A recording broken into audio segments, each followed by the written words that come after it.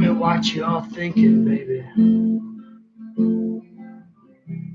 Let me know your name. Tell me what you're drinking, baby. I'll drink the same. Tell me what you're thinking, baby.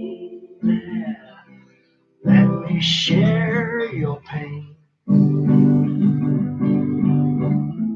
Tell me what you're drinking, baby. I'll drink the same. You know it'll get better.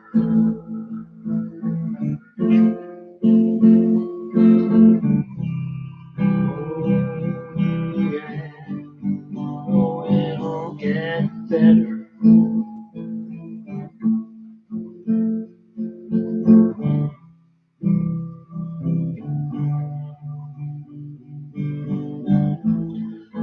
Tell me what you're thinking, baby. Let me know your game. Tell me what you're drinking, baby. I'll drink the same. It'll get better.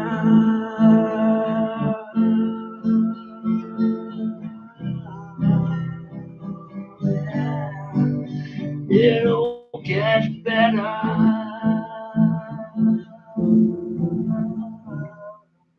Oh, yeah.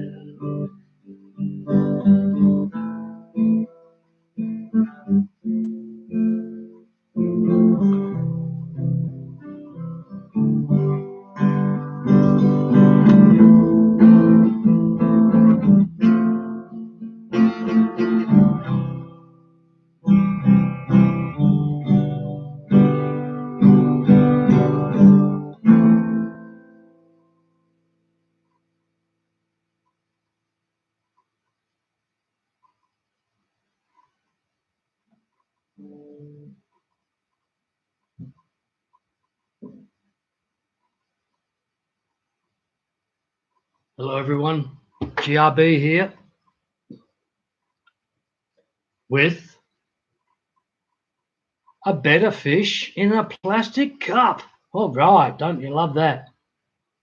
He's just come out of a breeding tank. A successful breeding. I probably left him in there a little bit too long, but there was free swimming fry and everything going around the tank, so he came out and he's just about to go into his own tank again. So he's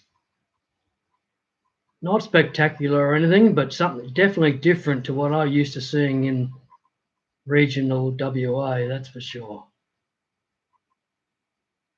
Lovely fish. It's been all right with the female so far that I've seen. So you might get more breeding activity. We'll see. But he's a different kind of better to what I'm used to seeing. Okay. So that's him. Yeah, I'll have to deal with him shortly, so I won't be on here too long, of course, but we'll see.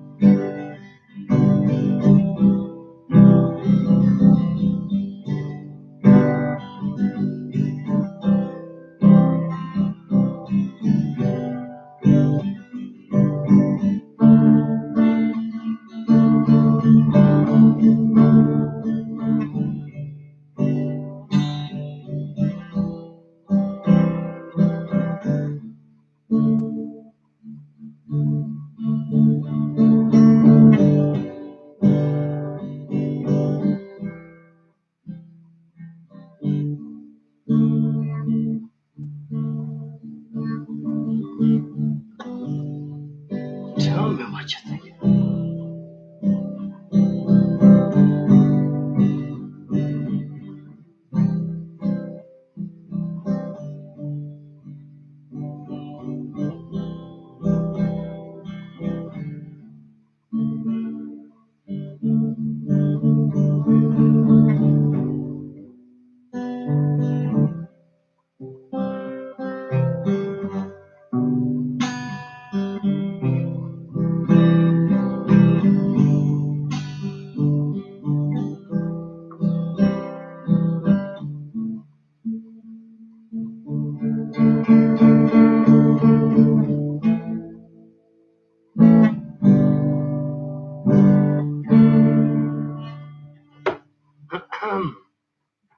Okay, so we might try something. If I can remember anything again, I'm probably a little bit too past it to be capable of playing any songs successfully, but we'll have a go. Just see what happens.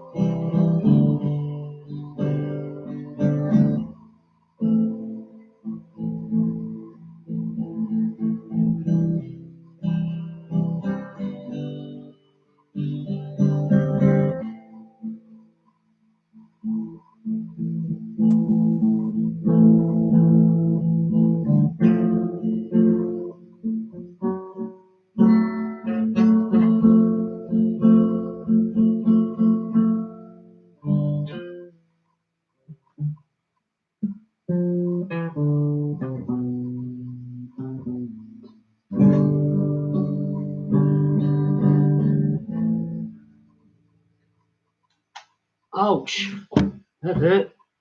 Oh well, missed that.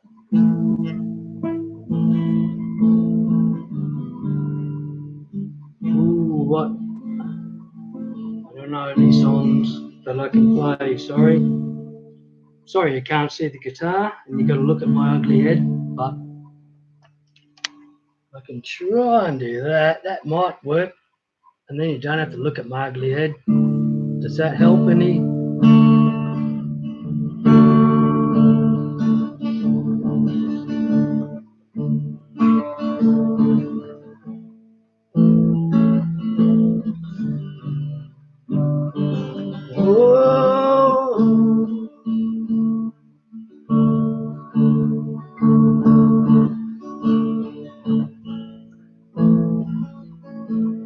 Yeah, yeah.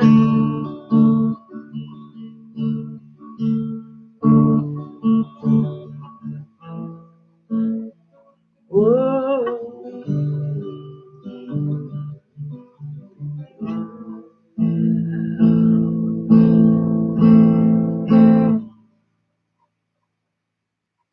Well, it's causing maximum pain to my hand, but it's because I don't play enough guitar, I'm sorry. And it must be obvious to everyone, I'm sorry about that as well. But let's have some fun anyway.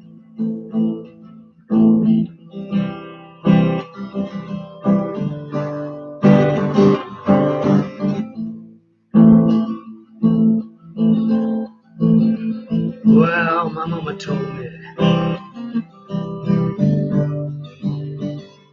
when I was young,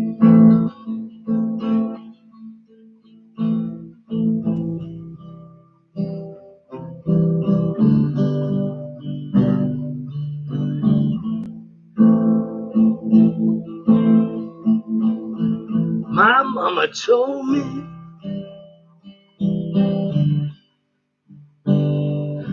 when I was young, sit beside me, my only son, listen closely to what I say. If you do this for me, son,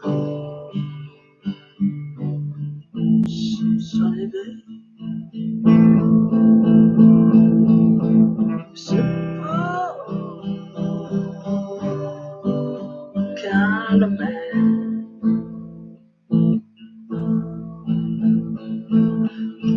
Do this for me, son, if you can.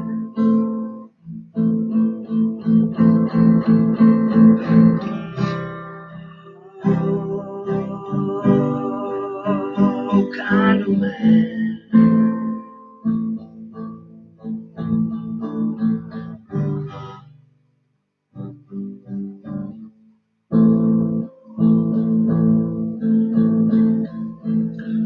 Well, listen close.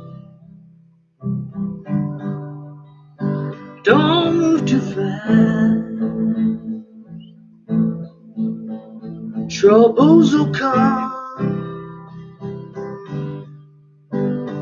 they will pass. If you do this, so babe, if you can.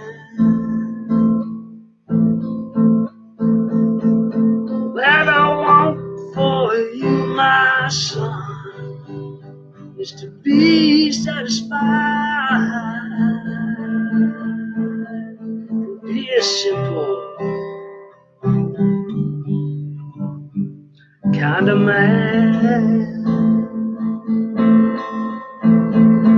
Oh, won't you do this for me, son, if you can? Baby, be a simple kind of man.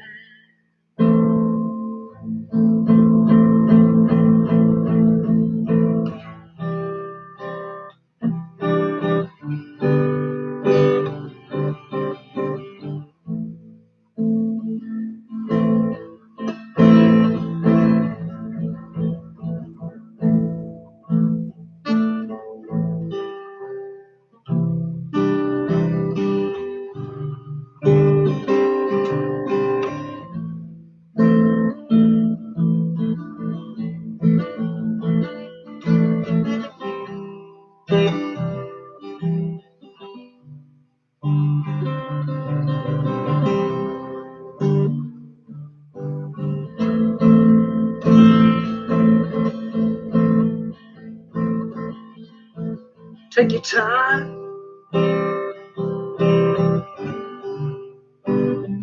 Don't move too fast.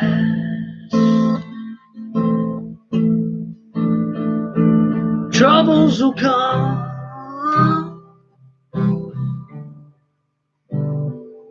No, they will pass. If you do this, oh babe, if you can.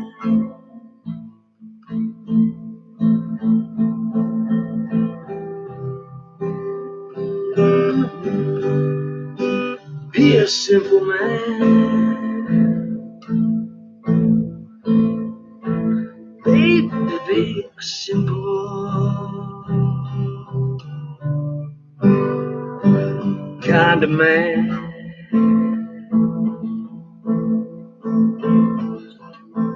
Be something you love and understand. Yeah, baby, be a simple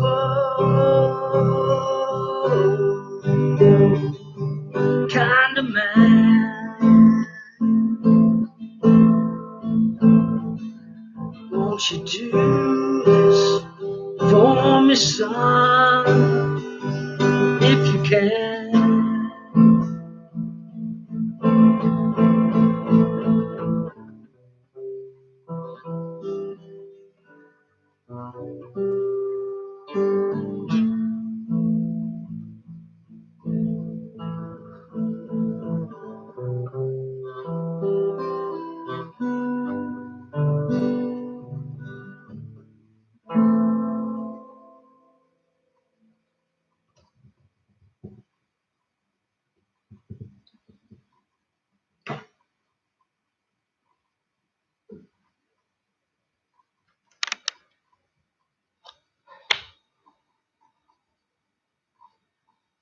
Severe apologies to everybody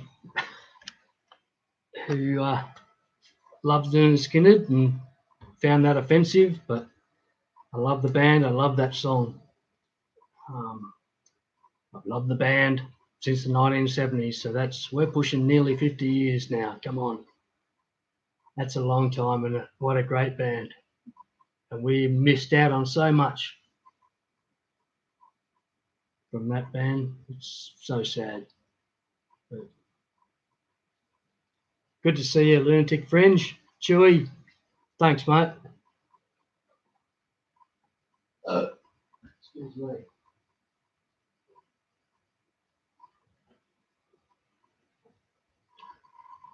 Okay, I might. Don't know if you know this. Anybody knows this shirt? This Manchester United shirt. Probably the most. Well, it's difficult. There's a couple of European teams which is amazing, but I still think Manchester United are still the most successful.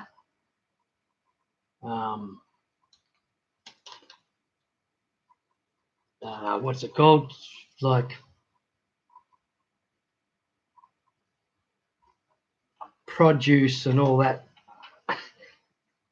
they produce, all the paraphernalia. Or no, that's still not right, is it? Sorry, everyone. What is that word? There is a word which I'm talking about. How about I try another quick song?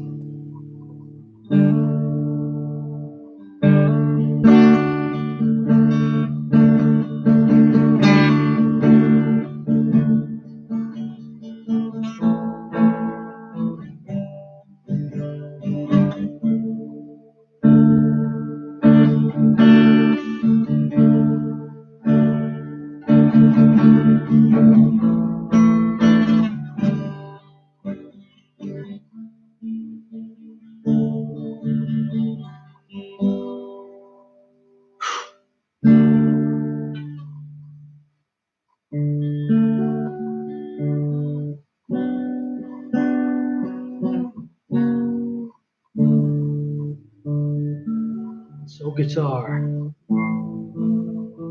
taught me to sing a love song. taught me how to laugh, how to cry, introduced friends of mine, brightened up some days. Excuse me, that's wrong.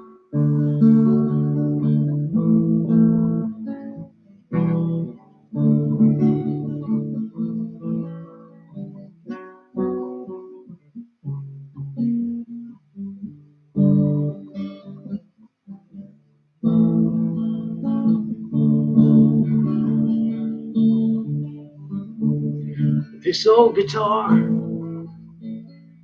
taught me to sing a love song, taught me how to laugh, how to cry,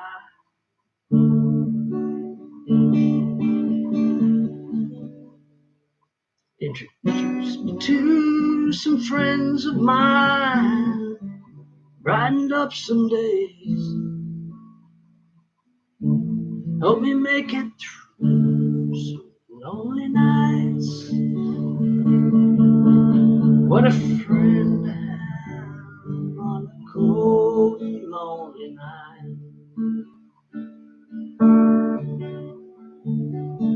This old guitar gave me my lovely lady, opened up her eyes and ears to me.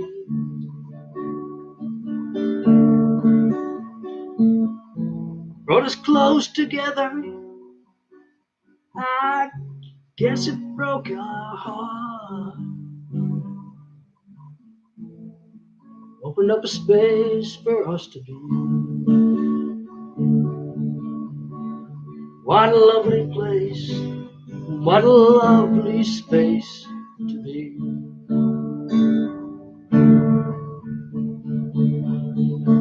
This old guitar gave me my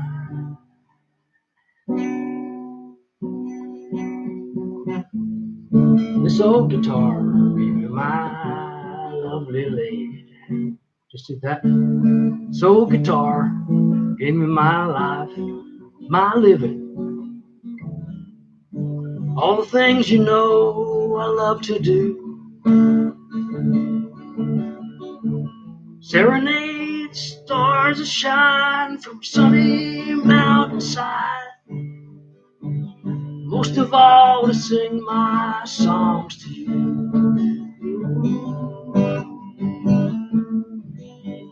I love to sing my songs to you.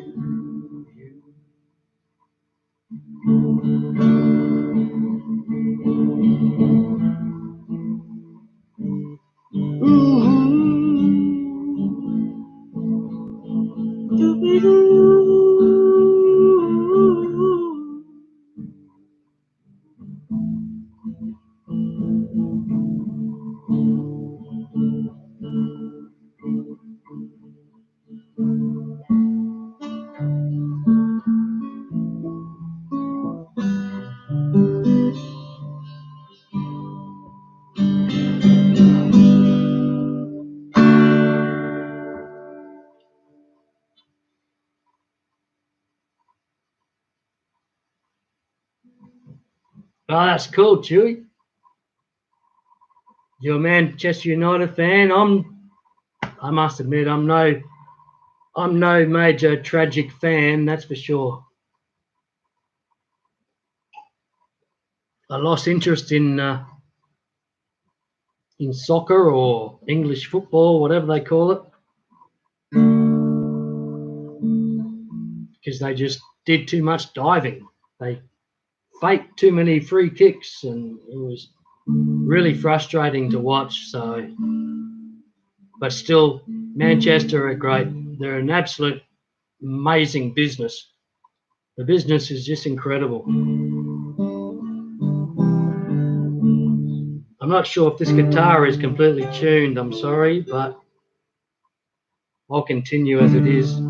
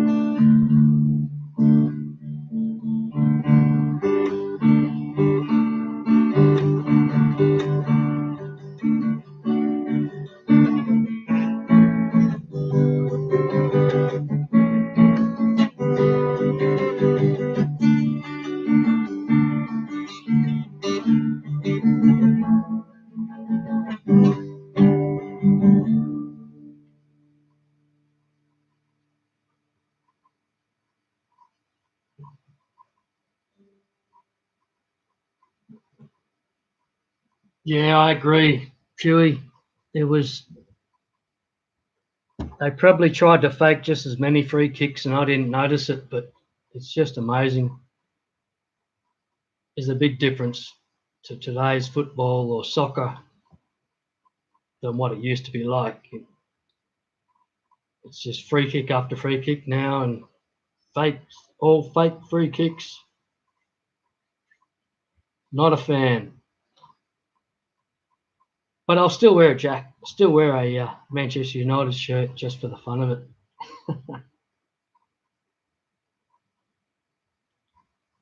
Hockey is, we have a little bit of hockey down here, Chewy. Like there's a couple of like semi-professional type teams, sort of a league that goes around. But yeah, not much. It's ice skating rinks are a very rare occurrence in Australia, so hockey fans aren't right in there very much. But yeah, there is. It still exists.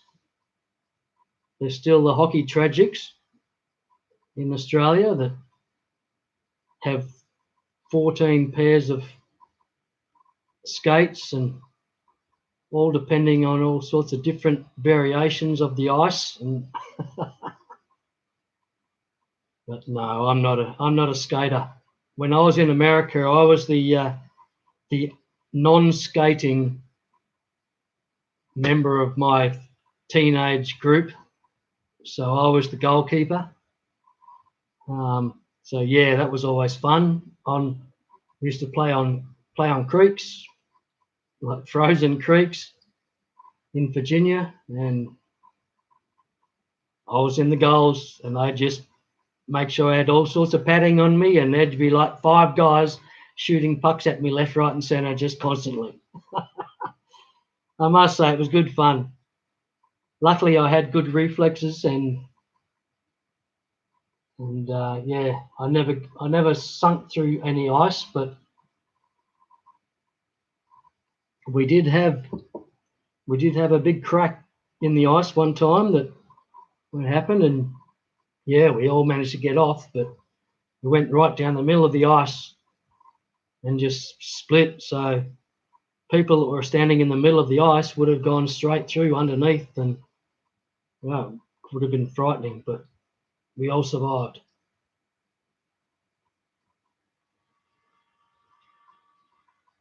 Well, thanks, Bomber Steve. That's awesome, mate. Thanks. Good to see you. It's all very raw and out of control, but we'll get there, eh? I hope you enjoy it.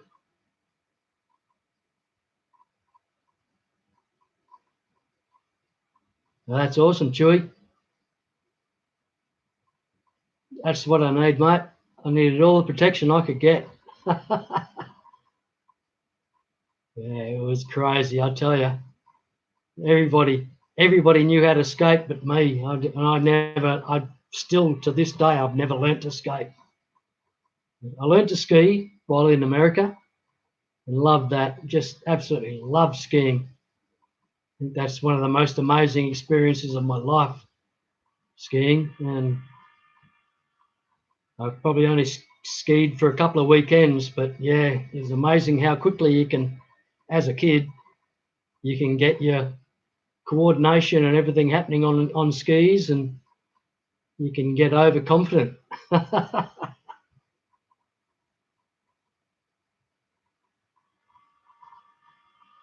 yeah, that's it. It's I don't I like I'm not a fan of the cold or anything, but I love the snow and the ice and everything we got in Virginia. We have ice storms, and the roads and everything would be 6 inches thick of ice, and just no, just clear or black ice, they used to call it. Black ice. And it was like, must be frightening for drivers, but we lived on a hill, so our place was the place that everybody gathered to go sledding. So, and at the bottom of our hill was I'm sorry, I can't remember his first name, but Mr. Surf and Mrs. Surf, and he basically invented the internet. So I used to bang into his front door just basically every day in the winter on my sled, smash into his front door at the bottom of the hill. They were just the most amazing couple.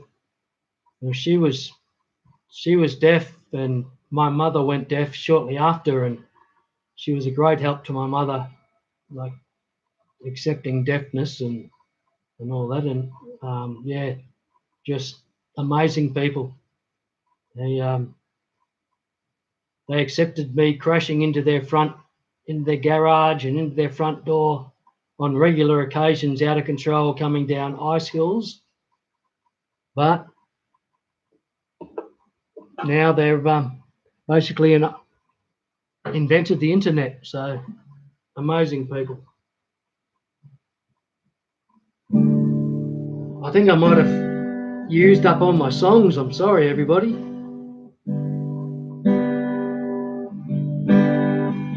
Not sure what I've got left.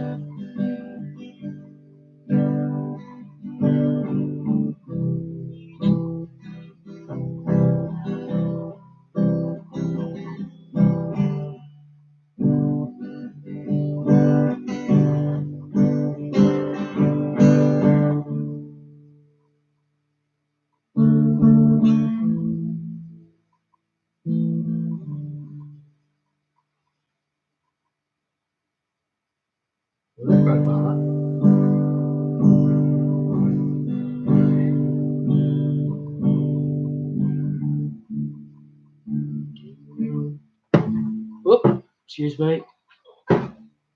Move my dinner.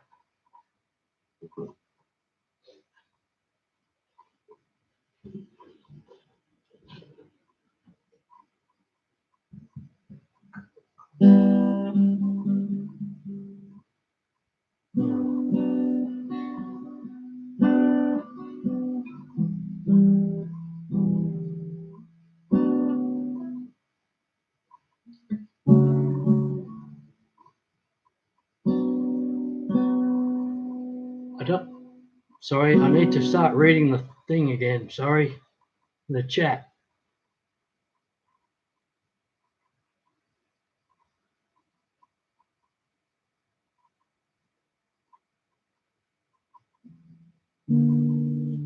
That's awesome, Chewy. Well done. So I'm trying to have a go here. My fingers are hurting. It's not the trickiest of songs, I suppose, but I find it pretty tricky and pretty difficult to sing.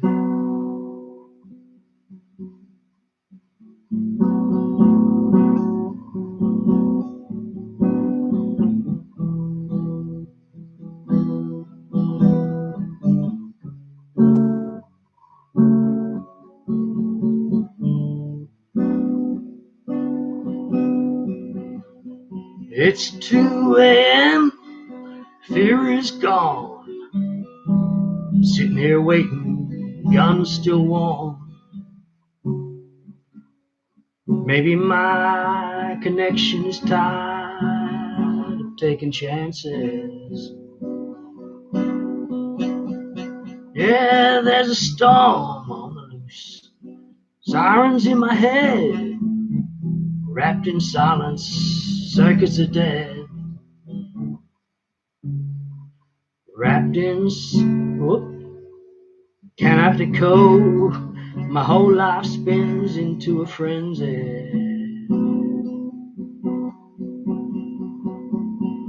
Help me, I'm stepping into the twilight zone. Place is a madhouse, feel like being cloned. My beacon's been moved under the moon and star. Where am I to go now that I've gone too far? You will come to know when the bullet hits the bone.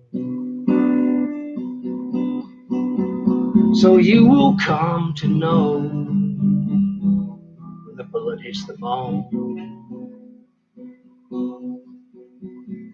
I'm falling down a spiral, destination unknown. Double-crossed messenger all alone. Can't get no connection, I can't get through, where are you?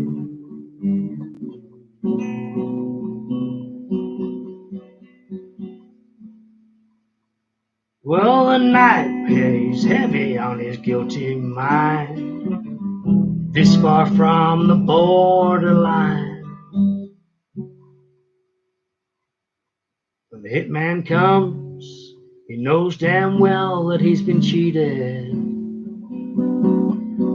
And he says, help me, I'm stepping in through the twilight zone. It's a madhouse, feel like being cloned. My beacon's been moved under the moon and star. Where am I to go now that I've gone too far?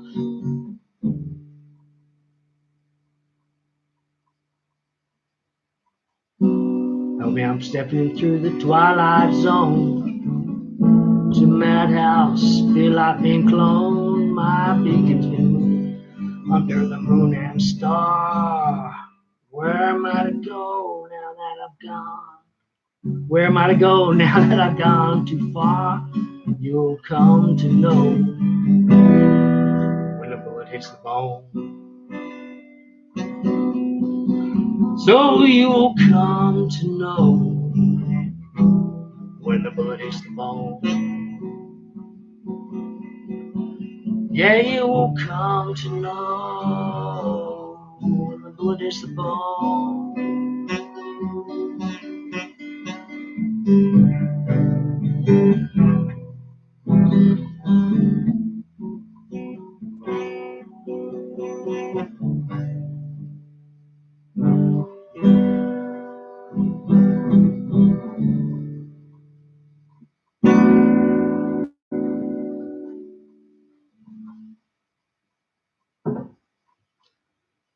Okay, sorry about that, everyone. There was another bodgy attempt at guitar work by Glenn Bibby, but oh well. We sort of got through.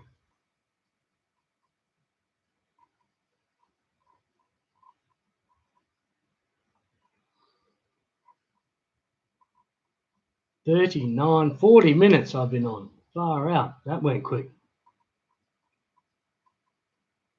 Thanks for everybody who's hanging around, if anyone's hanging around. But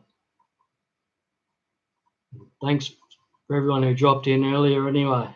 If you happen to find you had to leave, that's fine. I'm sorry I couldn't hold your attention. But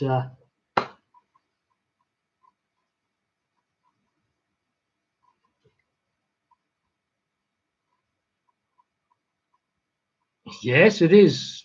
Joey, Yamaha guitar. I don't know exactly what it's called, and I won't be able to look in and find out what it's called, but it's 40 years old that I've had it, so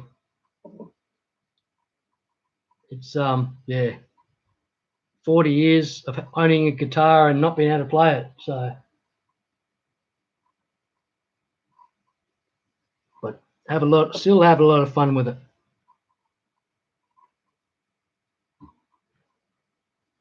It is the Yamaha. I love the dove on the front of it, or on the head of it. Was a spectacular guitar which was in immaculate condition for many years until I tried to clean it one time and fucked it up completely, but so be it. Look out, mama, there's a white boat coming up the river.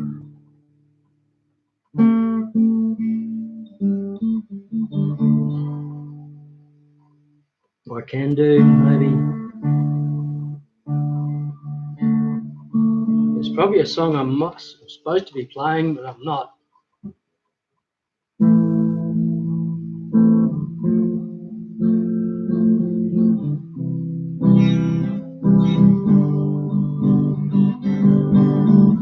Tell me what you're thinking, baby.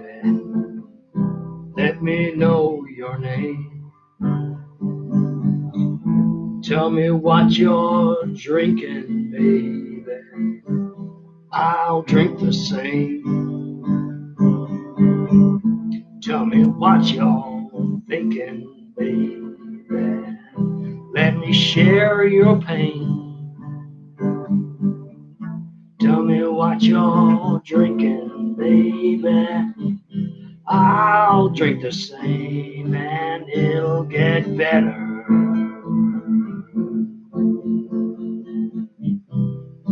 Oh yeah, it'll get better.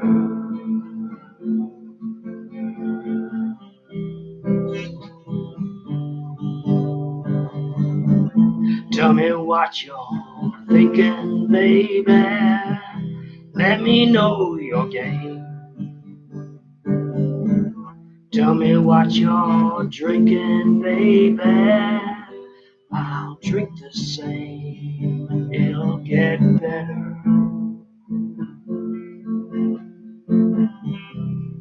Oh yeah, it'll get better.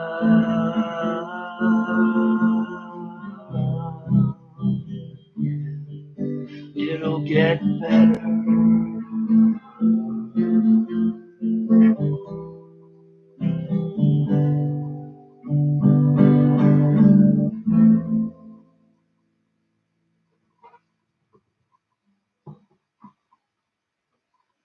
Okay, I'll give everyone a bit of a break from my bodgy guitar playing and singing again.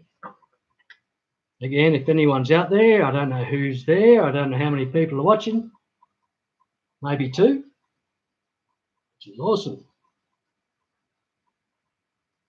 Hope I haven't scared you all off.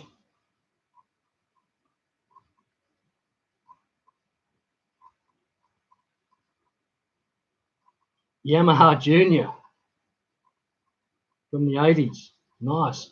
That's what, this one's from the 80s too, Chewy, so similar vintage by the sound of it.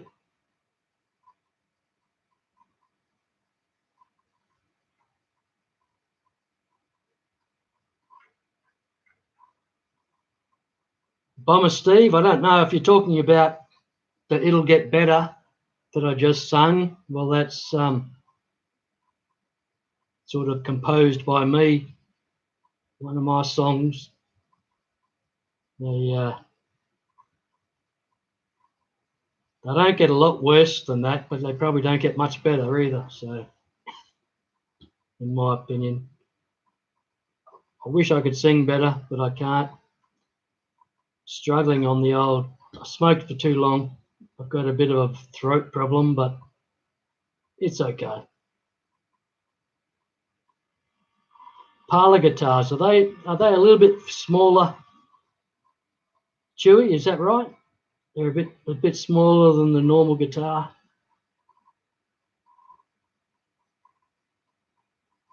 I have.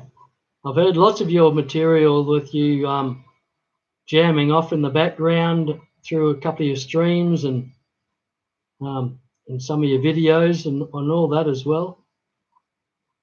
It's awesome stuff. I had my guitar stolen, my electric guitar, sorry. I've still got my Fender amp, which is heartbreaking. I've got a Fender amp, but no longer have a Fender guitar, a Fender electric guitar. So that got stolen and no insurance or whatever. So that disappeared. Now I'm pretty much guitarless apart from my Yamaha. So my first guitar that I ever bought with my own money, so which was, I had my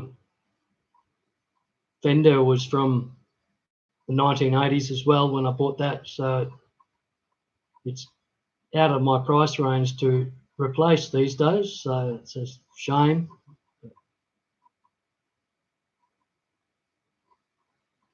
But yeah, loved your material, Chewy. You've done well. It's awesome stuff. Yeah. Sorry, everybody. Can you excuse me for a second? I'll just get a drink.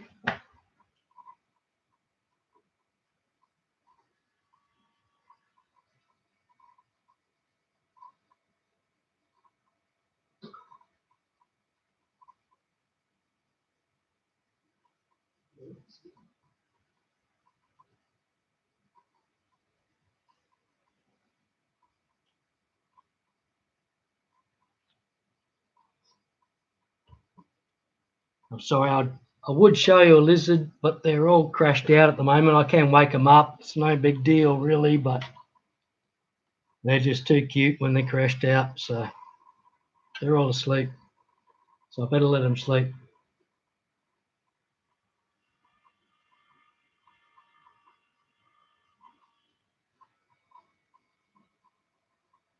Yes, I'll and don't know what else I can do here. I can't show any of my fish. Well, sorry, I can show you one of my fish, which is in there somewhere. Male Siamese spider who's just come out of breeding tank. So he's looking like he's fine. So he's going to go back into his tank very shortly, and he's recovered nicely. I didn't realise he still had babies. And I put a new female in, and then noticed there was babies, and she'd jumped out of her container, of course. So it's all a mess.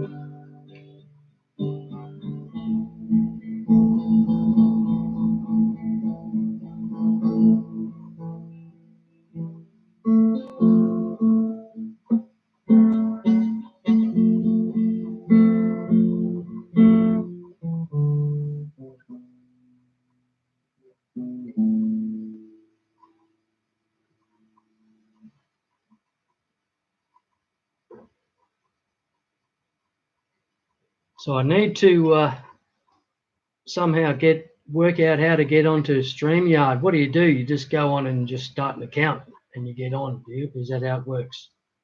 I don't know how that works, everyone. So I imagine that's all that has to happen.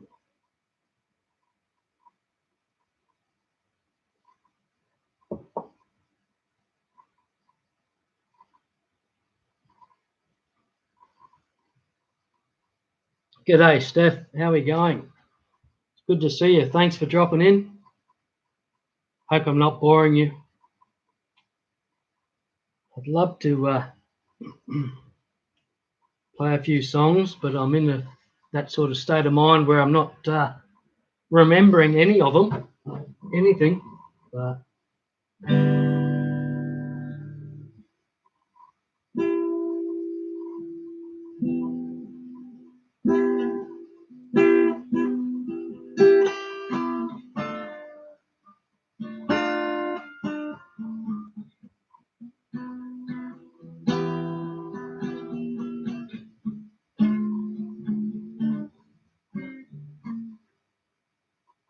that was shite.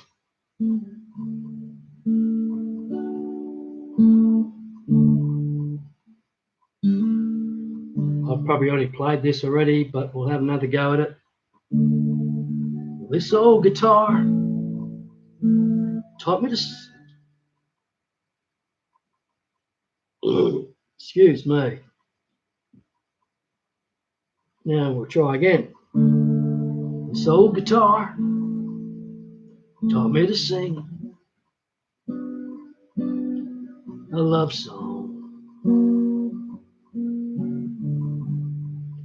Taught me how to laugh cry.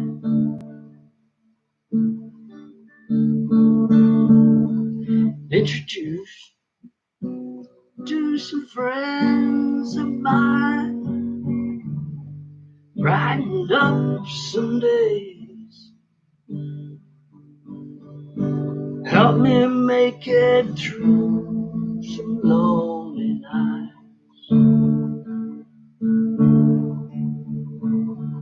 What a friend to have on a cold, lonely night.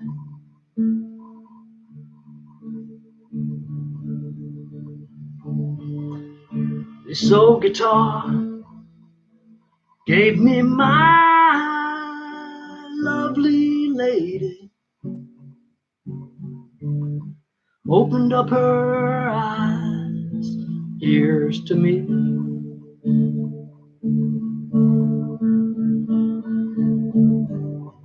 Brought us close together, I guess it broke her heart.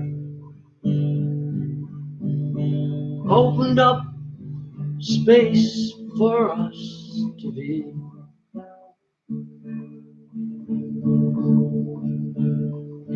What a lovely space, what a lovely place to be.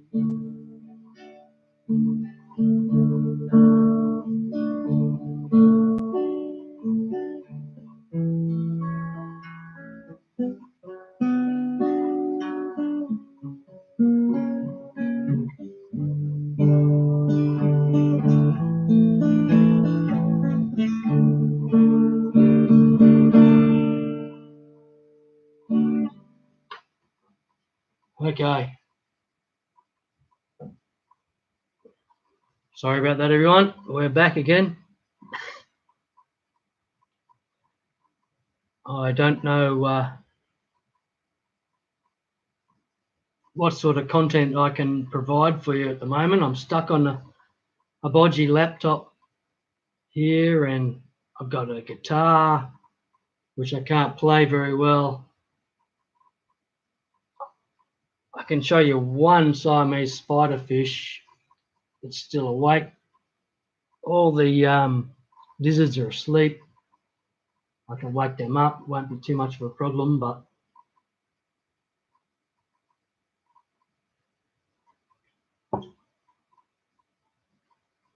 g'day John, how are you going?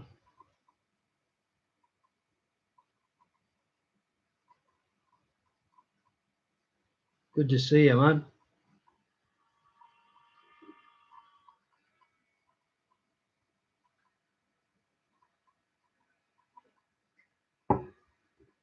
I'm enjoying a very nice red wine at the moment, which is a Shiraz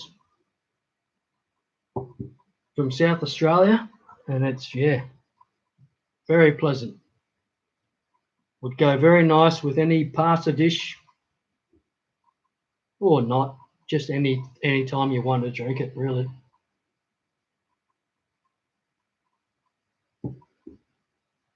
But it's pretty damn hot here. I'm still, sweat's just pouring off me, but it's still about 30 degrees Fahrenheit, which is, I don't know, what are you talking, 90 Fahrenheit, sorry. So mine is 30 Celsius.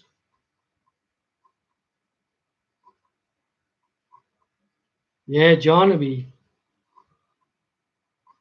good. I think I'm trying to get a few chords and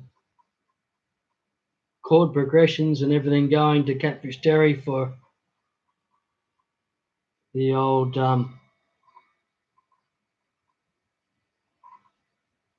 one of my songs that I've got here, and we're trying to work on something, so we'll see how we go. It would be good to get something sorted.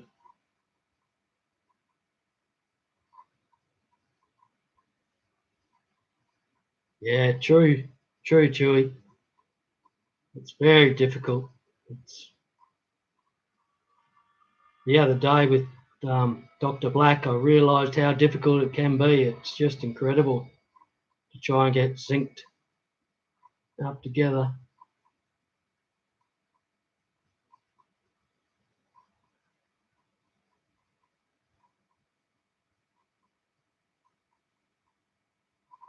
Thanks, Steph.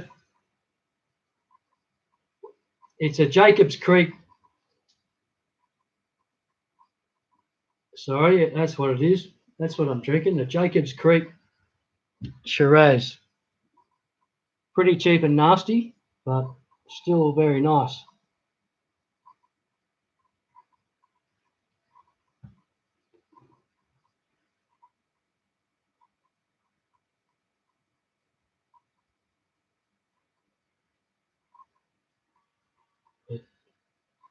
I've had some very nice wines from McLaren Vale, which I had to go down and do a course one time for a week, spend a week doing a course, a management course, and it was held at a winery, which is like we all stayed at the winery for the week. You just imagine it was just out of control. It was like there was wine tastings at lunchtime, and what a great course that was, I must say. It was fantastic. In South Australia, at that time, back in like this is back in the 90s, South Australia had the most lenient marijuana laws in the country, and so they were providing that as to go with everything else, and oh my goodness, it was out of control. We had the greatest time.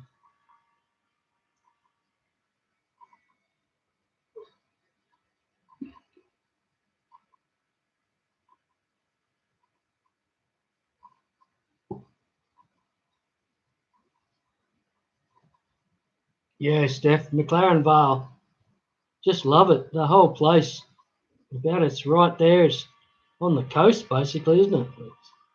It's incredible. It's just what an amazing place. All these wineries, and probably, I don't know, in the 80s or something, you probably could have picked up acreage land for a couple of $1,000s or something. I don't know, but for not much money in South Australia, it was pretty cheap. And then it just went ballistic, and now the price is insane.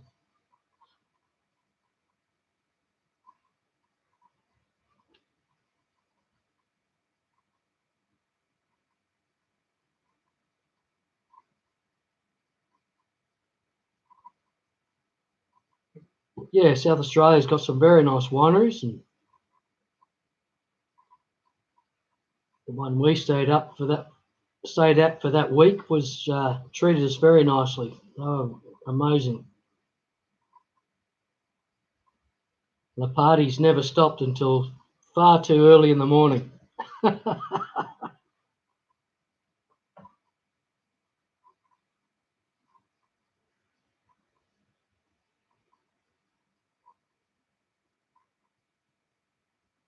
Right. Okay, Steph. Yep. I don't know South Australia too much. I lived there for a while in Elizabeth as a kid. My father was Australian Air Force, so naturally we lived in Elizabeth like everyone else of the Australian Air Force at that time, I think. And yeah, it's a pretty rough and ready place, but yeah, it was good. I don't know how to link from here. I'm not on StreamYard or anything. Cop, I'm sorry. Can I link from YouTube? I don't think I can I?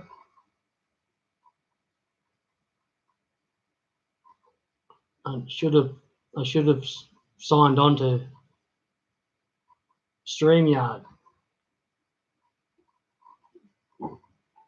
Oh, I don't know, Steph. I really don't know. Port Adelaide, I don't think it's that close. Elizabeth, I think that's more like away from everything.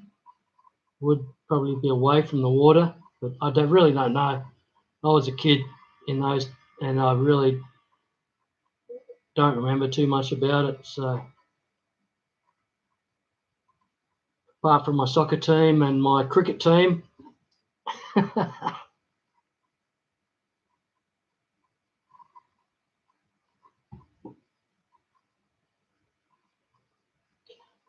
Port Adelaide is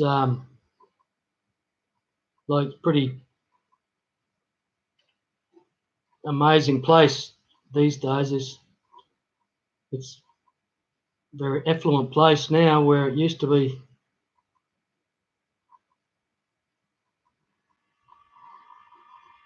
It used to be a bit of a rough and ready old place, being the port, as did the same with Port of Melbourne. Now it's all $1 million properties around there.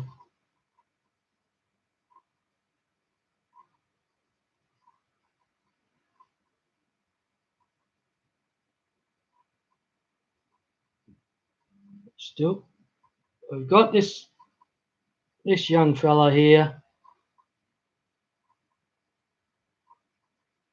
doing his thing, trying to be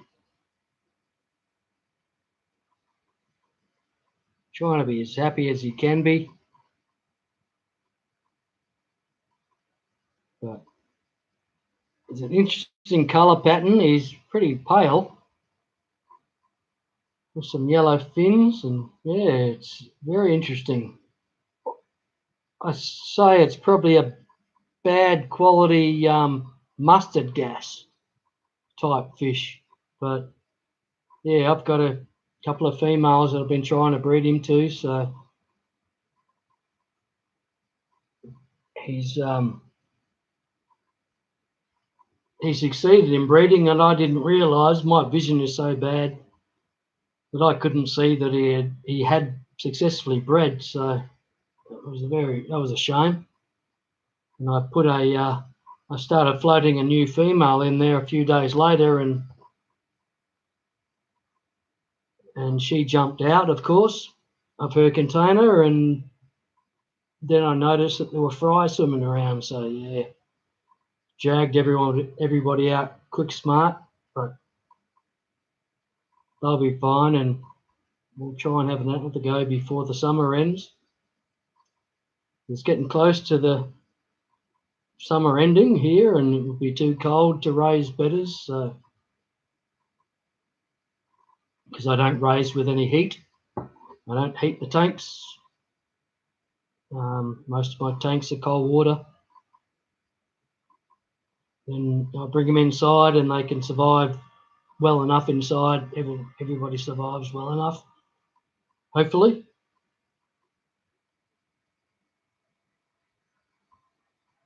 But we'll see.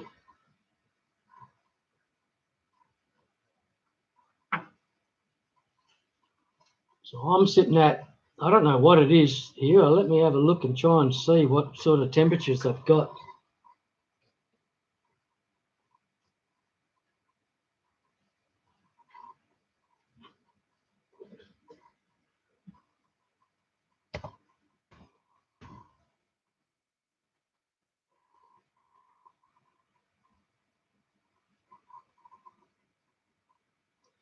So yeah, it's sitting at about 82 Fahrenheit, 28 degrees Celsius here at 8:30 at night. So yeah, I don't know why that's not that hot really. It's warm, but I'm still sweating like a pig. I'm sorry, excuse me. But yeah,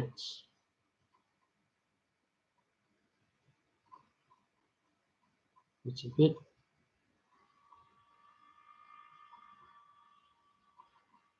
Love it to be a bit cooler at night, maybe just a few degrees cooler at night, and hang around that 31 during the day. It'd be perfect. No hotter than that. That'd be great for me. When it gets to 37 and so forth, it kills me. I can't handle it. All right, I see a lizard moving over there. Just give me a second. I'll go and try and find it.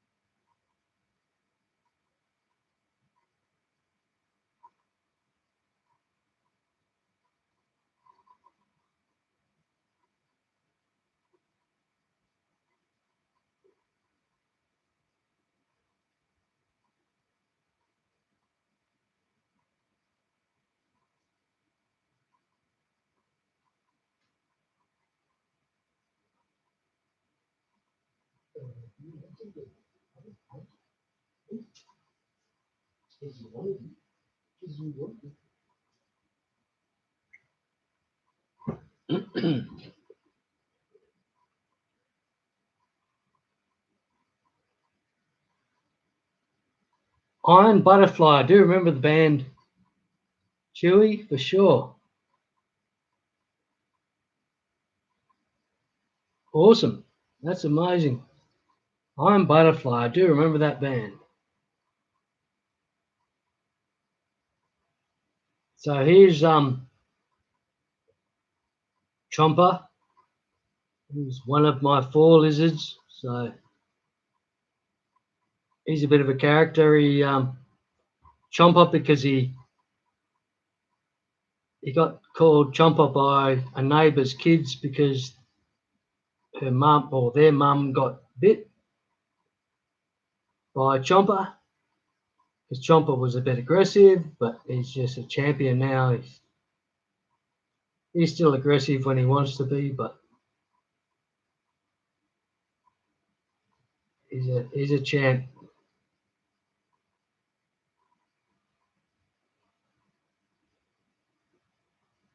Chomper,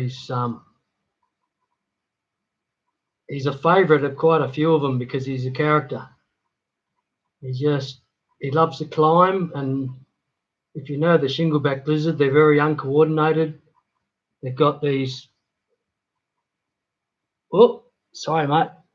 Got these tiny little legs that they've got there. The tiny little legs and that, and they're not very coordinated and not very good for climbing. But he loves to climb, and he climbs and climbs and climbs until he falls. He's a bit of a champ in that way. And he's doing the waddle.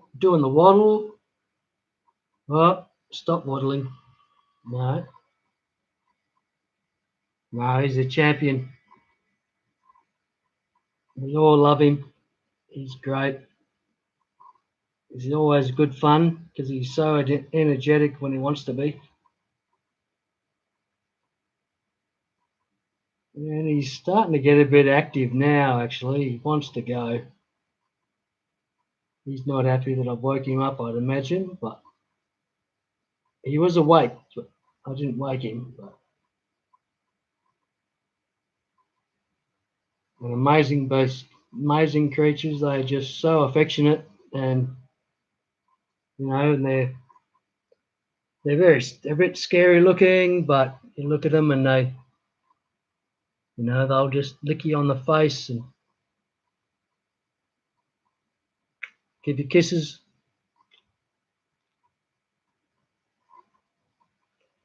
And all that crap. They're just gorgeous.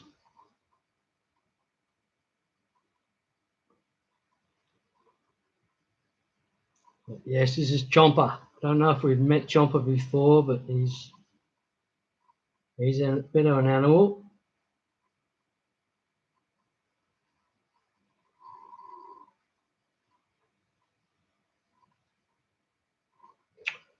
Might put him back.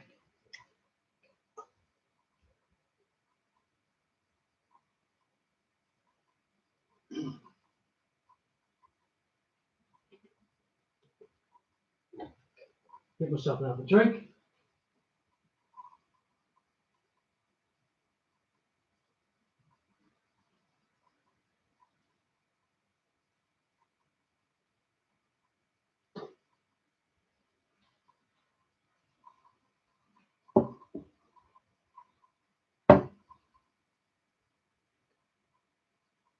Now, I'd love to play another song, but I don't think I know any more songs, so I apologise for that. And I hope anybody that's here still is having some type of enjoyable evening. Yeah, there's things I should be able to play that I just don't remember. I'm sorry.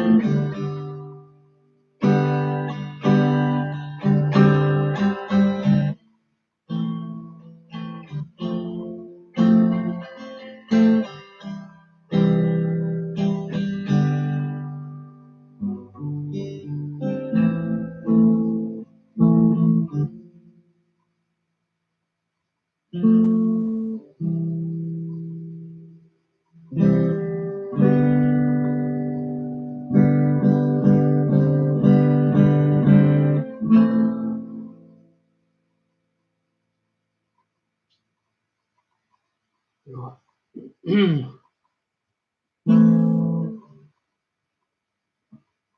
alligator lizard, how big do they get, Chewy?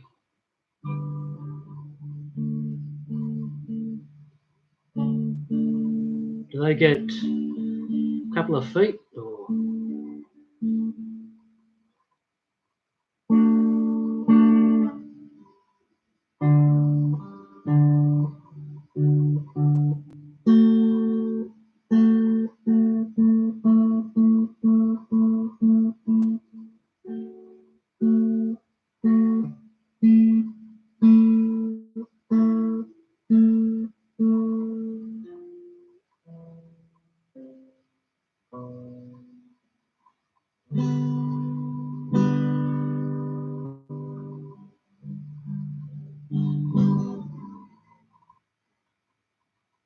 Yeah.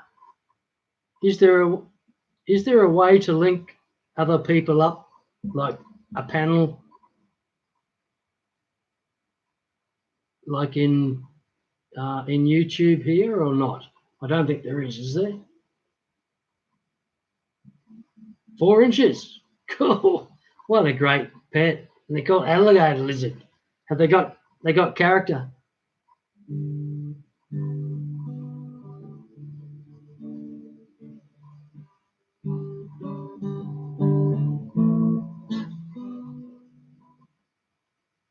No panel in notes in YouTube. No, didn't think so.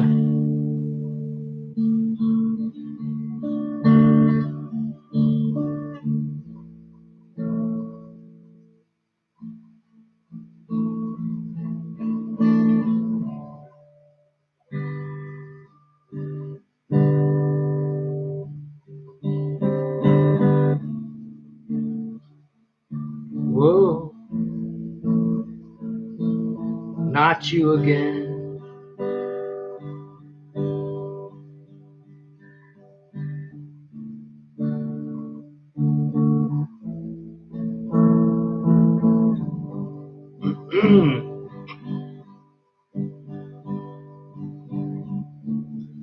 Let me tell you about 2 young lovers that live by the coast.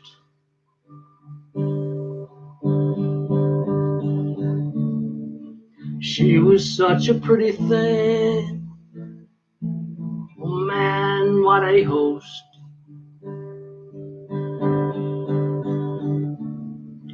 Evening time, she set the table for 4.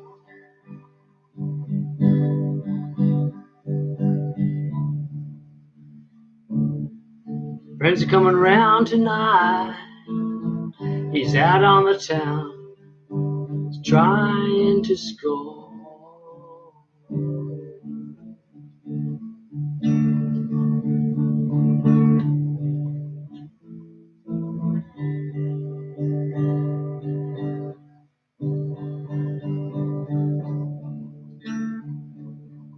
Things ain't looking good for them. No loving no more.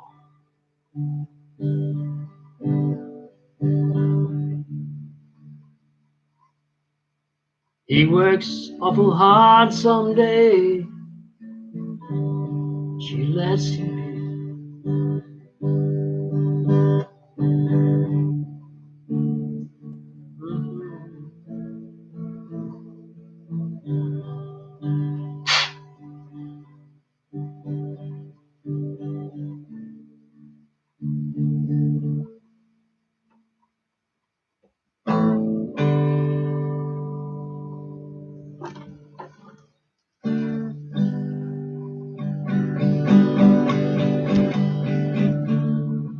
Whoa, not you again.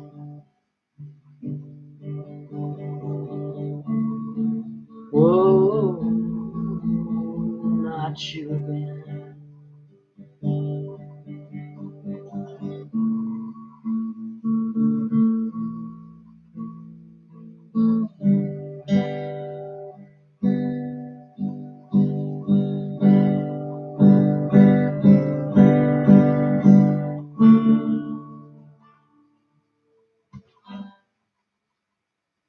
Excuse me, everyone. I'm got a call coming through.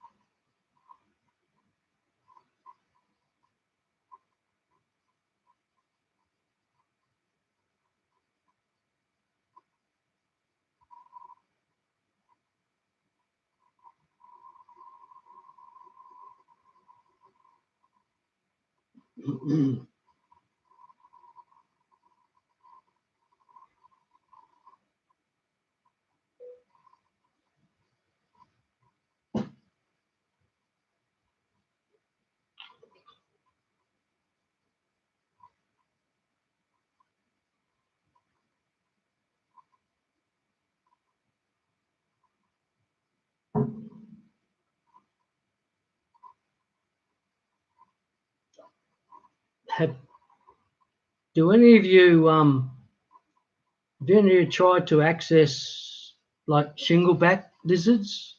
These lizards that I've got, and over there, and do you know how much they cost over there? And are they available? And that's how available are they? That sort of stuff. Because they are just the most amazing pet. They really are. They love you to death. They're just affectionate and do well in groups and everything. Yeah, they're just amazing pets.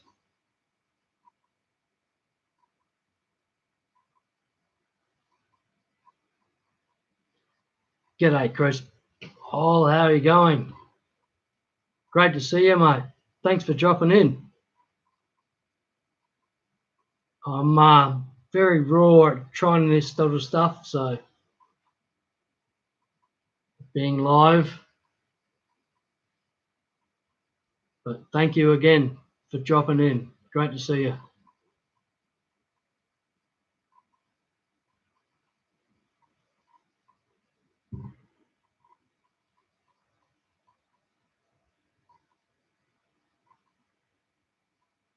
Yeah, doing good, Chris. We're powering on. Well, I am. Had far too many red wines, but enjoying every one of them.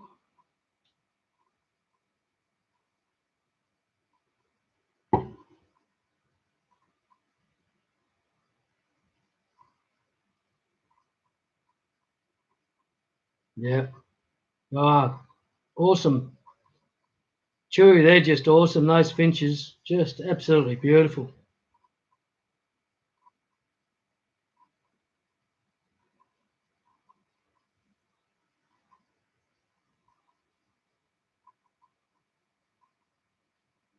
You know, everybody that doesn't know Chris is he's a neighbour of mine. He doesn't live too far away. We both live in Mandurah, Western Australia. And yeah, he's a champion fella. He's a great bloke.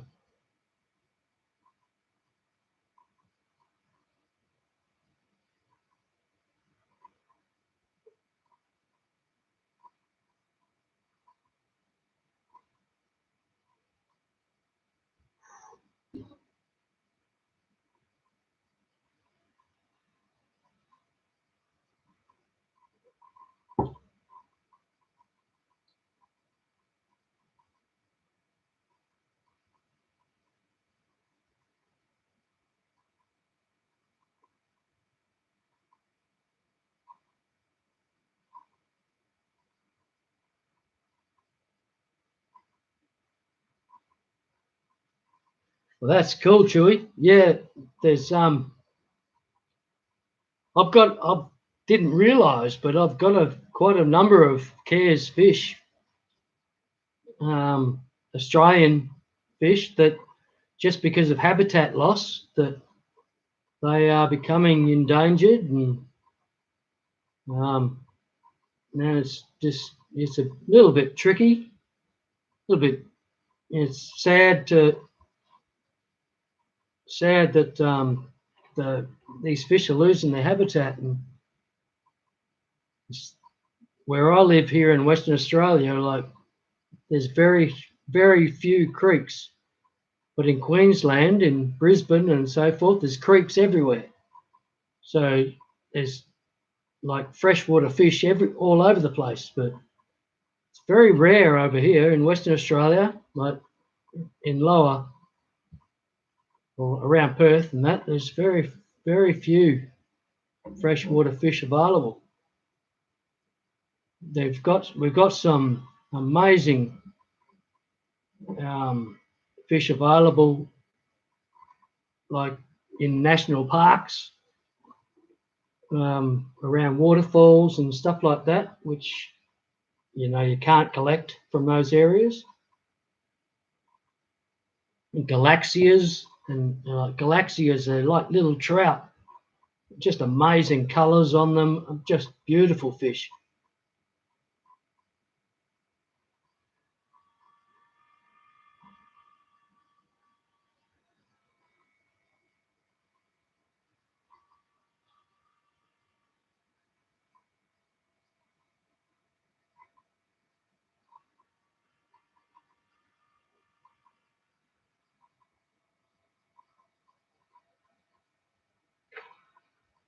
Ha! On you, Chris. What sort of goldfields reptile? Come on, dude.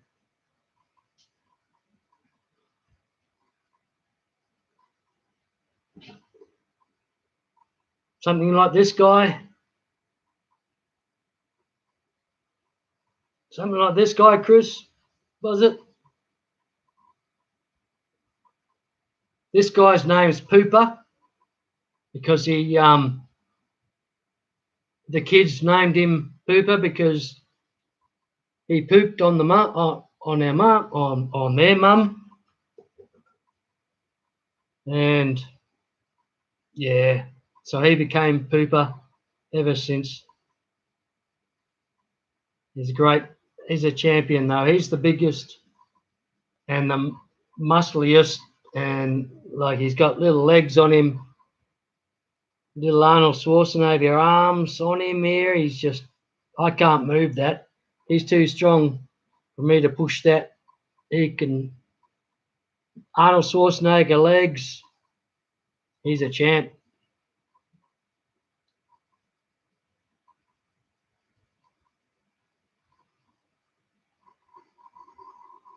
I will, Chris. Cheers, mate. I'll check that out. But yeah, this guy's called Pooper. Not the most attractive name in the world, but he liked to relieve himself on people when he got picked up. So he doesn't anymore. He's a bit different than the others. He doesn't have the same. He's not the same. He's the father of the smaller ones, and Sammy is the mother. She just crashes out. When she crashes out, she crashes out. She's out. She's incredible. And she's the mum. She's just gorgeous. She's got the most amazing personality. He has too. He's great. He's just so gentle and loving and everything. But he's for a bobtail lizard or a shingleback, that he's a strong adult. He's a strong adult for sure, and he's not too happy. So I might put him back down. Say goodbye.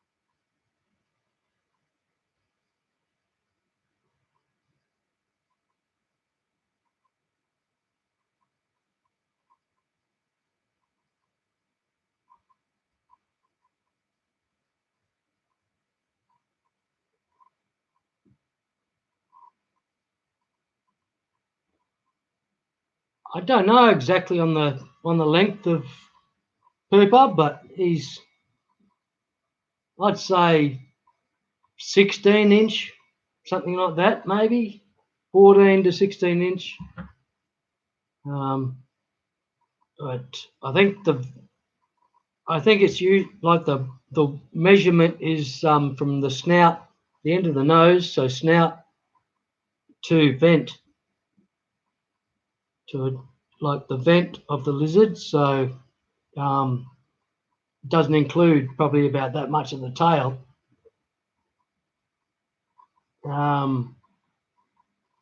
Yeah, so that changes it. That changes the length a lot. Sorry, I don't know. Thanks, Randa Bob. He is very cool. He is very cool, and I don't know if you saw that, but I'll get another one just for fun.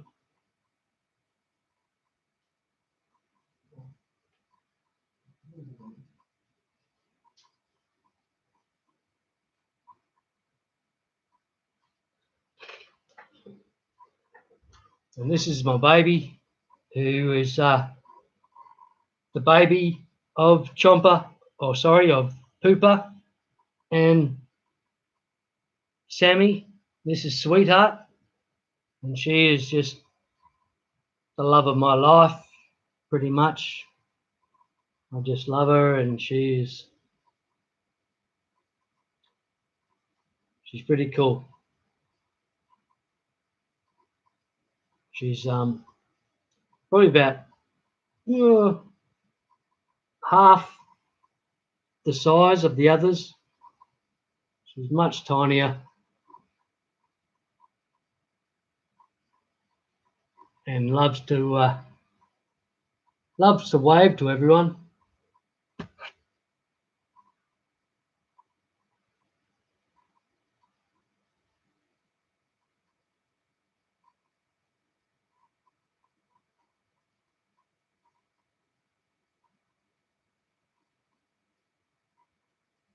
She's just gorgeous. She's just so cute. She does the amazing things. Like I'll have her at my desk when I'm working, and she'll just wander around the desk and that, and then find some really very, very cute place to fall asleep underneath a piece of paper or something, and just leave her nose just hanging out. She's just gorgeous. So cute.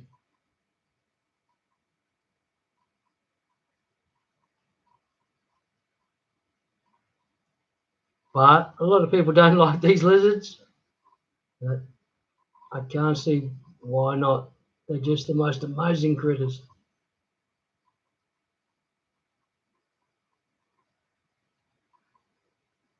Okay.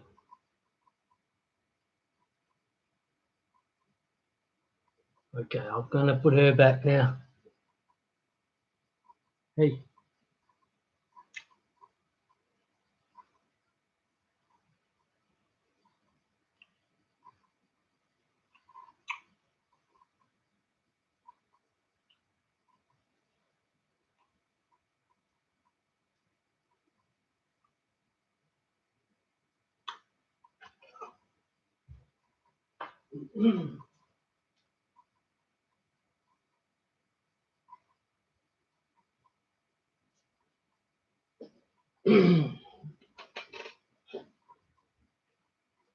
Again, thanks everyone for dropping in and checking me out here.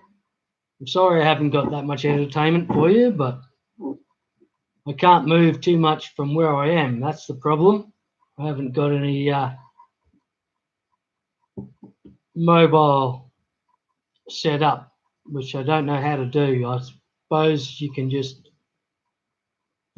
you should just have your phone ready, and you can make another thing if you're on StreamYard, and then you can move around on your phone. But yeah, I can't do that.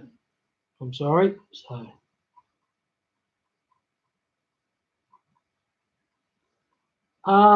they're primarily fruit eaters, and flowers, vegetarians, Rounded Rob. They're, yeah, which is, eat. They just love apple, absolutely love apple, pear, peach, nectarine, all sorts of fruits. They just love it. But yes, they will eat some meat if it's available. They'll eat it. I don't feed them a lot of meat. I feed them mostly vegetarian diet. But yes, like if there's a little bit of after a roast or whatever, I feed them a little bit, and they seem to enjoy it. So I don't know. I don't know what the go is there. But yeah. Thanks, Steph. Thank you for being here. It was great to see you. Yeah, but the most easiest lizard to feed, you just feed them fruit, little bits of fruit here and there, and you think of a lizard that's a foot long, it doesn't take a lot of fruit to fill it. You feed it a whole pear, well, geez, that'll feed it for weeks probably. But yeah, they're amazing critters. And they've made my life so much easier through the COVID thing. Not that we've had very bad COVID here, but still, earlier on we had the lockdown and all that sort of stuff, and I had these lizards to try, and I was scared shitless of them for probably 2 years, and wouldn't pick them up, couldn't pick them up because I was scared of them. But now they're just amazing how they've just adapted to me, and now they'll sleep on my chest at night and all sorts of things. They're crazy. It's just, they're amazing. I love them.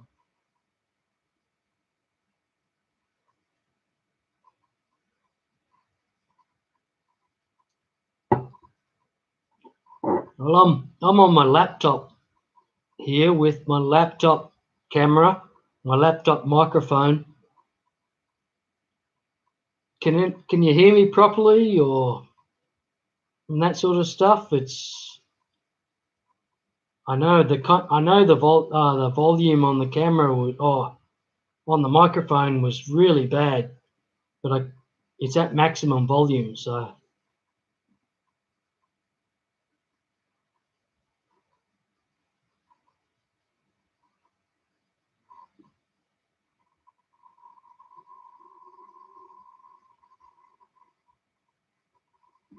Yeah, right.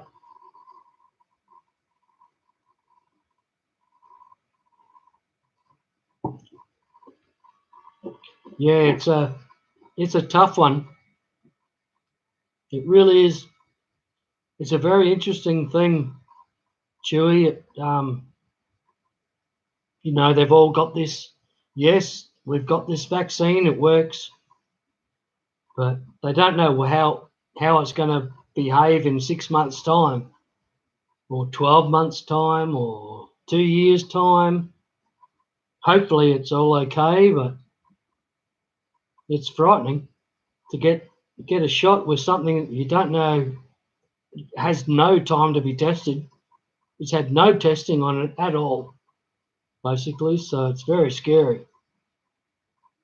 I'm in a bit of a high risk group with COPD, so my doctors are saying, I have to start thinking about getting it or not, and no, I don't know. I still don't know.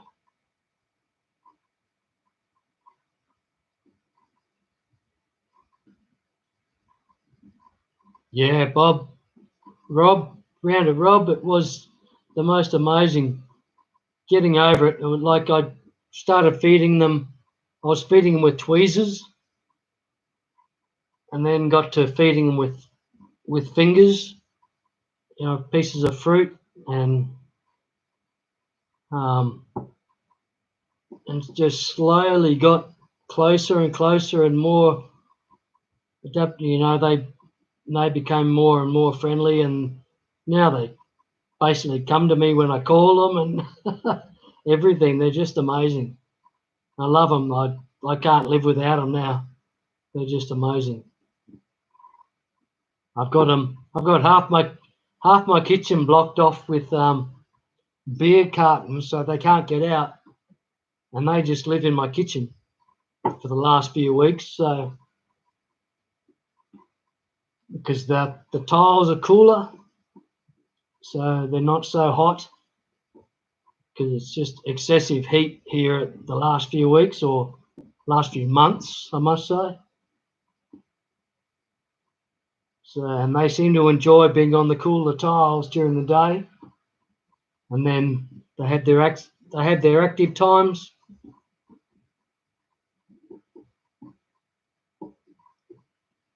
G'day, Joey, Hattrick Farm. Great to see you. Steph was here earlier. Oh, Steph's probably still here, is she? No, it's great to see you. As I said, I'm not. It's probably not the most exciting stream at the moment. I'm not doing a great deal. I can't get any guests because I'm just on YouTube. I just went on to try it, and I've been going for an hour and 43 minutes apparently, so that's amazing. Played a couple of bodgy songs, had a couple of emotional times with my lizards. And yeah, life is good. It's 9 o'clock here, 9 p.m. Saturday night. So I probably should be a lot drunker than I am, which is a good thing.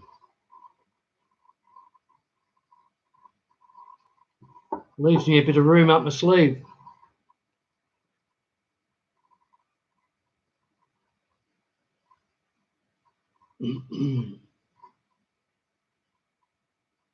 What are you sewing, Steph? What are you sewing tonight or today?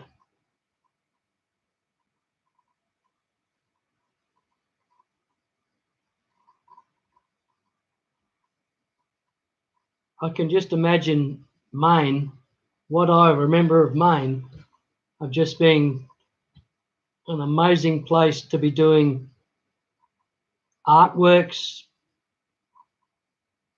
sewing, painting, craft, all that sort of stuff, especially during the winter when you're locked inside, I suppose. But and even during the summer, though, I just love the place. I love Maine. Maine was probably, I must say, yeah, I'd have to say it's probably my favourite place in America that I visited. And I visited 42 of the states or something. So we had an amazing, mum and dad just took us around, my little sister and myself took us around in a mobile home, a Chinook mobile home, and just we got to see so many states. You know, on a weekend, you know, we just go and you can just drive and you can cross numerous states in no time.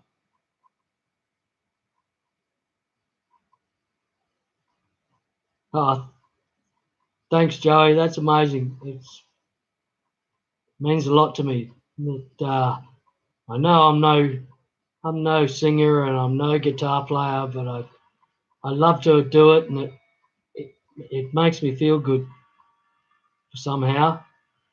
Make some of the things that I do with it. So there's creations happening when I play guitar and stuff. So it's all bodgy and all that. And it's not important, but it makes me feel good. And thank you for your support.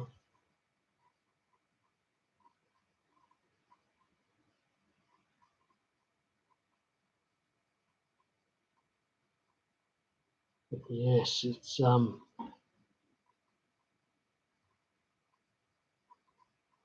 I don't know if you've heard over there at in I think it's Queensland. I don't know, but somewhere in Australia, we've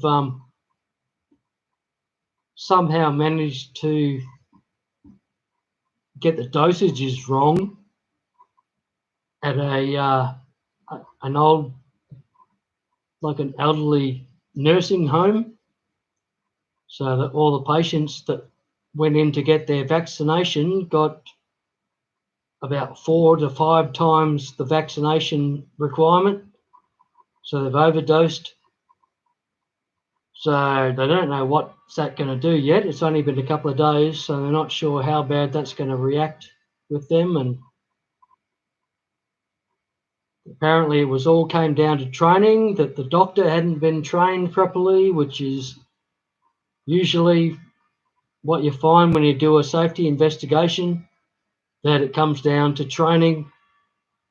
And that's what happened in this case as well, that the doctor had not received the training at all and was then required to administer the vaccines.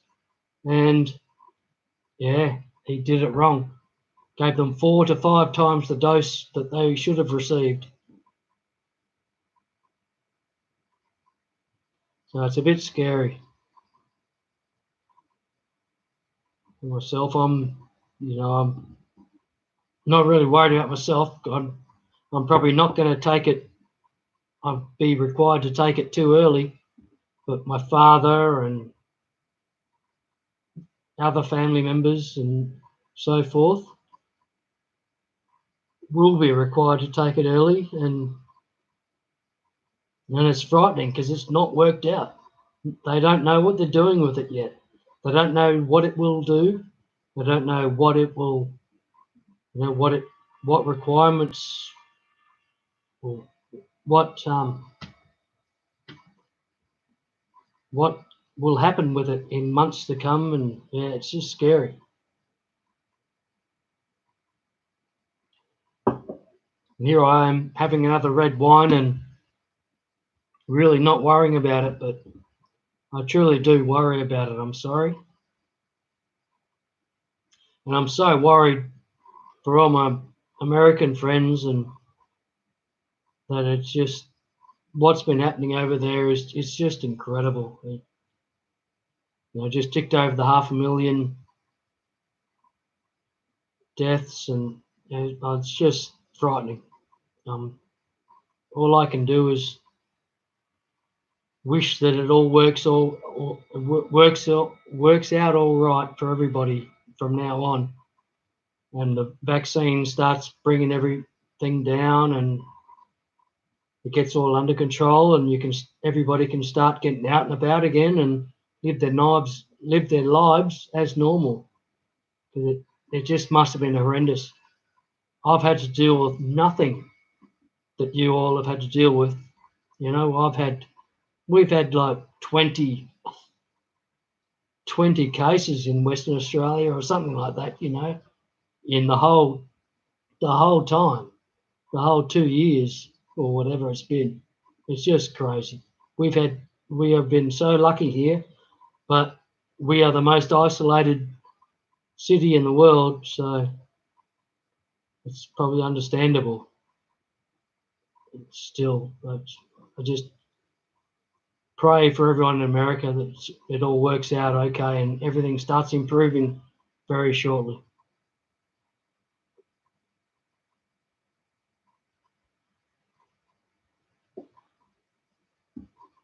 G'day, Fish On. How are you going? Good to see you.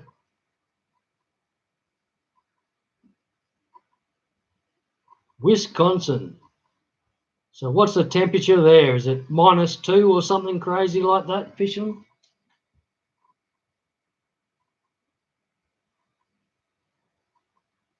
G'day, Chubbs. How's things, mate? Good to see you.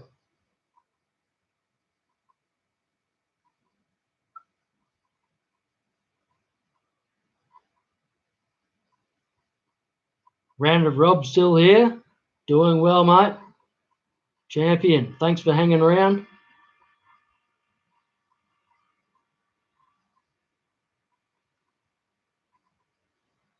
-1. Yeah, well, it's closer to 101 here.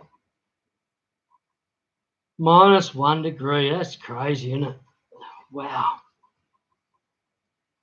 It's just a different world. You know, how these things happen is people get these temperature differences. It's just incredible.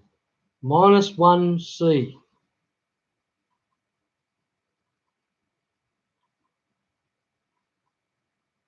I suppose I get down to about, we might get down to 4 or 5 here every now and again during the winter, but that's about it.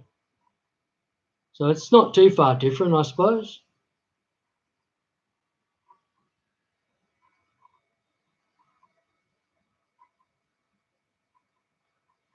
Yeah, thanks everyone for being here.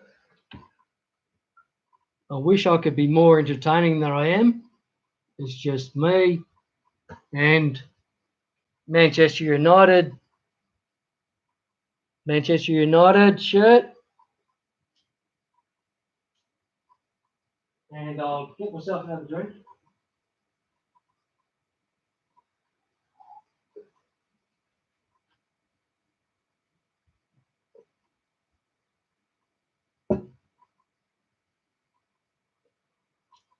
I hope I'm not, I'm sure I'm not. I'm sure I'm not stepping on anyone's toes with streaming at this time. I won't be stealing anybody from anyone. So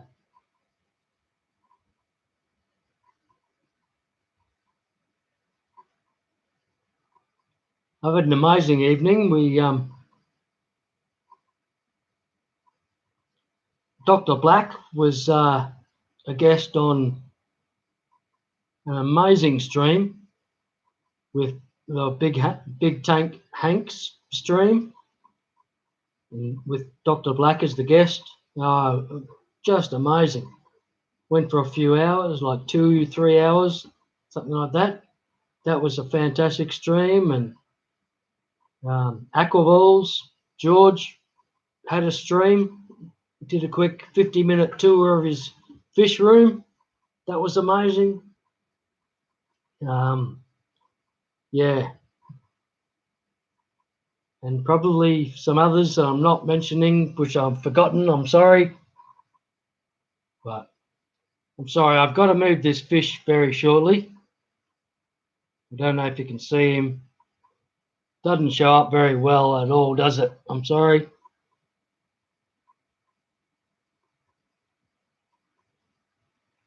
He's an absolute champ. He really is. And he's just sitting in this little, it's a weekly salted bath that I put him in after breeding, just for a while before, and then make sure they're okay, and then they end up in going back in their own tanks.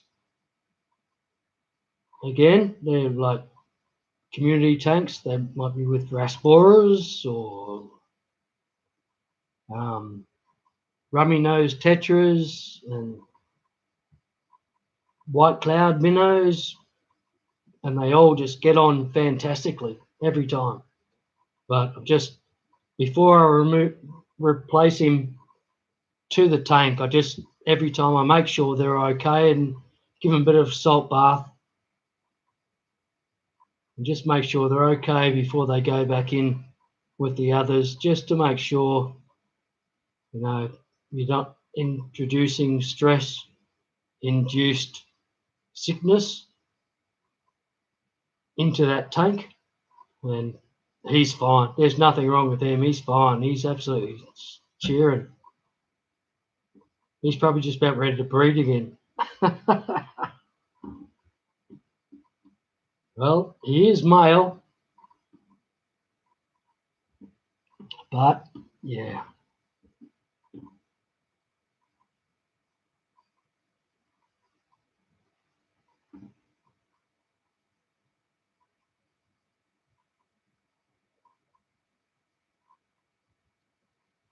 Nice fish on. That sounds good, mate. Yeah, it's just incredible. The whole business of Manchester United is just, when you look at it, they're one of the most successful businesses in the world ever. It's just incredible. And they're a football team or a soccer team. Just amazing.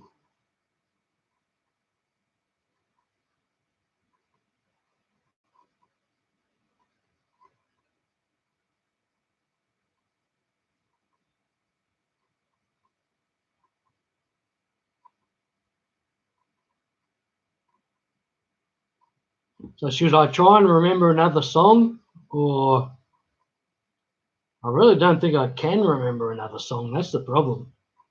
I think I've just about maybe done my songs that I know and can remember. So I'll probably repeat myself like I did the other night on Blackie's stream. And anybody who hasn't seen Dr. Black's stream from last Wednesday, amazing stream, went for 7.5 hours. I was probably the last couple of hours, but Joel Corvus Oskin was a guest for a major part of the stream, as was Beast, um, Blackie's neighbour in the beautiful Mullumbimby. But just to let you all know that is absolute God's country that Blackie and Beast live in. It is God's country. It's the most amazingly beautiful place that I've ever seen. Well, maybe not that I've ever seen, but still, I think it's an amazingly beautiful place. Northern New South Wales is just amazing. Just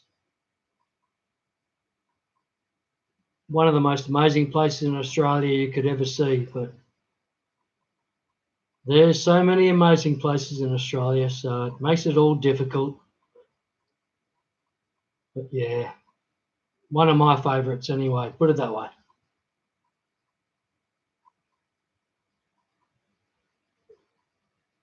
Okay, so there's at least a request for me to try and play again.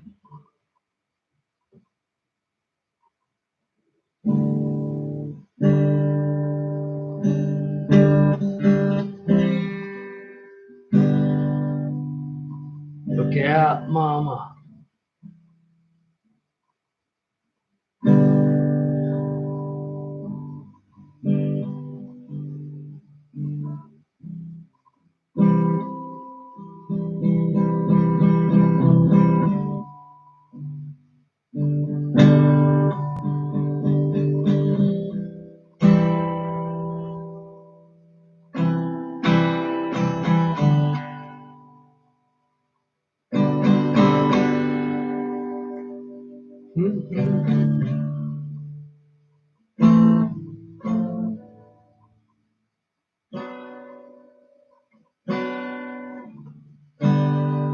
I don't know. I'm going to get lost somewhere here because I only know about 2 chords of the song, but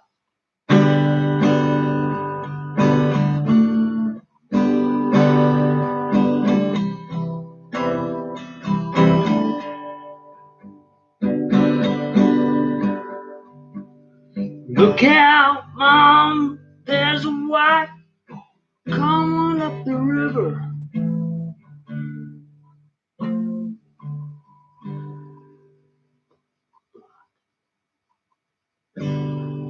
With a big red beak and a gun, man on the rail.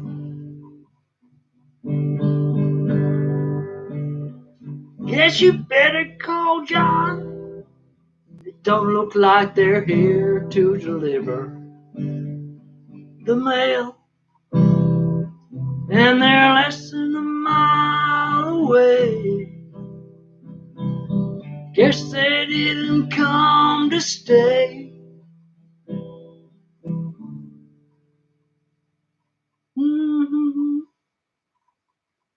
No one's on side, and they're making big way.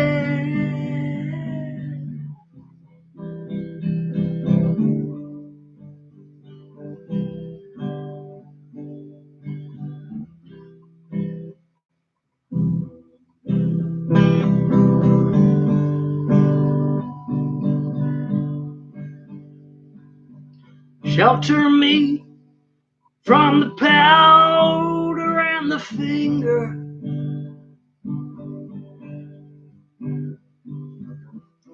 Cover me, pull the trigger.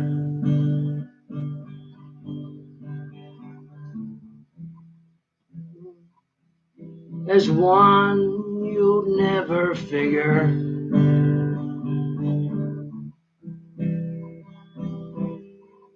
Well, I just turned 22, wondering what to do.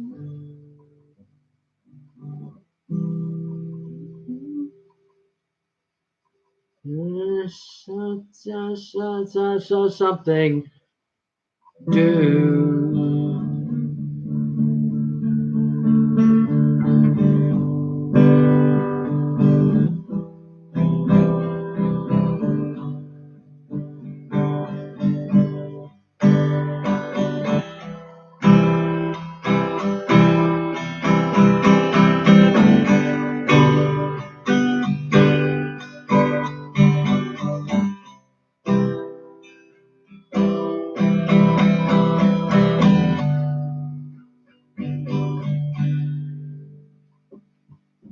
Sorry, everybody, about that. That's a very disappointing performance, but we had to go. We had to go, and I hope I didn't like disrespect anybody or piss anybody off with that. But I love the song, and I'm just very disappointed I can't remember it at the minute. But that's life, really, especially when you're drinking as much red wine as I am at the moment. So I apologise. Inside Fishing, Marcos, how are you, mate? Good to see you.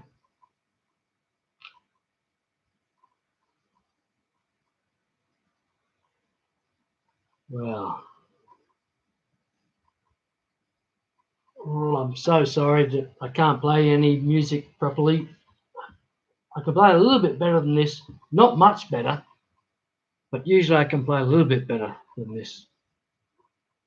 I just get too drunk, and I need to be drunk to play,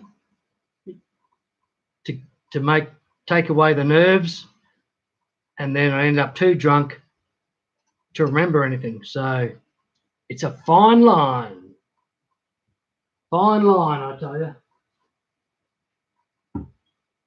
Well,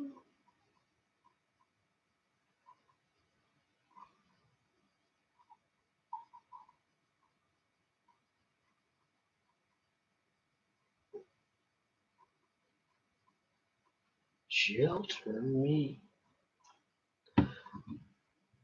I don't know what I've got here. I might have one verse, maybe. Do I?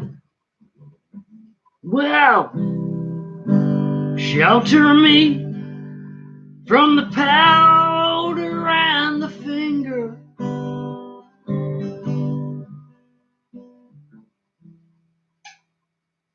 Cover me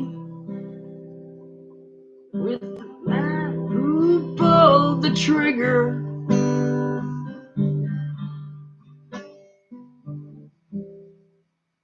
Think of me as one you'll never figure.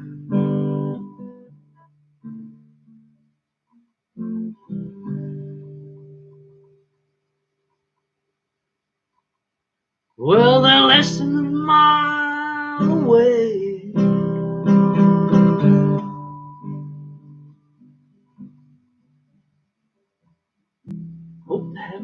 mistake.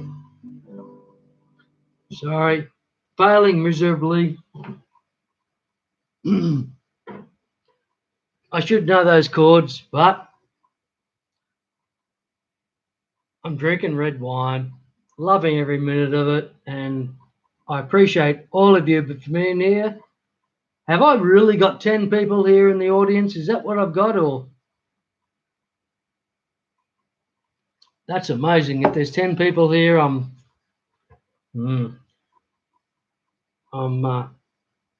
thrilled with that, and I'm very sorry for disappointing you all.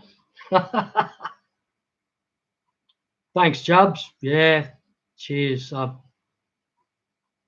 get better with time, maybe.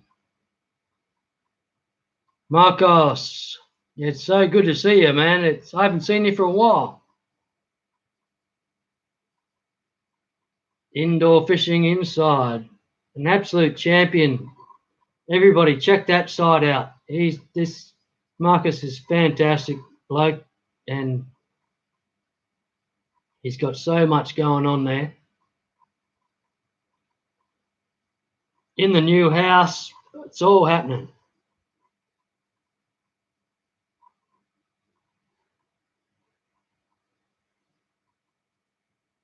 So anybody that has been following me for, like, not following me, but has seen me in streams or seen me in chats for a while, they probably realised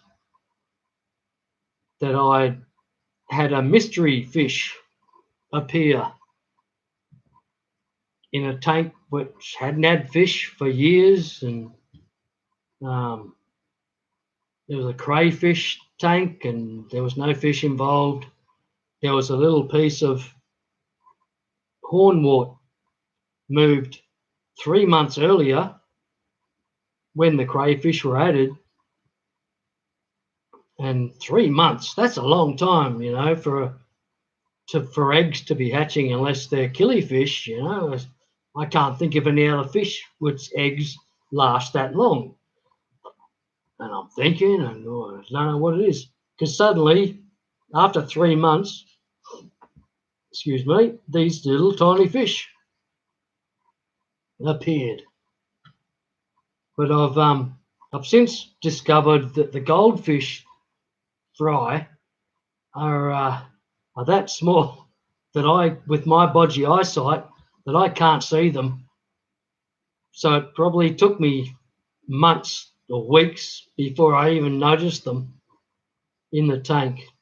And they were tiny when I saw them, but they still had probably been a lot tinier for a few weeks before I even noticed them.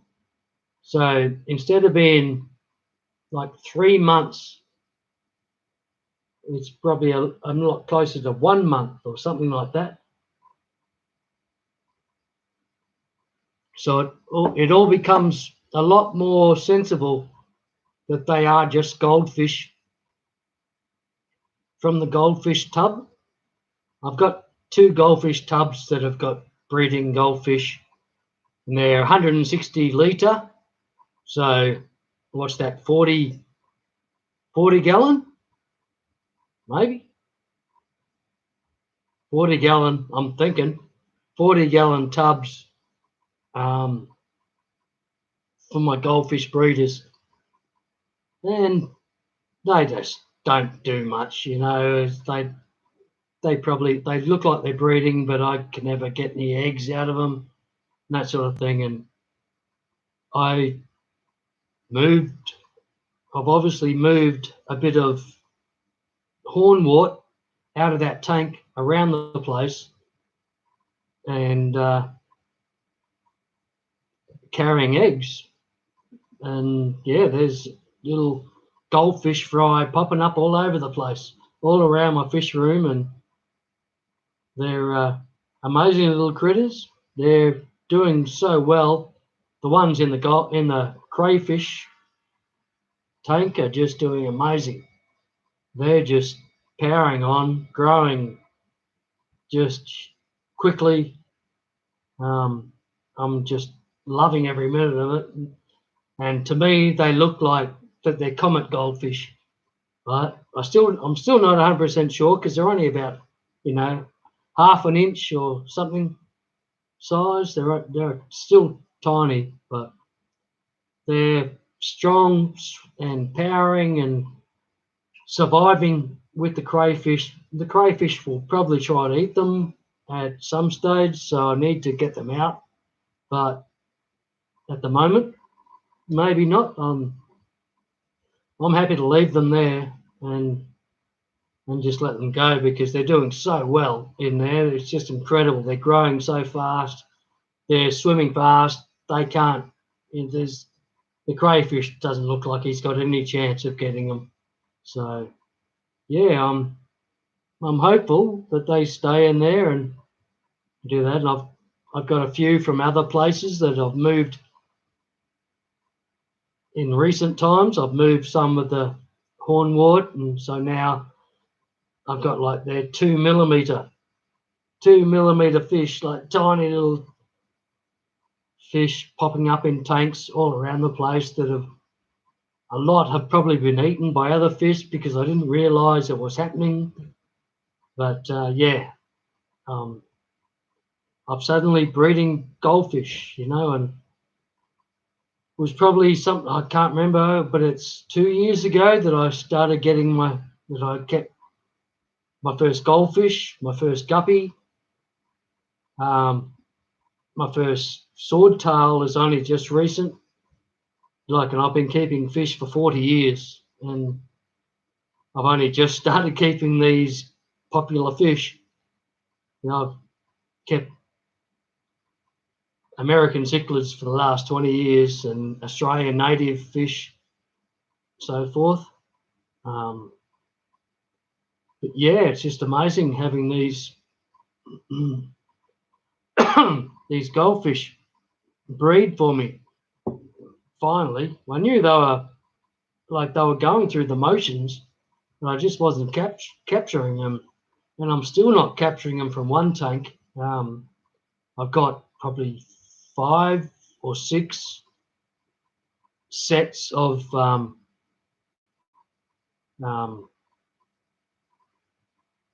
whatever they're called. What are they called? Mops or whatever, like for putting eggs into. Hopefully fish put eggs into them. And I haven't harvested anything from those 2, but they're just constantly dancing like they're breeding. So they are breeding. It's just for some reason they're not coming through. But I thought, well, what's the difference from that tank to this tank? Well, that tank is in a shadier area, so there's no hornwort in that tank. So, well, is that it? Is it the hornwort? So I've thrown some hornwort, and now that hornwort is suddenly starting to produce eggs and that. So I don't know if that is the golden solution with goldfish breeding, that have some floating hornwort in there. I've got like egg mops or floating mops, whatever they're called. I can't remember, but made out of wool. I've had them in there for weeks and months and keep swapping one over here and there and just nothing producing. But I found it hard that it was 3 months in between putting the hornwort into that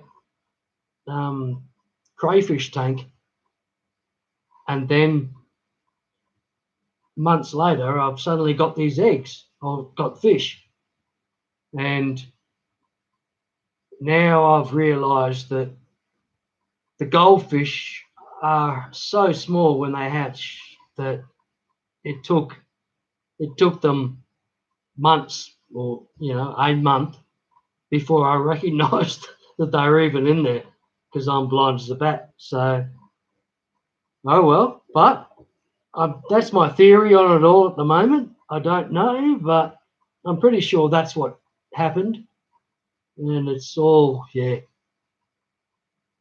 pretty pretty exciting for me. I love it.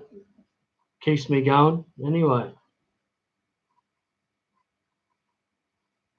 Craig Broderick, how are you, mate?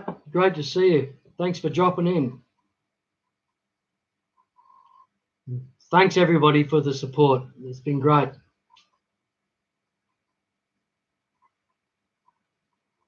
I probably should have just started a StreamYard account, but I've got no StreamYard account. I don't know how to do that yet. But so I just thought I saw the opportunity on YouTube here, you know, go live. Oh, okay, I'll give it a go. And I'm here. 2 hours and 17 minutes later. Hopefully not boring you all too much, but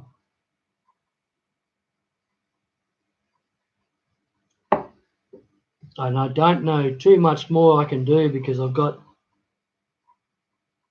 can't show you my fish. I won't show you my lizards because they're all asleep now. I've shown you the lizards before, earlier, and they're well and truly asleep. So they're the most amazing creatures I've met in my life. I've just fallen in love with shingleback skinks or shingleback lizards.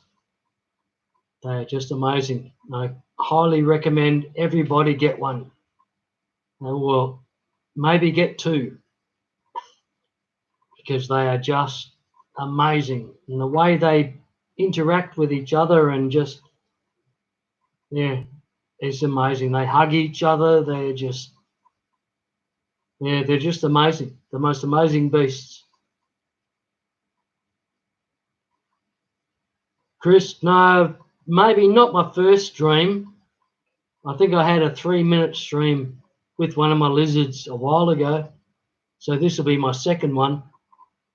But I've been live on a couple of streams in panels on other people's streams, but that's only a couple as well. So yeah, all in all, this is probably my 4th or 5th time I've ever been producing. What's the word? Not producing. Whatever.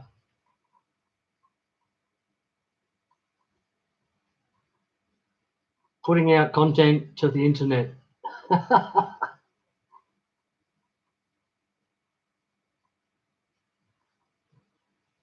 And it's great to see you here, Chris, too. That's awesome, mate. I don't know how you found this, but you're obviously subscribed to my channel and received a notification, which is promising. And yeah, again, mate, thank you very much for your support.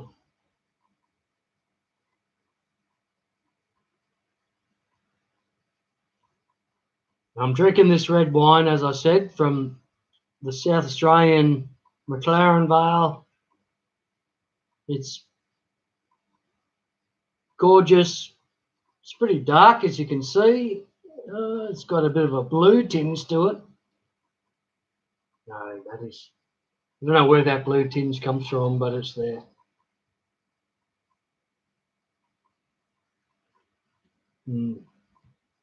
It's quite palatable. Very nice.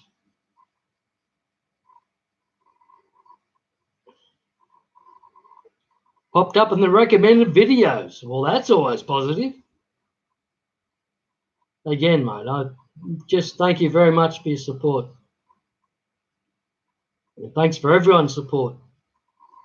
I'm amazed. I'm just hanging to play a song, but I know nothing. So it's sad. So I won't play anything.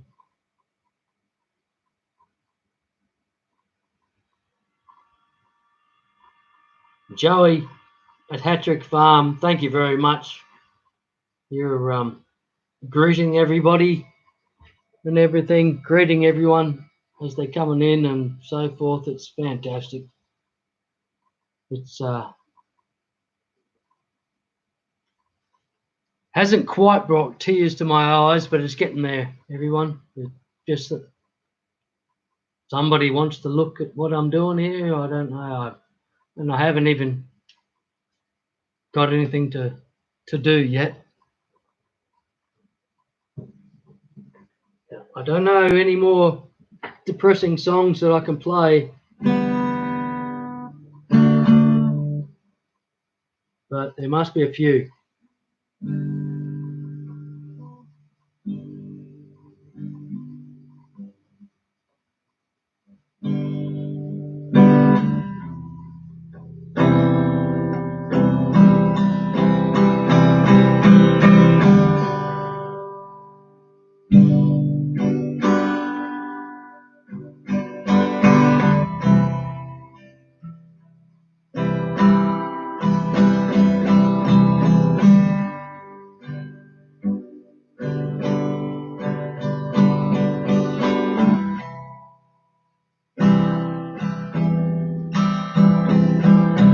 Do you know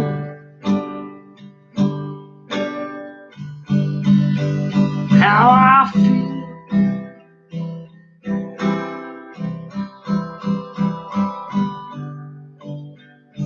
when you leave?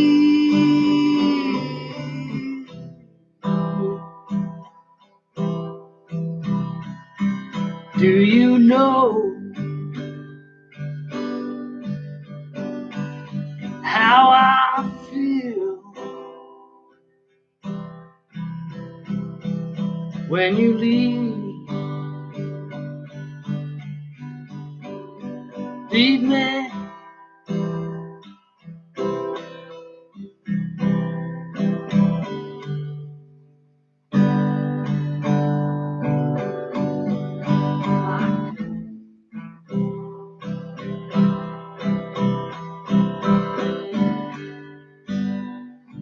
Something's wrong.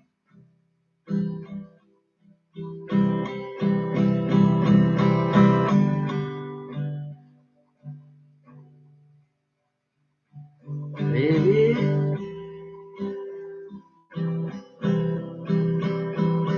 well,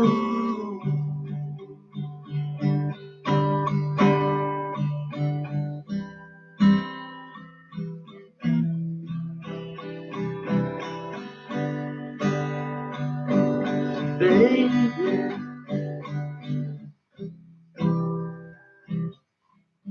Okay, sorry everybody again. Sorry for that, everyone. Everybody is who's been here for a while has realised that I can't play the guitar or sing very well at all, but I'll try and get a captive audience and throw it at you. But I can't. I'm just not capable of anything at the moment. I'm sorry. But thank you again, everybody. Ibanez mandolin. Wow, Joey.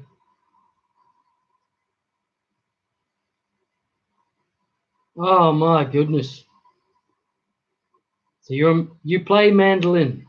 That is just the most amazing thing. I would love to have played mandolin.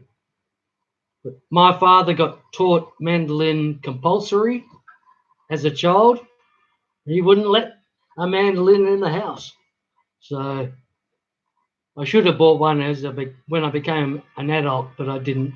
But yeah, I've always had a bit of a whoa about mandolins. But I love that. I just love bluegrass music. I've been a bluegrass music.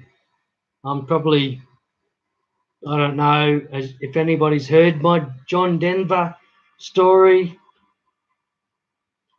but I'll try and bore you with it all now. And my little sister, or my father, was in the Air Force, Australian Air Force, for many years, and like in his later years in the Air Force, and you know he had 5 kids at that stage, and my younger sister was under 7, and my father got transferred to America. If you're in the Australian Air Force and you have a child under 7 transferred, when you transferred to America or internationally, you travel first class. So we traveled first class, which was amazing.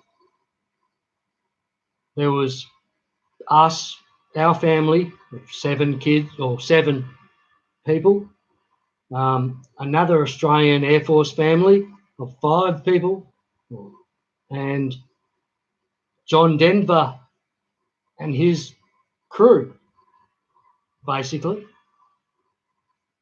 in first class, and that was it. So it was pretty spun out. If you know about air travel, that everybody is designated a seat. You have to sit in that seat for takeoff and landing. So the seat next to me was John Denver. And so I had John Denver sit next to me. I was 11 years old. And I didn't know too many of his songs. Knew a couple, maybe if I tried. But he was sitting next to me in the seat and was great. Was very calming and all that jazz. You know, it was seven people in our family. It was always difficult to match up. So everybody had a seat, you know, and I was usually the one that ended up with the off seat, you know, and so I got to meet the other people, which was great. And this time ended up being John Denver. But we were all in the first class area. My little sister was just, she still is an absolute delight. She's delightful. But when she was under 7, my God, she was just adorable. She was just champion. And she just basically just hypnotized the entire crew of John Denver, including Susan St. James, who was on that tour, because he was returning from an Australian tour on his way back to America. And Susan St. James was on that tour, and other people, which I can't remember. But yeah, it was just amazing. And my little sister, again, as I said, just wooed all these people, the entire crew of John Denver. It was just incredible. And I got to spend some time upstairs. If you know a first class aeroplane in a jumbo jet, upstairs, there's a bar upstairs. And yeah, it was John Denver and myself and a African American barman who was just feeding us drinks. He's feeding John Denver bourbons and me Shirley Temples, which are lemonade and raspberry cordial. And as an 11-year-old, and we were just having a great old time. And he's telling me all these stories just about, you know, because I love fishing, I love the outdoors. John Denver is fishing, the outdoors, all that. That's just him. It was just incredible. We were just having the most amazing experience. And I'm just, glad I wasn't in his last flight, I must admit. But I was soon after that, I became a big John Denver fan. When we got to America, my dad bought off a leaving Australian, managed to get a cheap Chinook small camper van, and he transported my sister and myself pretty much around America in this camper van on every weekend off he could, any chance he could, with my mother, and just show us America. And it was just the most amazing experience of my life. I loved every minute of it. It was I got to see so much amazing stuff, because in America, the American historical national parks, etc., are just amazing. Like Gettysburg, like about the Civil War. So that is just incredible. It's just hectares, hectares of um, national park, which of untouched land from the Civil War. Just incredible, and touching to an 11-year-old, or by that stage I'm probably a little bit older, 12, 13, whatever. But just amazing. I just I'm a huge fan of America and USA, and I am just forever thankful of the time that I spent there and what I got to see, and thankful for my parents for showing me so much of it. And yeah, and sorry for boring you all with that, but it's just so true and such a part of my life that it's amazing. I love it. I'm just and probably one of my favorite places in the whole of America is a place called Mattawamkeag in Maine, which we were in Bar Harbor in a caravan park, I believe, in Bar Harbor, for a few weeks, or a couple of weeks, whatever, a week, and met a family who came from Mattawamkeag in Maine, and they used to go to Bar Harbor for their holidays, and they invited us up, or not really invited us to their place or anything, but invited us up, said, go up there.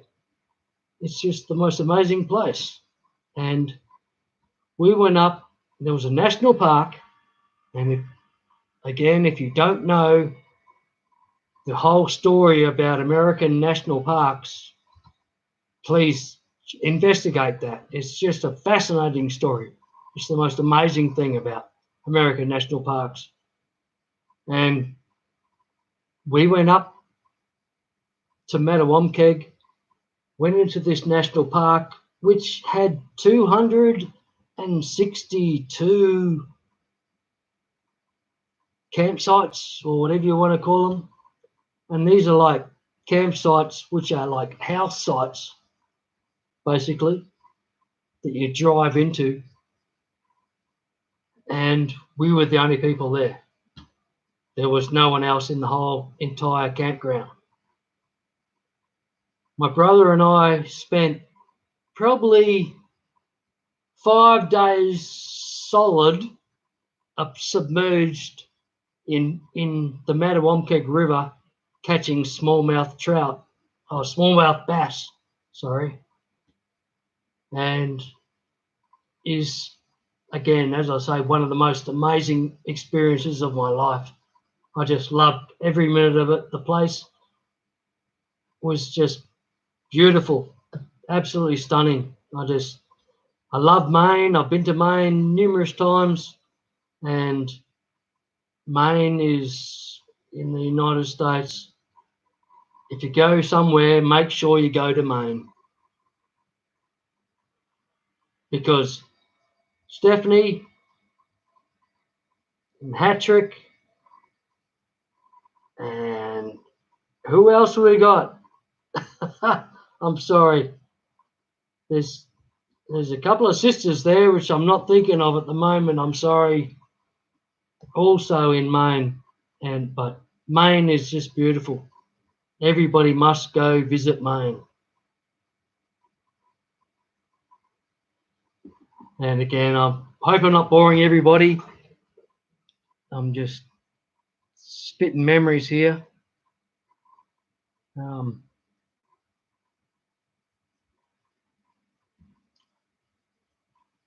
Spent a time in somewhere which I cannot remember in Maine. I got a chance to go up with a friend's family for the summer holidays, and so I spent more time in Maine than the rest of my family.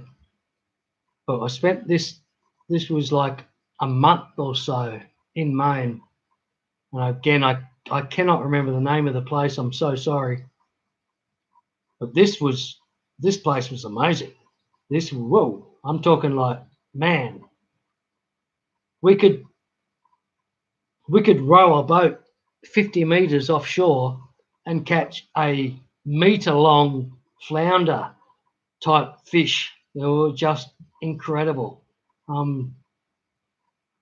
We could walk for 2 kilometers through blueberries where everything was just blueberries. I'm talking for a kilometer or a mile was all blueberries on either side. All you had to do was pick a blueberry off the side and eat it. And they were just the most beautiful blueberries. And then you got to a surf beach. And it's like, hang on, how do we get to a surf beach in Maine? You know, it's all just calm water. But this was like the most amazing surf beach. Like if you were a professional surfer, you would have just died to be there. It was amazing. And again, I'm just so thankful I got to experience all that, and thankful to my parents, thankful to the Davises that took me there as their guest later on, and just thankful to all of Americans for making me feel so welcome when I was there for the 5 years or whatever I was there, and just treating me well. And I just love you people. Thank you very much.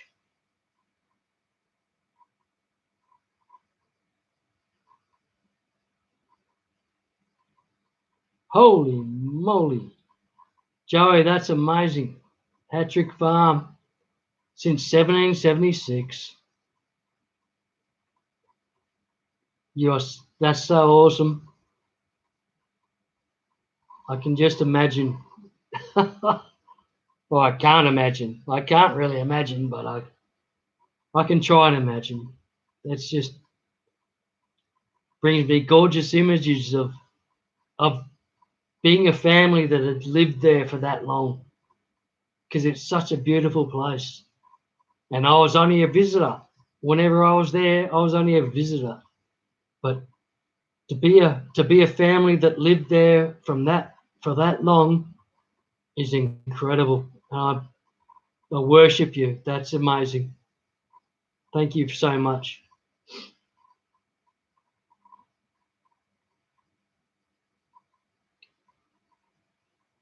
I'm just about breaking into tears.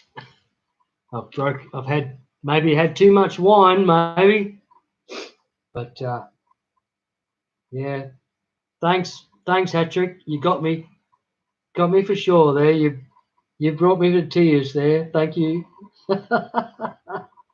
No, it's gorgeous. I can just imagine. It's yeah, I can only imagine. It's just amazing. Furloughs, how are you, mate? Good to see you. Thanks for joining. I didn't know what sort of people this would get out to. You know, because everybody I know uses StreamYard or whatever, and I'll just try the YouTube thing and see what happens. And I've been on for 2 hours 41 apparently now, and loving every minute of it, and you all are, yeah, you're bringing me to tears because of memories of traveling through Maine and seeing Maine. And if anyone in America has a chance to go on a holiday, go on a holiday to Maine. Go to Mattawamkeag, fish in that river, stand in that river, throw spinners, and catch as many smallmouth bass as you can possibly catch, and they are just the most amazing fish. Oh, just amazing. And you can stand in the river at waist height, all the way across. You can stand in it. It's just incredible. That place is Mattawamkeag, and please visit it, everybody.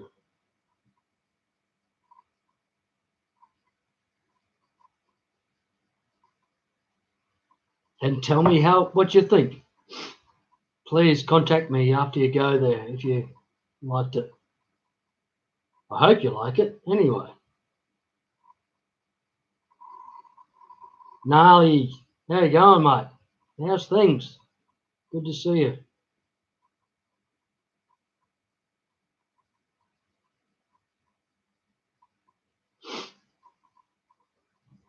Yeah, Chubbs, that's amazing, isn't it? That's exactly right.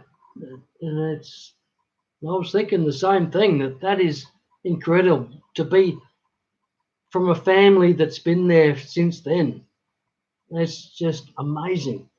Like, I've lived in my house here for 20 years, and like my father was born in this state, but he left this state, um, and I've been in this state for 20 years, and I don't feel like I'm at home in my own home. It's like that. But to be in a family that's been there since 1776, like when the Declaration of Independence was signed, is just incredible. That's amazing. Must be an amazing feeling.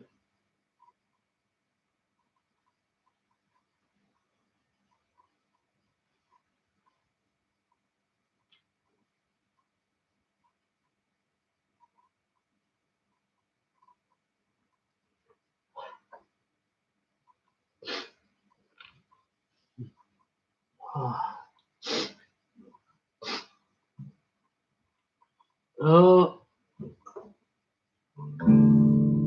hope I'm not going to disappoint more people.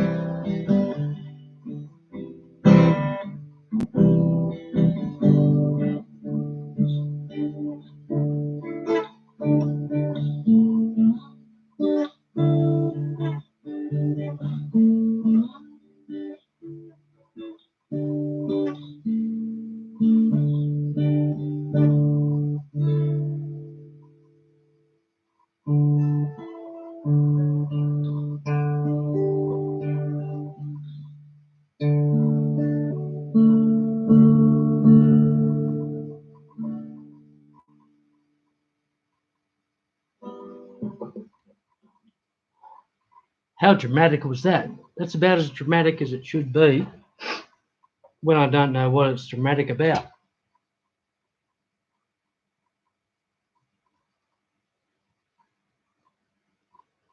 Yeah. Sorry if I've missed comments here and there. I'm sorry, people. I'm just so appreciative of you all being here. It's great. Nobody was going, so I just thought I'd just try this YouTube thing because I don't have a StreamYard account, but I should get one started, I think, and do that.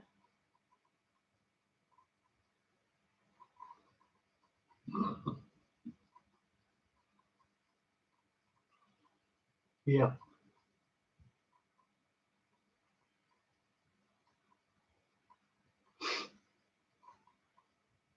Yeah, Steph. Thank you. I don't know.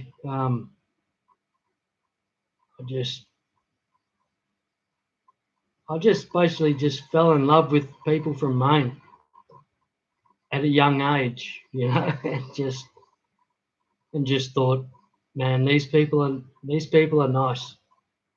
They're nice people, and never met never met a bad person from Maine. So um, yeah.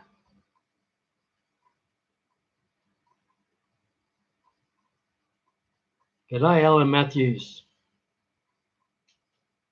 Thanks for being here, mate. We're glad to see you.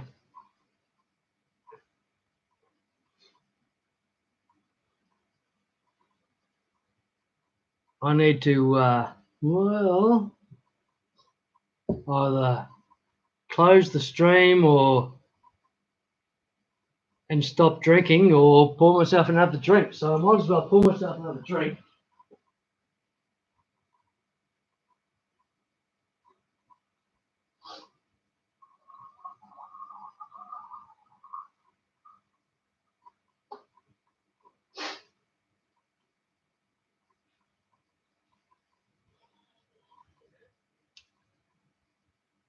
And cheers. Another red wine. I'll hopefully sip that for at least a minute or two.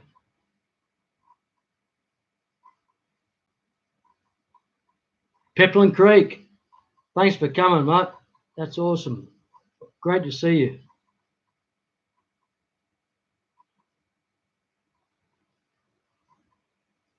I have no idea what I'm doing with all this stuff.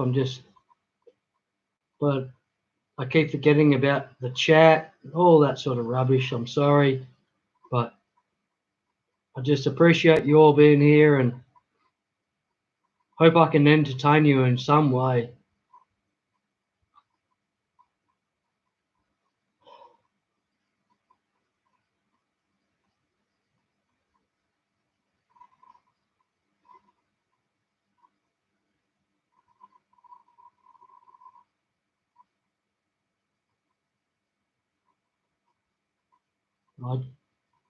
All I can say for people in America, these,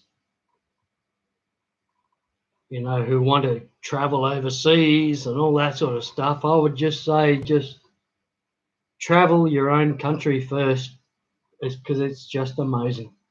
It is just incredibly amazing.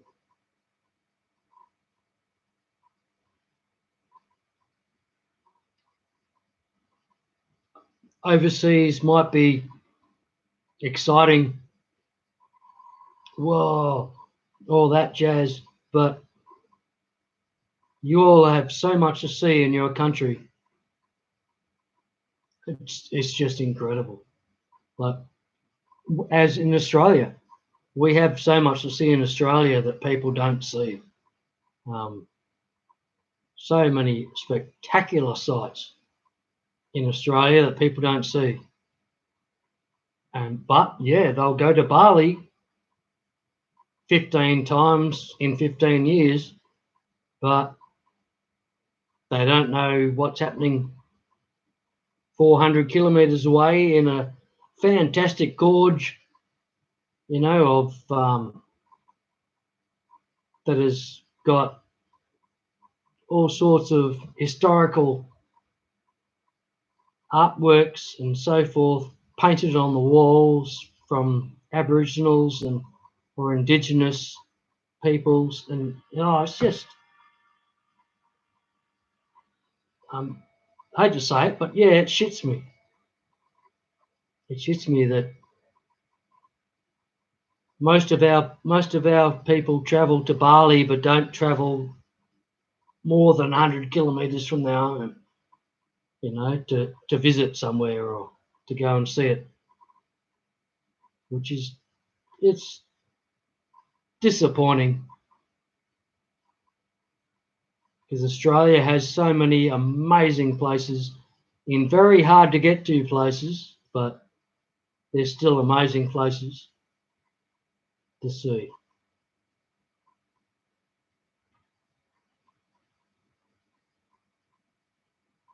We always got a place to stay here, Chubbs. We'll put you up here, mate, and show you what we can in this part of the world anyway.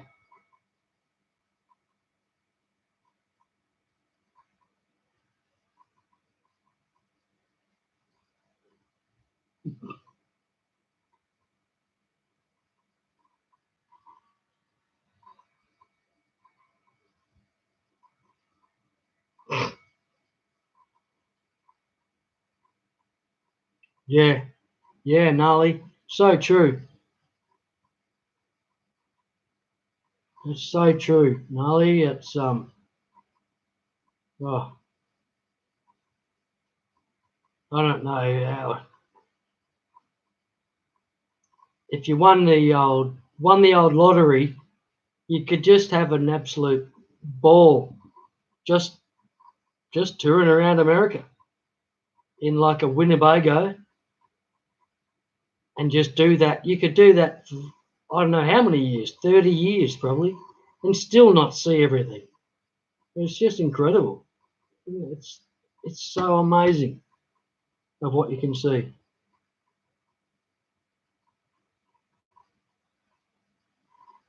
And I lay cheers to my mother and father for getting that Chinook camper van and taking my little sister and myself around America at every opportunity. It was just incredible. I loved it. Loved every minute of it. Wrote a couple of songs, which really disappointed the family because, they were stuck, captive audience, so I just sing the songs as we're driving around the interstates. And I could just continue to sing it over and over and over and over again. And there was nothing they could do about it. They couldn't stop me. Wrote a song about Roanoke, Virginia. And Roanoke, it was a little bit, a few hills, a bit mountainous around on the intake into Roanoke. We were going into Roanoke. Whoa, this is, it's pretty serious. And I came up with I was like 11 or something, 10, 11. Came up with the song of Roanoke. The song's called Roanoke. I've got no chords. I had no guitar then. I didn't know how to play. I probably still don't know how to play, but I didn't know how to play then. But the song was called Roanoke, and it went something like this. Well, Roanoke down the river, Roanoke down the stream, Roanoke down the mountains, but you better watch out for the trees. And then I'd go into some hysterical laughter, apparently, and within a few seconds, I'd repeat the song once again. You could just imagine how much of a nightmare that trip would have been for everybody else in that car. But yeah, I had a ball. I loved every minute of it.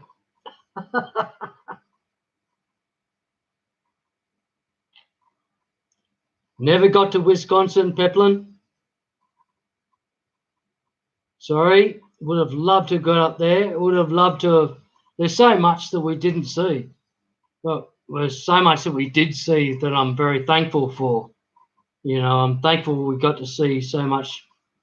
There's other people, other families that stayed for the same amount of time that never left Virginia.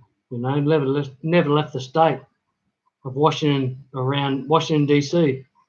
But yeah, it was pretty lucky. I was lucky with my parents and father, and just took us around everywhere he could. But no, there's so many places that we didn't see, which is amazing. Peplin, Wisconsin, I would have loved to have seen Wyoming.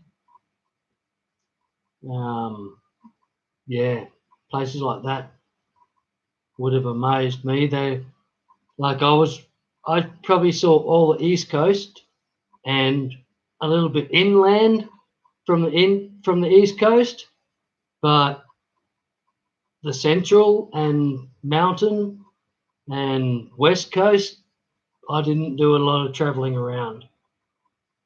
But the East Coast was just amazing and by itself. Yeah.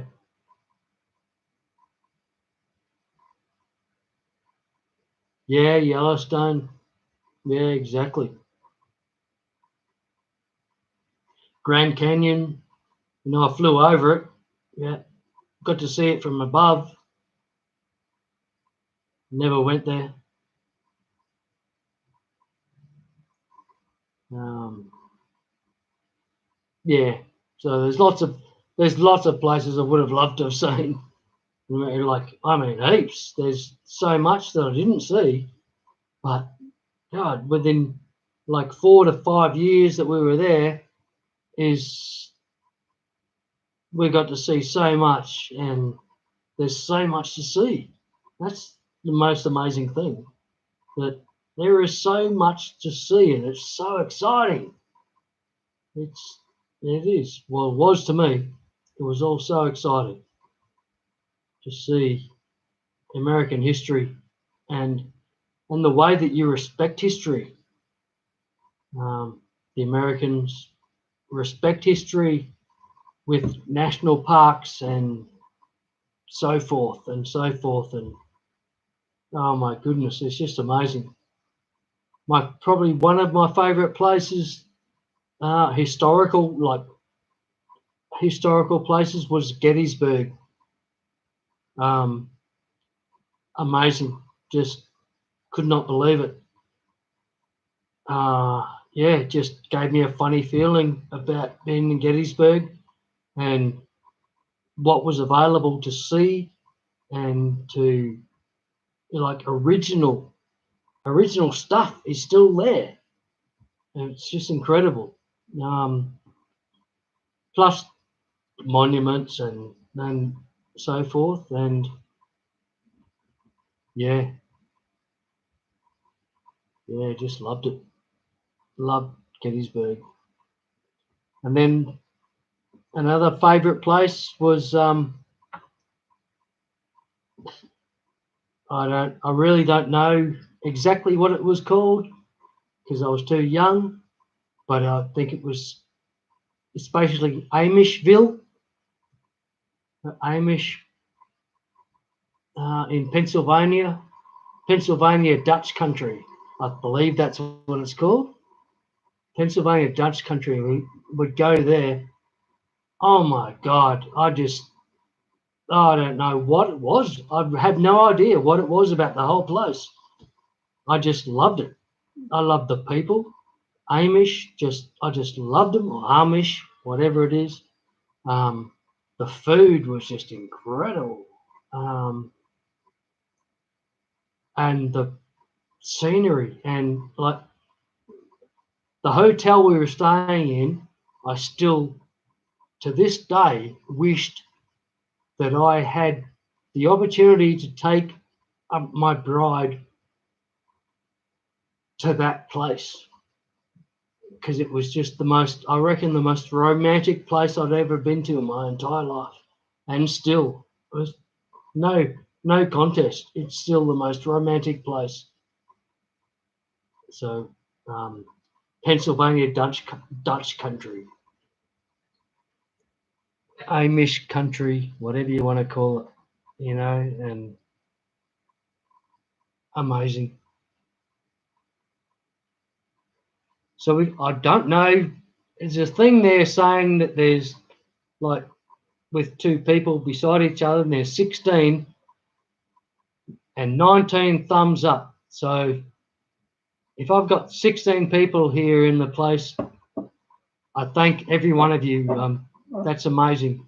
Thank you for being here, and I hope I'm not boring you. I'm on a bit of a rant about how fantastic America is, or the USA, especially the Eastern USA, because that's where I've visited. Yeah, just loved every minute of it. There's so much to see. I've had so many amazing experiences that I, have never been able to recreate, even in the amazing places of Australia. But there's still, America is just amazing. I love the place, and it breaks my heart. Breaks my heart to see what you're all going through at the moment, and I hope that it all improves soon. It looks like it's improving. I hope it's improving, and all I can say is best wishes, everybody.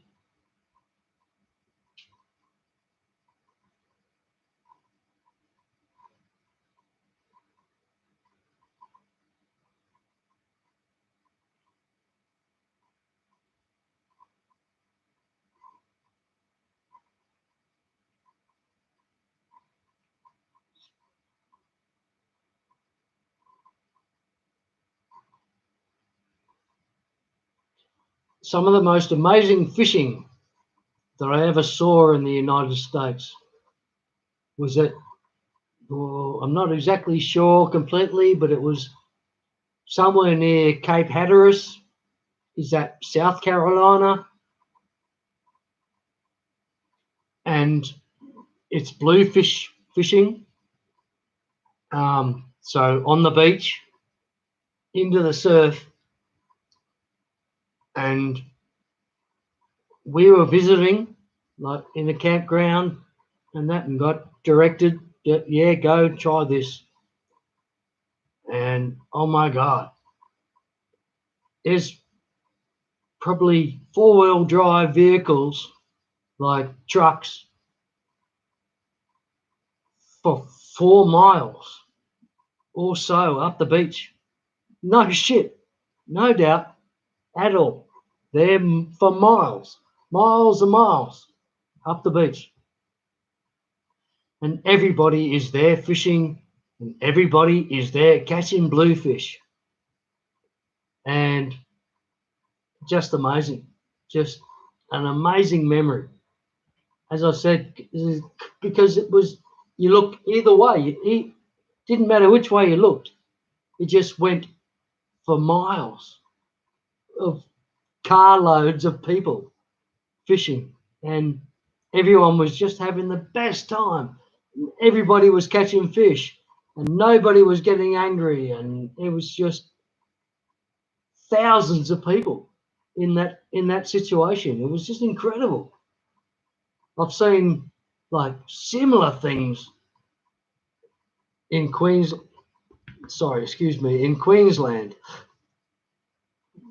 People lined on the beach fishing, but no way, not thousands of people like this was. This was incredible. I don't know where all these people came from. And they're all in four-wheel drive vehicles, trucks, whatever. It's just incredible. Yeah, Pepperland.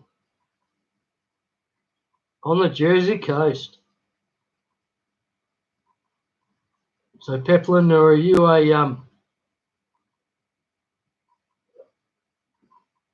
whenever I hear of Jersey, I must say that I'm a Bruce Springsteen tragic.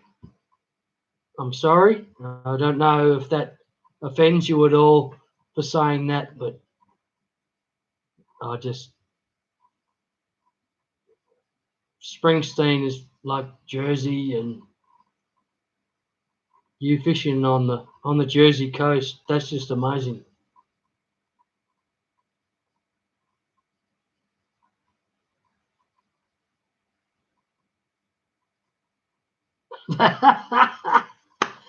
Awesome, Hattrick. That's amazing. Glad you're making pancakes. That is beautiful. And I'm happy that you're enjoying the stories. I wish I was a better storyteller, but I'm trying my best.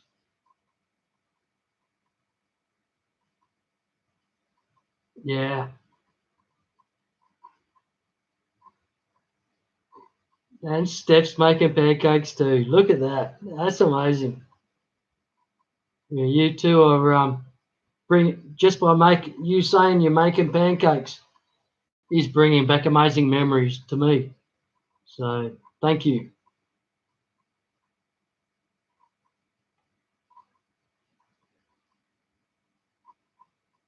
It really is. Well, thanks, Peplin.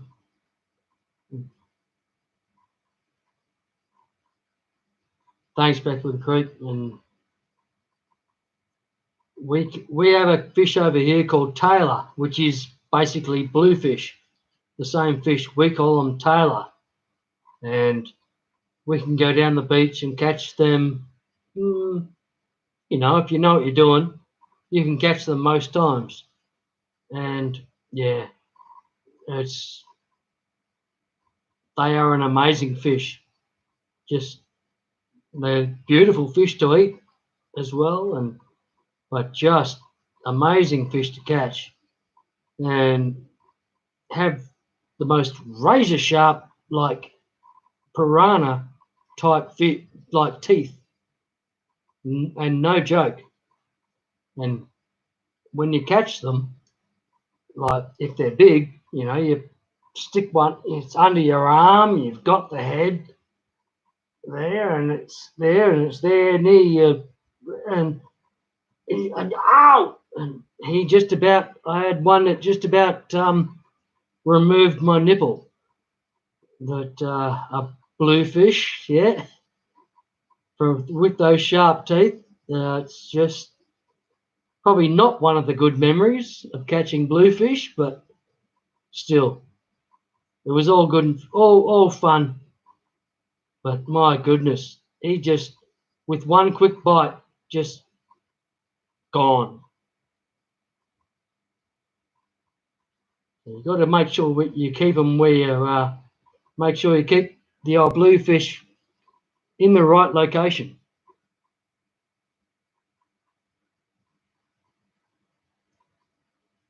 Perth cichlids. Jace, how are you, mate? Good to see you. Thanks for dropping in. I haven't. I'm in Mandurah, mate, but I catch mulloway quite regularly off the Dawesville Cut walls, on the oceanside walls, and yeah, quite regularly, or used to. Haven't for a few years now, but used to all the time. Whenever I went, I could catch them. So loved it. And now I'm just probably not well enough to go, but yeah, I can. I should try more. I should try harder. But Perth cichlids, Jace, thank you so much for being here.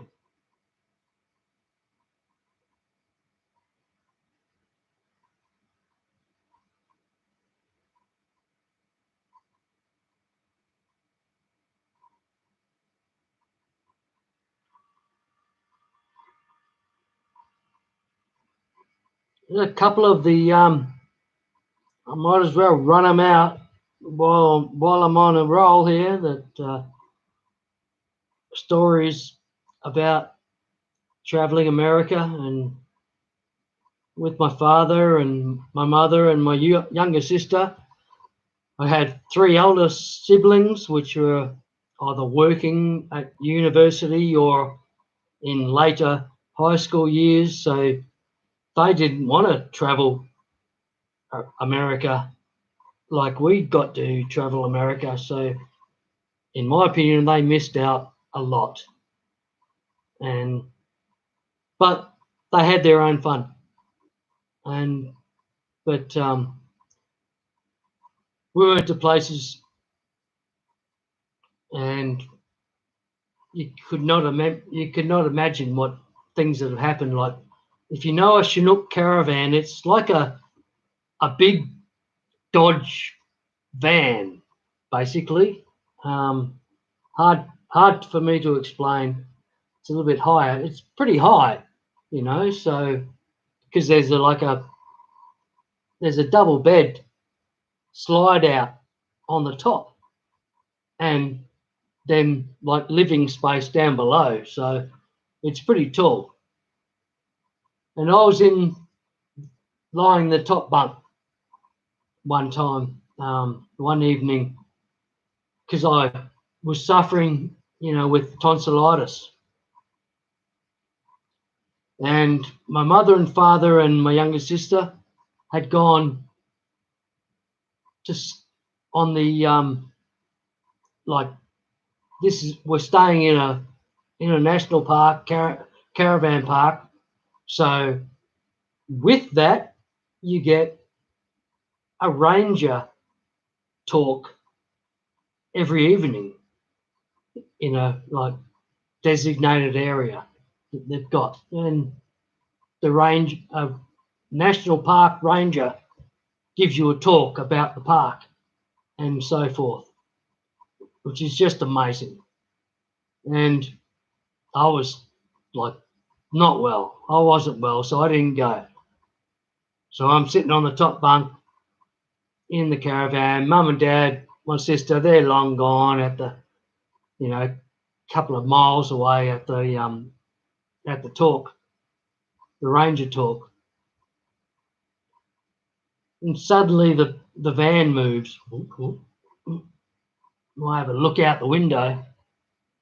And here's this, I don't know, I'm talking 9-foot bear, maybe. I don't know. I'm talking from how big the van was, and he stood up. He'd look in the side window. He's looking eye to eye with me. This bear shaking the van, and I'm just saying, fuck, I'm dead. I've got tonsillitis really bad, so I've got a really high fever. I'm already fucked in the head, excuse the language.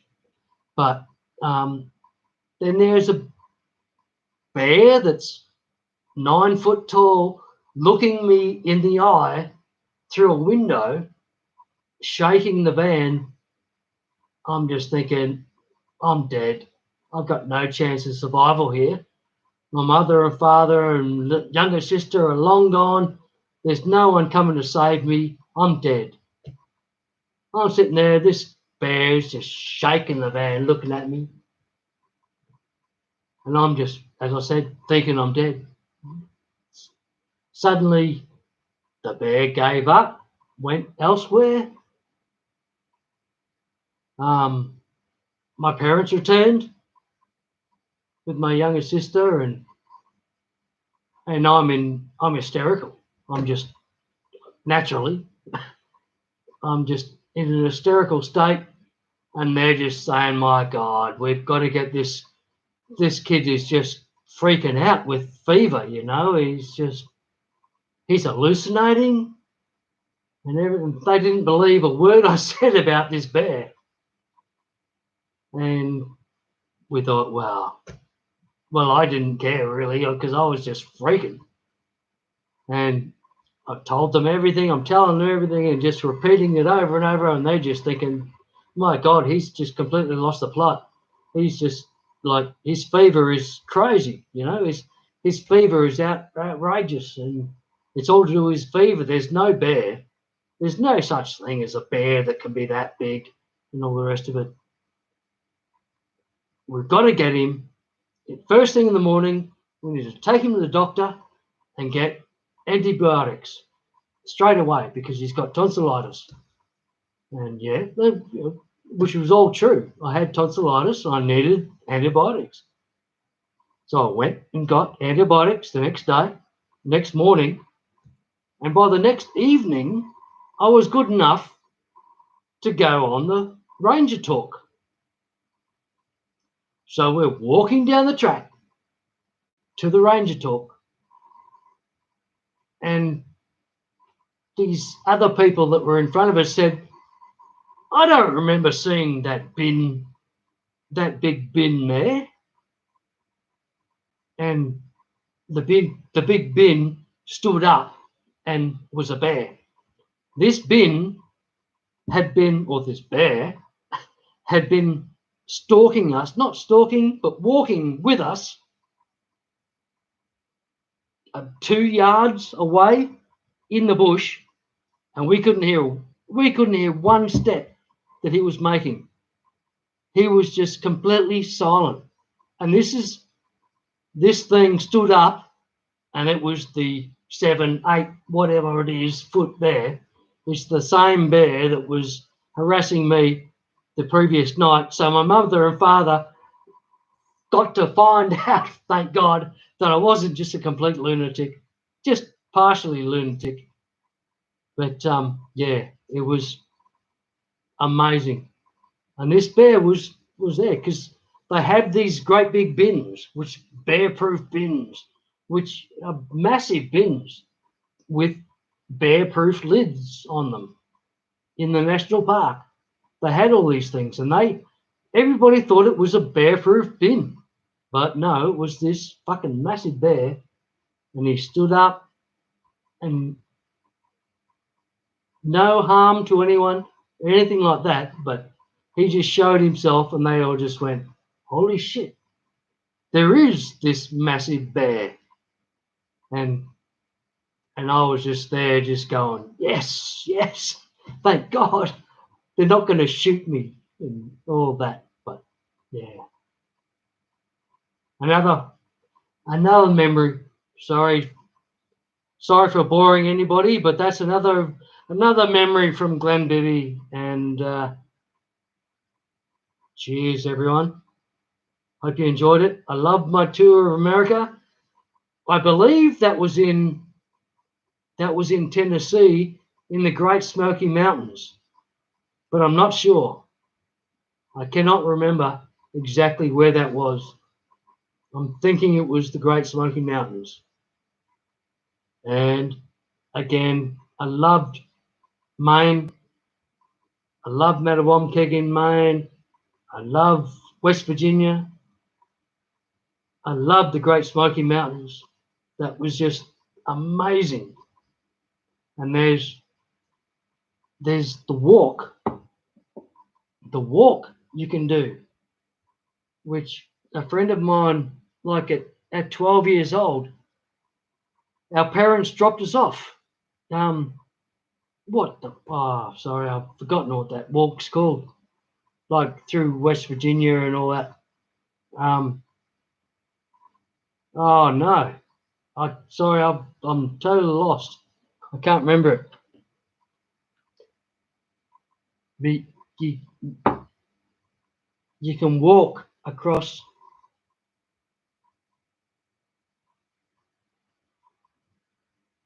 all that ridge. Oh, sorry. No, I can't think of the name. Okay, I won't even try to think of it. Sorry, people. But to all Americans, I love you. I hope that everything improves very quickly with the vaccinations and everything. And yeah, and good luck to all. Appalachian Trail. Thank you, Pepperland Creek. Yes, that's it. The Appalachian Trail. And you can just join it anywhere, anywhere between hundreds and thousands of miles. Basically, it's incredible. And a friend of mine, as youngsters, and we camped it, and spent a weekend hiking this trail and catching trout by hand. And it was just amazing, just amazing experiences. And I love every minute of it. And America has treated me well, and I love America.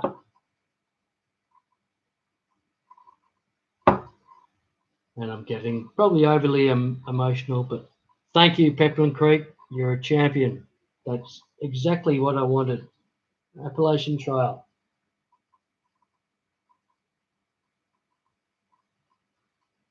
Oh,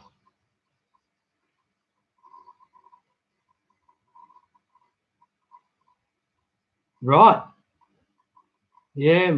Wow. That's it. And I still have a bit of a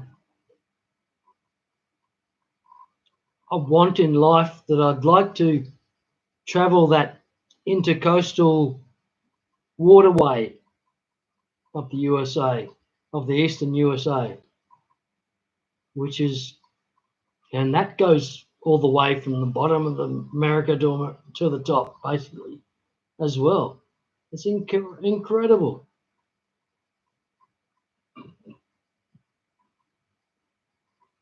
I think Chubbs might know something about that.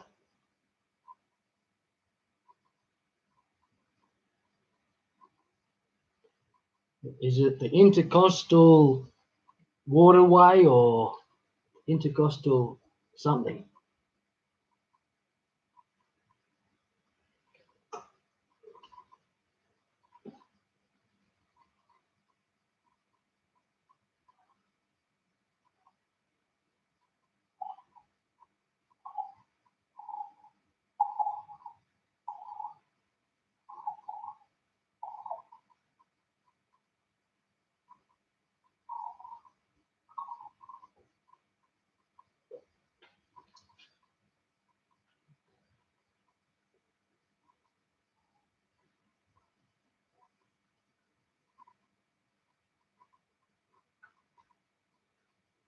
Yeah, see, if, if that Appalachian Trail started in Maine, I would have loved to have tracked that. Like from there all the way down. It's far. Oh, just think of it. That is a challenge. There's a big challenge involved there, you know. But wow, Monster Fish Gal, thank you for coming. Great to see you.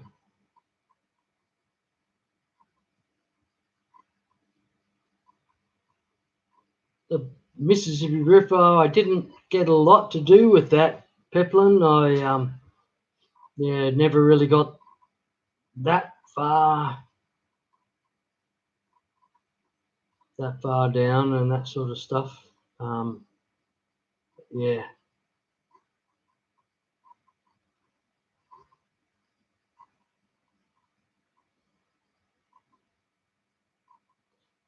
that's awesome, Chubbs.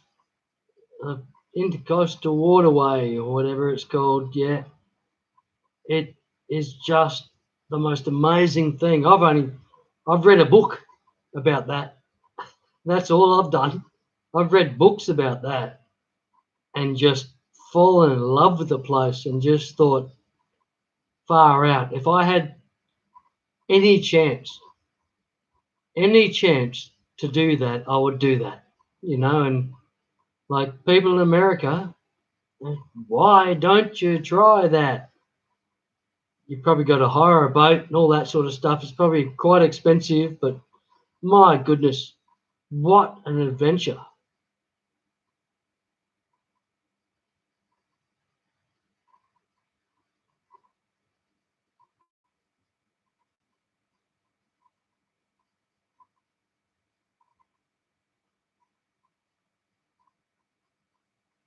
Yeah.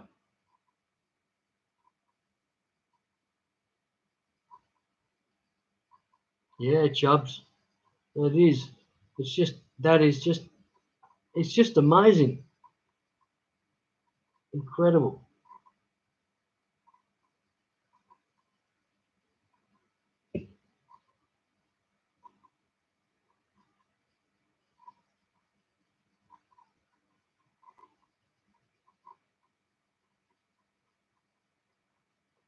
Yeah, right. Okay. Yeah, cheers, Joey. And Hattrick Farm, that's amazing.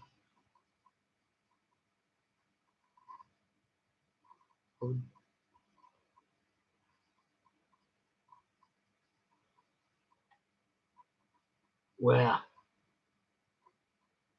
That's awesome, Chubbs. Very jealous, mate. Very jealous. That's amazing.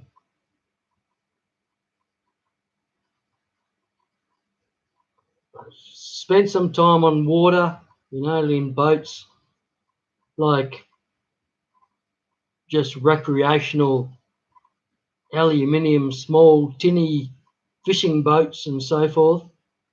But yeah, it's to do what you do, mate, is just inspirational. It's incredible. Very jealous.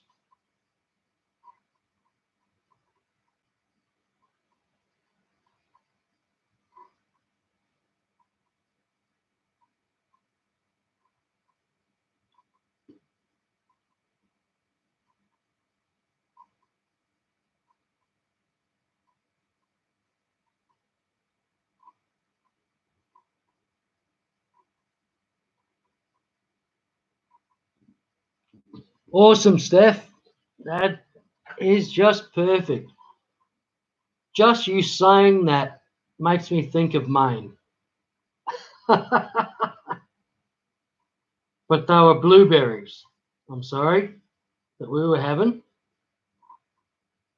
That's the only difference. And it's just amazing. We went blueberry hunting like on our trip to the salt water, to the surf, and we got so many blueberries that we just ate blueberry pies, blueberry tarts, blueberry, you name it, every day for the entire month that I was there on that vacation. It was just incredible. It really was.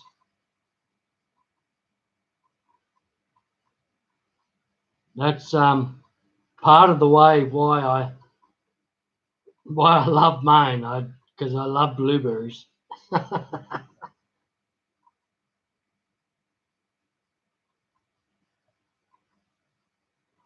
These were just wild blueberries, just acres. I don't mean acres and acres and acres of them. They all just went to waste, basically, apart from the ones that we picked and other people picked. But really, most of it went to waste.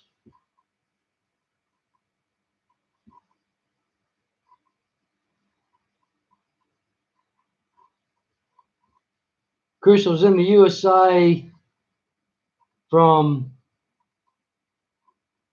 1976 to 1981.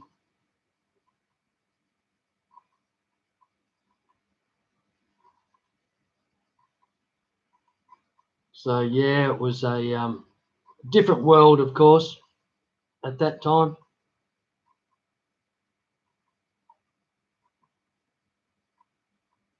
I used to go. I would catch from like we lived in suburban Washington DC, so Virginia, and I would catch a bus to the train station or the underground station, the metro, and then catch the metro into the Smithsonian museums and just wander around as a 12-year-old.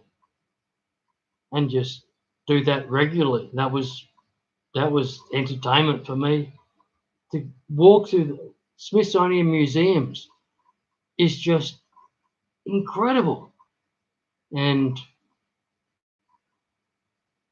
I could do it by myself as a 12-year-old and never thought of any harm and all that. I don't think that is the same these days. I'm sorry, but I hope it is. But I would do it on a regular basis. I just love the Smithsonian museums. It built my love of science and all that, and yeah, and just incredible. The Smithsonian, the whole Smithsonian art gallery, the museums are just incredible. Everybody needs to see them too.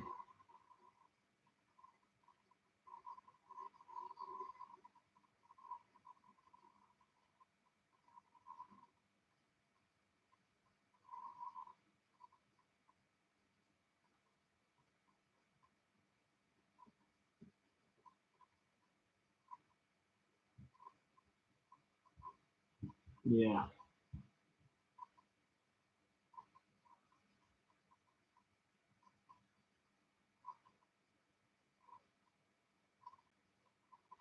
Yeah, it was. It was an amazing trip. We're in West Virginia, in a national park,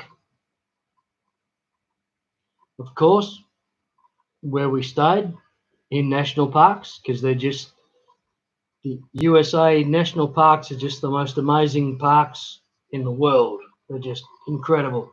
Love every minute of it. They're cheap as chips, spotlessly clean. Um, some of them have an individual house block enclosed in trees as your camp area. Just incredible what they've done. They're just amazing. And we were spending one in West Virginia, and we're there. Everything was fine. Sitting there having it's getting later at night. Oh yeah, okay. Dad, myself are sitting out on the chairs near the campfire. Dad goes inside the camper for a bit to get something, whatever. He's on his way out. He's walking out. And he goes, "Whoa, don't move. Just stay completely still. There's a skunk under your chair." And no shit, there was a skunk under my chair. We were just sitting there having a nice old time. But I just freaked. Them just trying not completely freak out, but yeah, just try and stay still. And I'm sitting there, and Dad, what does Dad do? Goes and gets a camera with a flash to take a photo of said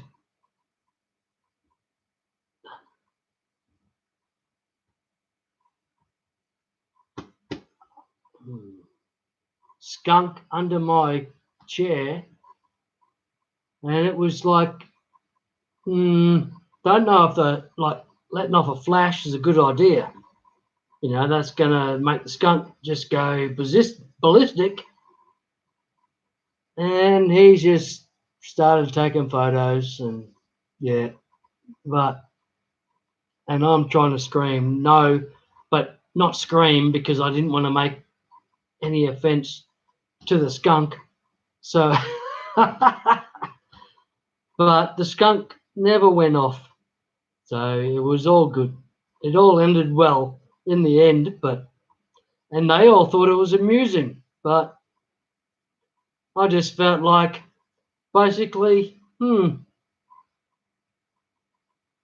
don't know what, but yeah, I didn't have pleasant thoughts for my family at that time as they're all laughing at me with a skunk under my chair.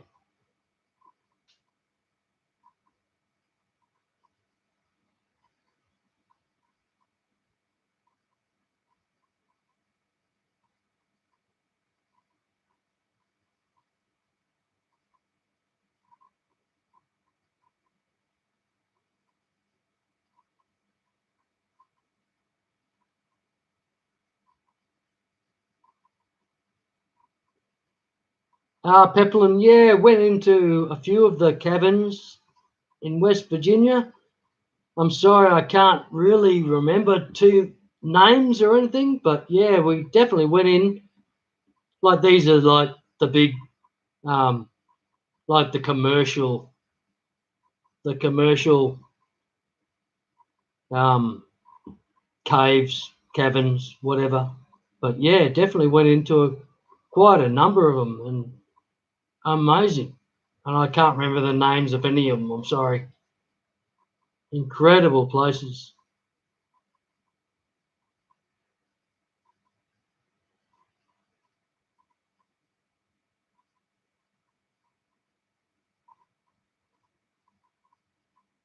Yeah. G'day, Herb. Herb diversity. Yeah, I agree. That was it. It's the fear of it. And apparently they're quite high carriers of rabies and that as well. So it's like, and this thing was just relaxed under my chair. He didn't care. He didn't care less. And they tried to take these photos. None of them turned out too well, but they still flashed, which is only going to make it worse for me. You know, it's like, yeah, thanks, my caring family. Yeah. Nah, it was awesome. Just fantastic experiences. And we're in hysterics the whole time. We really were.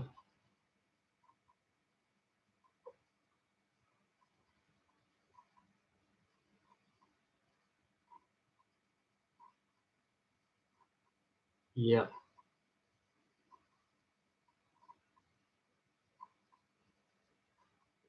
Cool, Steph.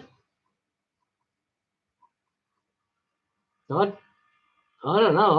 I think they're quite cool critters, the old skunk.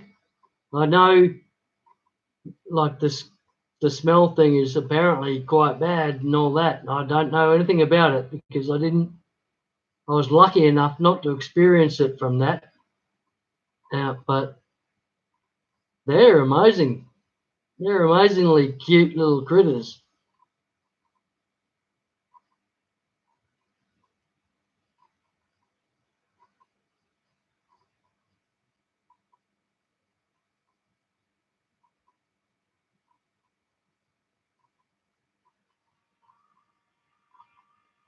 Luray Caverns. Peplin Luray Caverns is like that.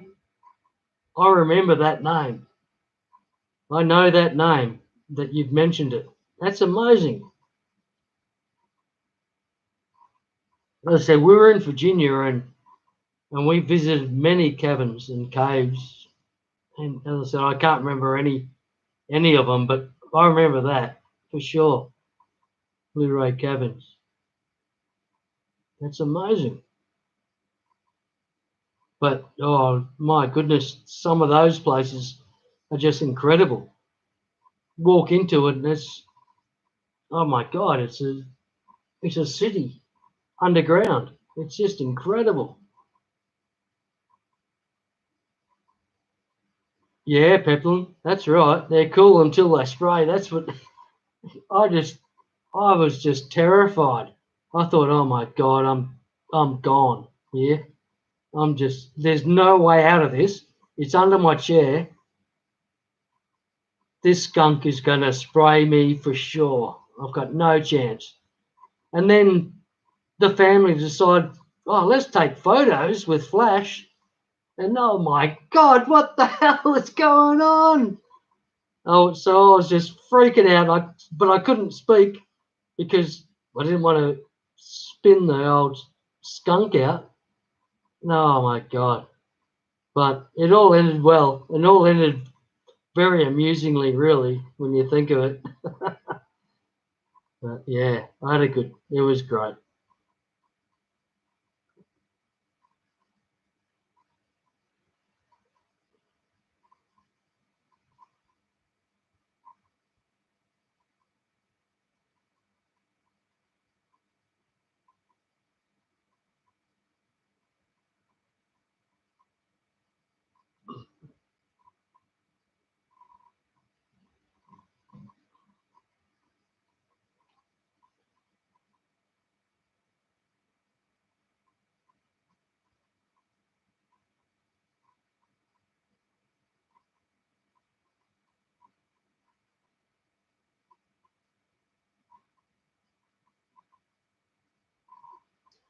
Gnarly, maybe you just need me to sit on a camp stool and he'll crawl under the stool and sit under my chair, and then I don't know what you need to do. And hopefully it doesn't involve guns, but yeah. But that's expensive because you need to get me flown over to America to do that, I suppose. But yeah, that's they are interesting beasts. They really are. And yeah, I just loved them. This thing was just amazing. But as I said, I was just absolutely terrified that this skunk was just going to go off. But he didn't. So somehow I got lucky.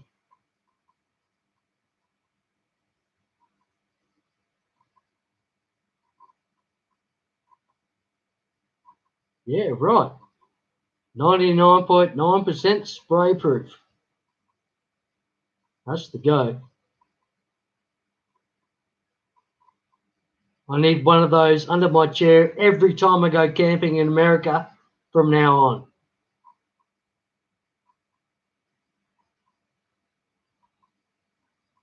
Yeah, right.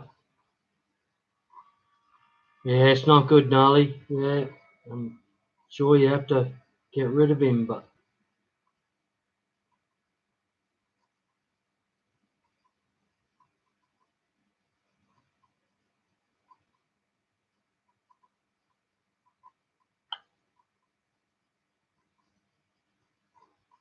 again, cheers, a little bit of red wine. Thank you, everybody, for being here. Thanks to everyone, all the US visitors that are here. And yeah, thank you so much. Really appreciate everyone being here. It's been very entertaining for me. I probably haven't been so entertaining for you. I'm sorry, everybody, but everyone else has been entertaining. So I hope everyone's had a good time.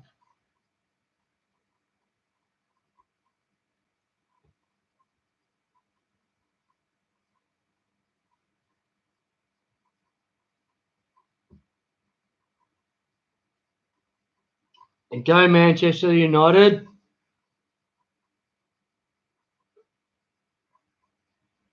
Or Liverpool, or West Ham, or who else? Don't know.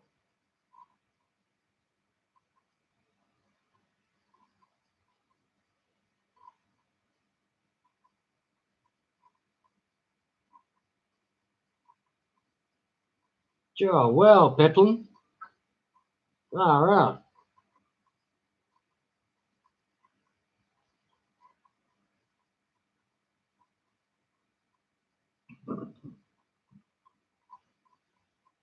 Well, thanks, everyone. That's awesome.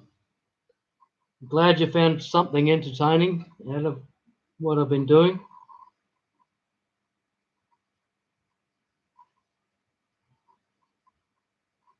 Yeah, cheers, Jobs.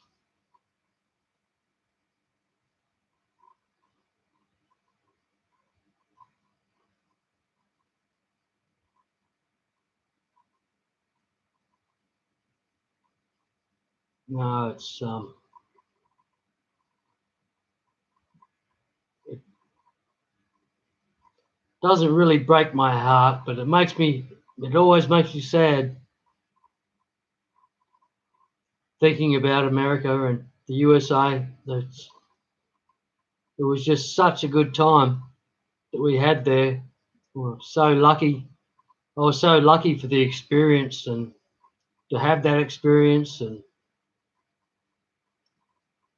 yeah, it was, and I can only just thank every American because, I never ran into any trouble really. I went to the Smithsonian museums one time as a child.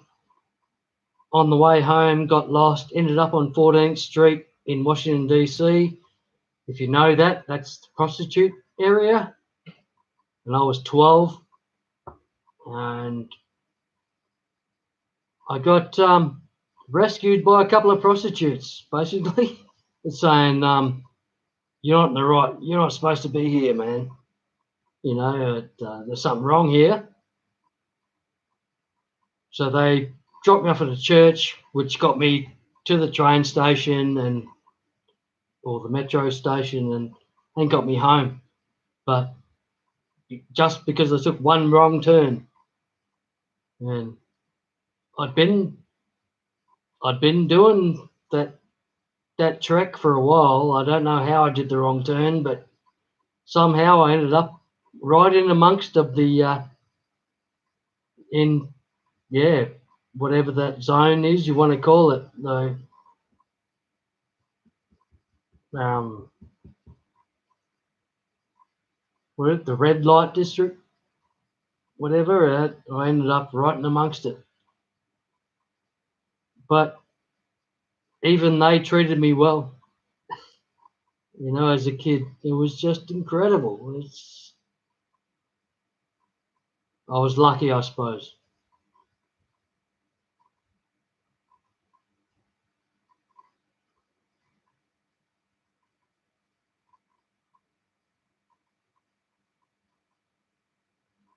Awesome, Alan. Alan Matthews. I'm glad that reminded you of some pleasant thoughts, mate. It's, um, it's reminding me of pleasant thoughts and that as well. It's incredible.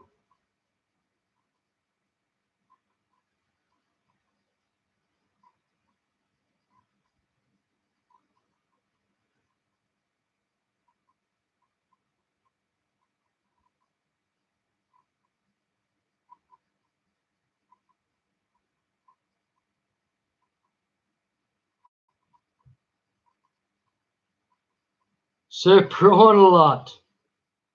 Thank you for visiting, mate. Awesome to see you. That is amazing. So glad to see you, mate.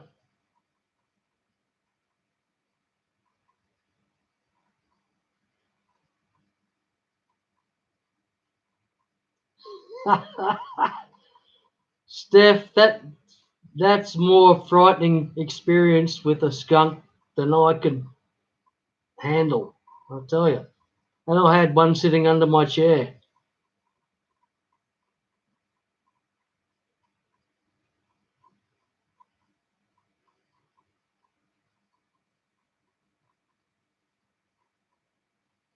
Yeah, doing well, Brawny. Doing well. We're doing what we can. Anyway,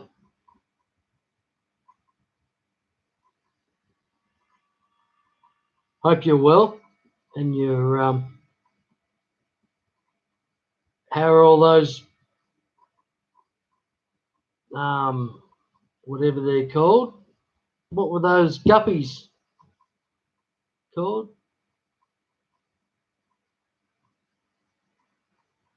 Oh, I can't remember even what your guppies are called. Sorry, Sir Braunalot.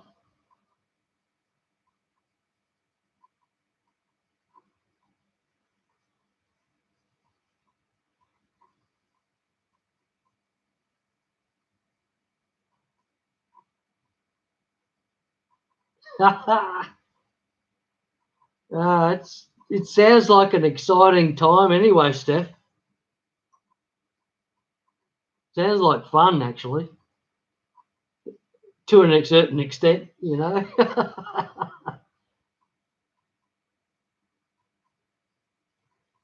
You haven't seen him till this morning. uh,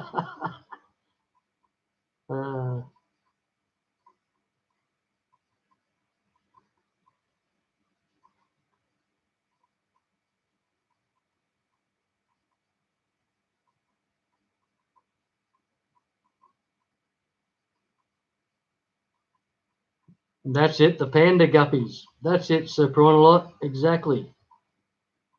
Yeah. Oh, thanks about the yappy. The yabby. Yeah, he's doing all right. Hasn't eaten any fish yet, so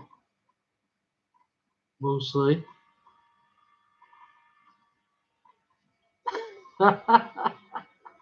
Steph, that's just hilarious. It really is. Because that's, look at how my family took it. That I was stuck under, like I was on a chair, stuck on a chair with a skunk under me. There was nothing I could do. It was not going to finish well, and they just laughed about it and took photos, and that's how it. That's excuse me. That's how it sounds that you guys are handling it too. Got to have a sense of humour.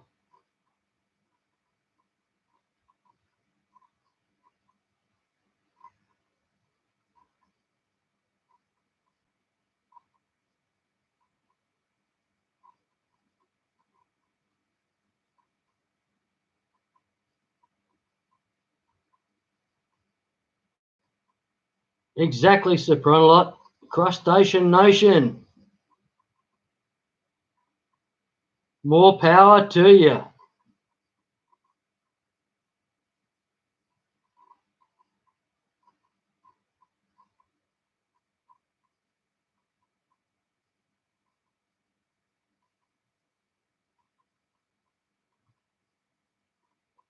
Yeah, thanks, Marcos. Cheers, mate. Take care, eh? We'll see you. See you soon.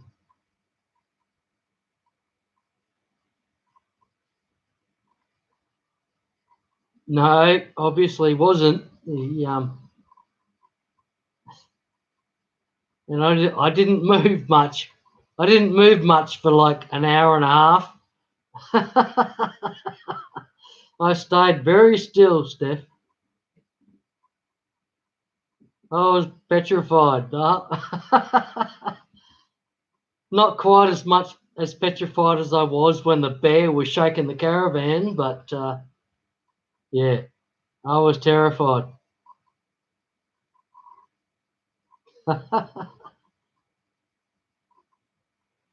Cheers, Chubbs.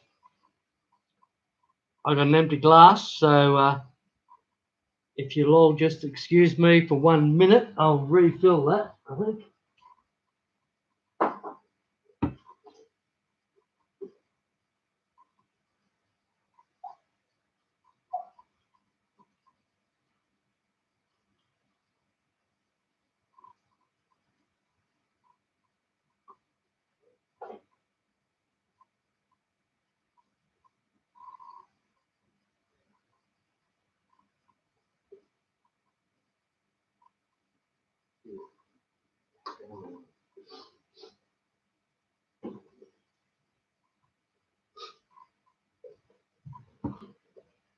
I'm back with a little bit of red wine.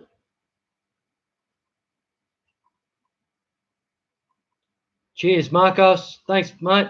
Thanks for coming. Thanks for being here, mate. That was awesome to see you.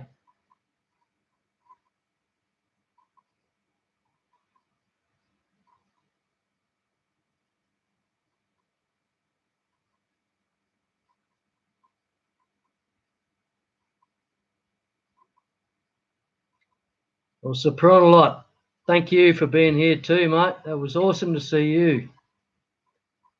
Haven't seen you for a while. I struggle to get up for your stream on a Friday sometimes. But yeah, awesome. Thanks for being here.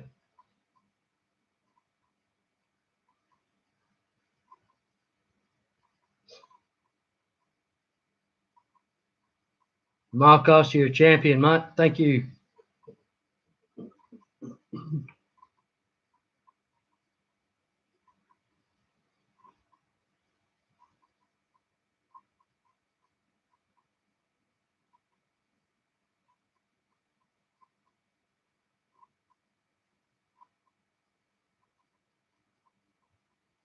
Yeah, Prawny.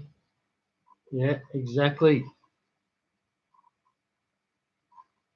Keep it all going, mate. You've got it all started. Keep it all happening, mate. You're doing well.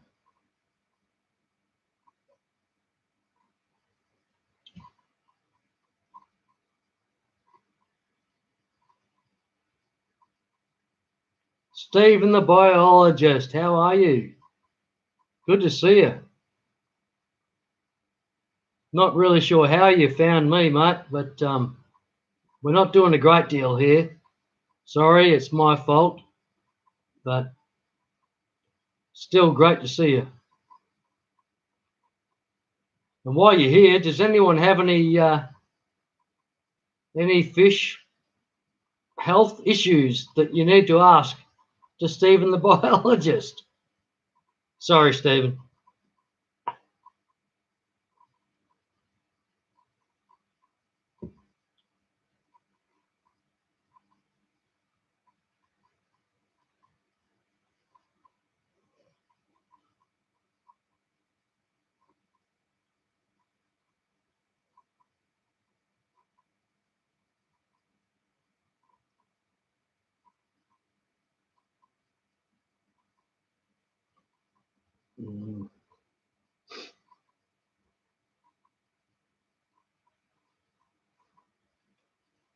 Well, I'd love to be able to put something on for a minute or two, but I just I'm going to go make myself a coffee for a second. I'll be back in a minute. Excuse me for the absence.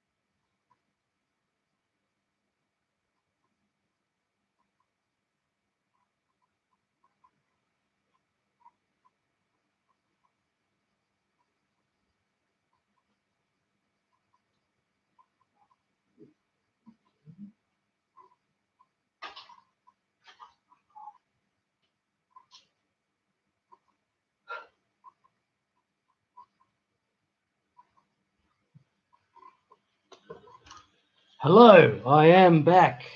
Sort of, kinda. Thanks for anyone who stayed, everybody who stayed.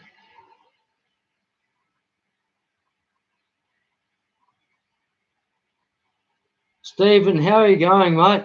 I hope everything's going well with you.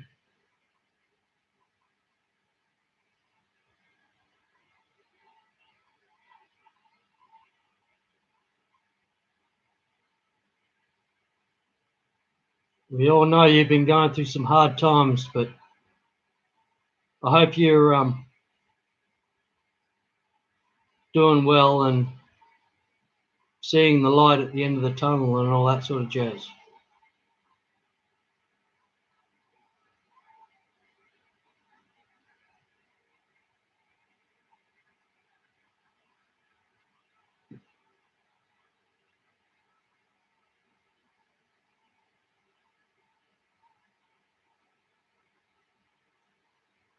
Chris, is that so?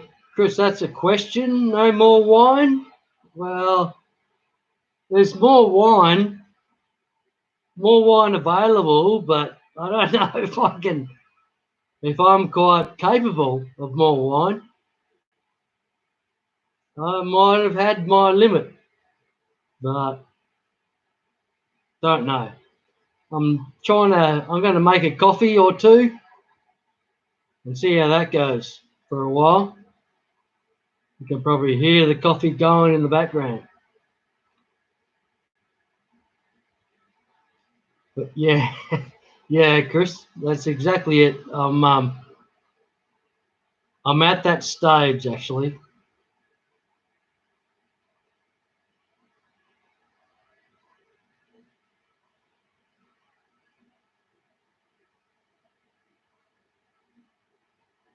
Oh, well, thanks, Stephen. If you're talking about me, that's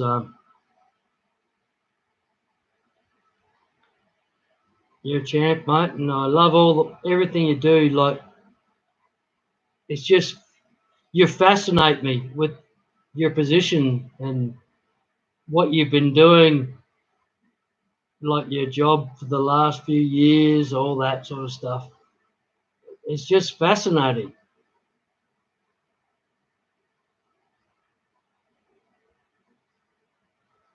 Yeah, Steph, coffee's on. And I'm not a coffee snob at all. I'm like instant coffee. It's not good at all, but I love it.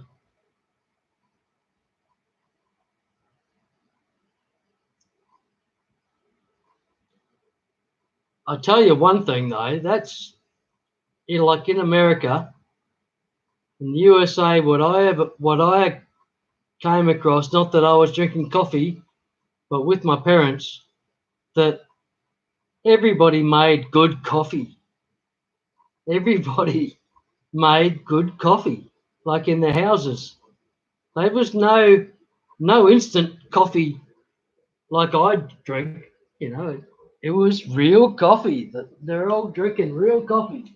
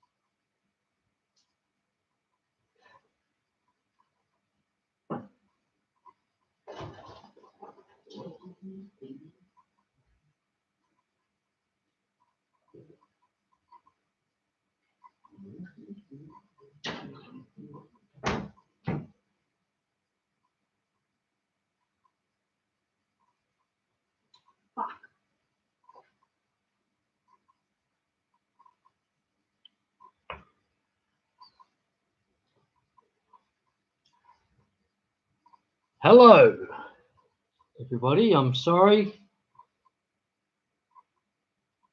Craig Broderick, good to see you. I don't know if you were here earlier, but it's great to see you, mate. Thanks for being here.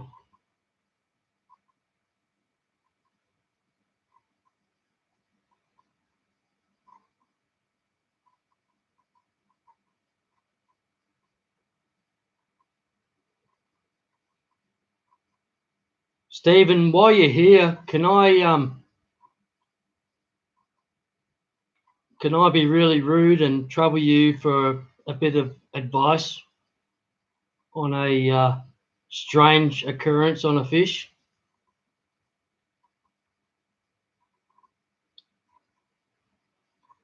It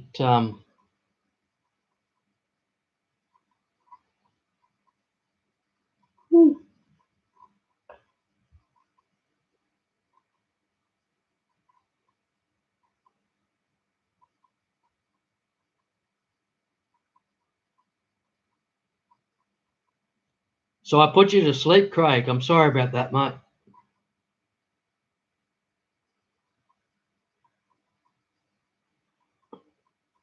Awesome. Well, Stephen, I've got these couple of Australian native fish we call them sleepy cod. Scientific names I don't know, I cannot think of at this minute at all, but like sleepy goby, that sort of stuff. They've got a few names, but we call them sleepy cod. And one of my fish is just cancerous. He's just got these. He's got a couple of flesh-eating disease things on his body, and has since I've got him. And it's just they're still there. He doesn't seem to worry about at all. He's fine. He's just eating and swimming and attacking other fish and everything. It's very strange. But it looks like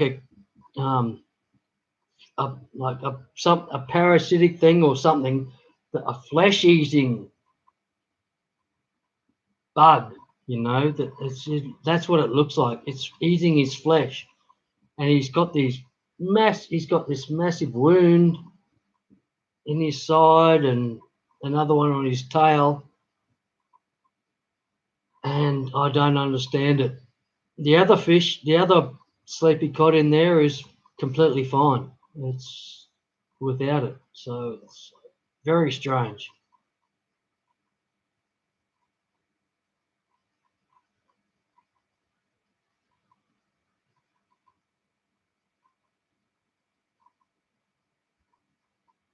Yeah, most probably.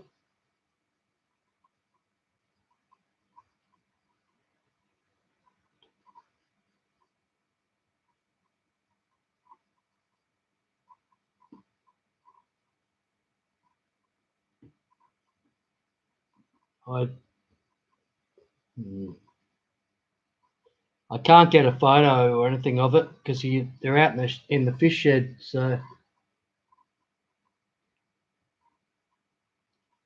and I'm in the house now. So it's yeah, sorry, can't get a photo or anything. But this is like a flesh-eating disease. It's definitely like a flesh-eating disease, and it only just in a portion, and it'll just eat around, like a small bit. It's not like it spreads over the entire fish. It's just a couple of spots on it, and yeah, it's bizarre, but it seems to be eating its way through the entire fish, and he doesn't seem bothered by it. It's bizarre. Um, I don't think so, Stephen. I didn't. I purchased them from from a fish person, like from like a company, and they may have got them from the wild.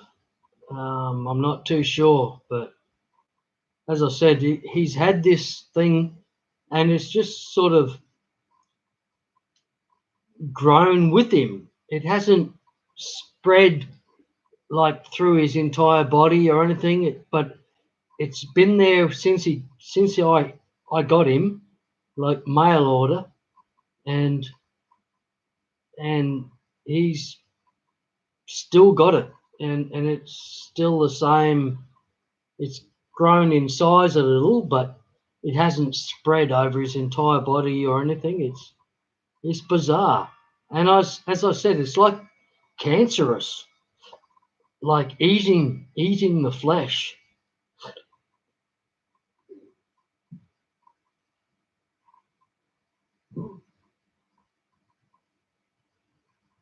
And again, excuse me.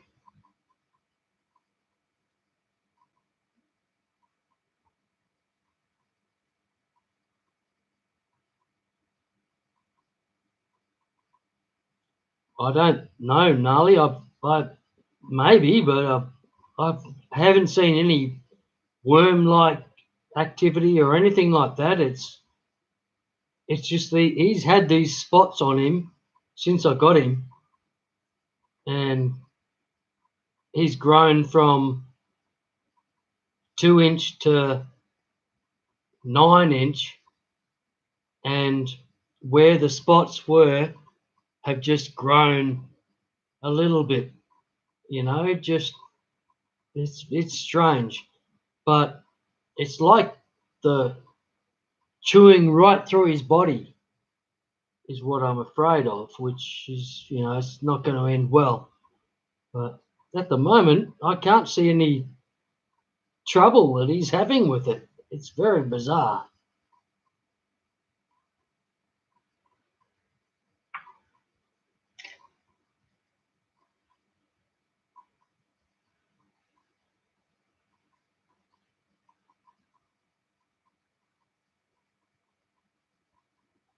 Woo-hoo. Nice hot coffee.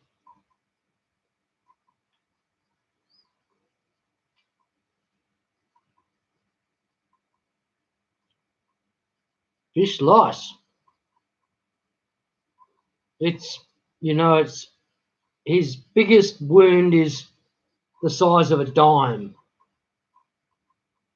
And yeah, but again, he's not showing any ill effects. He's just fine. He swims around. He does all his things, but it's probably about the size of a dime, and a bit scary. That it's just continually chewing into his body, whatever it is. So salt is probably a good thing, and like segregate him and get a good dose of salt into him.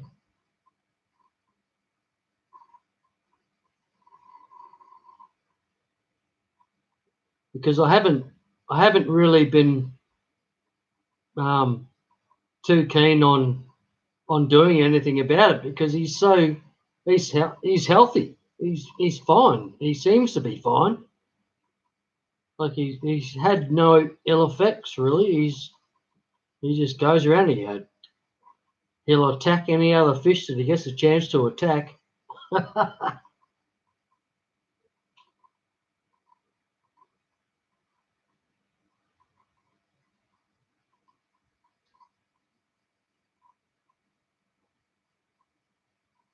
Yeah, yeah, Stephen, that's it exactly. It looks like an ulcerated wound. Yeah, exactly. No, that's it. Oh, as I said, he just shows no ill effects from anything. even though he's got this massive wound in his side. And he just seems totally healthy. But I'd love to get rid of it, whatever it is. So like, I've thought about just putting him into salt, but I keep thinking that because he seems completely healthy, apart from the massive hole in his side, that yeah, I don't know what to do. So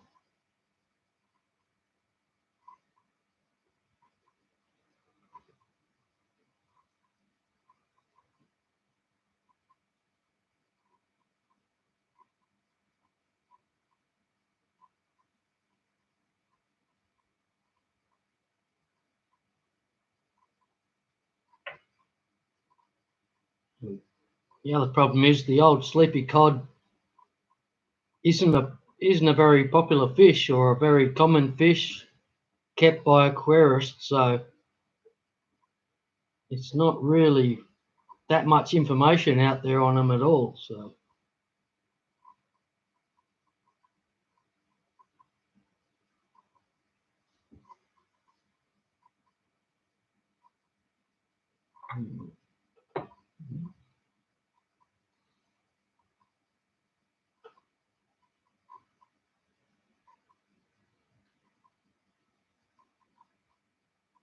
what's that?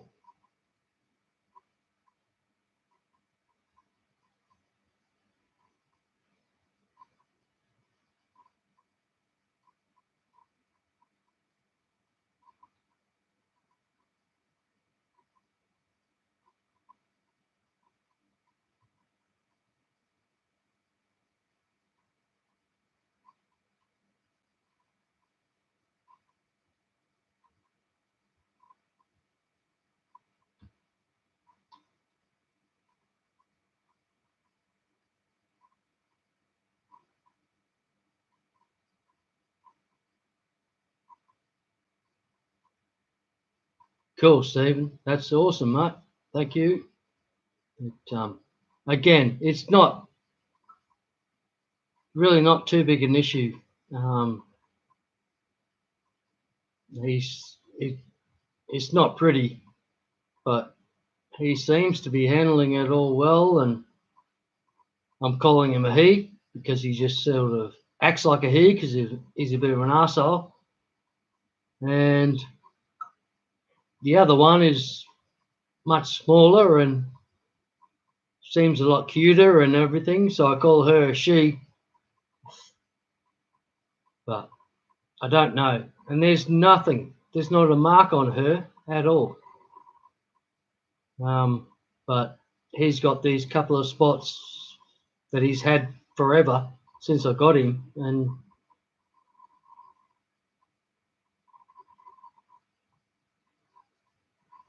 I don't really know like where they got their fish from.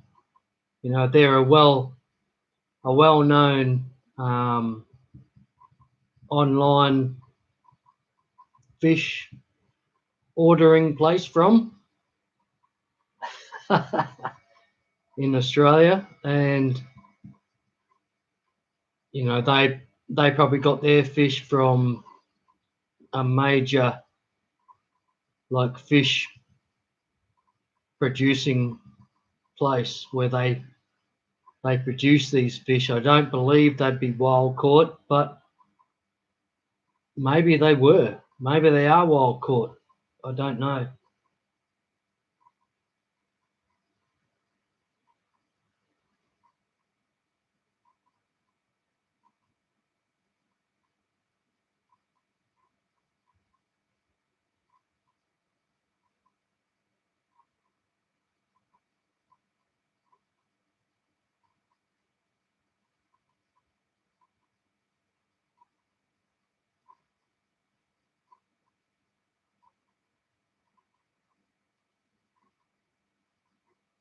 Awesome, Stephen. Thank you.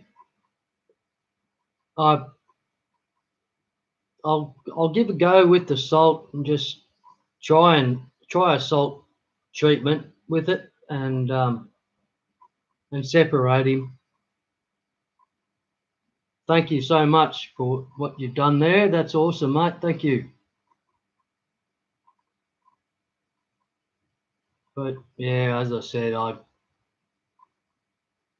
didn't want to do too much without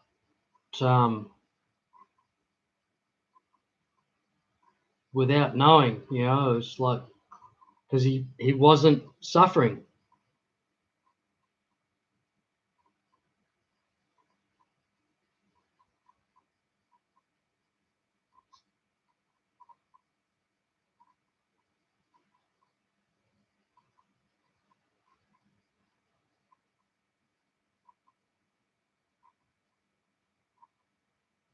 Awesome, Stephen. Thank you very much, mate. You're a champion.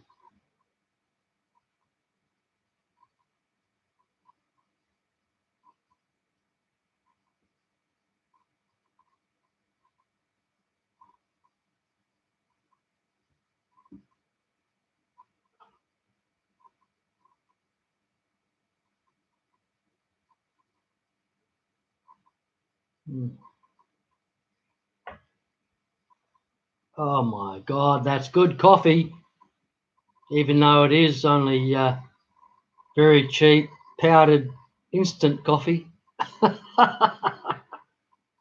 I'm sorry.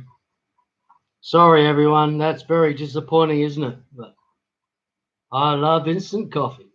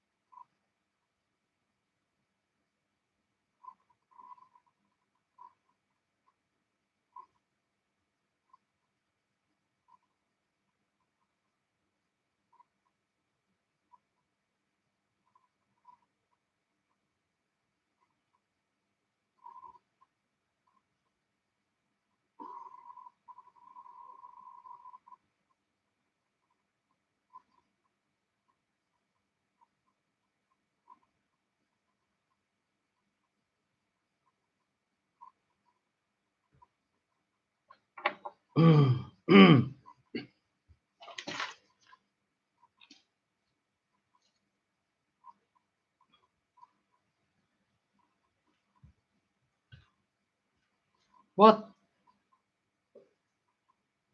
That didn't work out. I just broke a pen. Tough.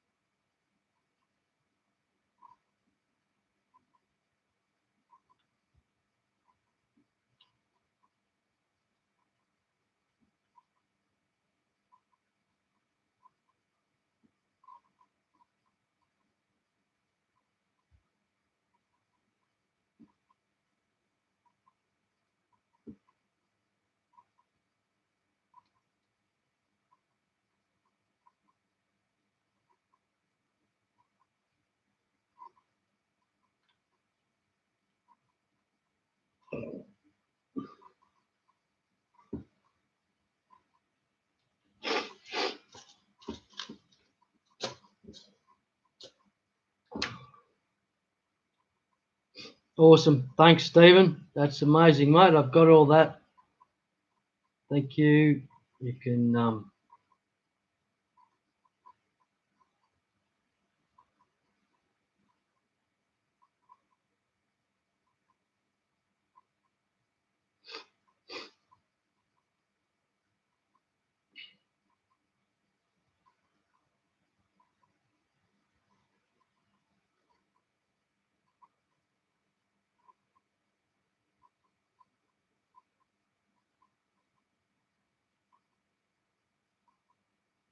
No, that's awesome, Stephen.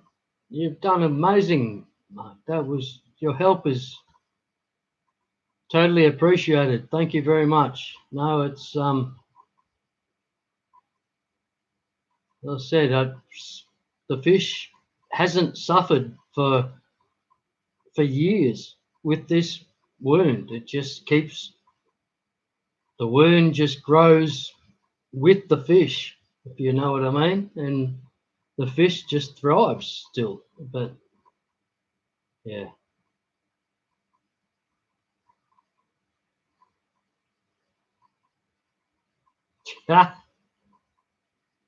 Thanks, Chris. Chris Bowl. You're a champion, mate. Thank you for being here.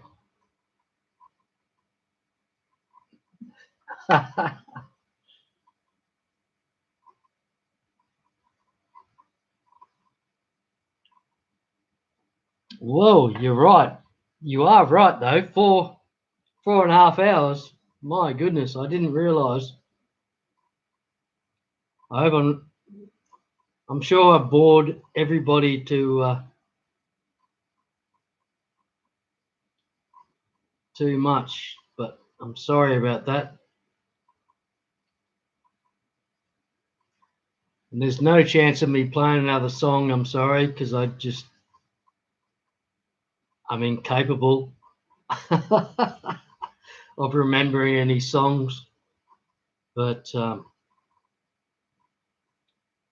Manchester United, hooray!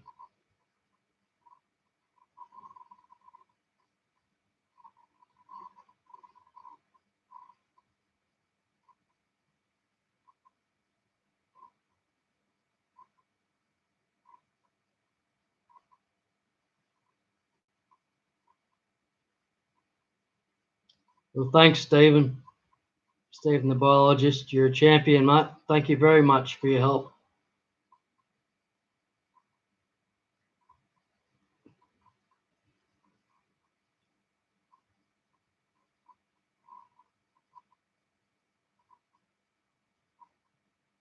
Cool, Steph. I'm glad you've enjoyed some of it anyway. I hope to make it enjoyable, but I'm not too much of the old presentation person. I struggle a little bit.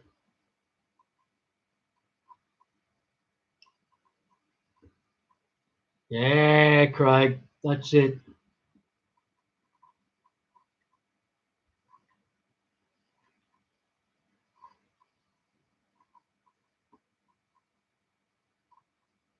I believe my Melbourne jumper number was number 6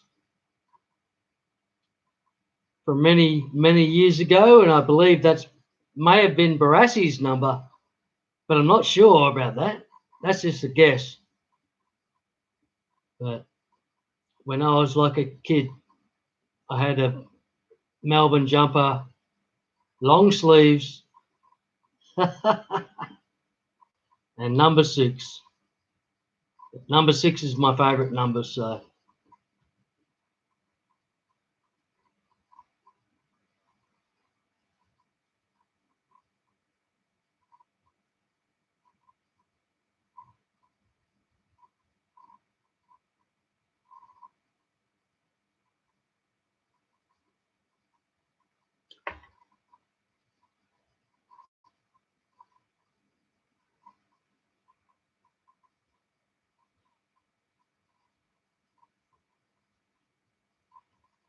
Again, thank you all for being here. Sorry I'm not being overly entertaining or anything, but we're trying. Barassi's number was 31, was it? Right. Yeah, well, that'd be right, Craig. Yeah, I can't remember. I don't know how. I'm thinking 6 because that's my favourite number. I don't know. I cannot remember my number that I had on my jersey as a kid, which is really bad, isn't it? That's shocking. And I don't have access to the jersey now, so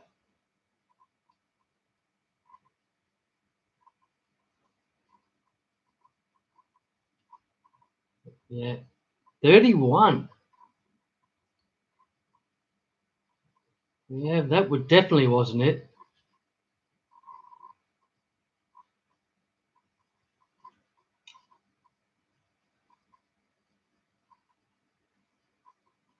Mm.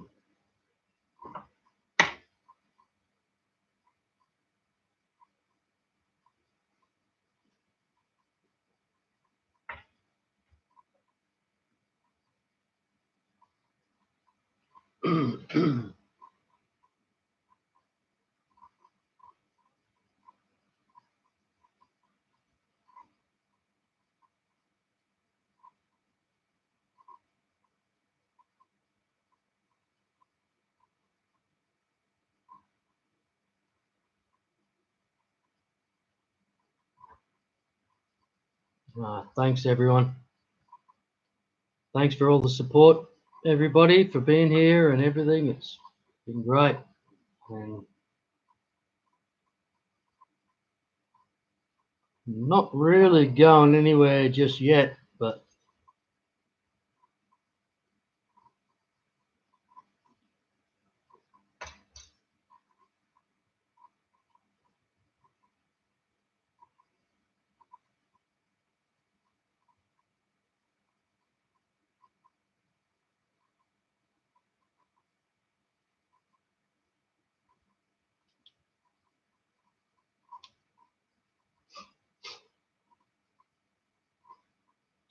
so a quick question to everybody that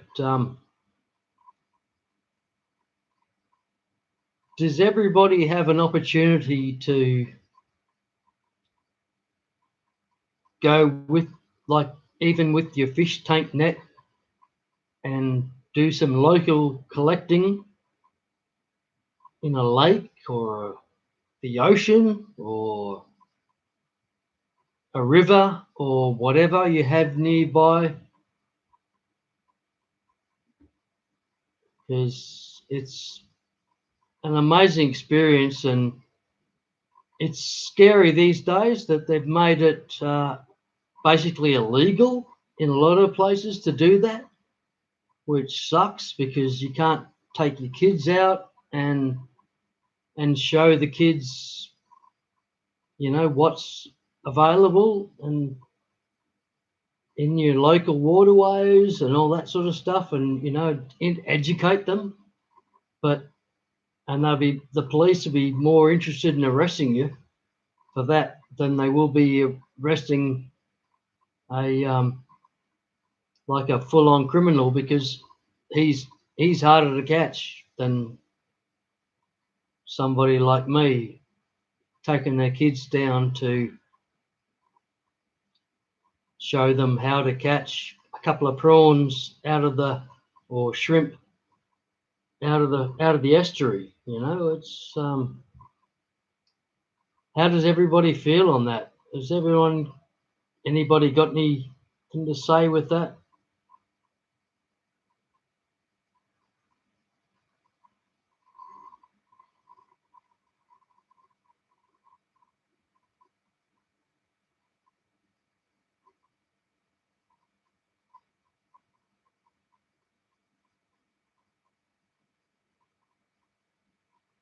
Yeah, cool, Alan. Again, I cannot see how they can make it illegal to, but yeah, it's interesting. Chubbs, still here. Thanks, mate.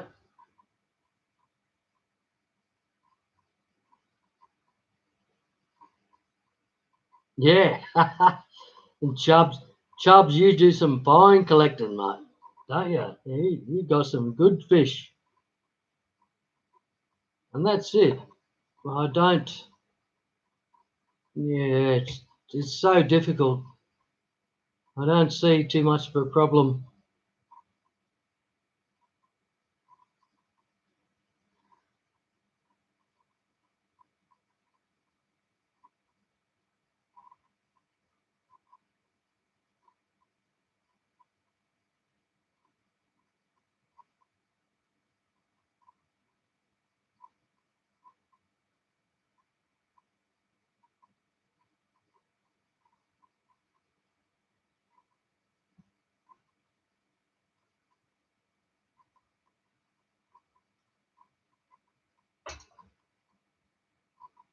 Yeah, exactly, yes. I agree, mate. It's it's controversial or whatever you want to call it, but yeah, I agree. It's a difficult thing. You know, as long as you're not clearing out a clearing out of an area or whatever, it'd be fine. But we're not. That's not what I'm talking about. I'm just talking about social gathering. You know, and you have a fish tank net, put it through weeds for 5 minutes, and the game's over. You know, you've got a few shrimp. You might have a fish if you're lucky, and and you go with it with that like that. And why is that illegal? You know, you can show the kids what's growing. Like I can't even go anywhere near the water without getting busted. Basically, I don't know how they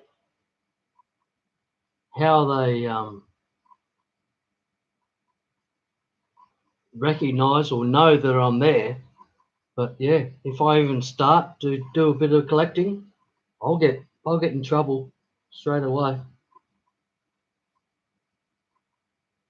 And it's crazy. Never used to be like that. Kids used to go down to the creek, catch a few fish, have a bit of fun, put them in fish tanks, all that sort of stuff, and learn about biology. But no, now it's a criminal offence, basically. It's crazy.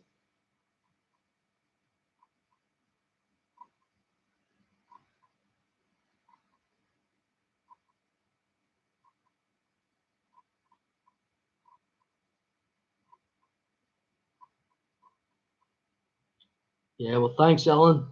That's Thanks for thinking of that. That's amazing. It's all helping. I've got, as I said, I'm not there. These two fish are by themselves. The and they're not risk of anything happening to any other fish, and it's only happening to one of the two fish, which is very surprising. And he's had it for life, and I'm, I'm thinking of a bit of a salt treatment maybe, but really I'm not that concerned because he's just in immaculate. He's fine. There's nothing wrong with him. He's an arsehole, really. Wants to attack other fish.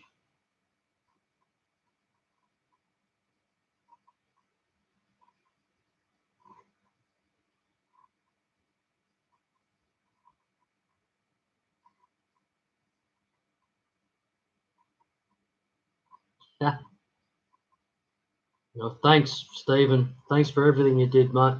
That's awesome. Great information. Thank you.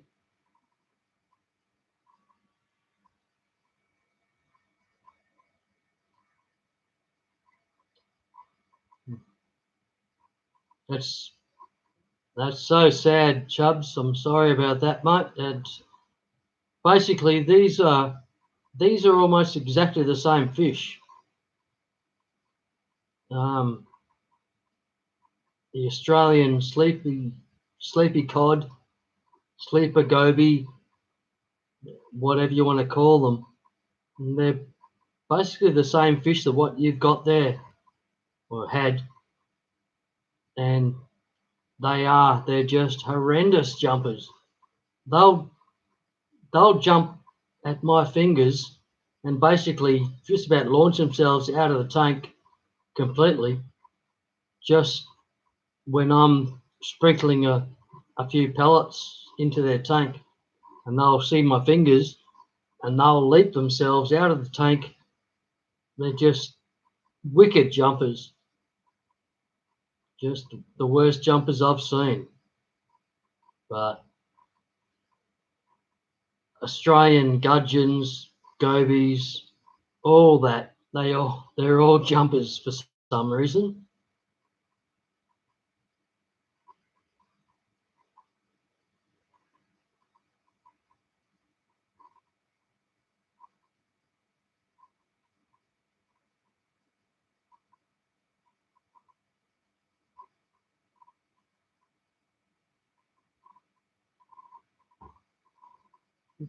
Thanks, Stephen. That's another lot of awesome information there. Very useful.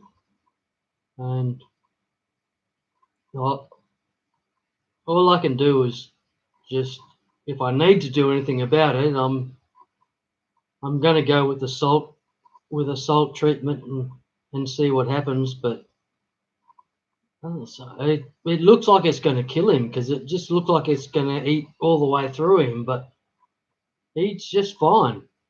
He doesn't seem to worry about it, which is so bizarre. But I love him. He's a champion fish.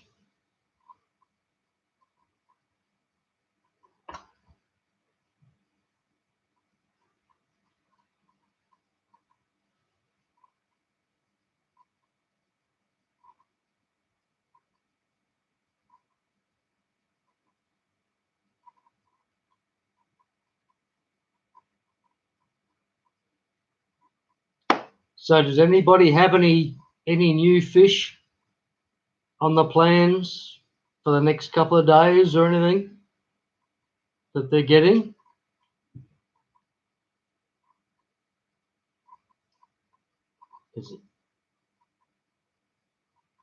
I want to go and get a couple more, what are they called? Bumblebee gobies. I got a couple of months ago or something, and they're just awesome. They're about a centimetre. They're tiny, and they're not growing, but they're just tiny, very cute and amazing fish. Very personable. Come out whenever you go up to the tank, and they come out to visit. But yeah, they're tiny. So I'm looking to get another couple. But apart from that, I've got no plans. Oh, L33s. Nice, S.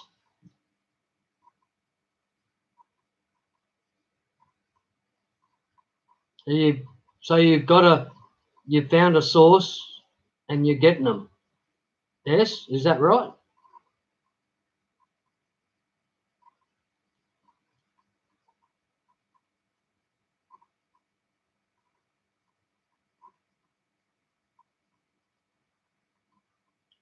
I saw your banjo catfish chubs.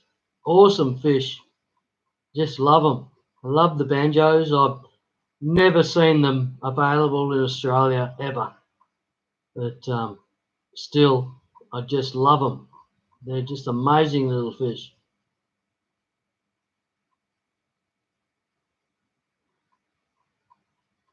Awesome, S. Congrats, mate. That is amazing. Hope you get a good breeding group going, and they provide for you, mate. They're awesome fish.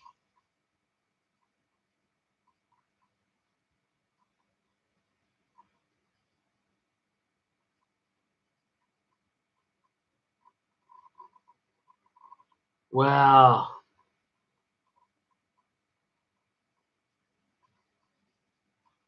No, I haven't, Craig. I would love to. I've always, probably, I don't know for how long, 20 years or so, I've always loved to, and I've caught a couple that are just about 3-inch fish, which is just perfect size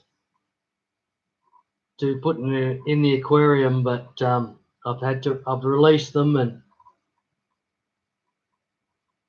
that sort of stuff. Yeah, would love to. they would just be the most amazing aquarium fish, but highly illegal here. So I haven't done that. But yeah, how about yourself?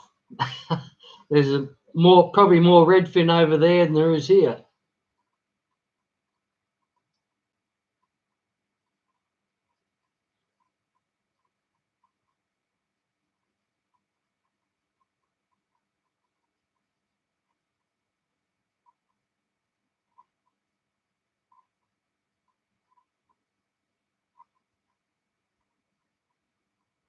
Oh, very cool, Stephen.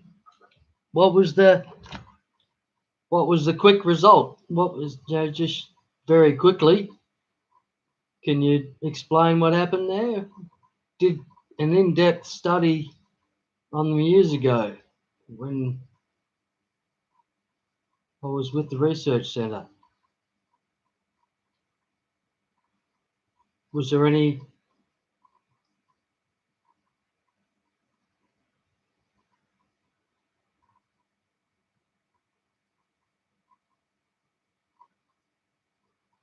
Yeah, I agree, Craig. They're just amazing fish. They would just be beautiful in a tank.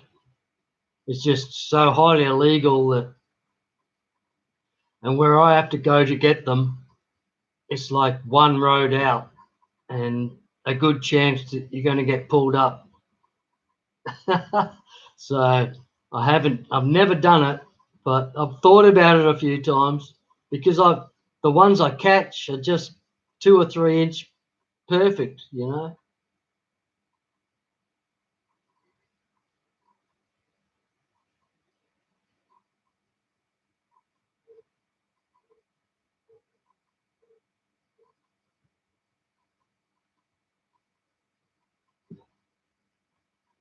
I don't even know if banjo catfish are in Australia.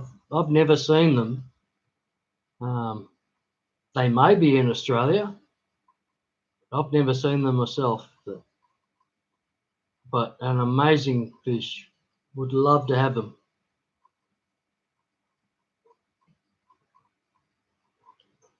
Excuse me, just getting a drink. I'll be back.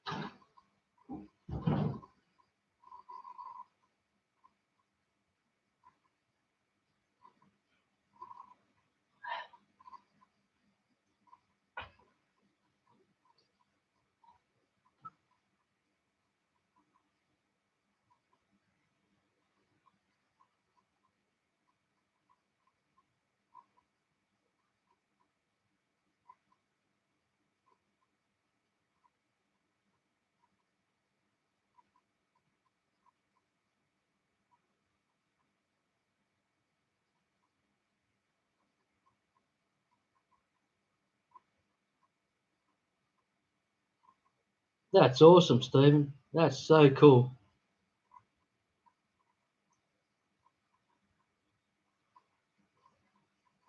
Internal shell like no other catfish. That's amazing.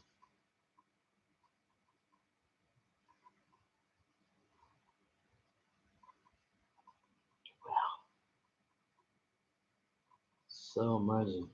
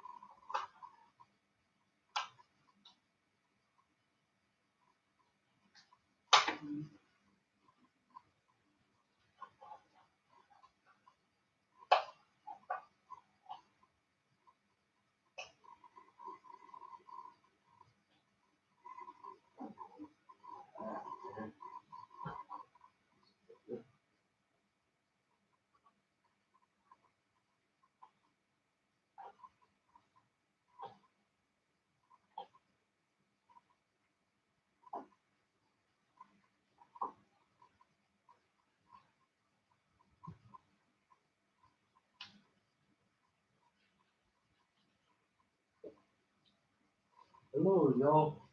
I'll be back in a sec.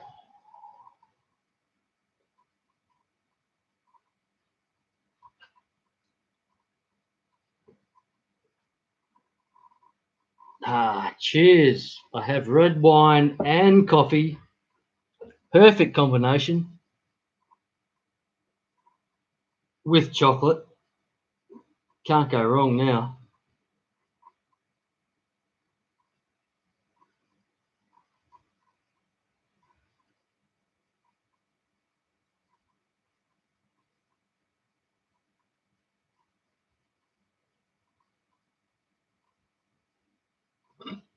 Mm.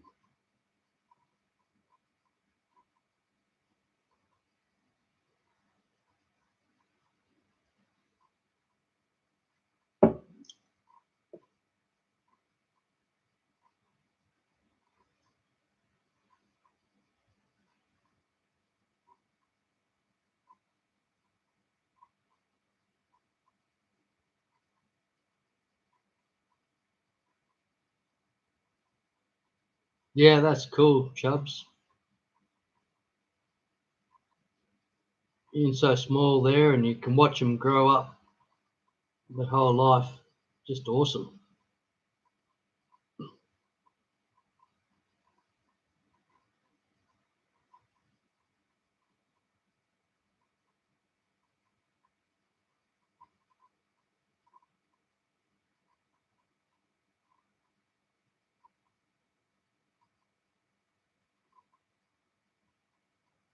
Oh, yeah.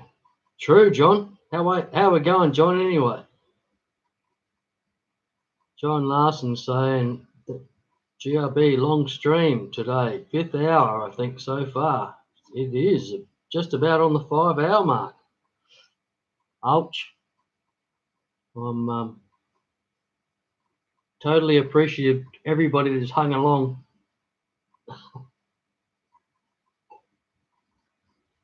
for this thing, and I hope you've all got something out of it. And thanks, Stephen the biologist, for helping me with a couple of things with my fish. It was great.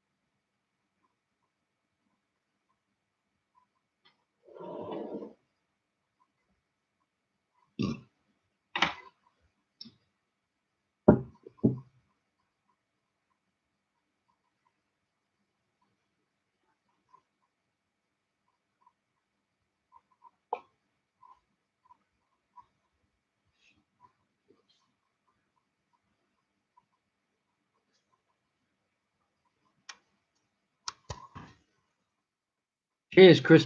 Oh, that's awesome, mate. I hope so. And again, thanks for being here, eh? It's awesome to see you.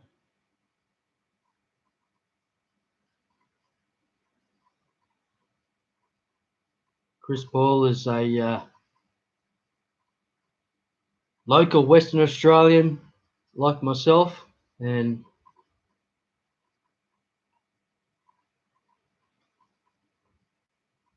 it's great to see him here.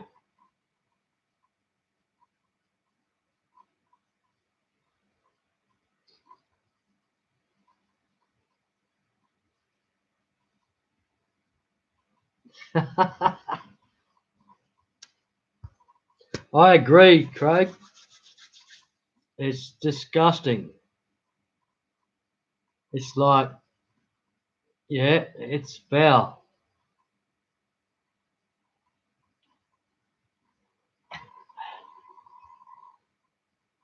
I noticed that myself when we looking at, but the inside's clean. Never clean your coffee cup. Good plan, John. I'm with you, mate. I had a guy, no, like a boss at work, one of the chemists that, and he never cleaned his coffee mug for, I don't know, it was something like 20 years or something. It was black, just black inside. The inside of the coffee cup. He just never cleaned it. It was incredible. And just kept using it because he said it made it taste better. I don't know about that, but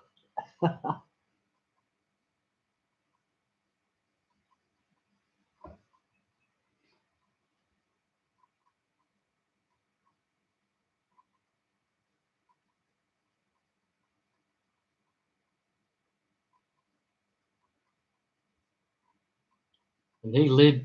He's still going, like 15 years into retirement now, so he's doing well. So that plan must have worked well.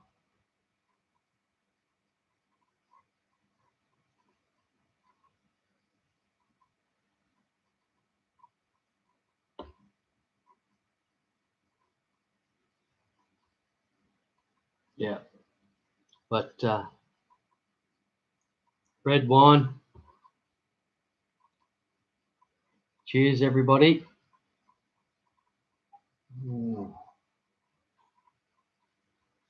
Oh, that's amazing.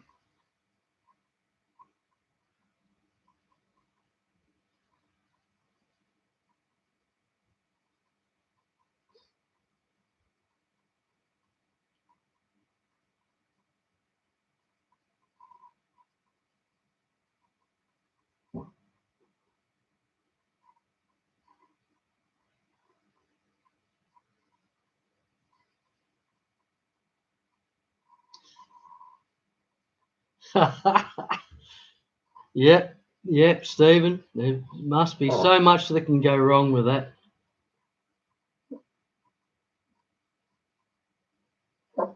Red wine make you feel so fine. Exactly.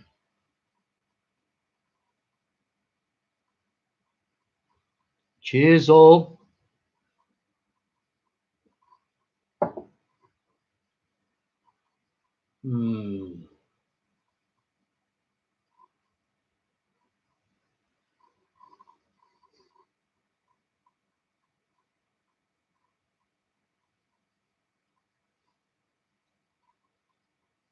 Exactly. Stephen, I don't know if you've got anything to do with any of all this, if you have any knowledge of it, but I've been thinking about it earlier that when I was a kid, there was no such thing as, well, none of the children had peanut allergies, and now in Australia, it's more than 50% of the kids have peanut allergies. What happened in the last 20, 30 years, whatever? What are we doing different that has caused all these peanut allergies? It's incredible. It's frightening, really. There's something wrong. There's obviously something wrong to have that much of an increase in peanut allergies. Something's wrong. Maybe not your field, but yeah, I don't know if you've heard anything about it.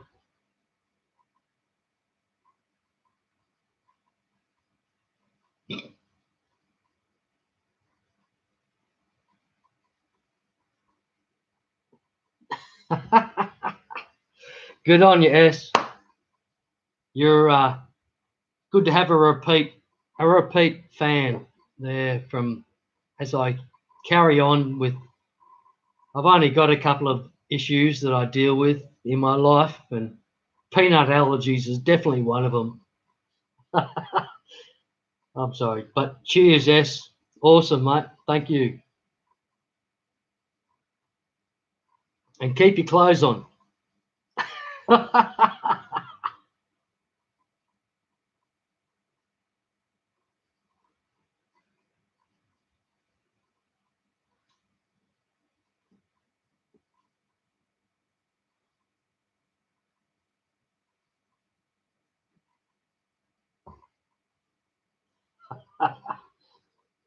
For those that don't know that, I'll quickly, if S doesn't mind, I'm sorry, but you're probably not going to have time to say that you do mind, but it S got like identity thefted by some dude on a stream earlier, where he sort of somebody tried to steal S's identity, like his whatever you call it, the the logo and stuff. It wasn't quite right. It was a bit different. But it was amazingly close. And they yeah, and it wasn't S. It was somebody else, and it wasn't real promising. It was like, yeah, some guy in the background, naked,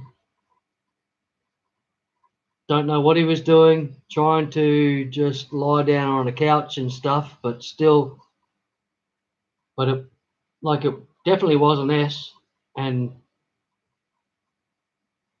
etc. But he had used S's logo and so forth. So it's a bit disgraceful. So it's just showing how easy it can be for people to get completely sharked, or whatever you want to call that. It's just not right. But S has taken it well, aren't you, mate?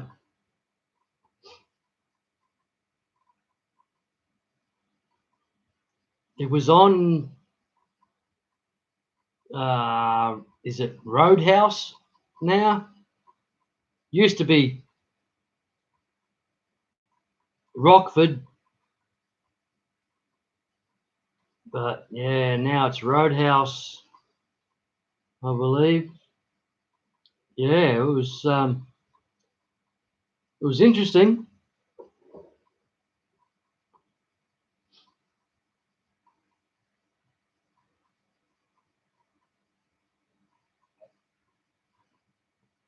Roadhouse, I don't know what his channel's called these days. Is it Roadhouse Aquatics, or but Roadhouse Roundhouse, isn't it? Roundhouse, like the trains have a roundhouse. Roundhouse Aquatics, yeah. Cheers, S. Yeah.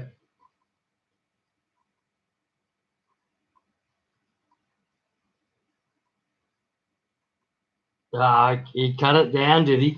Yeah. But it was, I couldn't believe it was happening in the background. It suddenly, like it was, it's just a window there, like when you have multiple people up on the panel, and there was just a panel there, and S. Oh, I'm thinking that doesn't look like S's place, but oh well, yeah. And then suddenly there's Vernon Part 2, exactly, S. That was it. There's suddenly there's like some bloke in the background that's naked, and hang on, what's going on here? Yeah, and we're still not sure what happened, but and we probably never know now because Roundhouse or Rockford has taken it off. So no, well, as long as you're not harmed by this, it's still, why were you targeted? That's interesting. That, why were you the person that was called up? And it's a bit scary. Anybody can just get identified like that. Not good.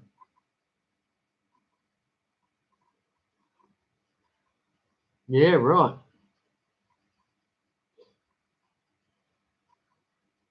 He's pretty well. He's pretty well on camera. Whoever it is on camera pretty well on that thing. So Rockford shouldn't have. He should have reported it more than cancelled it, in my opinion, and made it reported. But oh well.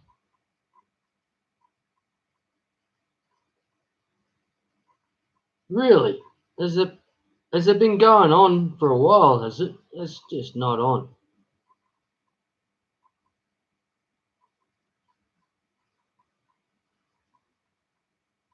That's just not on. I don't know. Just makes you wonder what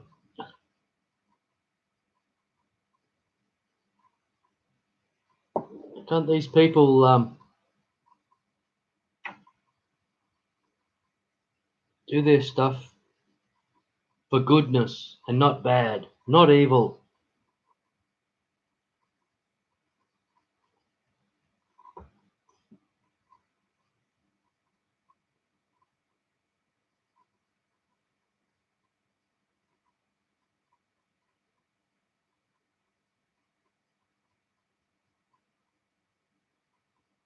Well, that's interesting, Stephen. You saying that is very interesting. I wonder what the chances are of tracking him.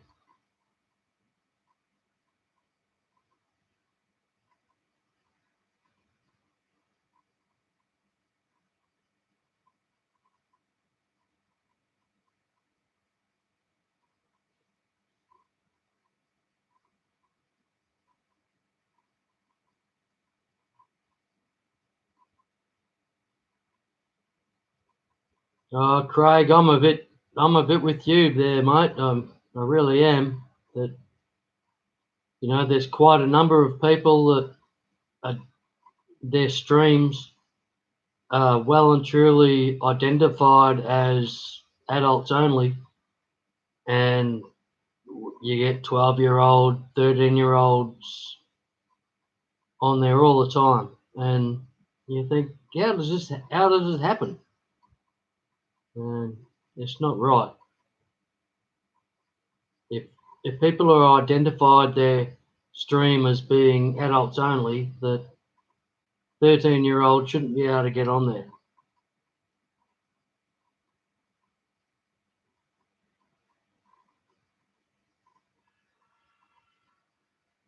But like most of our streams and that are pretty much all age friendly.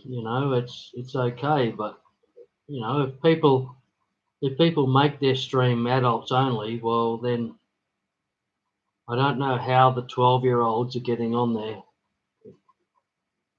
until you see a 12-year-old um, make an account on whatever computer program, and they just age 44, and they're 12. It's like that's how easy it is for them to scam the system. It's like, come on.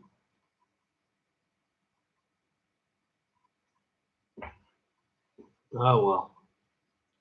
I'm old. I'm getting old. I'm getting more like my old man every day, which sucks. Although he's a champion. My old man's a champion, so that's probably a good thing that I'm getting more like him. But I just don't want to be an angry old man.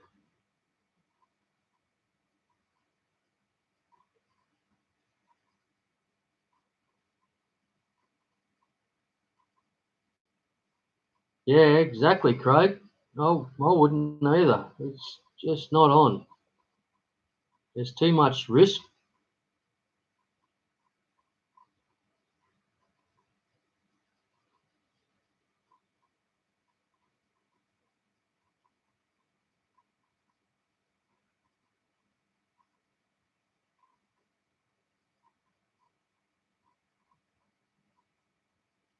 Yeah,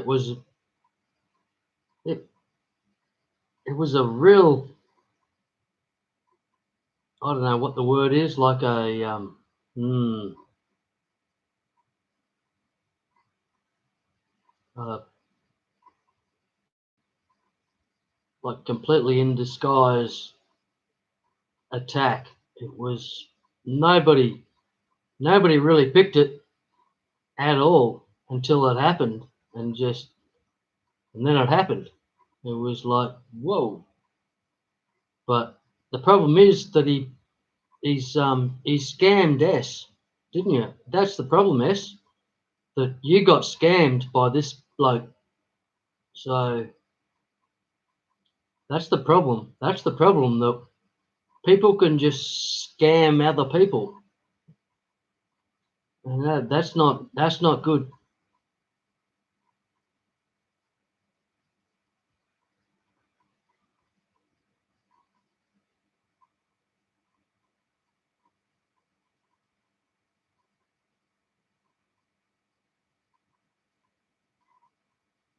Yeah.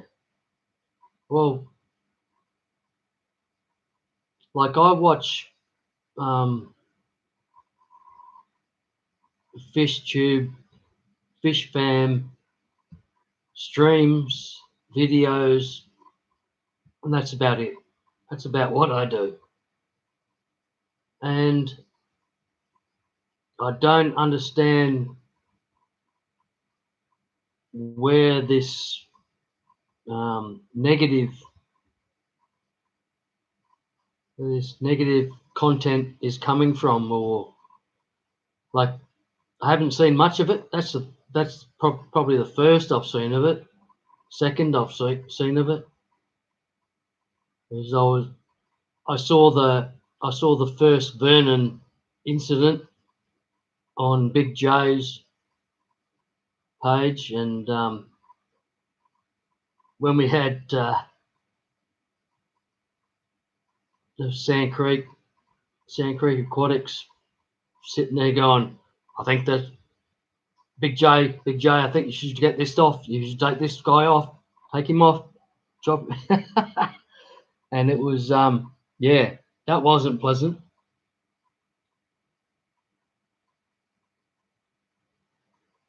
But apart from that, that's it. These are the two incidents that I've seen the whole time involved with the fish fam, and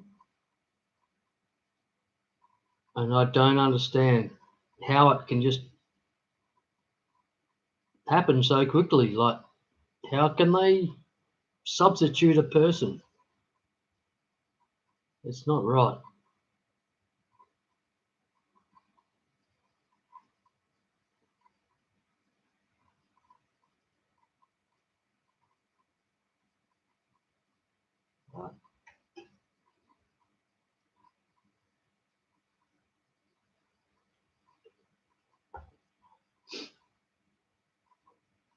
Again, everybody, thank you all for being here. It's been amazing. It's been amazing to have everyone here for 5 hours and 20 minutes. Is that right? Wow. And you're all still hanging around. Thank you so much. Sorry I haven't got anything planned, or no, I can't show you my fish tanks because I just don't have that. I'm running off a bodgy laptop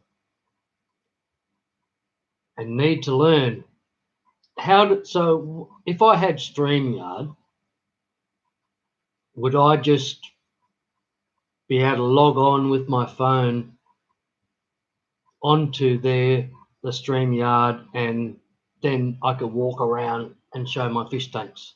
Is that correct?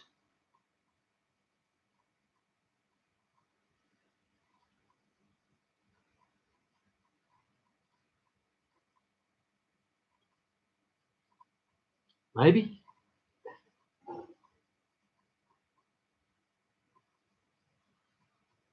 No, I agree, Craig. It's not the place.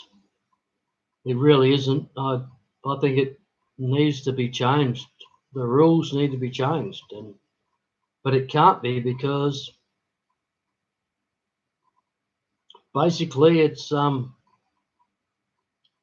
they educate them these days. It's like on internet and all that, and so they need to be on the internet. It's just insane. It's so scary. I'm thankful that I'm not raising kids now. You know, it's just insane. It's so frightening what's going on. It's so amazing.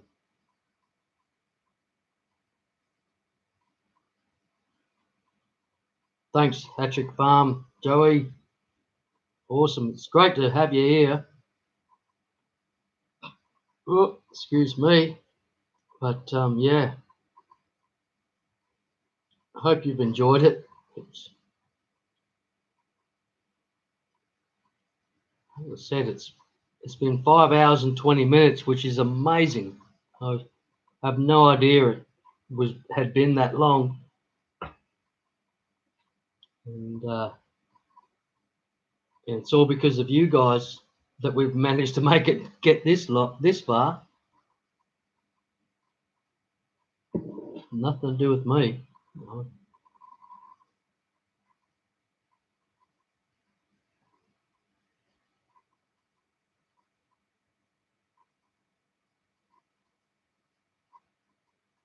Yeah, John Larson, I agree, mate. It's crazy. My lady friends, like her kids, um, got a 6-year-old who is just a computer wizard, and he, he's got all these child-friendly sites that he goes and looks at, and they're not at all. They're like it's a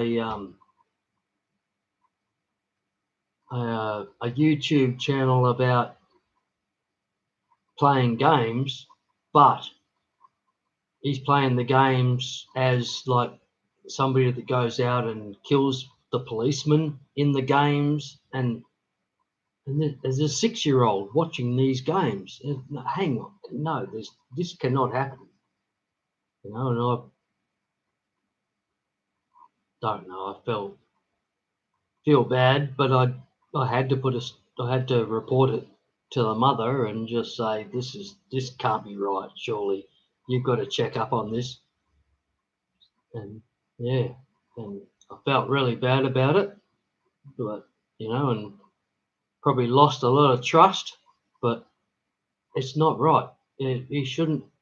A 6-year-old should not be looking at those sort of videos on YouTube, even if they are just games. It's not right. I'm sorry.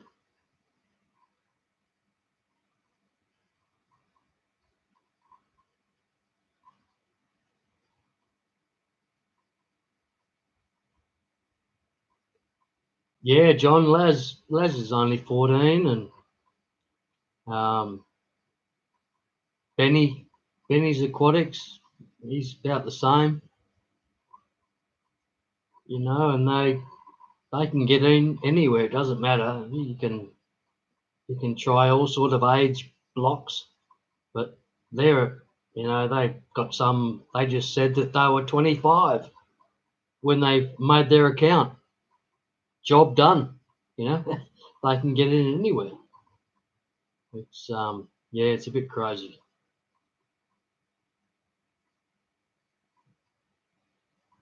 And I'm not saying it's bad that those people shouldn't be in there and all that. It's just, it makes it so tricky. It really does. Like I'm having a red wine and all that, and I'm probably not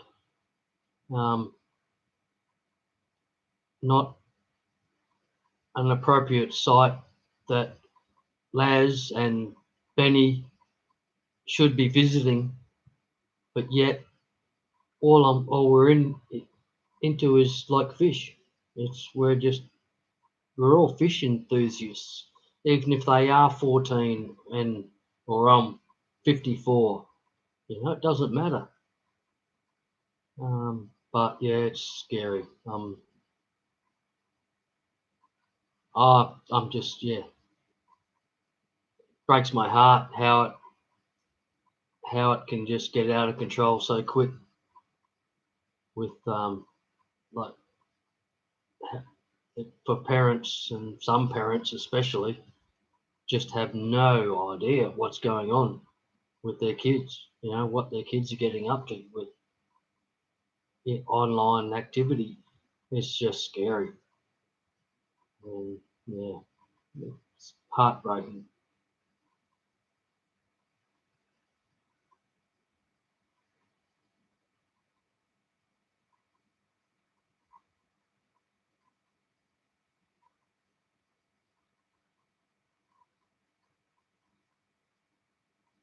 Yeah, well, that's it. There's all the PG-13 or whatever, Stephen, as you say, but it's not. If they make their account, their YouTube account, and say they're 42, they're 42. That's just It's just frightening, for what they can be exposed to. Well, like on the Rockford thing tonight, they might have been. There's quite good possibility that Benny or Lazarus or whoever, the 14-year-olds, 13-year-olds, whatever, might have been exposed to that, whatever it was that was going on that little stream. It's just not right. Hey, Chubbs, welcome back, mate. Good to see you back.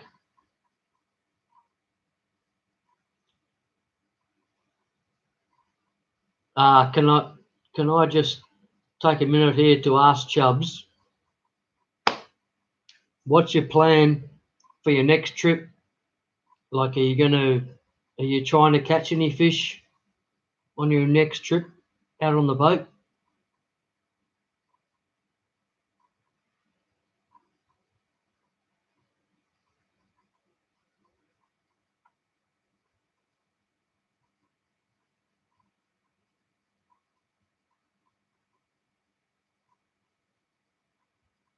Yeah, true, S. Very true.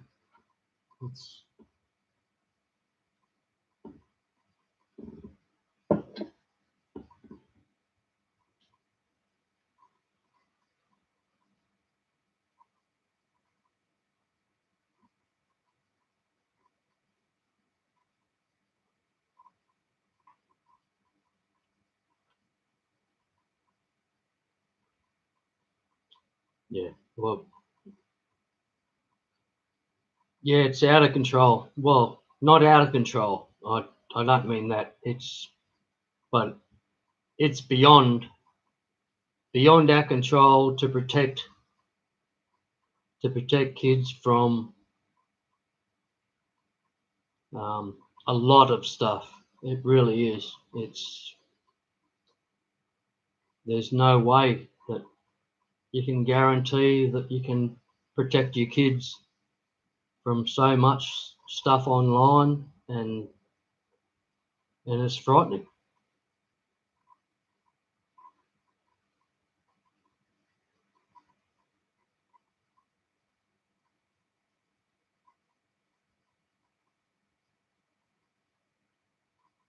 Cool, Chubs. What's that? Is that pygmy sunfish or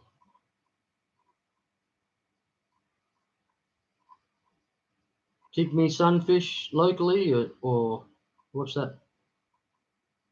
Midgemum.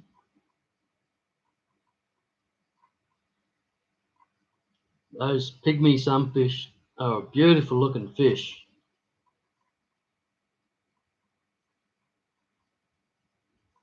I've been lucky enough to get hold of half a dozen, I'll call them pygmy, but tiny, oh, hang on. What are they called? Florida flagfish, or whatever they call them. Florida flagfish, American flagfish, whatever they're called. But just, I've got half a dozen of those in a tank, a 3-foot tank, that's just, the whole bottom is covered probably about 6 to 8 inch deep with Java moss, the bottom. And they're doing amazing. Like, big tank for a small fish, but a lot of people complain about them being nippy and all that sort of stuff, and they're not hassling each other. They're just sort of work each other into pairs, and there's a couple of pairs starting to form, but they're still too small, but they're starting to form. And yeah, and just amazing fish. They are just spectacular, and they are so stunning. Like, the colours on the males are just, wow, it's just breathtaking what they can do, the males. The females, maybe not so flashy, but still beautiful. And the females always seem to have a cute personality. Oh, I don't know if anybody notices that, or anyone. It's just me just being stupid. But I just like, if most of the female cichlids, and that, when you like, and people are saying, how do you pick them when they're small? And, well, I go on personality. And they say, what are you fucking talking about? What do you mean by that? And, well, the most of the males are little assholes, and the females are just cute. And that's how it, and it turns out true that the females are correct and the males are correct most of the time. Not all the time, but a lot of the time. That the males are assholes and the females are cute, and that works as a judge of judging cichlid male female sexes. Well, there you go. There's a totally a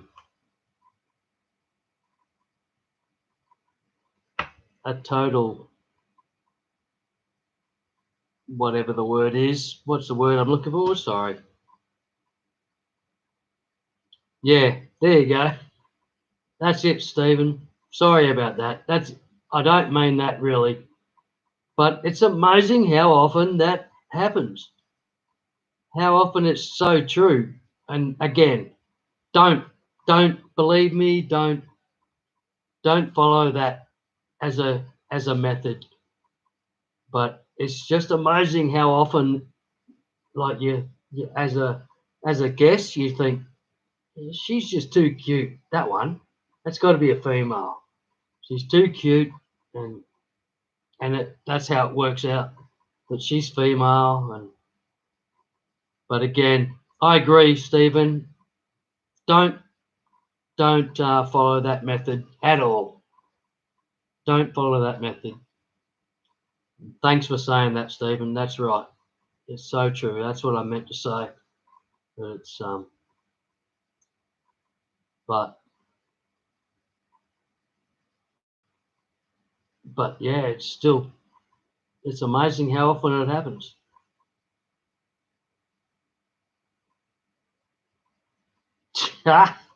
Right, Chubbs? Yeah, pretty much.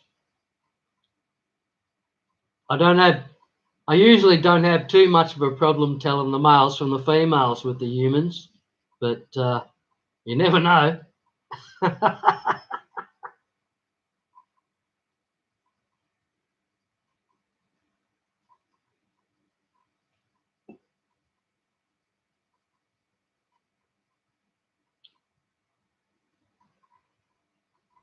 Hello, Patty. Good to see you. Thanks for dropping in. It is for real right now, but yeah, I'm not capable of too much. I'm sorry, but we're trying. We're still going.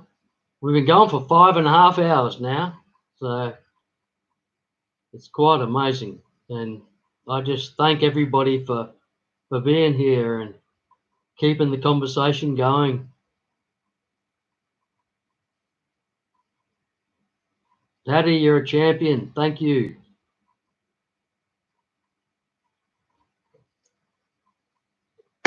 Please bear with me 1 second. I need to refresh my coffee and maybe my red wine.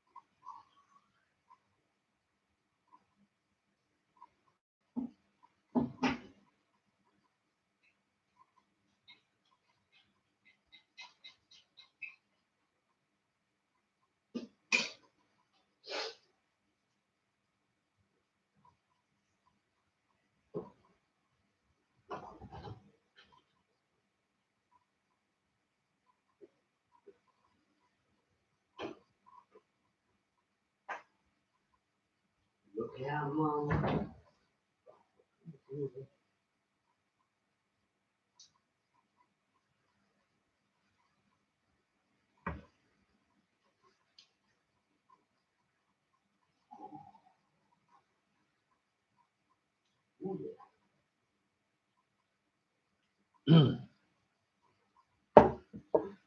Okay.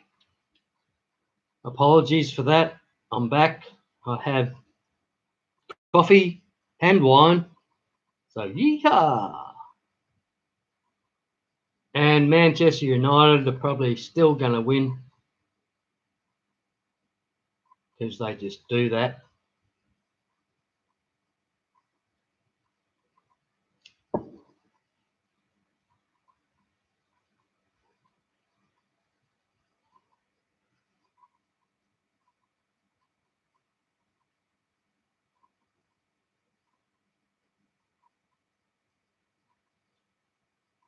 All right. Well, Patty, I don't know what we were actually talking about, but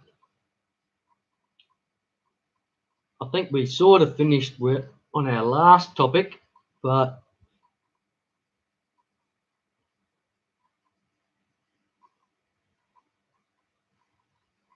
can anyone answer me, like, where do you get, if you were going to get a dog or a cat, where would you get that dog or cat from? Would you get it from a a rescue, or would you go like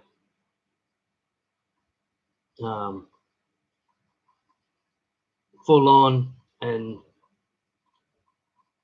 pay thousands of dollars to get a purebred?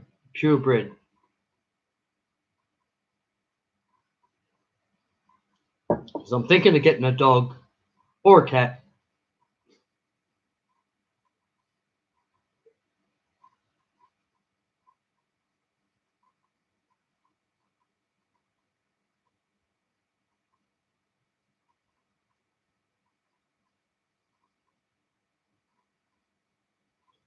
No.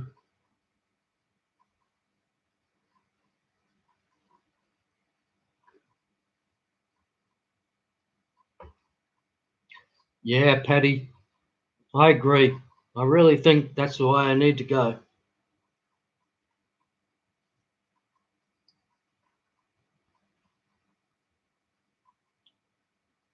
Oh, it's 1 a.m.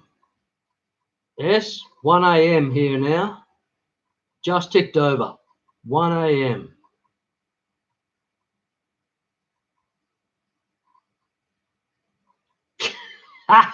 John, classic. Yes, exactly. How's that? That's fucking freaky, isn't it? Holy hell. Shooting the dog walker. My God. I would not have thought like dog walking would have been a high risk job, like risk of being shot. That's just insane. I don't know what's going on. I really don't. That's there's something going on there. But yeah, I agree, Patty. I think I need to adopt. I'd love to adopt.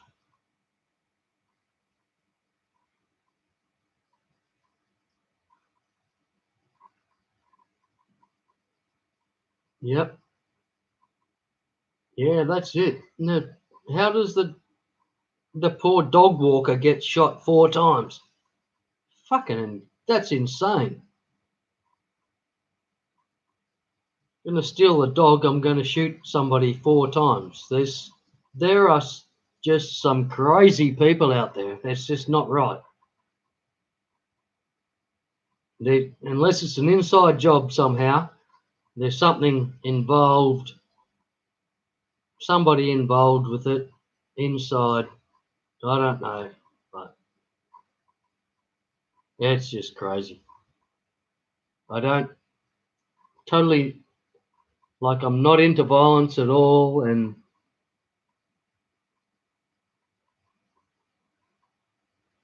I'm so sorry. And I'm not a big fan of modern musicians, but still, Lady Gaga is not didn't deserve to have her dog stolen and her dog walker shot. But there's a job going anyway. Walking Lady Gaga's dog. Don't have to walk dogs anymore. It's only just a dog. Somebody needs to walk that dog.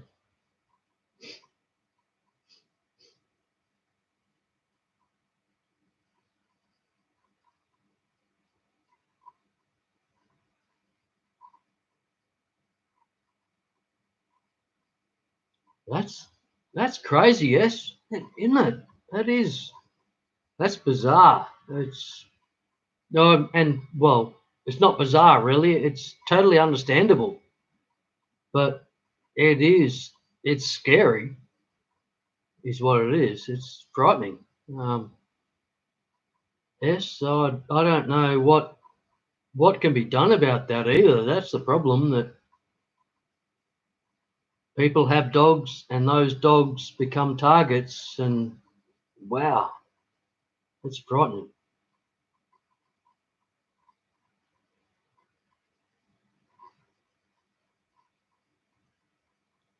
So I heard she's over in Europe, and the shooting was in somewhere in the US.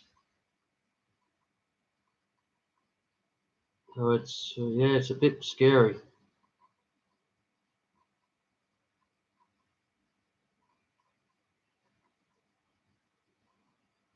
No, Patty, well, I haven't had a dog for a long time.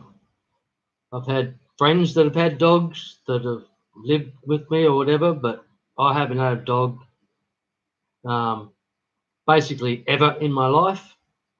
I had a family dog, which was more my little sister's dog, but she just loved me to death and used to, every time I used to come home, she used to piss on my foot.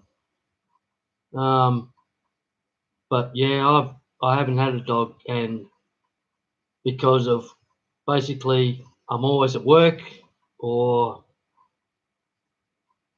I I'm not going to be here for too long.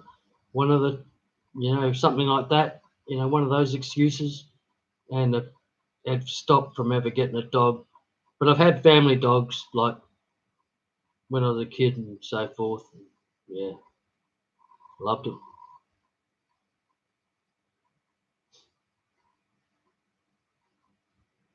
Does that answer your question, Patty? I don't know.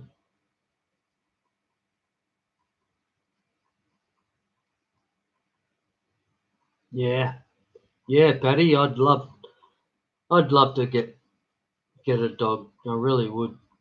I'm mad crazed into getting a dingo.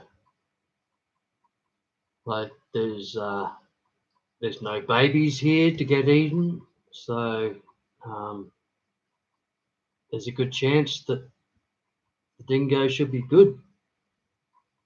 But I don't. It's just not an easy dog to get hold of. The dingo, and I still don't trust myself as being a responsible owner. Um, you know, I'd like to move if I can, but I can't.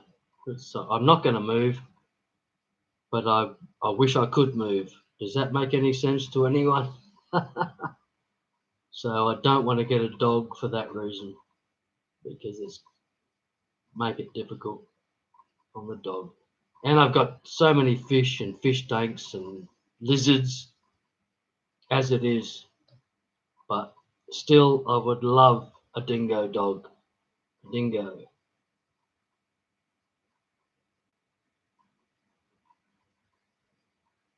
Mm, maybe right, Patty.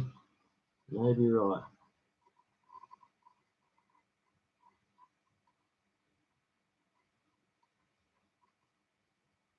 Yeah, I agree.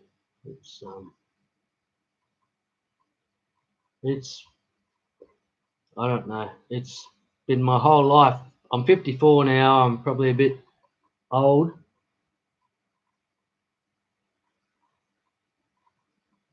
for fucking around with it all. Really, because it's yeah, who knows? I might be dead next year. Who knows?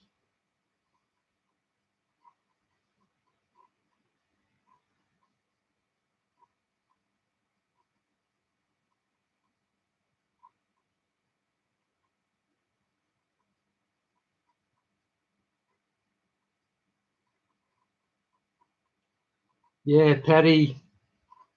I'm on the west coast of Australia, which is basically the same distance, west coast, east coast to America. It's a good old 3 hour time difference, whatever.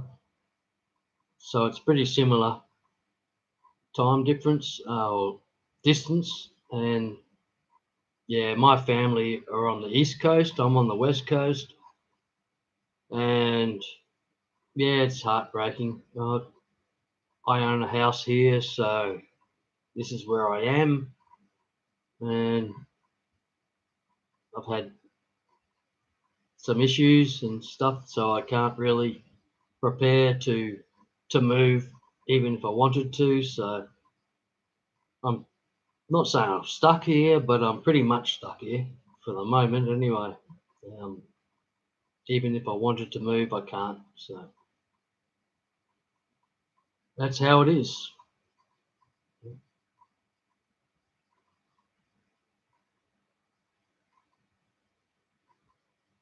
Sounds shocking, I know. It is.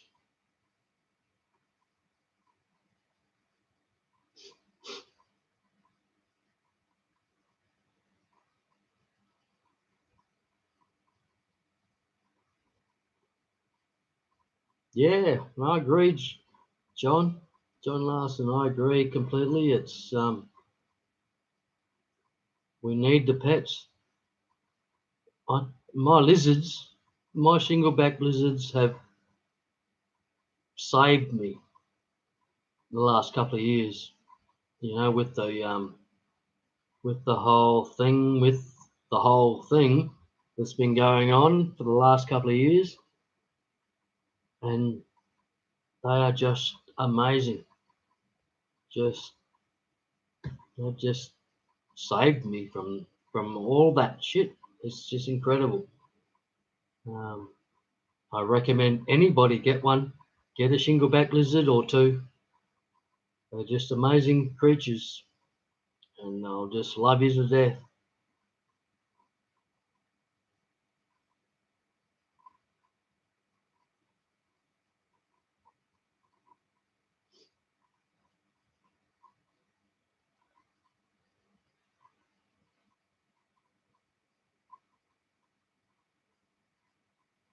Yeah, thanks, Patty. You know, I've thought that for it's getting on now 20, 30 years or whatever. I just have been putting it off because of certain excuses, you know, and it just sucks. So now I'm getting a bit old and so forth, so I don't want to get one again. So it's just another excuse. And so many dogs that I could have had, which just, you know, it just breaks my heart that I've missed out on having a dog that I wanted. You know, I really, really, really wanted um, quite a number of dogs. A couple I've had that have just appeared on my doorstep basically, and just accepted me as their person. But I had to give them up, you know, and it's just, yeah. Dogs are too dogs are so personable, or you know what I mean. Like my fish, I have a number of fish which are extremely personable to me and similar to owning a dog, I suppose. But yeah, but dogs are a different thing. Um, oh yeah,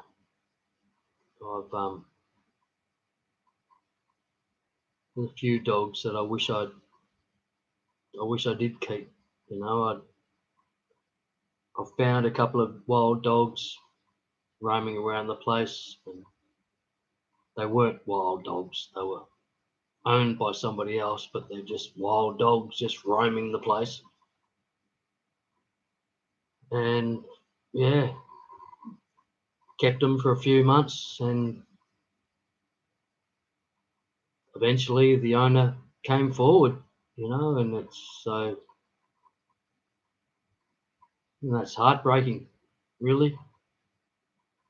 You know, you become totally attached to that dog, and that dog has become totally attached to you, and the people before them obviously weren't attached to that dog because they didn't fucking care too much because it took them 3 or 4 months to fucking find the dog.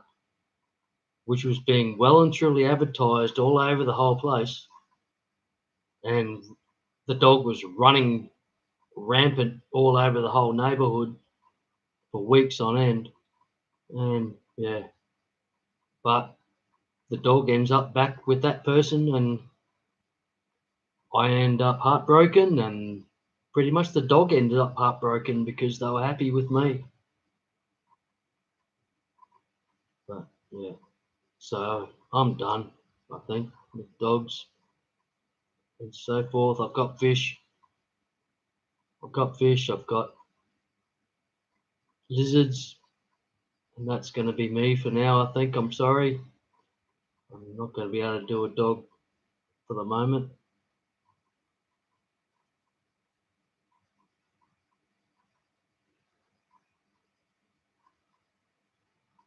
I know, Patty. I I sort of picture that.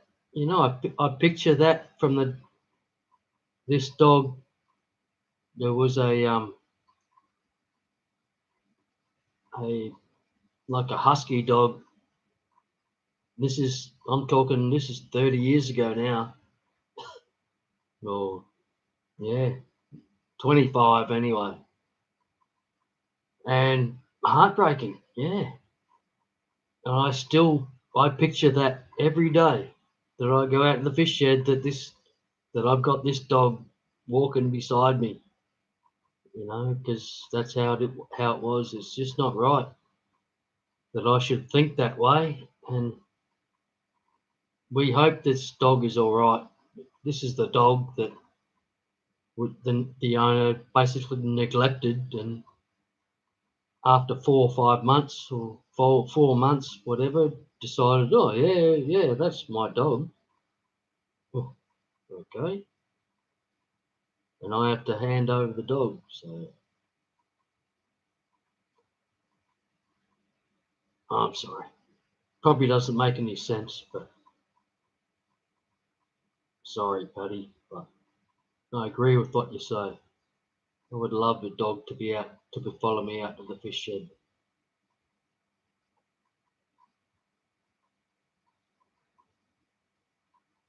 How far are the houses apart where you live?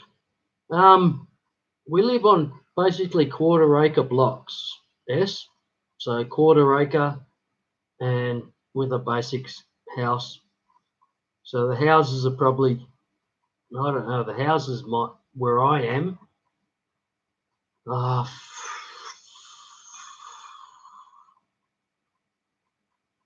5 to 10 meters apart, I suppose, the houses.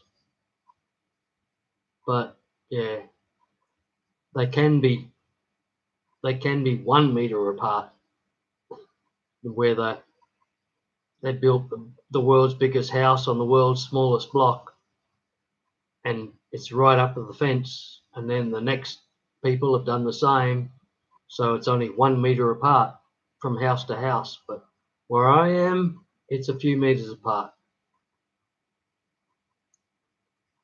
Does that answer your question, S? I'm sorry.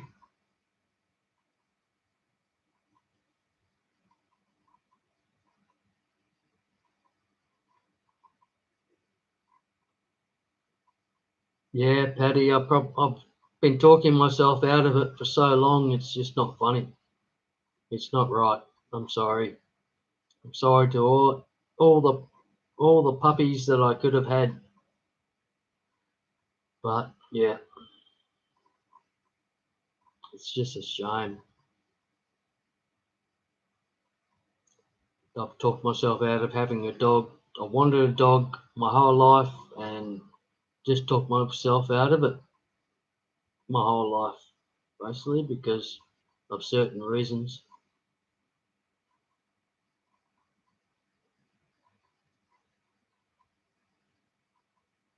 I wish, I wish I lived in some wild outback, Paddy. No, I'm in suburbia, not far from the beach, like about 400 meters from the beach. Um, got a wild swamp across the road. so I don't have any across the road neighbours, so to speak, apart from a swamp and frogs. But yeah, it's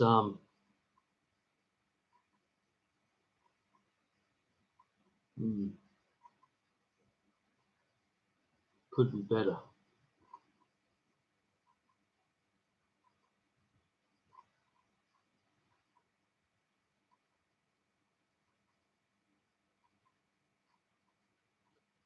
Dr. Black lives in the country, yeah, for sure.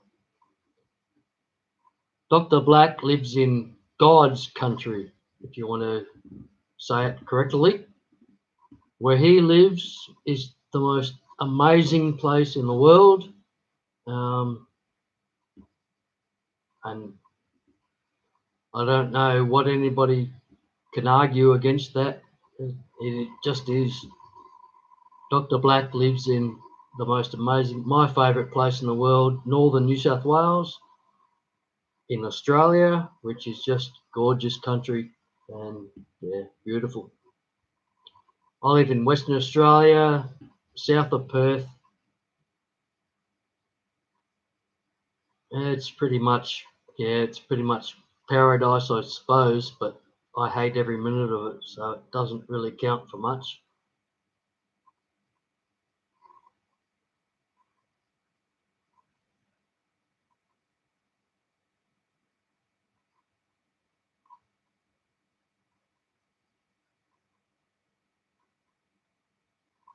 Yeah, Paddy, Dr. Black is in a place called Mullumbimby. Mullumbimby. Let me try and spell it. I'm probably going to be wrong.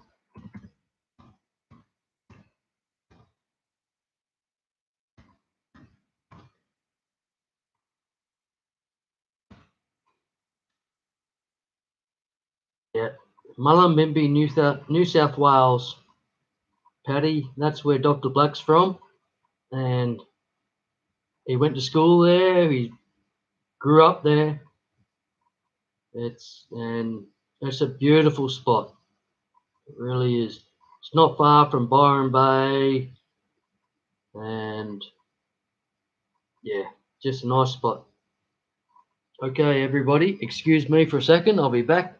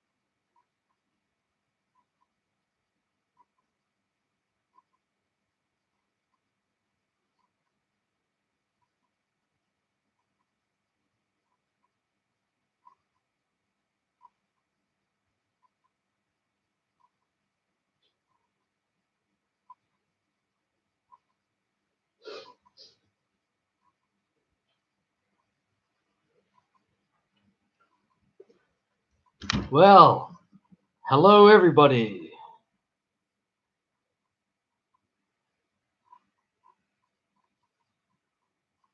Australia is big.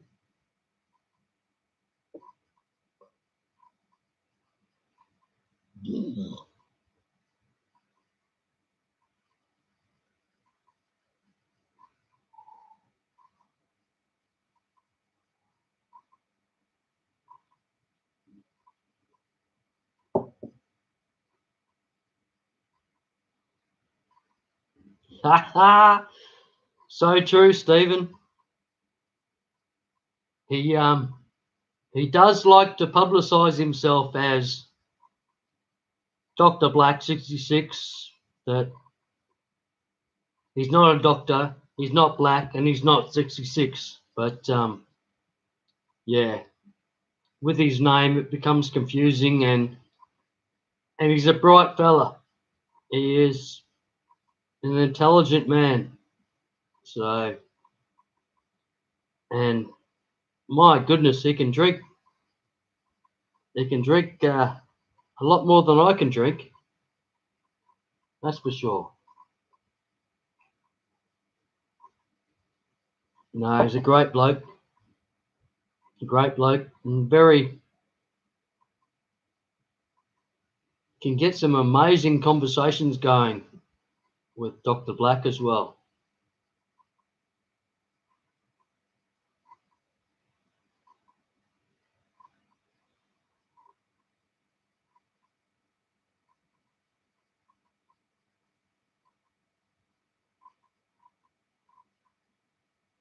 Hattie, I'm sorry you feel that you live in a hole.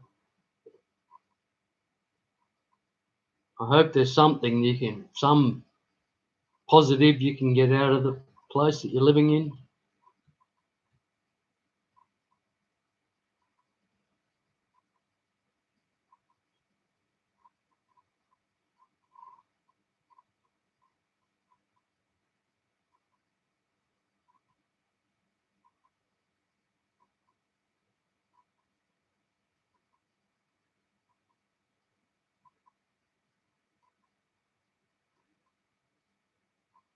$27% larger. Is that it? 27% larger.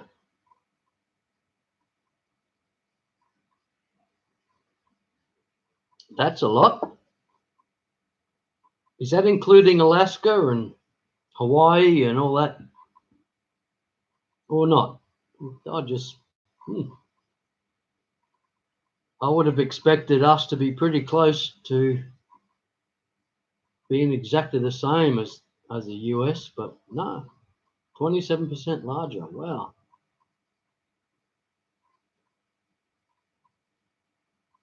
Yeah.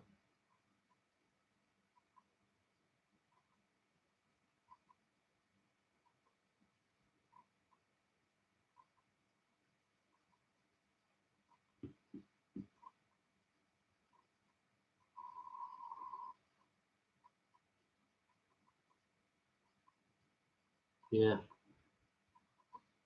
No, I agree, Patty. It's it's. I think the further you can get away from people, the better. It's I'm stuck here and I'm too close to people, which is a bit disheartening, but it's it is what it is. I'm not I'm not moving.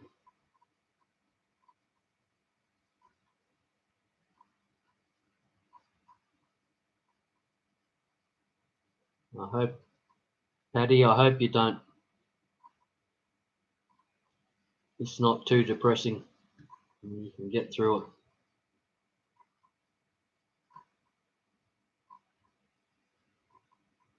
Arnold Schwarzenegger Chubbs. I'll be back.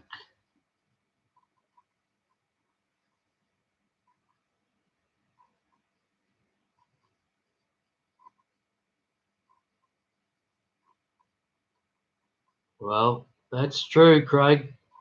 No guns here.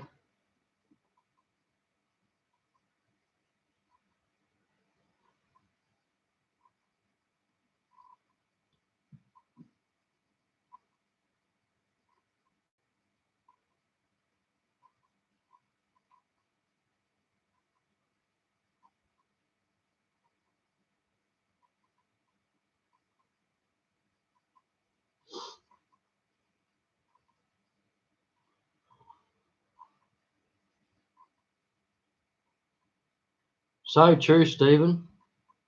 That's well spoken. It's yeah, it's just so true.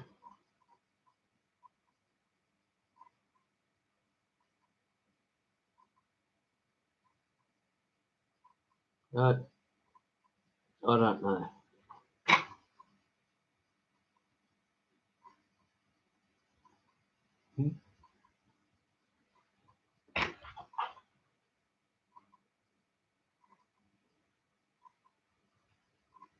Agreed, S.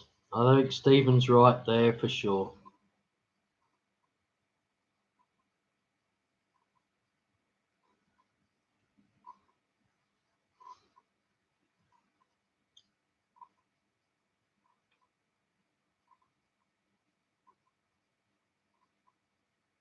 Yep.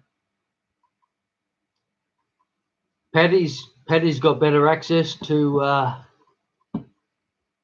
concerts, musical concerts, and all that sort of stuff. I'm sure. If you're living in the city, where I live is the most isolated capital city in the world, and we barely get anybody who comes here traveling for music, especially these days. Ian, great to see you, Ian. Thanks for dropping in, mate. Ian at Atkins Nature Aquariums. Everybody should drop in and visit Ian there. He's got a great site going on, a great channel.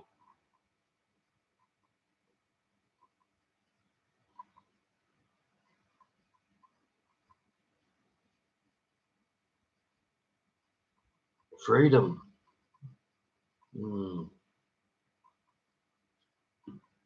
Freedom to a certain extent, Craig. Our freedom has been totally reduced thanks to the things that have been going on the last couple of years. The police have got too many rights out of the virus, in my opinion. And I'm not too sure it's all good.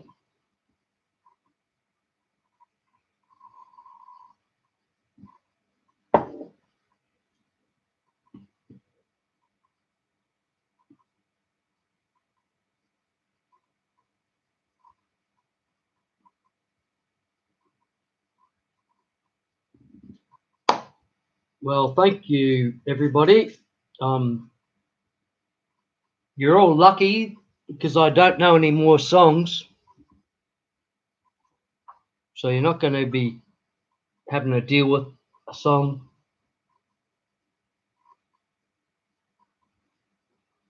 But it's still great to have you all here.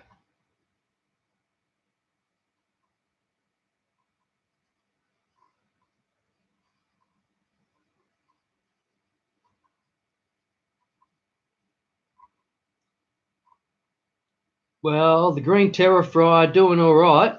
Yeah, the ones I've taken away from the parents are doing okay. But the ones with the parents are all gone. They've disappeared. So I probably saved half the batch, but the other half of the batch I probably sped up their demise. If that makes any sense, Ian, I'm sorry, but that's probably what happened, I think. Yeah, they knocked off all the rest of them. The other half, I probably took half or less than half, but I took a few of the babies and they were fine for a day and then they were gone. And before that, like previous batches, they were raising them for weeks. So yeah, I think I caused the demise of the rest of the babies of the GT, the Green Terrors, but yeah, it is what it is. they're not a saleable option anyway. So it's a yeah, it's one of those difficult situations. It's a fish that I love. I love to raise them, and they're gorgeous fish, and especially as babies, they're just adorable. But I can't sell them, so it's got that issue to go with them. So yeah, it's probably a common shame, but it is a shame.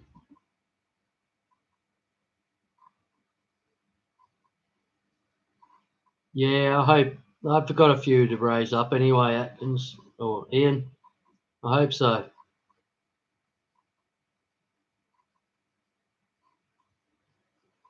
Yeah, it's just that's tricky. Like they pretty well accepted it. It was more just the male. The male became more dominant.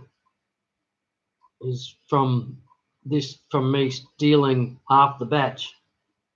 The male became more dominant, and the female maybe less dominant. I don't know, but because the female just she's a third of the size of the male GT, and she used to keep him in track well and truly every time. Like there was nothing he wasn't worrying her one bit, and she was only tiny compared to him.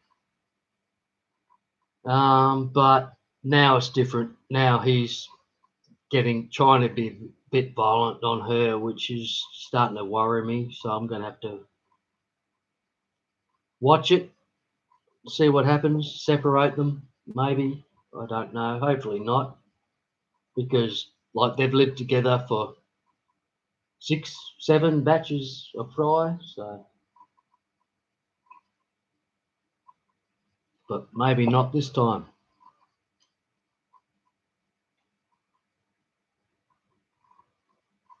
26 likes, 16 in chat. Awesome, Chubs. That's great.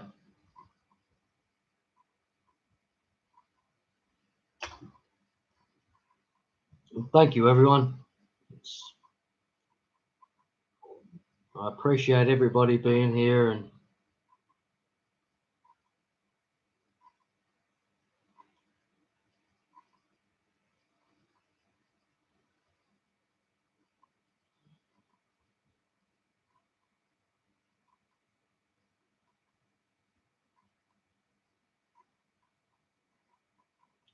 yeah, Ian, that's full on breeding colors. That's like with all the black involved on her sides, and yeah, that's full on breeding colors. It's insane the difference, you know. Like now, she's almost pale because the male is starting to chase her down. So it's amazing how the difference in color. But again, I'll keep a watch on it. And they've got a 70-gallon so to themselves, so they hopefully it's all right.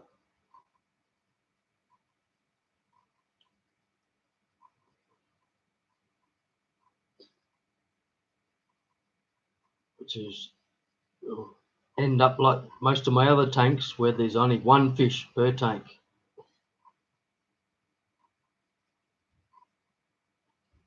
A red terror male, a true parrot cichlid male, a Vieja of some sort male, all by themselves because they're just too psycho to keep with anyone else.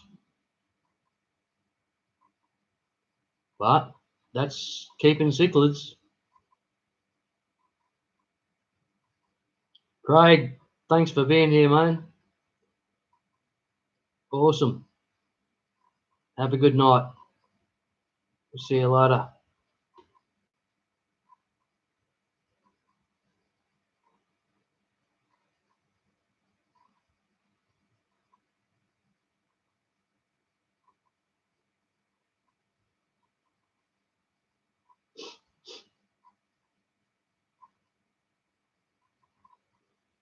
Yeah, you do, Ian. Everybody needs bigger tanks.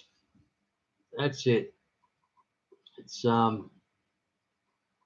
display tanks. They're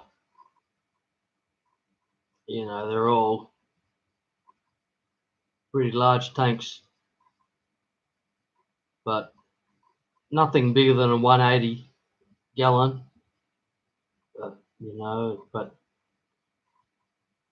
the bigger the better, really. The bigger that you can handle, those the way to go. It really is, because they're just amazing. Big tanks, especially if you've got big fish in big tanks, it's just awesome. They're so amazing to watch. Watch the behavior, watch them move, watch them swim, whatever. It's just incredible.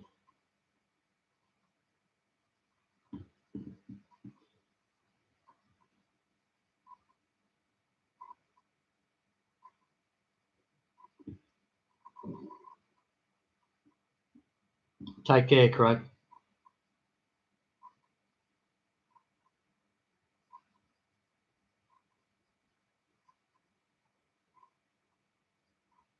Ian, I'm down to in my display tanks. I've got one Vieja Coatzacolis, whatever they call them, in one tank. One, let's just say true parrot cichlid in the other one, and a male Feste in the other one. So that's 3. And I don't know if you call them displays, but they're sort of displays, but a 23-inch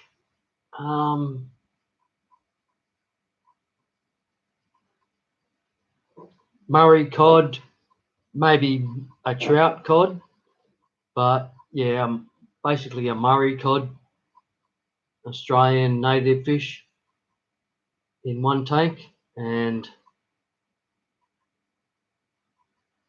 an adult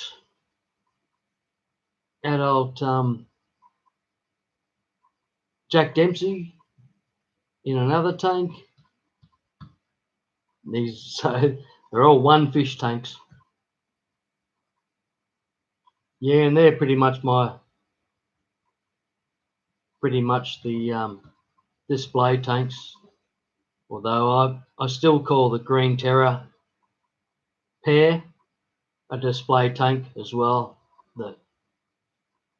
There's 2 of them there, and it's a little bit chaotic at the moment, so maybe not a great display, but yeah, I call that a display tank as well. So that's my display tanks. And then I don't know what I've got apart from that. If you want to go through it, it gets pretty scary actually for me, because it just shows how chaotic my fish hobby is. That I've got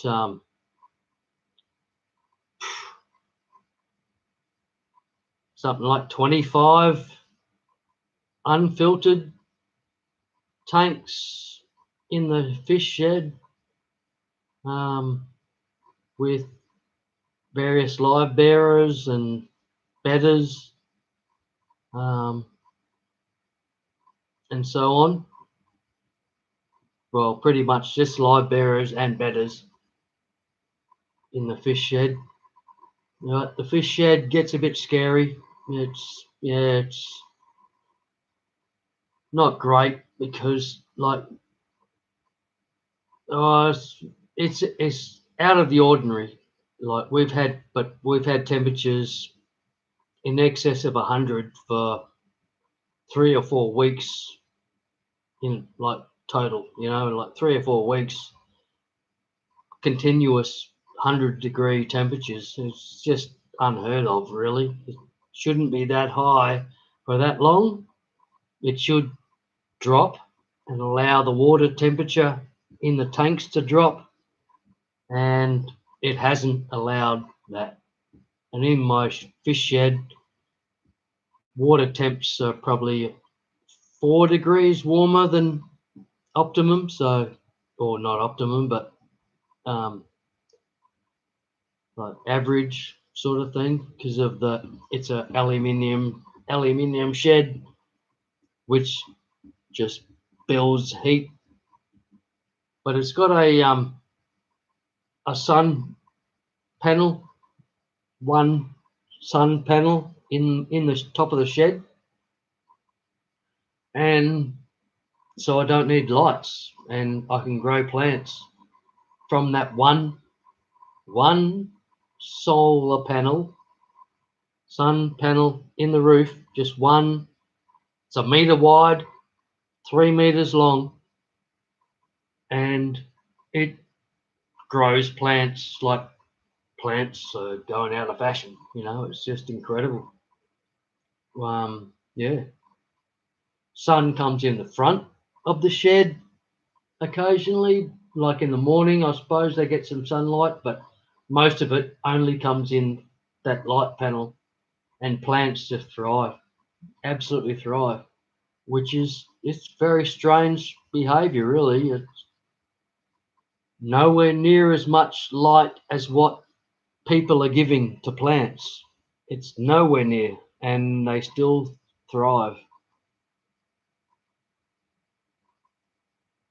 People are giving like 14 hours of like mega light and stuff like that, and that's I've got it's 24-hour of light accessibility, like including moonlight coming through that skylight roof, but it's only one panel. It's not much, but plants just thrive. It's incredible, which is it sort of adds a little bit of food for thought in plant production and plant growing in tanks. It's like, oh, I don't know. Some people have so much light going into plants and into tanks, and yeah, they've got beautiful plant production. That's fantastic. Yeah, but fucking hell, they've got 18 hours of plants of light going into that tank, which is just, it's insanity, really. It's because tanks don't get that, like in nature, they don't get 18 hours of light. It doesn't happen. But yeah, my opinion, and I don't do plants, so I shouldn't complain. I shouldn't say anything. I'm sorry, but yeah, still, it's interesting. It's interesting scientifically, anyway.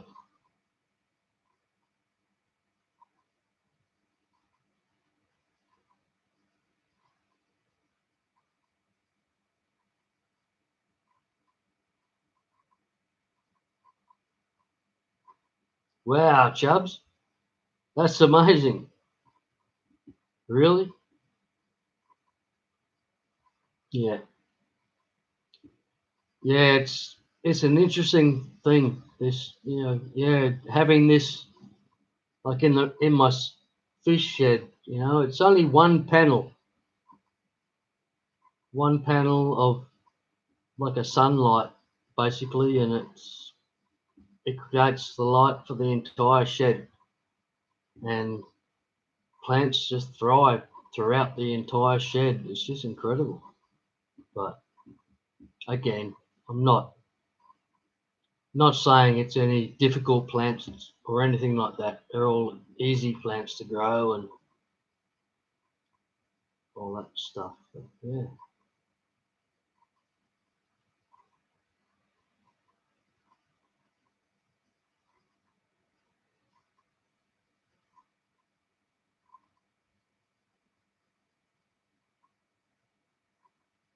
Six Fluval 3.0s. Nice. They look they're an amazing light by the look of it. I have none of them, Stephen. Um, but they just look an amazing light. I really don't have any use for them because I don't concentrate on growing plants much at all. I just plants just grow in some of my tanks and that sort of stuff. But yeah, really, I don't concentrate on growing plants mainly because I've been a American cichlid keeper for a long time, 15, 20 years, whatever. And yeah, if you know American cichlids, that most of them just do their own aquascaping. If there's plants there, I'll just get rid of them and that sort of stuff. So yeah, I've got a lot of artificial plants in tanks and that sort of stuff. But I do have tanks with natural plants, real live plants, mainly just hornwort. I've got, I don't know, but I'd say I've probably got a ton of Java moss, um,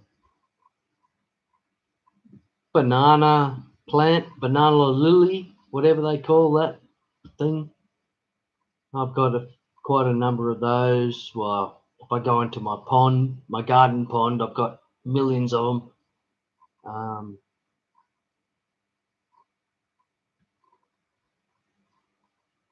And Vallisneria. I've got Vallisneria in my green water tank, which has got black worms growing in the bottom through the substrate. I've got they're just the Val just thrives in that tank, absolutely, and that gets afternoon sun coming through at an angle, filtered sunlight, no lights, but it just thrives, absolutely thrives. And yeah, that's probably it. Maybe a few other plants, but yeah, that's most of it. Sorry, everybody. Haven't meant to be neglecting the chat, but I probably have been. Hope you're all doing all right.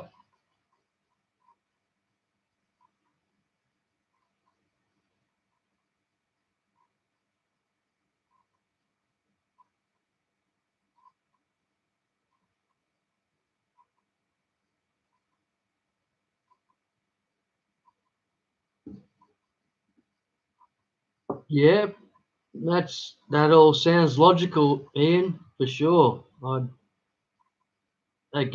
no expert.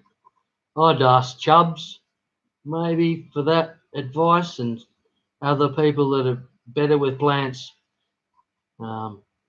I'm no plant expert at all, but I agree. I just don't see the need for excess hours of plant or light for planting. I don't. There's people doing 18 hours, and 18 hours of light. Why? Where does that come from? Why nothing has 18 hours of light? Especially in rivers and so forth, they're protected by trees, so forth. Most of the time they're in shade. There's no way there's 18 hours of light, but people are recommending 18 hours of light. It's just, in my opinion, it's just insanity. I don't see why you would want to do that. Cost is one reason to not do it. For me, running a light for 18 hours is expensive.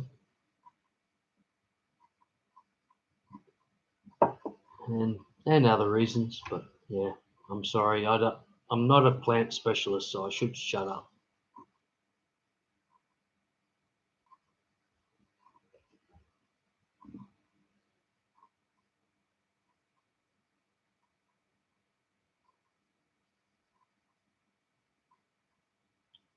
Stephanie, thank you so much for being here. Thanks for being here. It's amazing, and you've hung out all this time. You've done well. And I'll catch up with you next time. Thank you.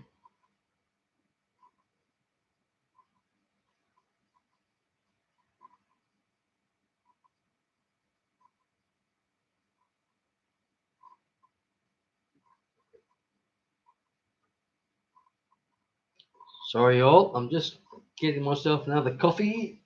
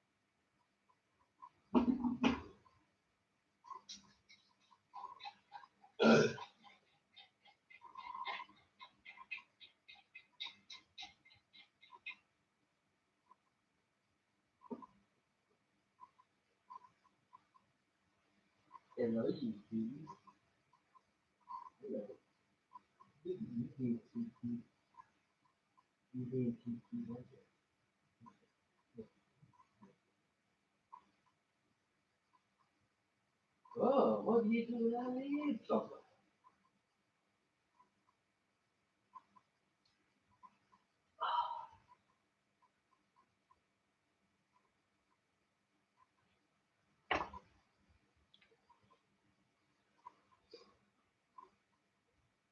All right. Sorry if I'm neglecting anybody in the chat and all that.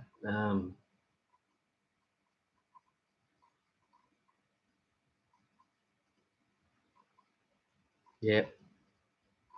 Thanks, Steph. I think I've said goodbye before, Steph. Thank you. Carver family, welcome. How we going? It's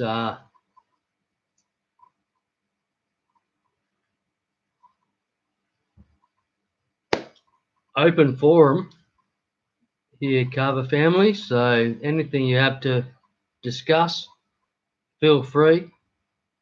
I'm sorry that it's not an actual open forum that people can get up on panel, but YouTube has their rules, apparently.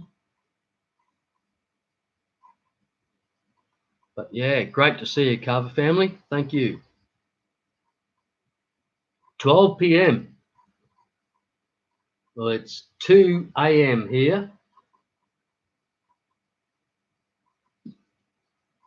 2 a.m. here, and I've actually got a song that I should probably sing because it is that time.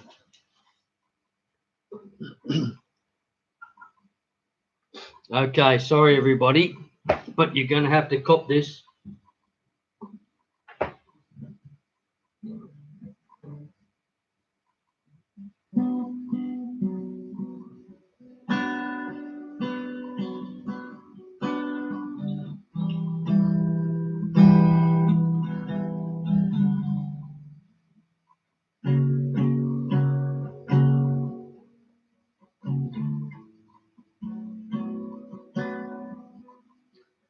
Well, I believe it's 2 a.m. here. Well, it's 2 a.m. Fear is gone. Sitting here waiting, the gun's still warm.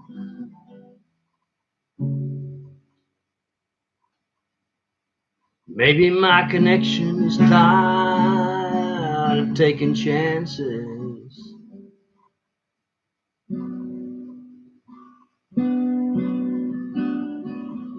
Yeah, there's storm on the loose, sirens in my head,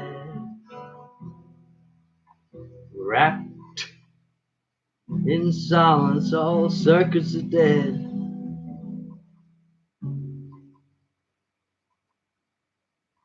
Cannot decode, my whole life spins into a frenzy.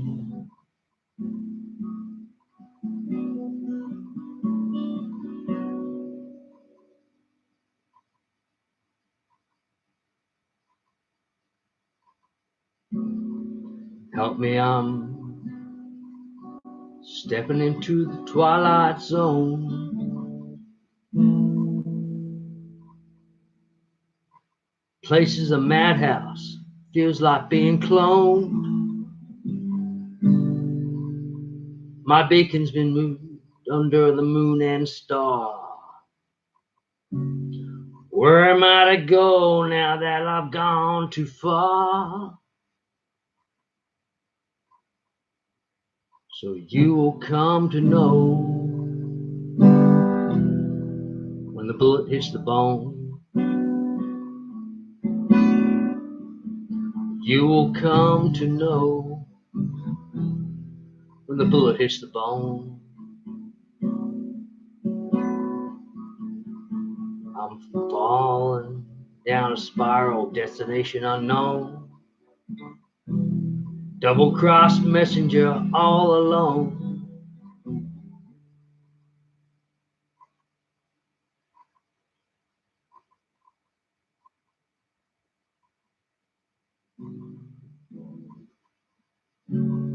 Can't get no connection, can't get through. Where are you?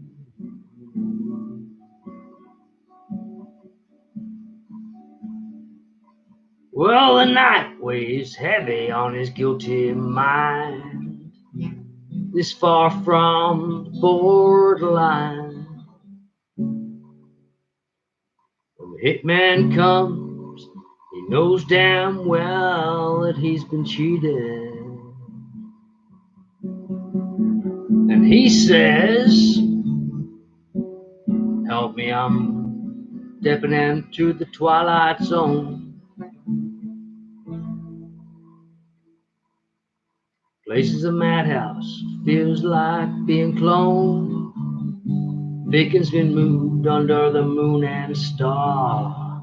Where am I to go now that I've gone too far?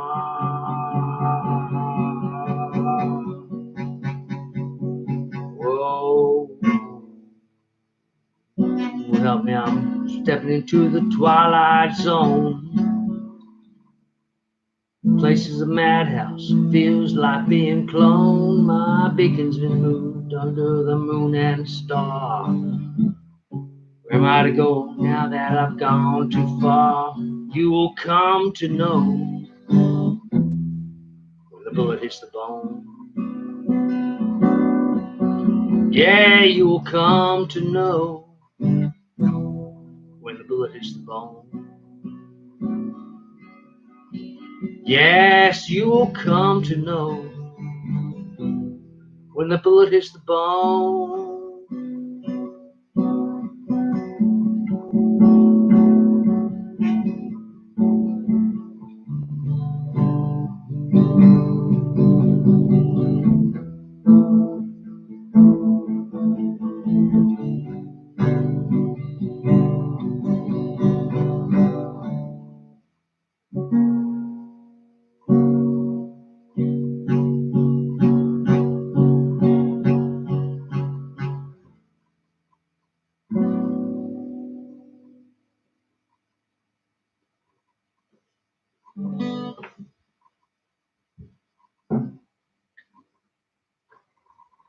Okay, apologies everybody.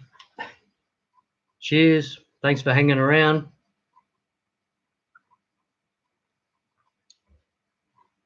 That was a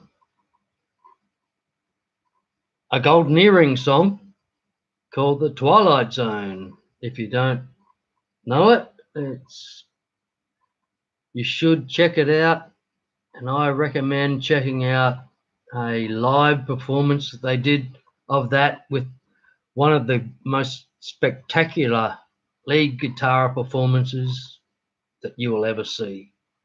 Just awesome band. Golden Earring, Twilight Zone.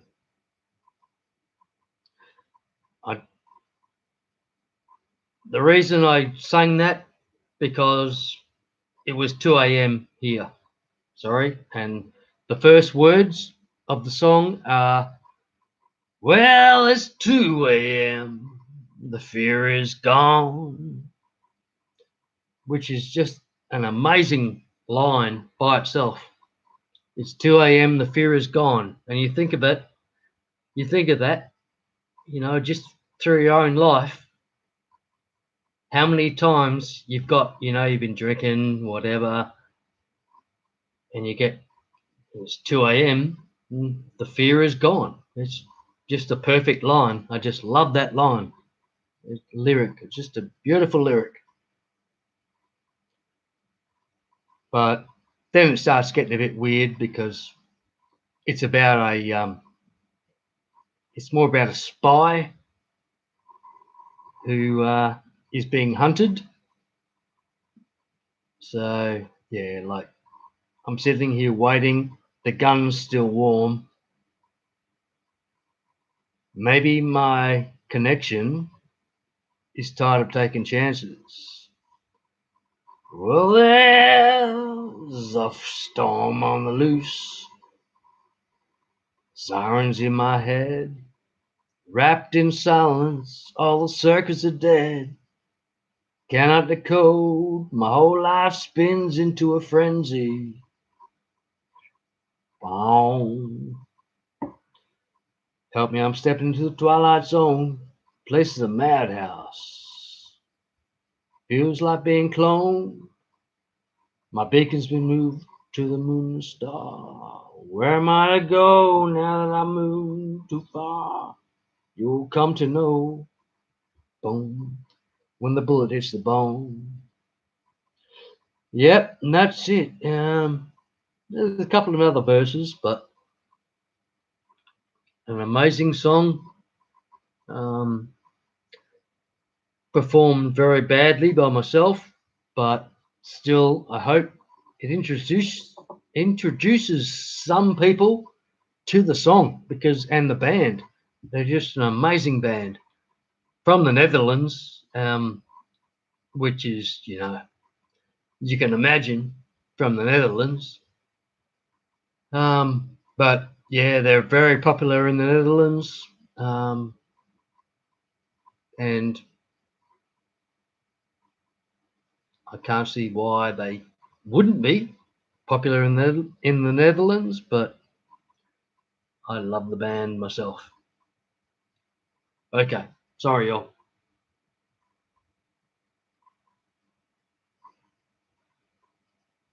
Yeah.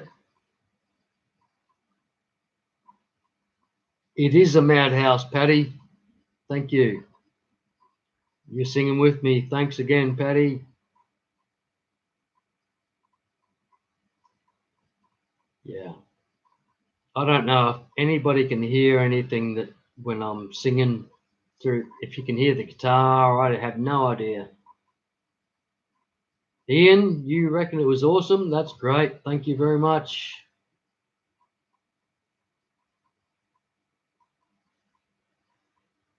Well, Chubbs is saying, I was just experimenting with my lights and their settings to see what the plants would take. Now my lights are back to 10 hours a day.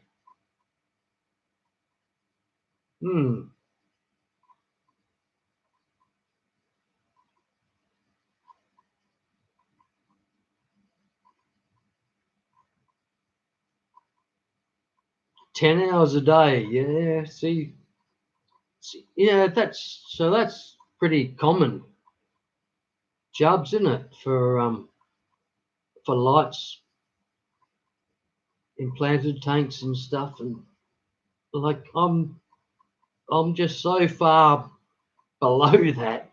Whenever I had planted tanks, it was always so much below that because like I'm thinking most of the time, or half the time,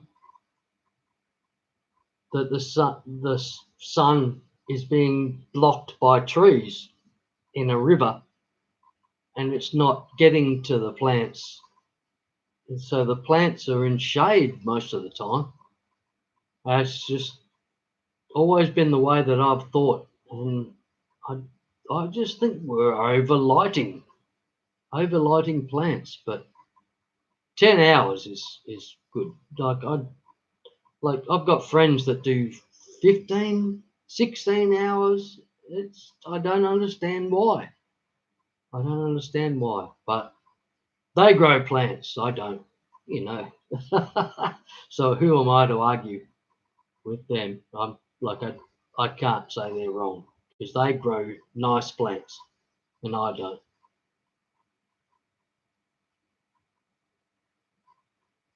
Heading to the store. You'll be lurking. Thanks, Ian. Cheers, mate. Pick me up a Snickers. Thanks, Ian.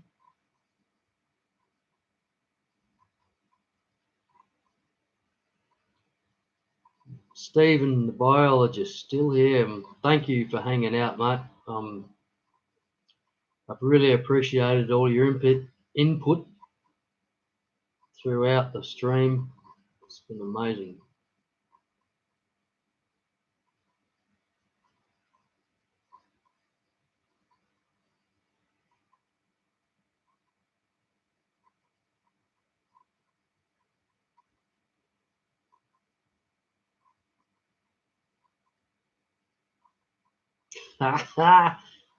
Good on you, Stephen. Can't stop listening here. Well, we hope. The herb store. Nice, Ian. I, I wish, well, I hope one day soon we'll be in that place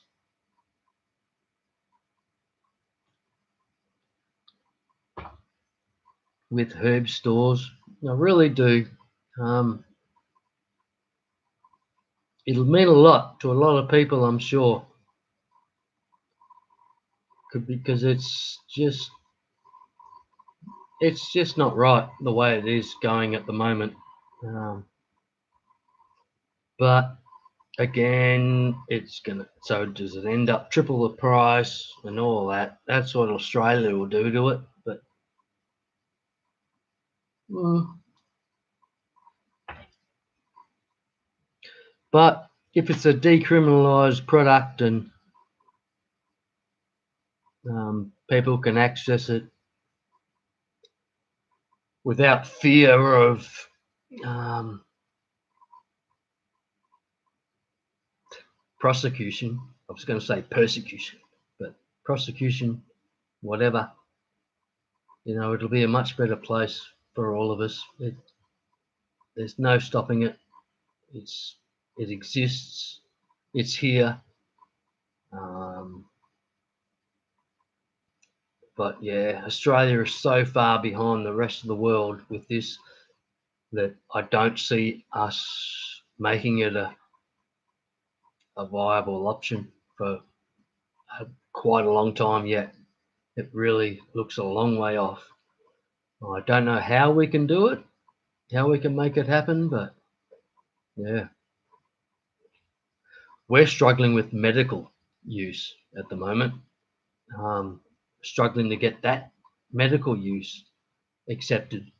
It's not right. It's why are we so far behind the rest of the world in Australia in cannabis, medical cannabis use, whatever it is? It should be much more acceptable. We have people arrested um, and sent to jail for growing minimal plants, just minimal leafy plants, um, to provide leaves for juicing for their epileptic children and so forth. And people are getting arrested, sent to jail for that. It's just not right. I'm sorry. In my opinion, it's not right. And something needs to be done with it, Australia. I bet that didn't help one bit, but still. At least you know how I feel about it now. And again, everybody, thank you for being here. Oh,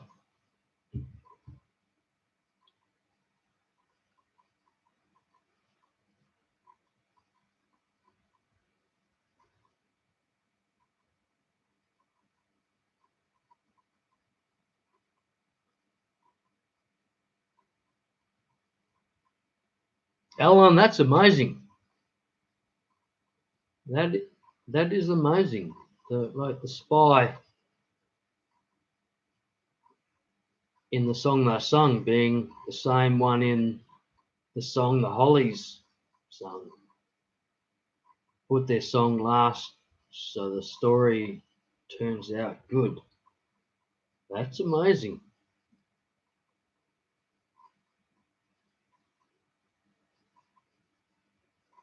Wow. That is, yeah, that's incredible, Alan. Thanks for raising that. That's incredible.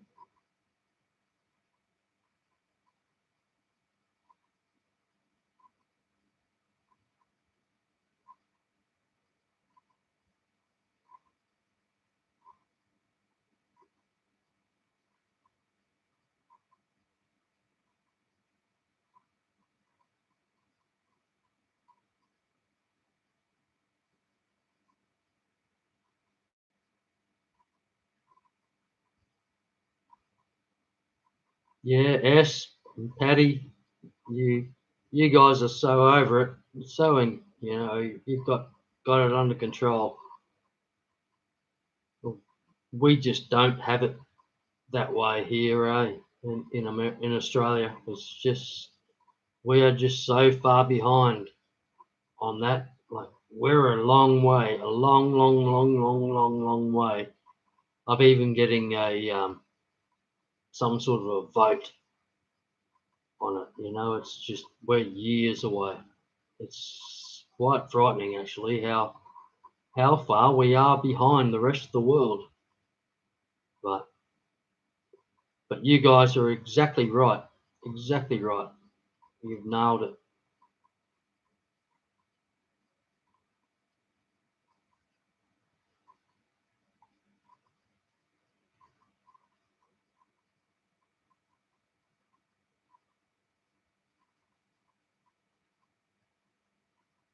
Yeah, yeah, Stephen. I know what you mean. It's like it needs to be it needs to be regulated, it needs to be controlled, who can get it, who, you know, and all that rah rah rah. But it yeah, and it shouldn't be available to just everybody and anyone, but there's so many people that can benefit from it that are not getting it now, which is a bit concerning for my liking. And yeah, it'll maybe that'll happen like just on a very, very, very restricted medical level in our country shortly, but uh, but yeah, not much more, not much more.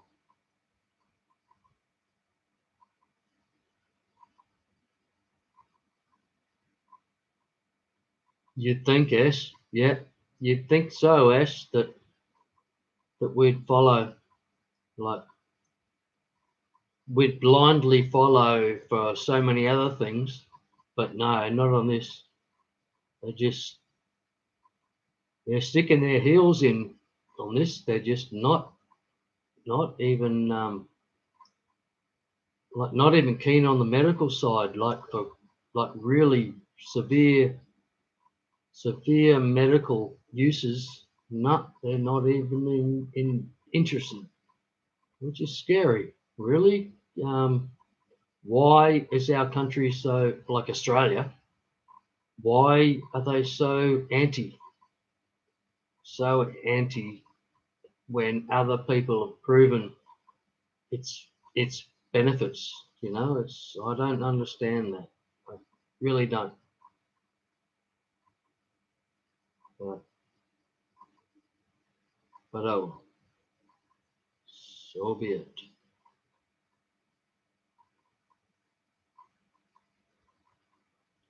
Yeah, it's a conservative government now, liberals for sure, Paddy.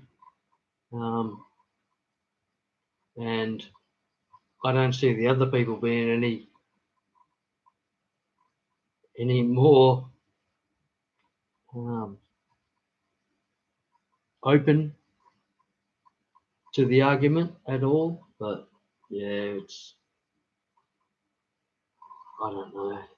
It's it's just sad because like we've seen people, like epileptics, seizures, people with seizures, all this sort of things that are getting massive benefits, massive, incredible benefits, and they're not being allowed access to the treatment. And it's scary that our government would do that when the rest of the governments around the world are becoming open to it and allowing it and seeing the benefits, and our government is still not allowing it to happen. That frightens me. It really does. It really does. I don't know what the answer is or whatever, but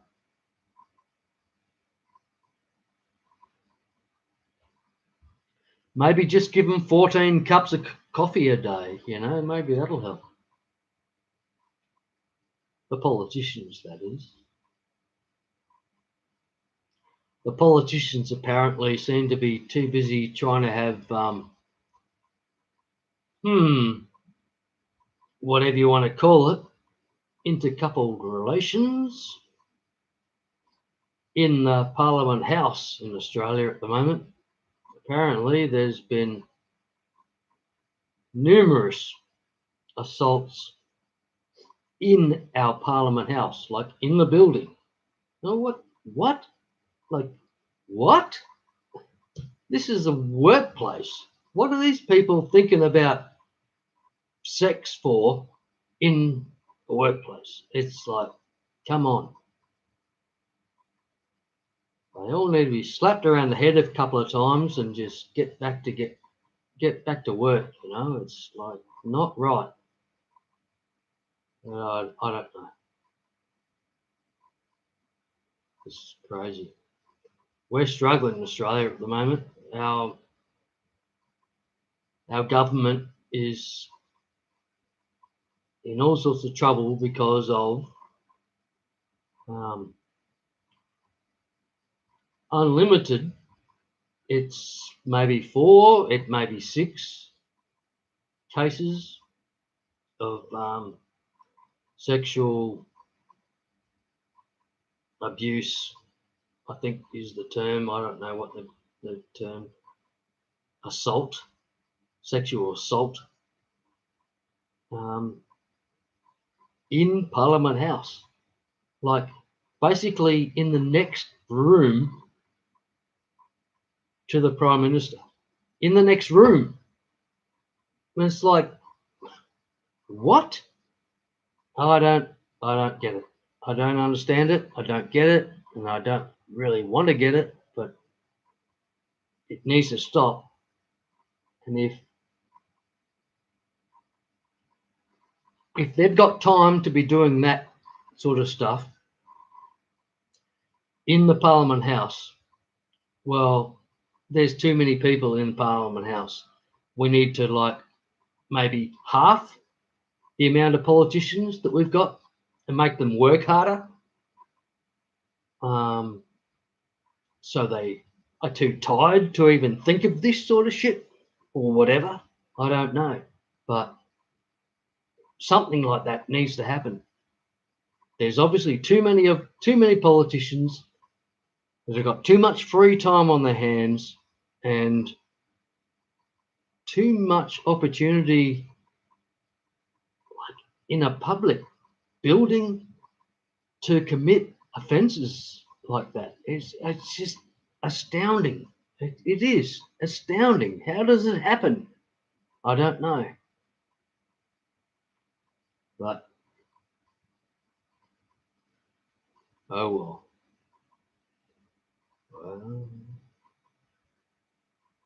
Sorry again, everybody, if I've been neglecting the chat. But you've been having a great conversation by the look of it anyway. I'm really, really impressed with your old knowledge of the Australian political system too. You guys know more about it than me. And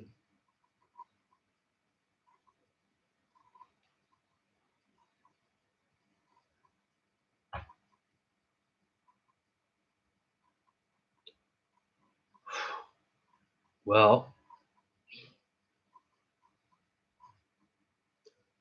again, everybody, I'm sorry for not being extremely entertaining.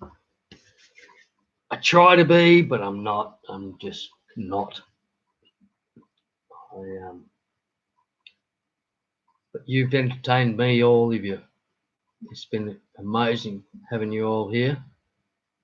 And we've been going for 7 hours, 7 minutes. Make that 8 minutes. Awesome. That is quite amazing, actually. I'm amazed. I haven't been talking for all that time naturally or obviously. I can hardly talk for a minute without having to stop. But you've all kept the interest going. And I thank you all for it.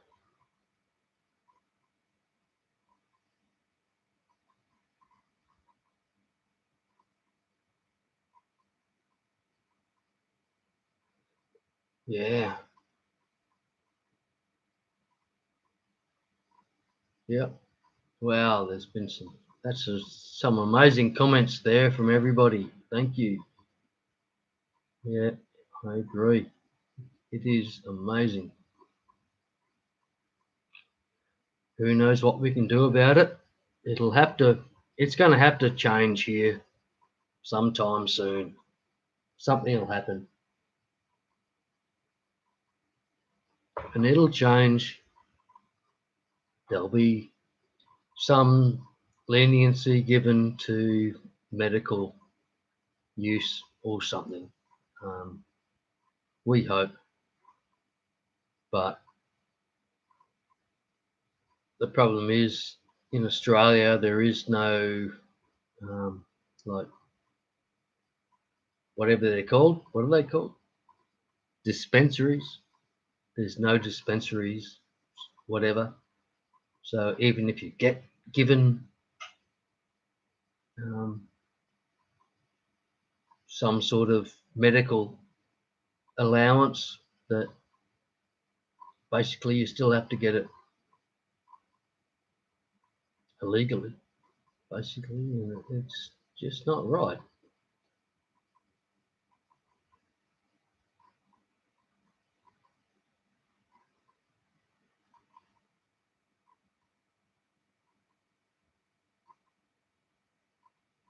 Awesome. Thanks, Stephen.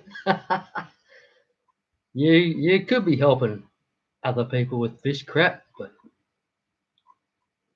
I'm thankful you're here with us, mate. You're doing a great addition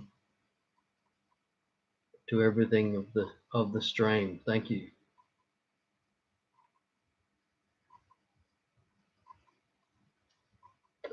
Excuse me for a second. I'm going for a quick wine refill.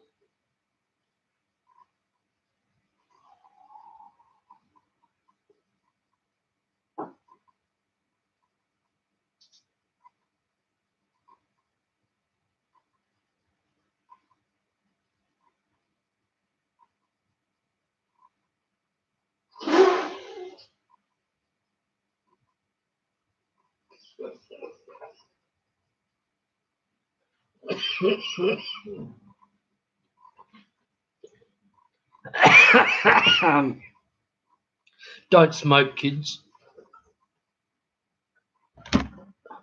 Well, excuse me.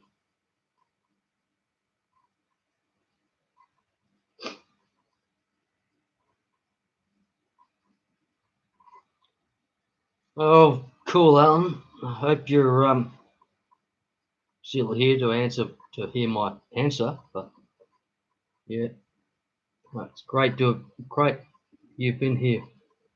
Thank you.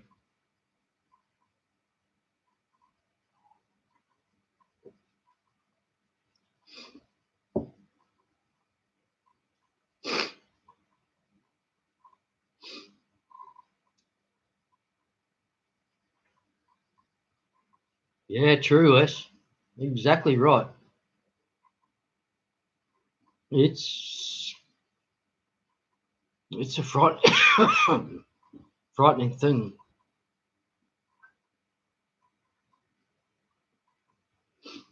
Yep. It I can see the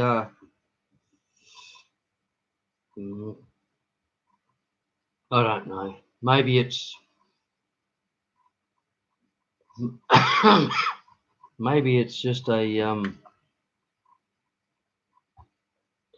deception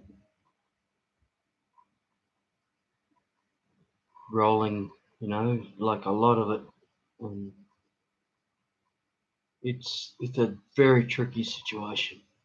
I can understand both, like not both sides, but I can understand. Well, I'll be honest, in my belief that I believe it should be totally decriminalized. What did I say? Decriminalized, at least, and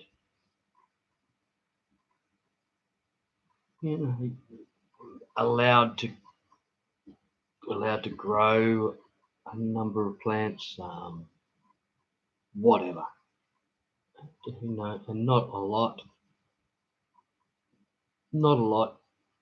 but I can only see that being a benefit to everything.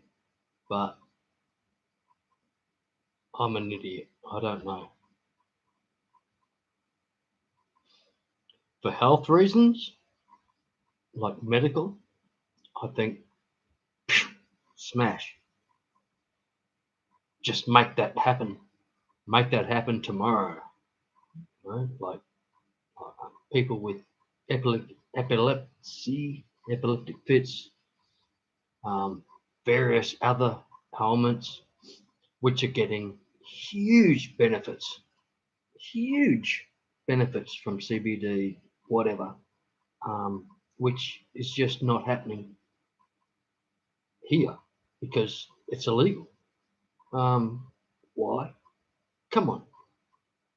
These people should be helped. If this is what is helping these people, they should be getting this help. I don't understand why they're not. For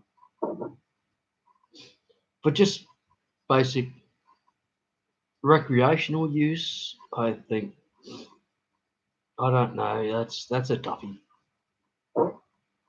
I still think it should be decriminalised. It shouldn't be jailable offences unless, a certain quantity is being produced or possessed or whatever. But still, I can see a definite benefit to the nation that it becomes somewhat decriminalised, to a certain extent. If you're caught with a little tiny bit, you don't go to jail for 4 days, which is what happens.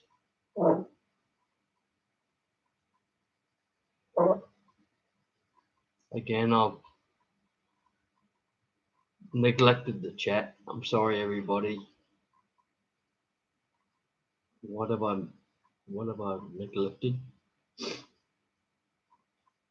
GRB walking down the street with me. Thanks, Patty.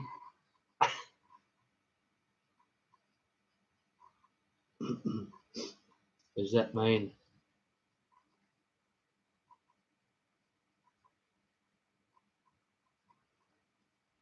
I just really want us to get medical sorted first. Once we get medical sorted, we'll get the rest in time. But we can't even get medical sorted at the moment. People are getting arrested because they're growing a certain amount of plants in their backyard to juice the leaves for their epileptic children because it stops them having seizures. Hang on. Why is that a crime? Why is that a crime? People are growing a herb that not cures but relieves their children's ailments. Why is that a crime? I don't understand. It's just got me stuffed. I cannot understand why that's a crime. Something needs to be done there. We need to. Well, we've probably got less chance now because the way that, thanks to the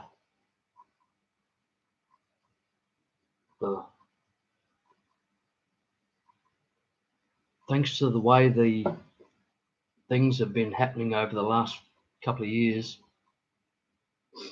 with illnesses and so on, that our police have just got, in Australia, our police have just got quite frightening rights now, that they don't need warrants. They can just wander in because they think you're, and just say, oh, we thought you're obstructing a virus test or whatever. What it can be, all sorts of things, and they can. How did that happen? How did we let that happen? In our situation, if it was in the USA, where you're getting 30,000 infections a day, maybe.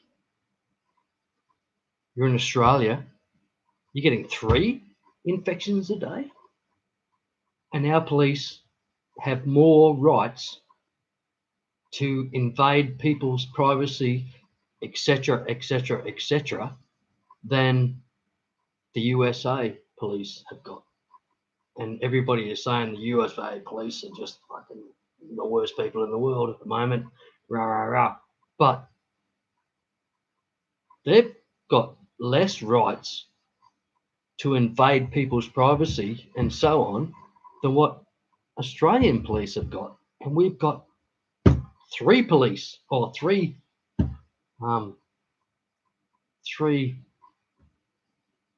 people infected a day or whatever, or not. We're not even got that. We've got fuck all now. We've got nobody infected. But I noticed the police still have the same rights to arrest people and just don't need warrants. They can just wander into people's houses now. And hang on, how did we allow this to happen?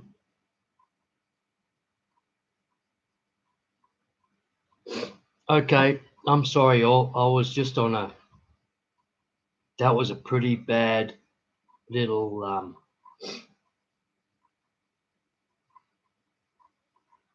whatever political bullshit speech that I just went on. I'm sorry about that.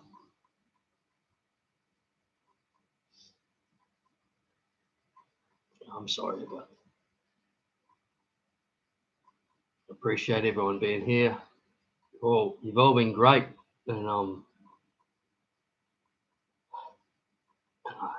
boy, I don't know if you enjoyed my little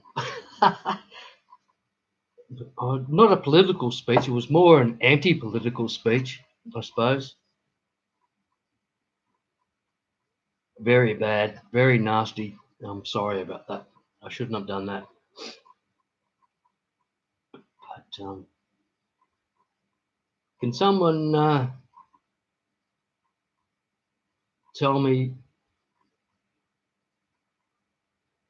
a fish that they've got that is bred in the last couple of days or so?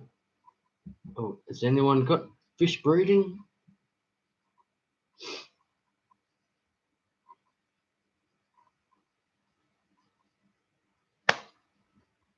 Or do we want to keep talking politics?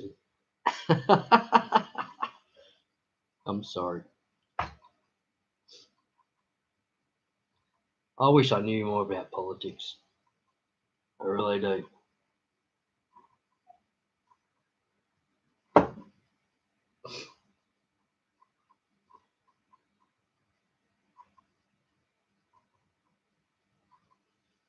No.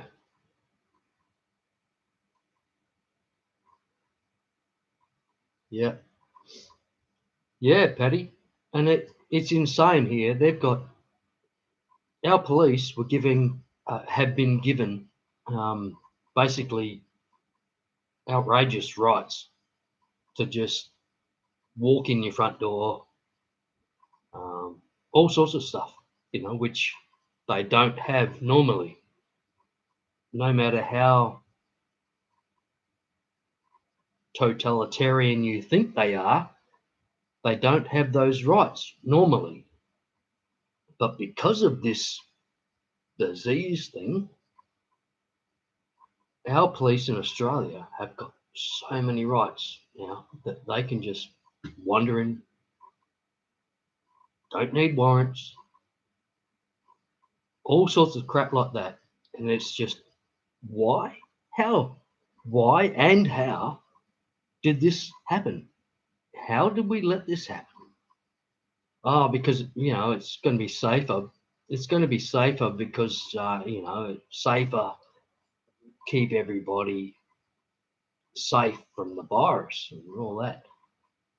Oh, fuck off. It's got fucking nothing to do with it. It's because now that we have zero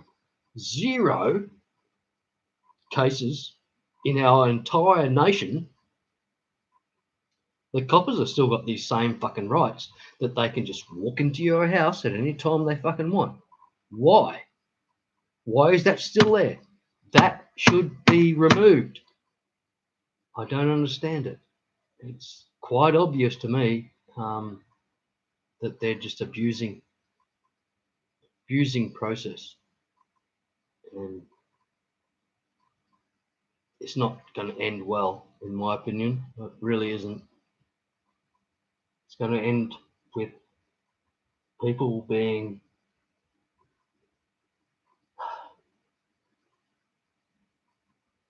wrongly arrested and so forth, which is not right.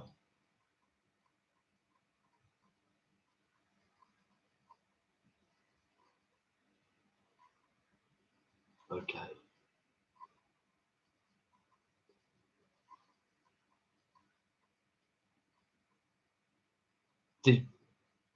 How's it in the USA? Have your police been given all these extra powers?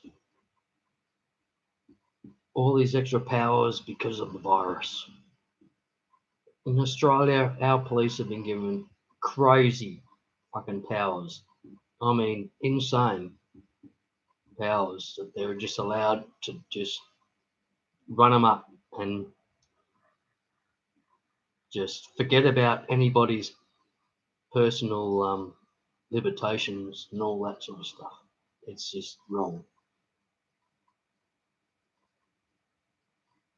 But in the US, is it the same with your police? Because you guys were running at the same time. You guys were running into like your police already being under huge problems, due to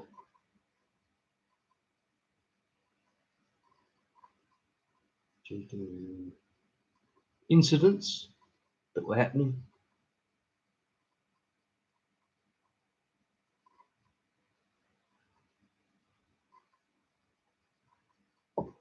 But yeah, I don't know if your police have the same rights. Our police have been given all sorts of rights just to basically eliminate the public's rights.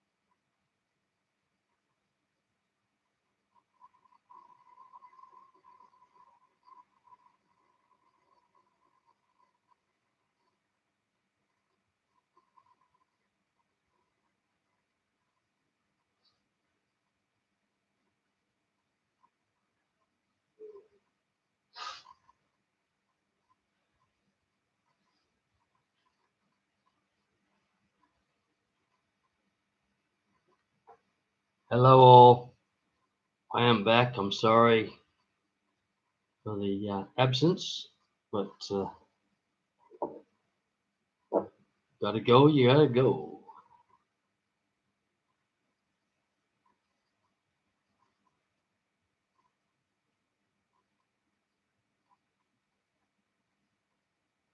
Yeah, yeah, S, I agree. And Patty, it's I don't know if your stuff is with your police is because of rights they've been given due to this illness thing, or if that's just the way they are now. And over there, I don't know. Must be a frightening thing though, to be a policeman where you're where the criminals or your opposition, if you're a law officer, policeman, where your opposition are better armed than you are and all that sort of stuff. That must be frightening. Um, our police don't have to deal with that, really. Maybe to a certain extent, you know. The only people with guns in Australia are police and criminals. So maybe it's not that far different, but it's yeah,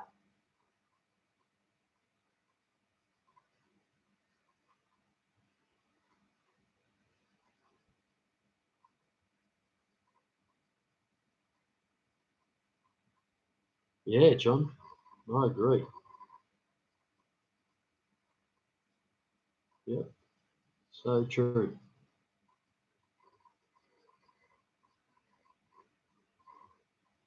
Yeah, Stephen, exactly.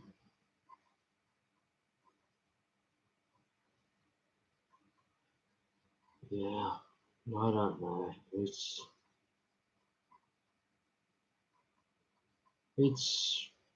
mm, it's just sad the way we're all going. I think, and well, or it should be the other way. We should be happy how it's all going. You know, we've found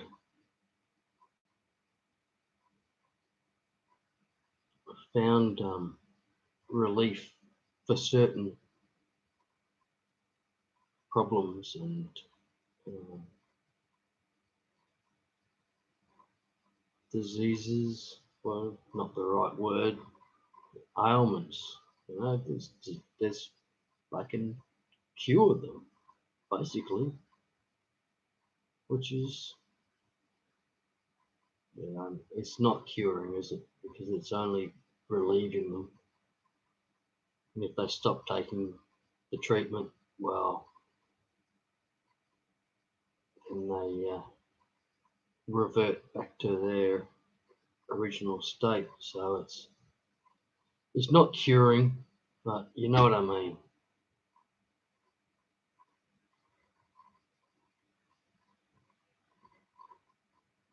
Yeah, well, that's true, S.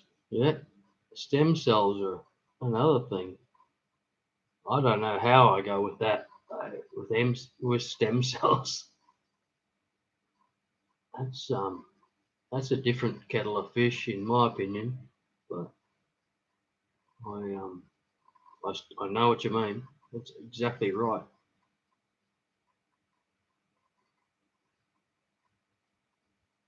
Yeah, yeah, John. Yeah, exactly, John. So true. It's all profit. Mm. Heartbreaking.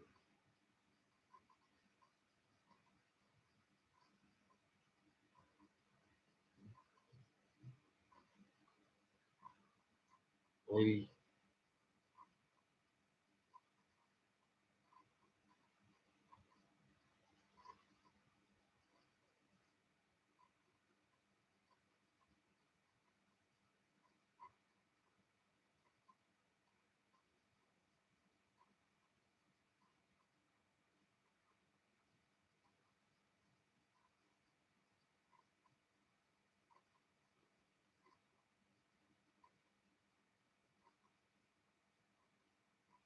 See, as you go to Panama, get stem cell treatments,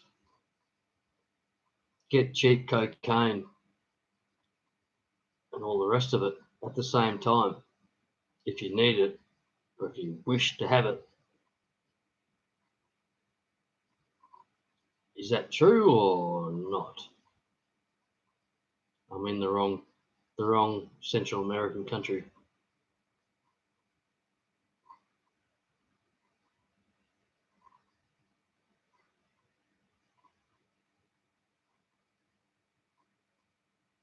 Right. I said I don't know about the stem cell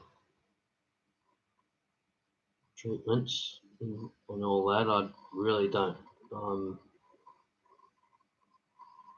still a bit sort of 50-50 about that sort of stuff. I'm unsure.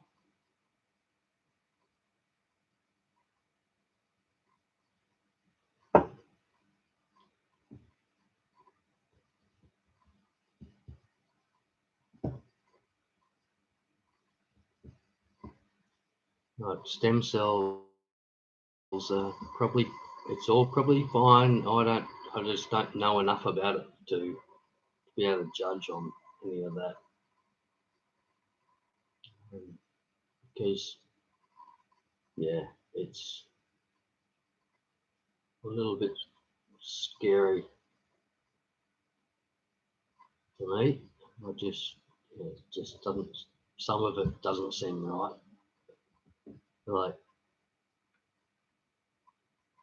how they just don't have enough control over it at the moment. And so they do this, rah, rah, rah, rah, rah, rah, but what happens next month after they release this thing? Right. It's just like the vaccination, really.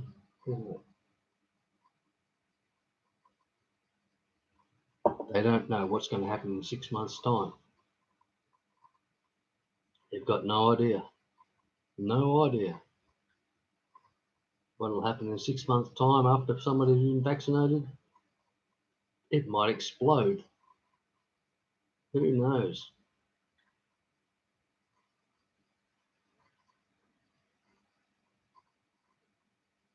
Gnarly, working on it. 26K, 26 miles, mate. 26-mile marathon.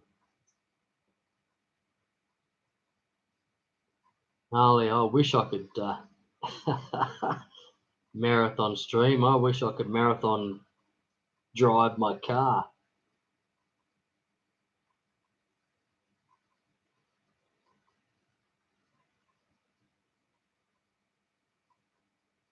True, John.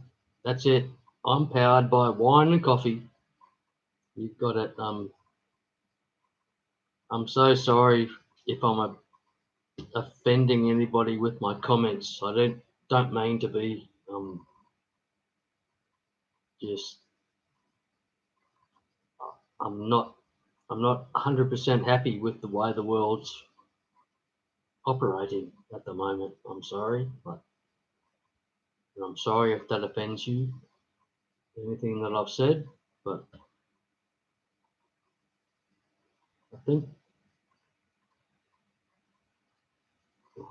most of the people that have been here have been saying some amazing comments, which it's just,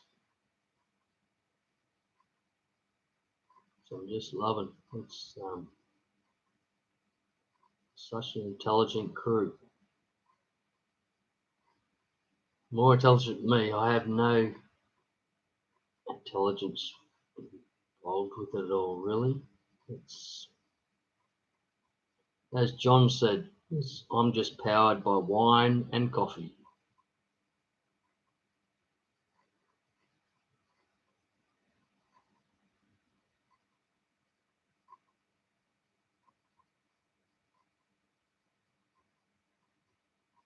Yay, well done, Ian. Can you start selling him any fish? Do you reckon or not? Trade fish. Trade fish for goods.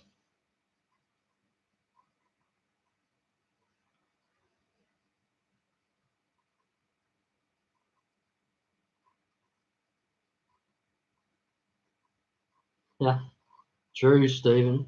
Very true.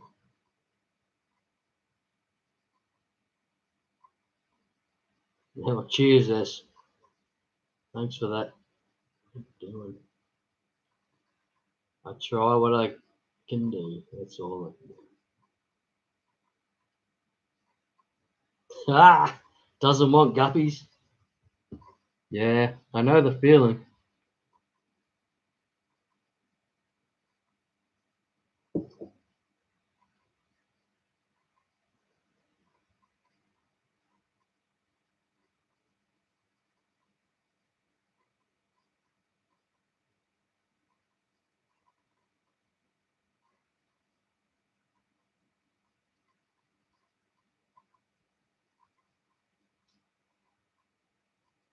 Yeah.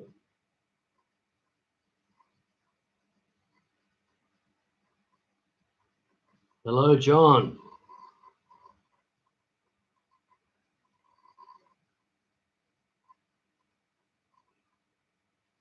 Good to see you, mate. You're more than welcome.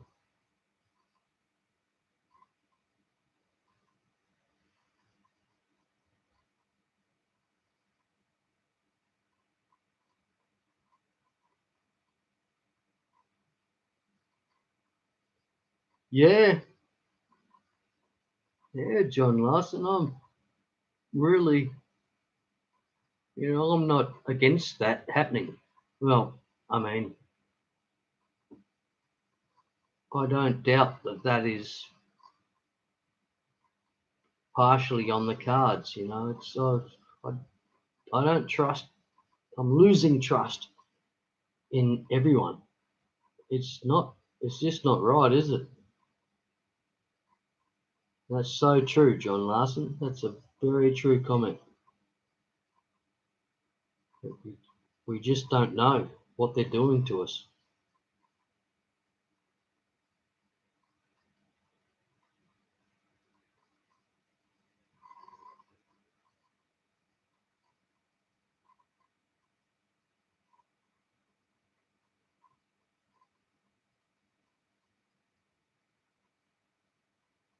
Hey, Chubbs is back again. Thanks, Chubbs. Thanks for coming back, mate. Awesome.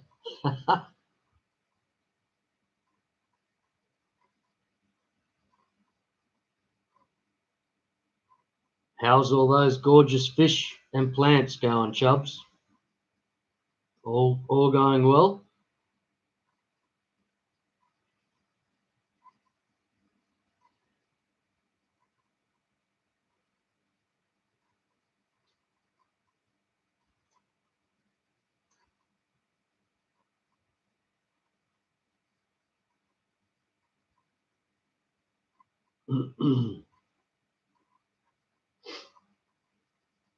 Basically retired, yes, but yeah, not not completely yet. But yeah, basically.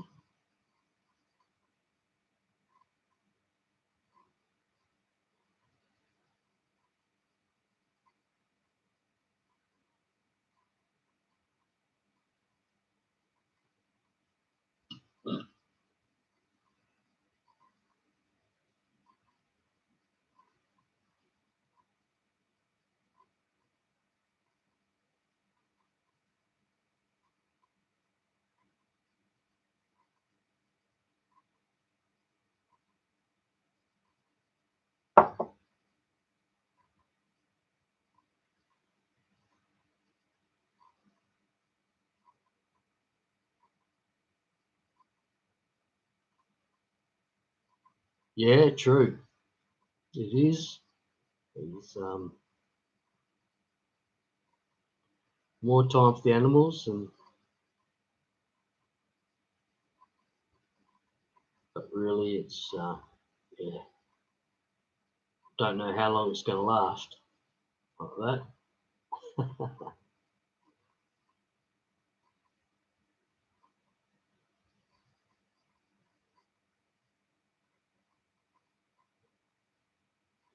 Chubbs, if you don't mind me asking, what is a target fish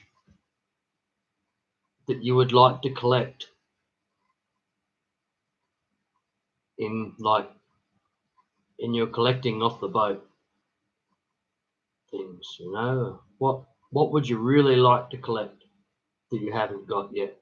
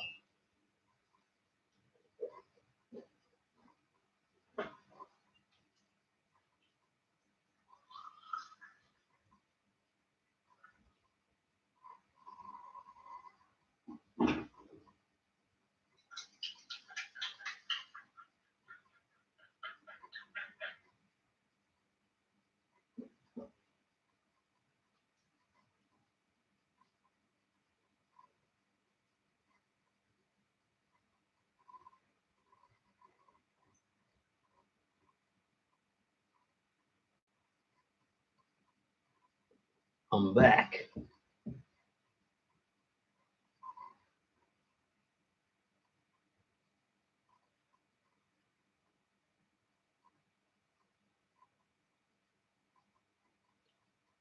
Steph, I hate stupid people. Tank Tribe, great to see you. Thanks for dropping in.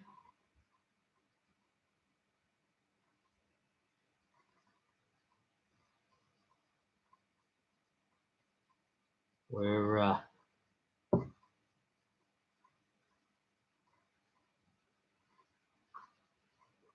the Southern Darters. Well, those darters are they're um, a bit like a goby type thing, aren't they? They have that same sort of movement about them. Like they're awesome, awesome fish. Oh, yeah, I could see that. That'd be cool, Chubs. Let's uh, let's see you get hold of those. That'd be cool.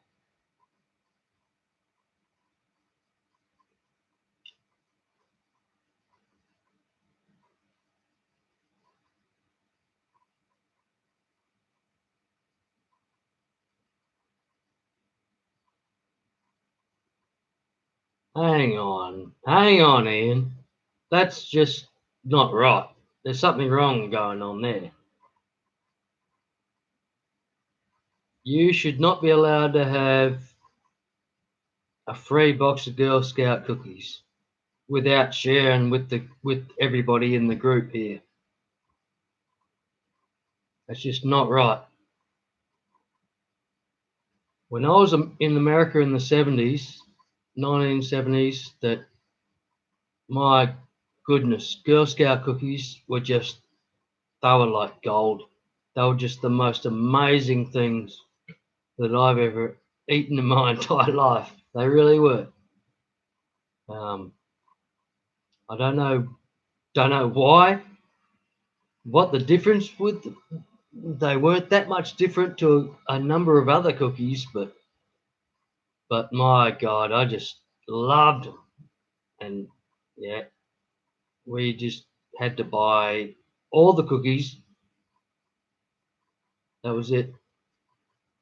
Buy all the cookies and eat all the cookies and have let nobody else have any cookies. Girl Scouts cookies. They were just amazing.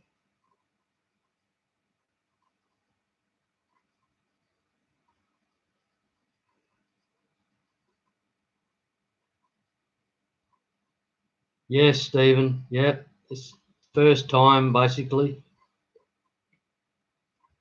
that I've had that I've been streaming. I had a very short stream with one of my lizards at one stage, but yeah, this is the first stream. I need to sort that out, don't I? And the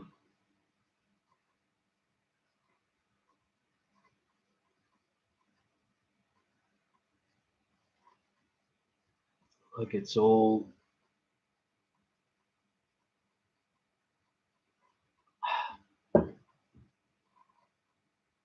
Muppet. How you going, mate? Good to see you. Everybody, check out Muppet 929. It's awesome.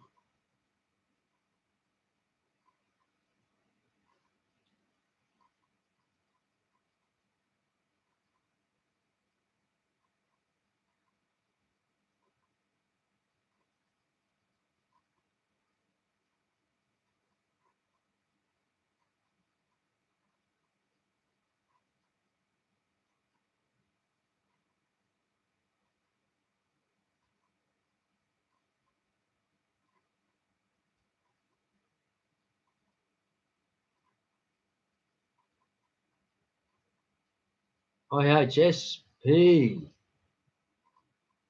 What are you going to be painting?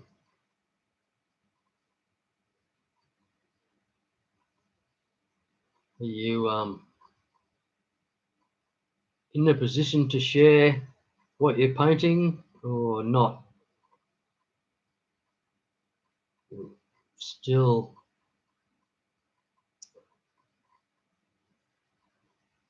does it just happen as it happens? That's awesome. Didn't know you're a painter as well. Well, not that I'm a painter. I'm not a painter at all. I'm more autistic than artistic. I'm sorry, everybody, but I didn't mean to offend anyone with that comment, but it's true. I really am.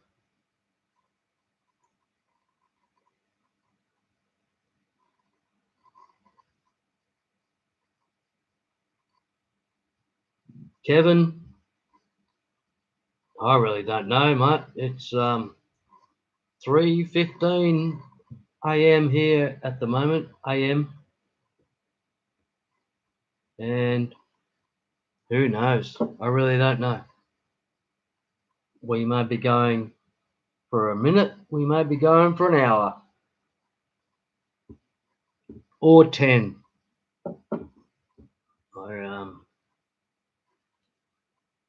I don't mean to be.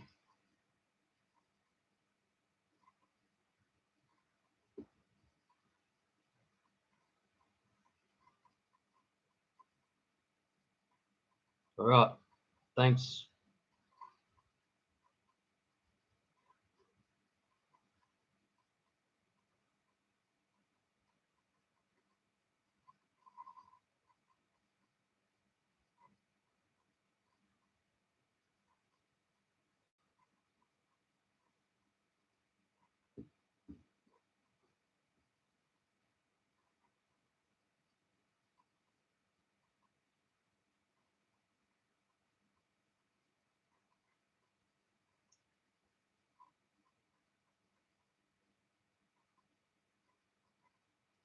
Well, thanks.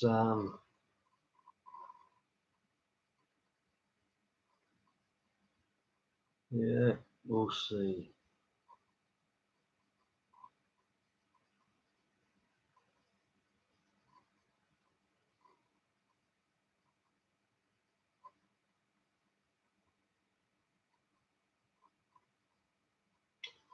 Really? I'm so sorry about that, Muppet and IHSP. I hate stupid peoples. I'm so sorry for missing your warnings. Hope it's okay. But yeah, I don't have any.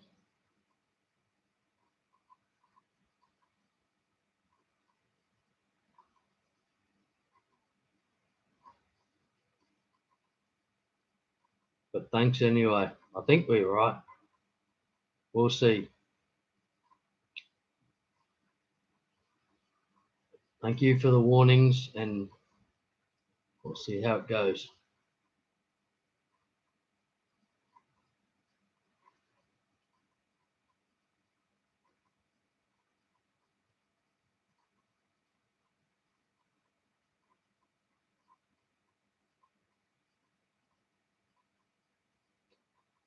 Okay. Thanks, Stephen. Yeah, yeah, that's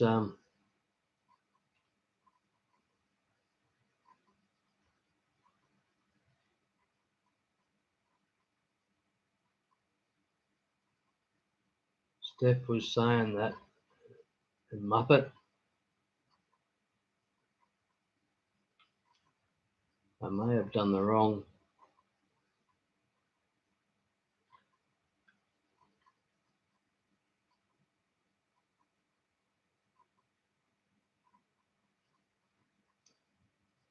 May have done the wrong thing. Oh well. But thank you all for the heads up. I tried, but I might have gone the wrong way there. I'm not sure, but we'll see. I'll just have to jump on it again. You're all amazing. Thanks for looking after me. I should have gone on to the StreamYard and done the StreamYard thing, but I decided to just jump on here and didn't expect it to be 8 hours. Sorry, but it has been. It's damn close to 8 hours. That's incredible.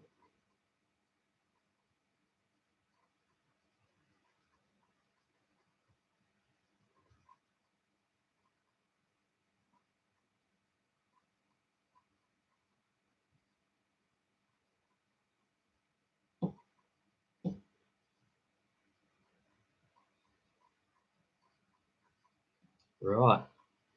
I'll try and keep an eye on it and keep it under control. And thanks, Stephen. That's amazing. Thank you very much.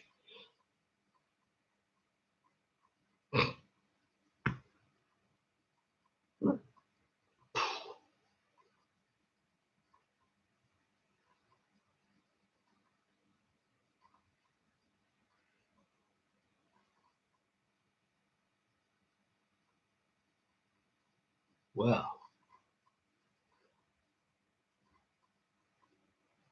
Is it? Is there things happening, or is it? It's under control at the moment because I've got it blocked. I hope.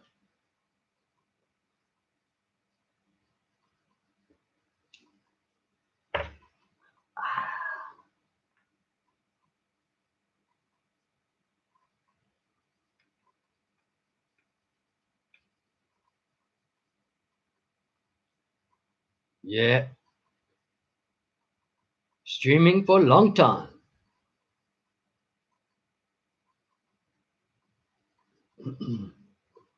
Someone needs to.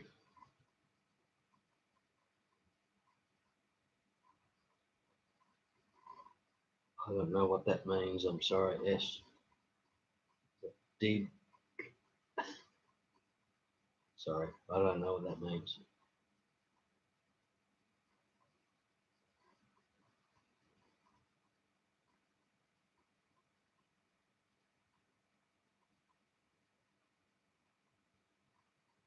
Right, so somehow I'm probably just about to get hammered, am I? I'm sorry, because I it was only a temporary ban. It wasn't a block or whatever, so could get interesting. Oh well.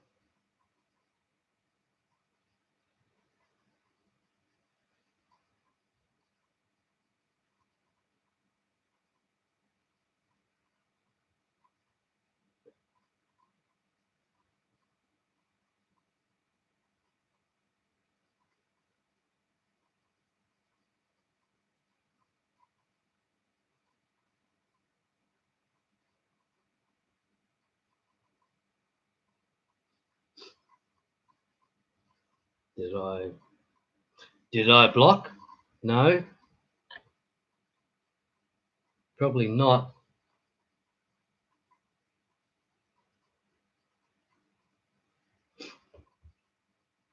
Kevin, I think it's probably would have to say a better, but I'm not sure. Um,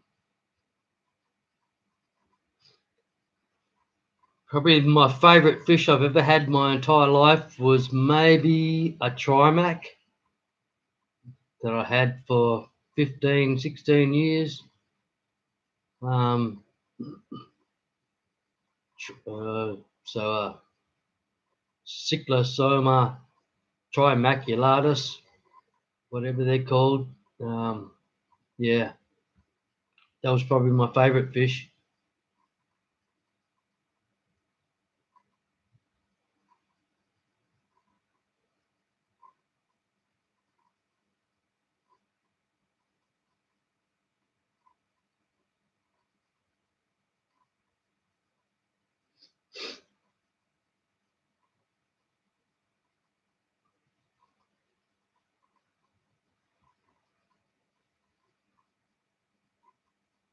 Aquatic Ness, thank you for being here.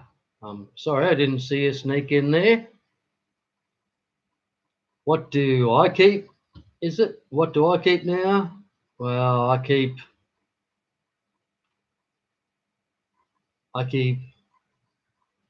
a pair of green terrors,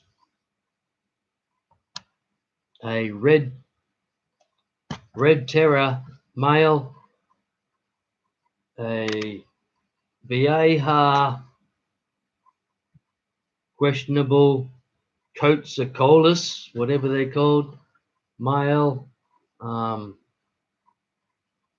a true parrot cichlid, um, so Hoplacus psittacus, I believe, male. They're all in individual tanks because they're all psychos. Yeah, a number of betters and guppies.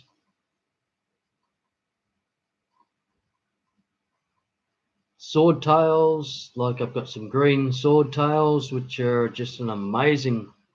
I'm hoping to get and make as many of those as I can possibly produce because they're green.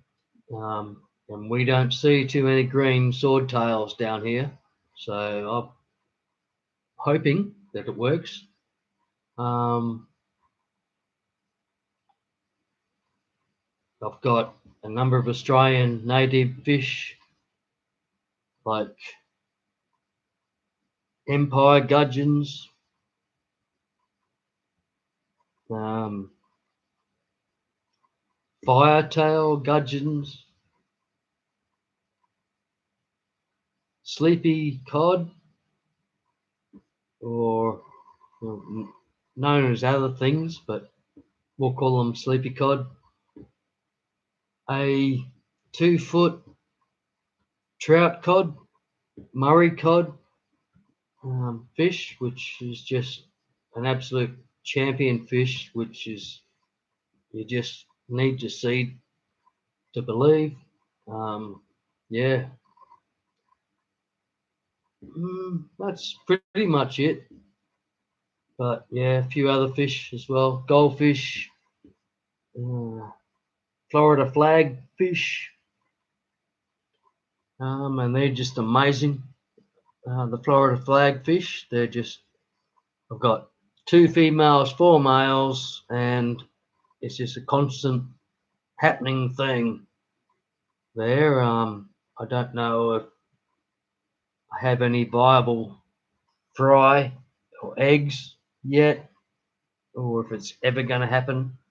But the tank they're in is probably about a foot deep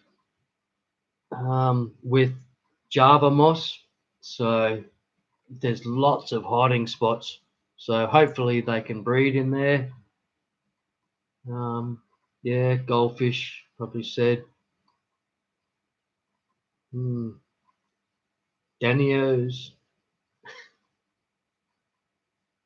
Have I answered that question? I tried to answer that question. Sorry, was that yours, Aquatic Nest? Your question? I'm sorry, whoever it was. Yeah, I tried. That's about all. I'm sorry.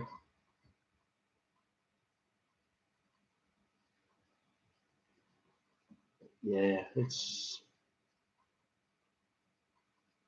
amazing group of fish there. Yeah. I've also got 4 shingleback lizards, 3 motorbike frogs.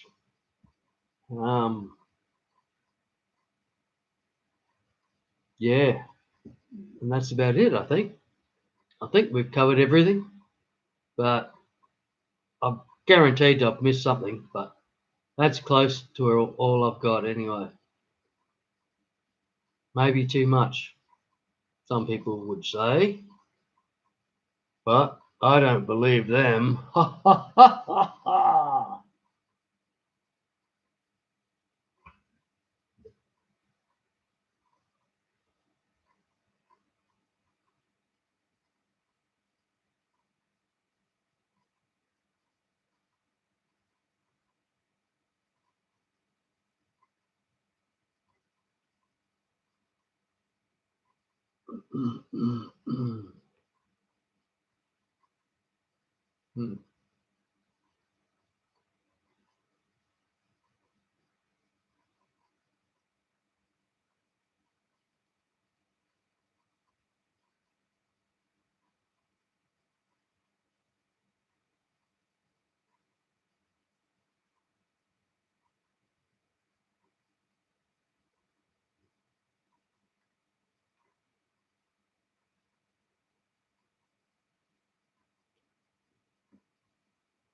Yeah, exactly. So, has anybody got any sort of unexpected try from the last few days or something, which is always an amazing experience?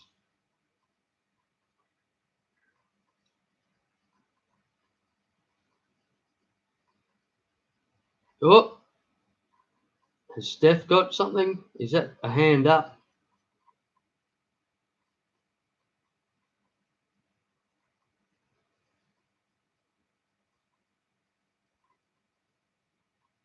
What have we got?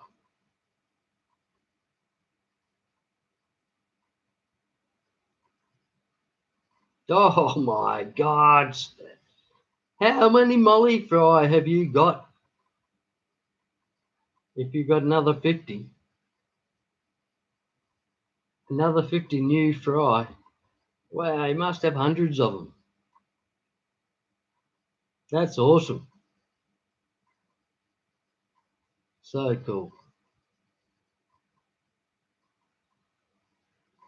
I'm going through exactly what you said I'd probably go through with my, whatever they're called, Dalmatian mollies. Is that what they're called? Dalmatian mollies? You said that they'll probably just dissipate, like work their way through and slowly die off. And yeah, that's what's happening. Slowly dying off. Don't know why. Don't really care anymore.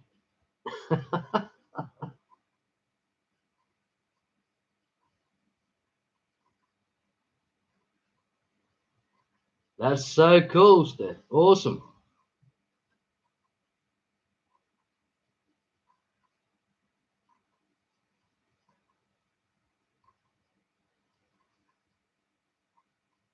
Well, what have I missed, Stephen? Am I missing more stuff? Uh-oh.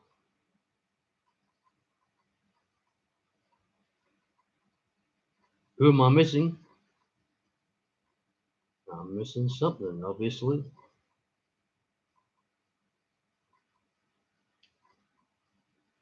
Sorry, everybody, if it's being offensive to you or anyway. I'm sorry. But what have I missed? Sounds like I've missed someone.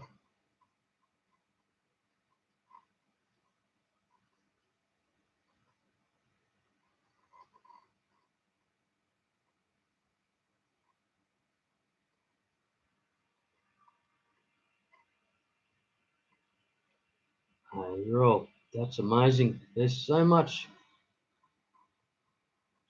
going on.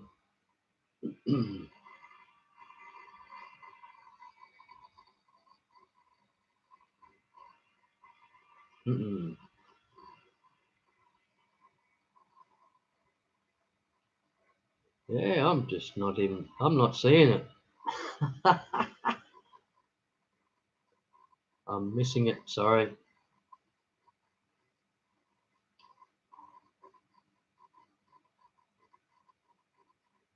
There it is.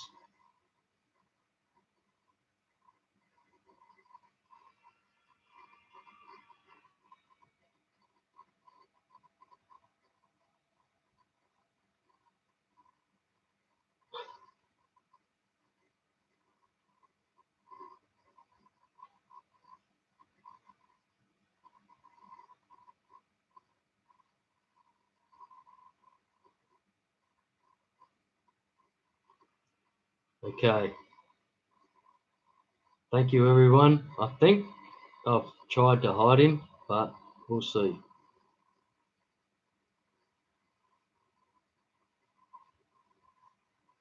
Tried to hide. I don't know if that means block or whatever, so he'll probably come back.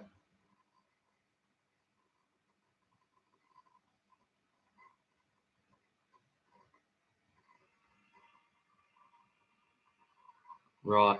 Okay. Well, thanks, everyone. We'll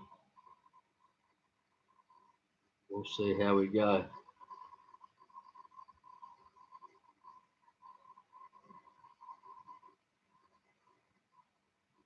And and why was he just like, wasn't really attacking me? He was attacking Brienne, was he? Is that right? Is that what was happening? I didn't read into it too much. As soon as I saw him, I just blocked it. But it's not right.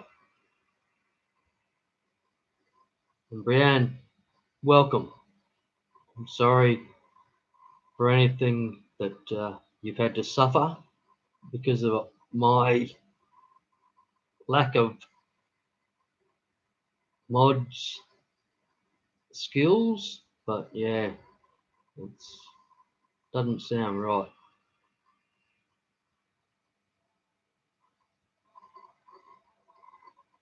And it's good to see you here, Brienne. Thank you so much for being here. He is gone, we hope.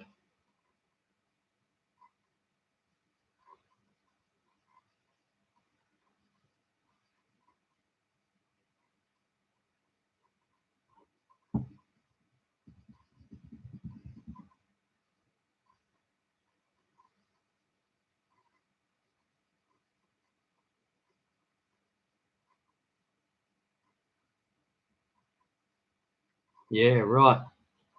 I feel that's going to be the case, Steph. I'm sorry, but isn't it? Oops.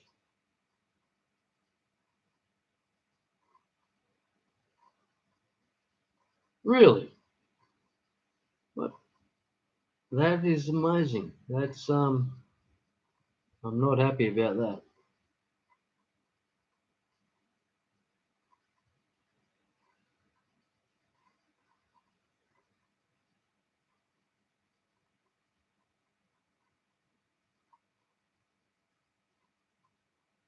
Okay. Well, I don't I don't know if I've done enough, but hopefully, man, that's put a stop for it here for a little while anyway. But yeah, that's not good. And I'm sorry you've had to go through that. Um, sorry for whatever you were copying from him here. It's just that's I feel responsible for that. I'm sorry about that. That's not good. Sorry, I didn't mean to let it get through. Um, but yeah, but you're so welcome here.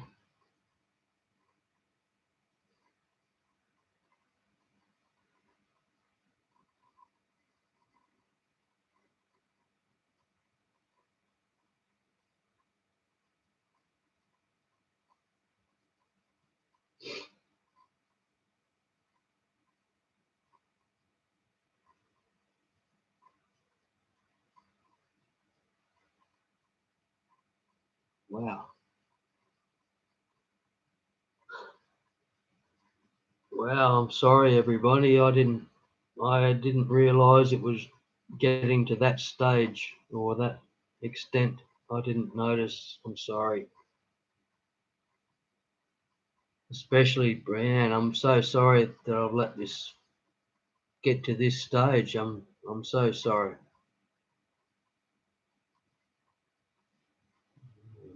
Yeah, you deserve a lot better than that. I'm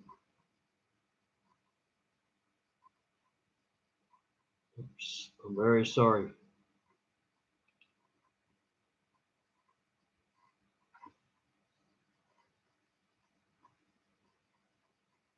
Let's hope that we're okay. And again, welcome, Brianne. Thank you very much for being here.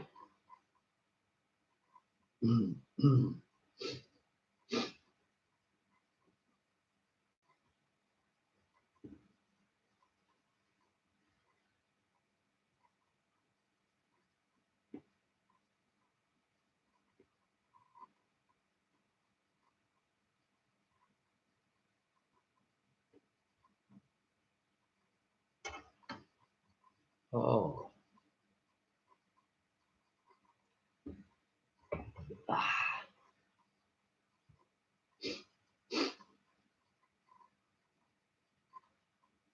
wow. Well, Brianne, I'm very sorry that you've had to put up with that. That's just not right. I'm sure, well, I'm sure the fish fam and everything will try and help you out and stop it from happening. But it's don't take it personally. Try not to. It's just a problem child. Just an idiot.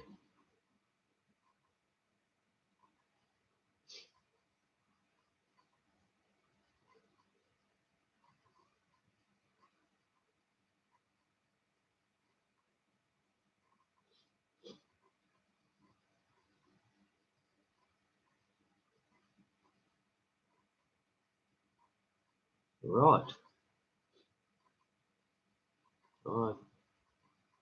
Yeah, I'm sorry everyone. I don't know anything about all this. It's all just happening in front of me right now. And I don't know what really to do. I hope I've done what I can, but I'm not too sure. So we may see a return.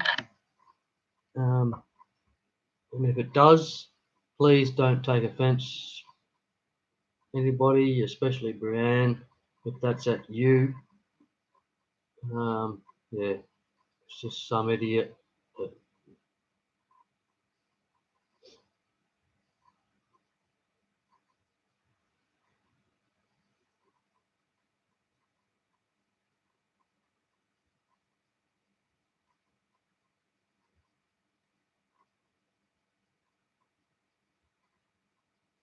Thanks all. Thanks, Steph. Everybody, you're all amazing. It's nearly 8.5 hours that we've been here. That's a working day, isn't it? Wow.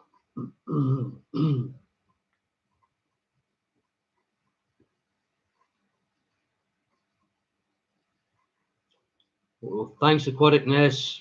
Thanks for being here. Take care.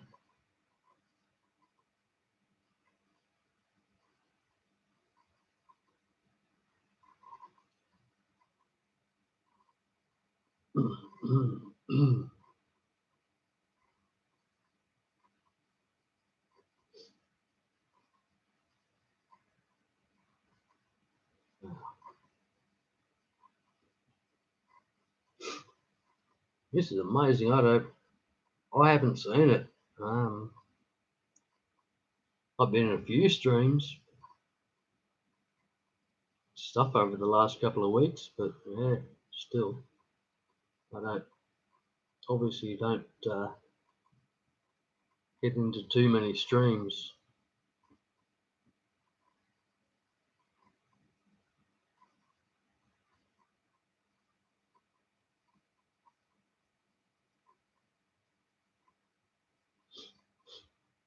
Well, that's not good, Aquatic Ness. Take care.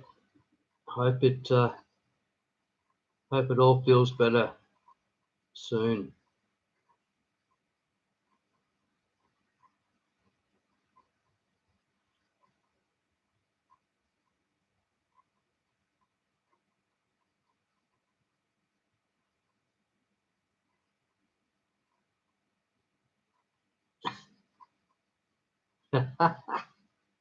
That's it, S. The Alphabet Man.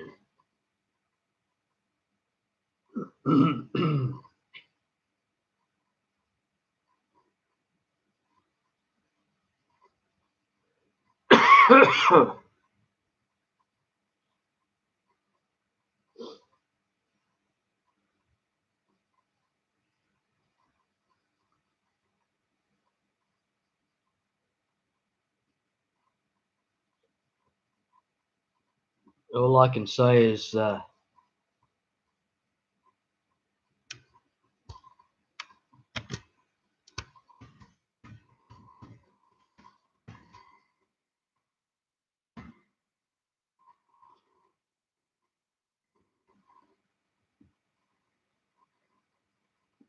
still don't think we had an X.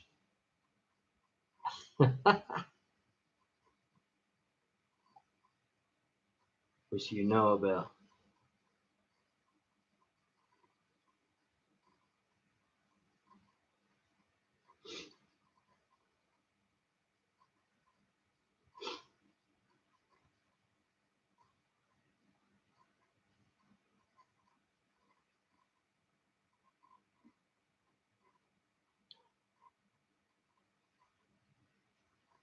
Skippers, how are you going, mate?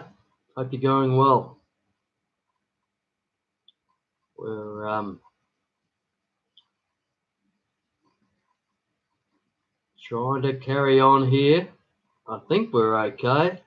I'm a little on edge because we had a bit of a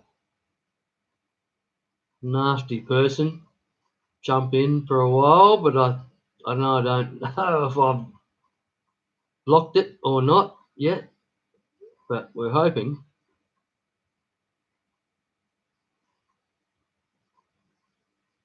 Oh, Mama, how are we going? Good to see you here.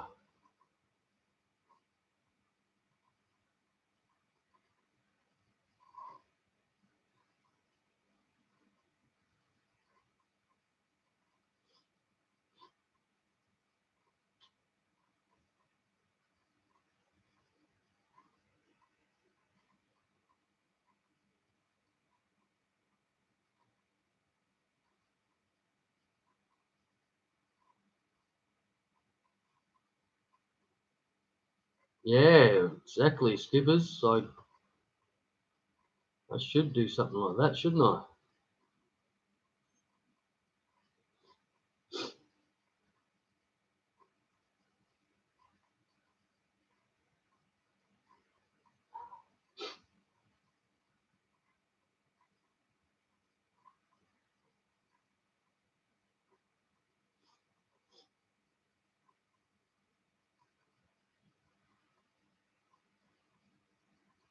Yeah, I'm doing well, Bob Mama. Thank you very much. It's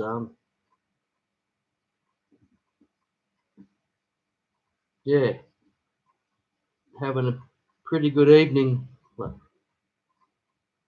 8.5 hours old the stream so far. So started quite early and he's still going. So it's doing well.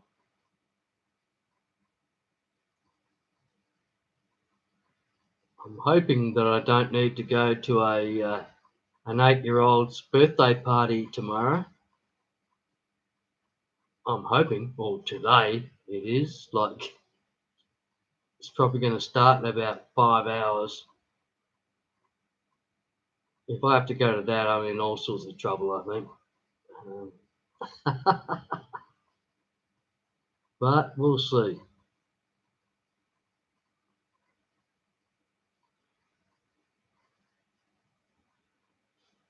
Whoa, what's happening? Am I missing things again?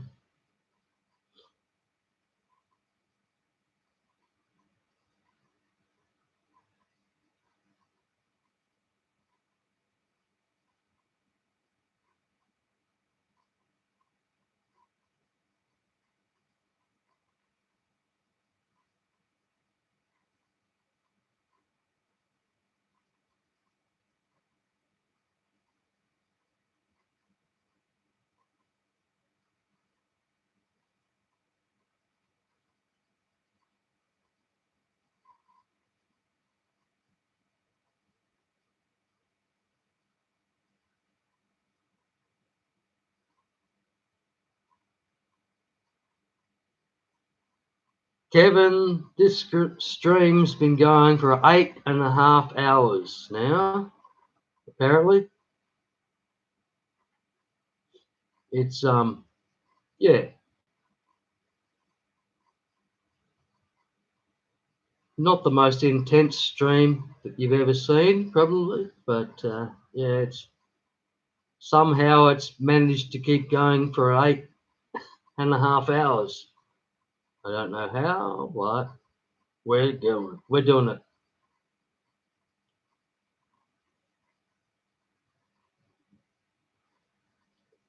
And let's all thanks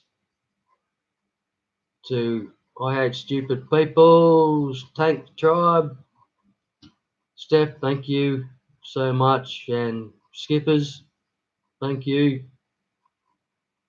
I've made you mods. I don't know if that's going to help, but yeah, hopefully it does. I don't know what's going on, if things are going on that I'm missing.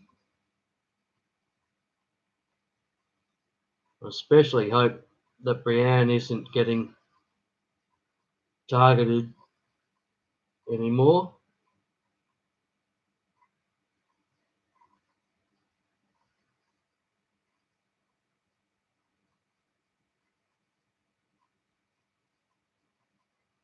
Does that mean, what does that mean, Brianne? Is that all right? Are you doing all right there? I hope you're not getting attacked that I can't see. Okay.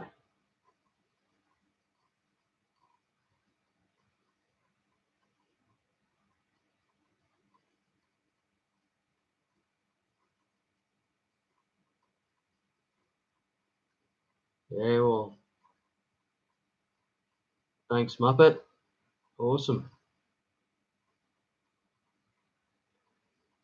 No, it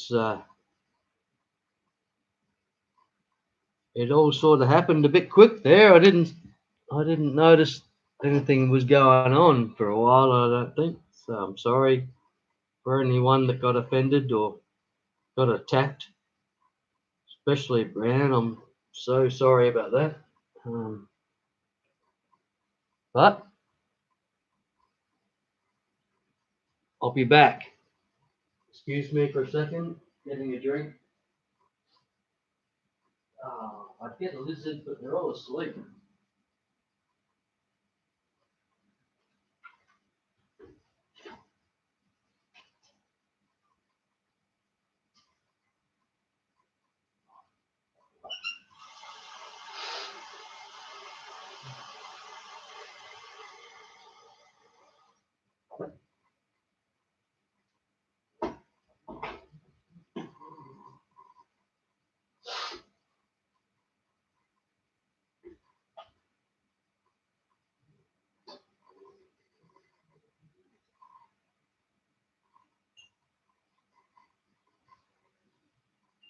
Where am I to go now that I'm gone?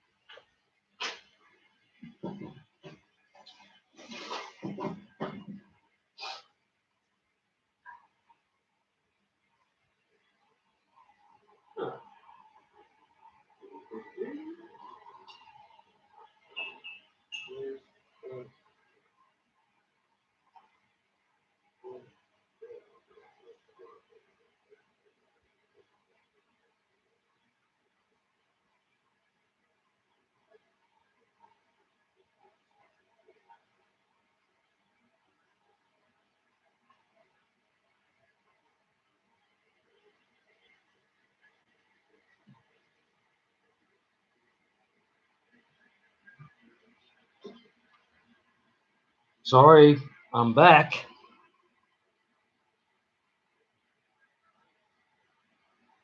Coffee going in the background.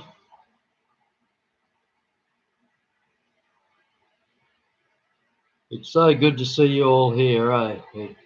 Amazing. I just can't believe it. You're such an amazing group of people. Gotta love the fish band. Better Fry are doing all right, S. They're I did have quite a few losses because of like when we had 107-degree heat for like 5 days or 15 days it was in a row. Yeah, I had a few losses there, so we're trying again and got a few better fry going here and there, and yeah, some getting up. I'd call juveniles now, and yeah, so it's all good. Love them. They're always so exciting to see what they turn into, and that, and love them. Love betters. The betters are just probably the first fish that I ever got into 40 years ago. Was Siamese fightings. We used to call them in Australia. Well, we probably still do.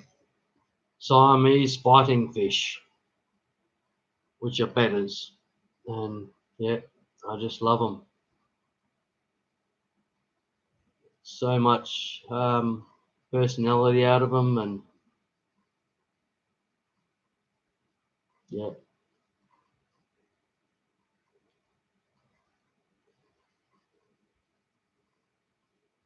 It is coffee time, exactly. Adele, I agree. Excuse me again. I've got to go make the coffee now.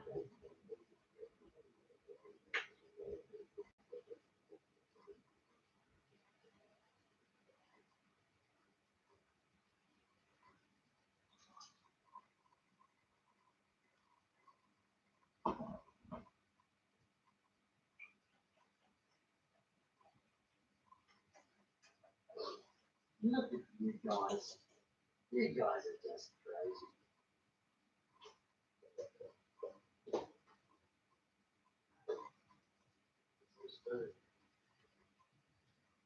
You guys are crazy. You guys are crazy. Crazy, I tell you. You come with me? Yeah. Hey, you come with me? Okay, you come with me.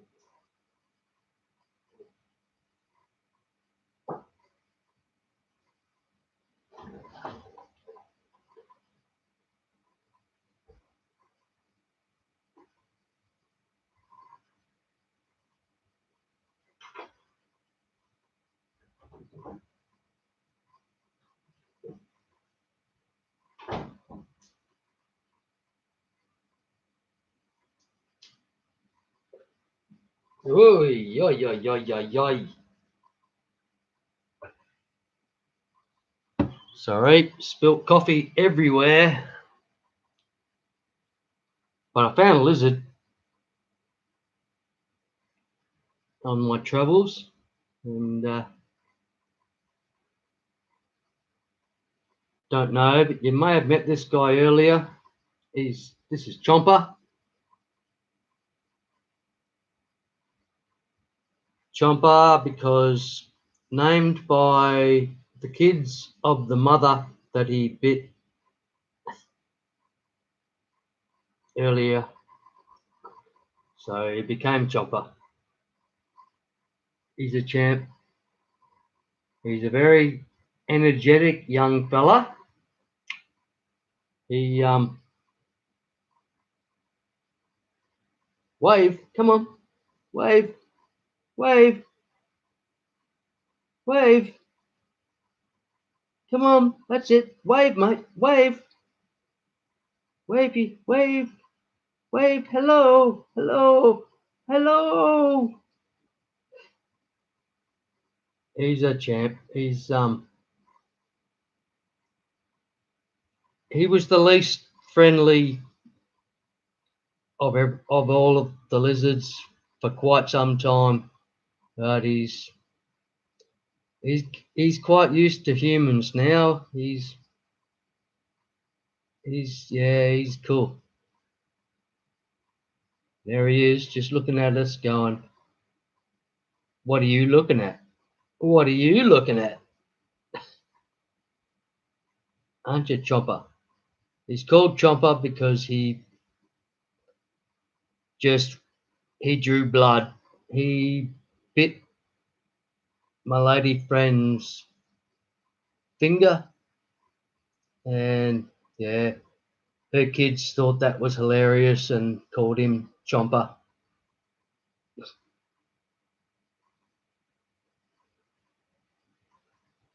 But he's not an animal. Well, he is an animal, basically, isn't he? But he's not a killer, are you? He'll just, are you? Hey,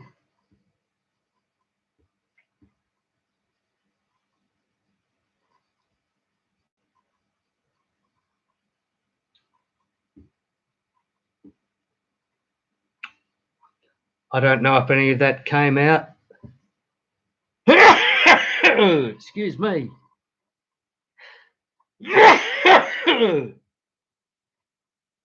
Hang on, he's giving me COVID.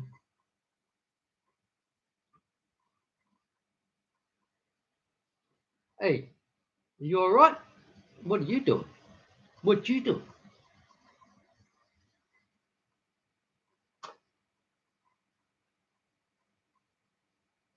Hey.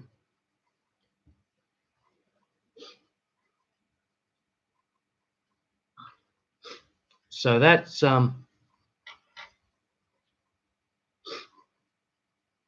Chomper, everybody. He's a champ. He's a funny fella. He's a bit more energetic than any of the others. He loves to climb, even though he can't because he's so uncoordinated. But it's funny to watch because he keeps climbing and falling and climbing and falling. Yeah, he's a champ. We love him, don't we?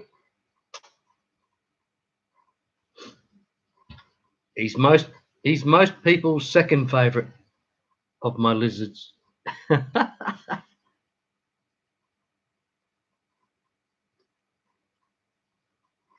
Oh, Chomper, where you going? Are you going to sit here?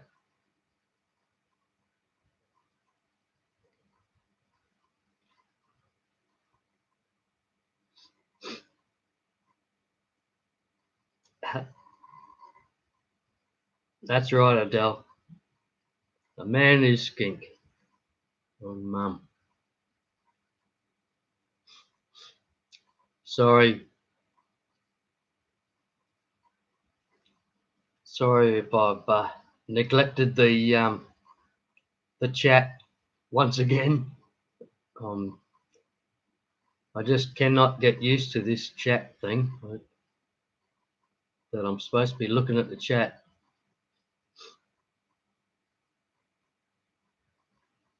You're all amazing. Thank you all for being here.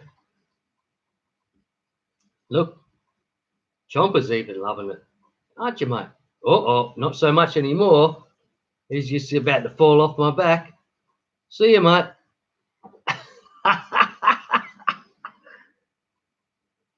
Here he is. Chomper. Come on. You stay there. I think the Manchester United shirt is a little bit slippery for his liking. Can't grab onto it.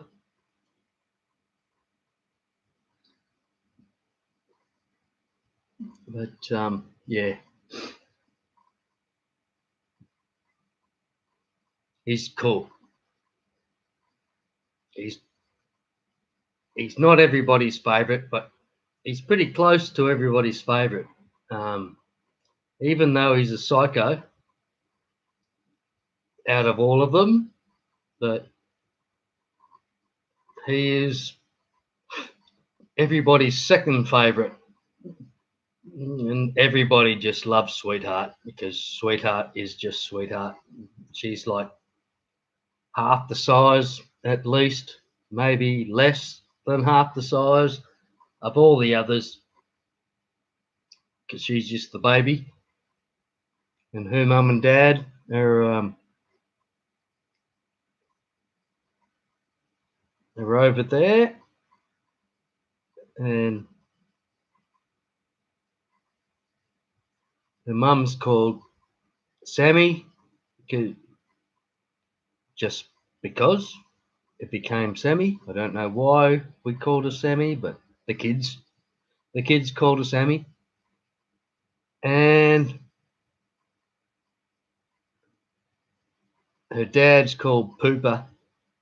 And well, he became Pooper because he pooped on.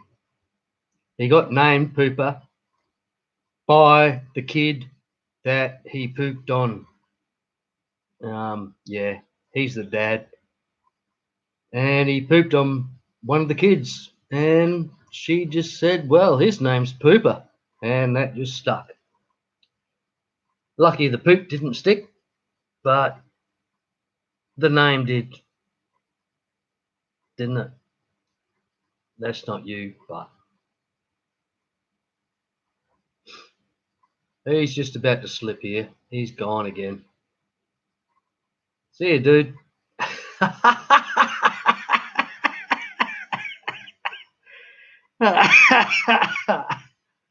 You're such a funny fella. Hey, sit that way.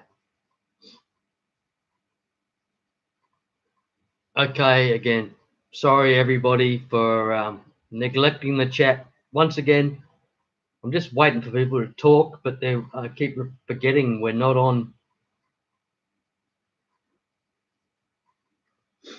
We're not on whatever you call it,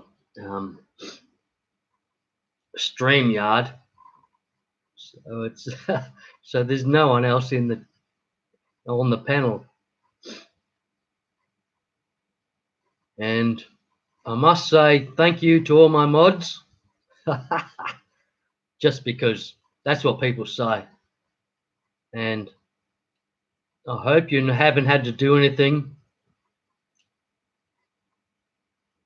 to keep that troublemaker out of there, but you may have that I haven't seen. So thank you anyway. Thank you very much.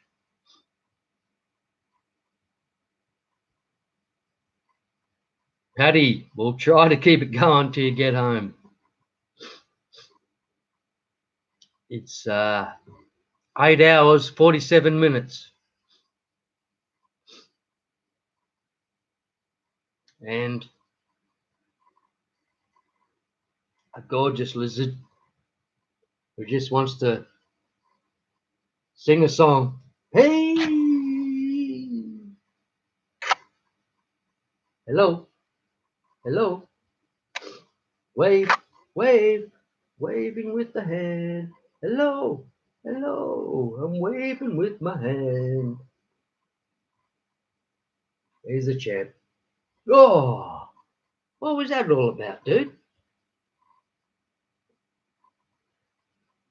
Oh, you're just struggling so much. Oh my goodness, you're struggling. No, he's a. Oh, you're just struggling so much. You're just a troublemaker, aren't you? Hey, come on. Hey, what you doing?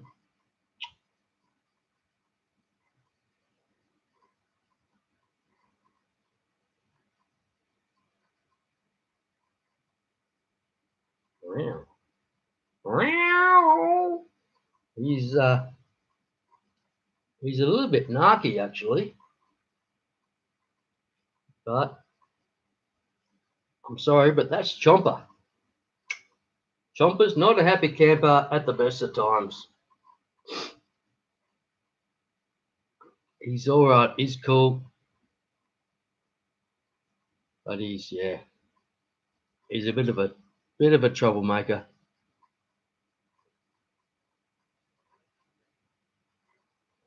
Oh, that's good coffee for somebody that drinks instant coffee like me.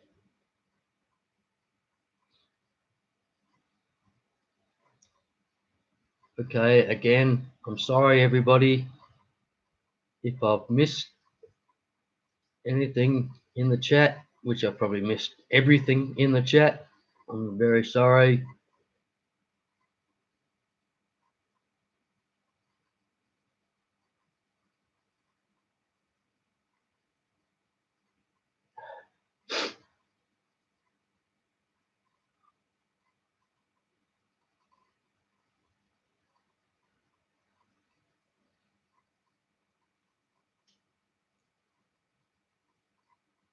But it's good to see you still here, Brienne.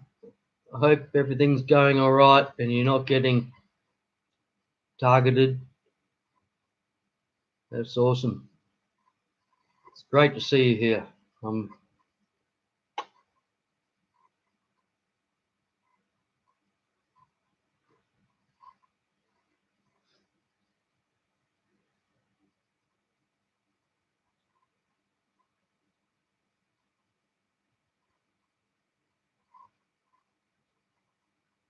Doing it. Be on it.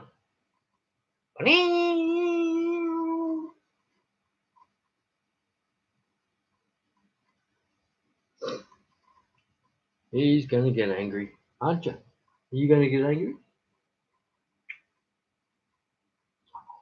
You don't need to get angry.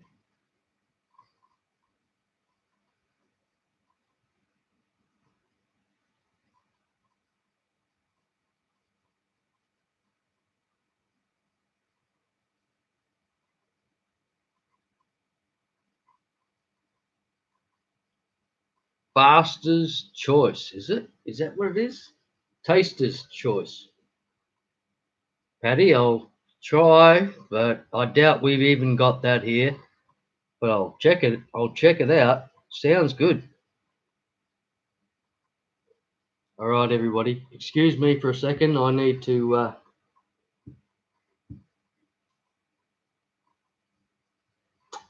go and wrestle a crocodile. I'll be back. Okay,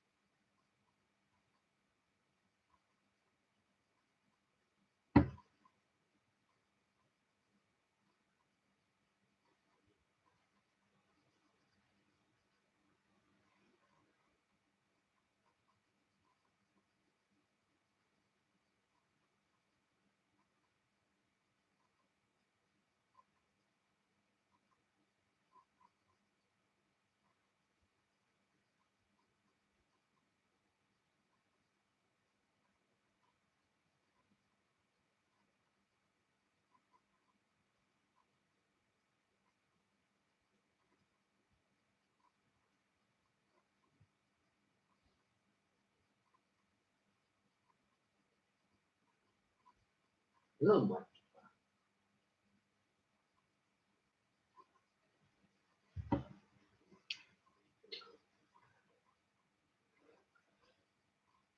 Hello all. Me and Chomper are back.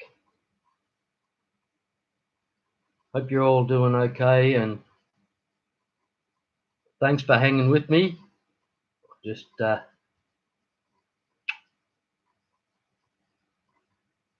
doing all right. Hey, mellow out, dude.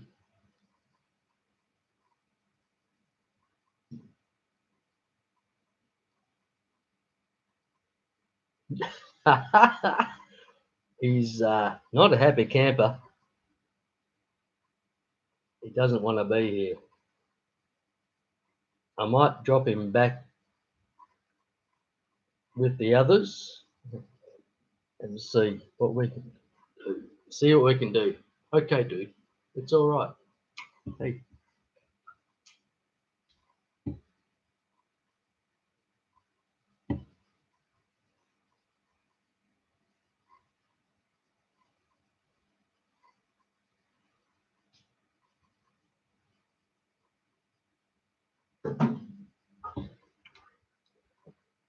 Okay, sorry, y'all. No more lizards for the minute. Swampy, good to see you, man. How you going?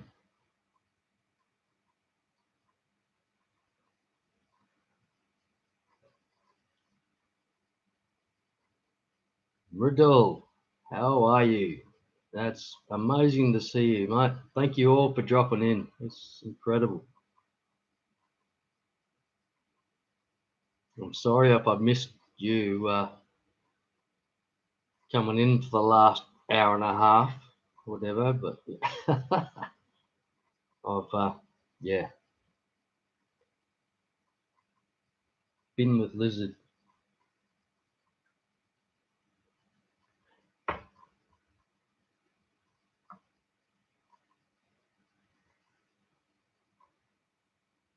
Yeah, probably John.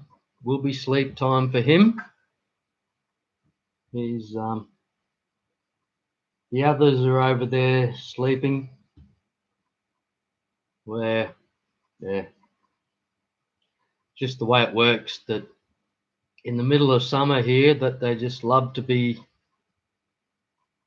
on the cool of the tiles of my kitchen for some reason, and that really makes them feel happy by the look of it. So that's where they live in summer, and in winter they get another home out in their real home and their enclosure,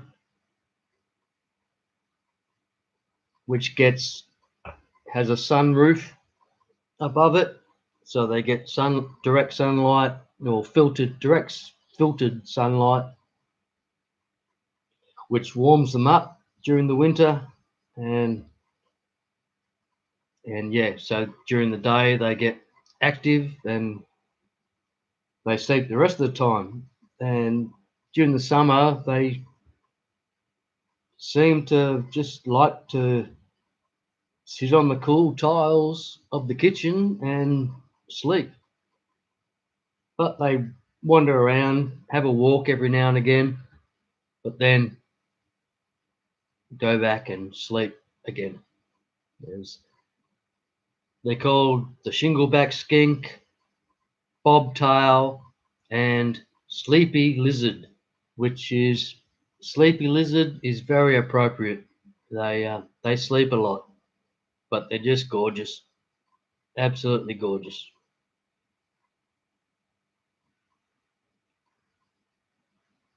Kevin, it's 4:17 a.m. here. We've been going for 9 hours.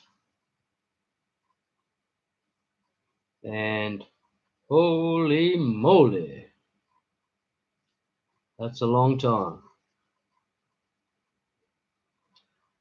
That's are all the tanks in the shed?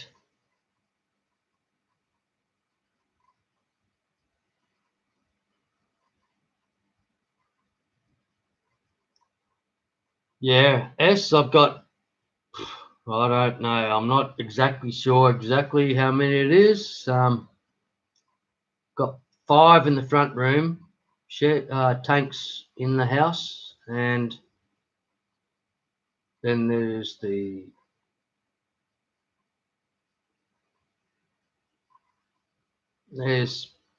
another 5 in the spare room in the inside, and yeah, a couple in the bedroom. So what's that? We've got a few inside. No, thank you, skippers. It's thanks for volunteering, or thanks for taking it on. I hope you're not required to do too much, but yeah, we've already had a bit of trouble this evening, so I hope it hasn't continued. Poor Brienne was copping a bit earlier, and I think we've got that one under control, but I'm not too sure.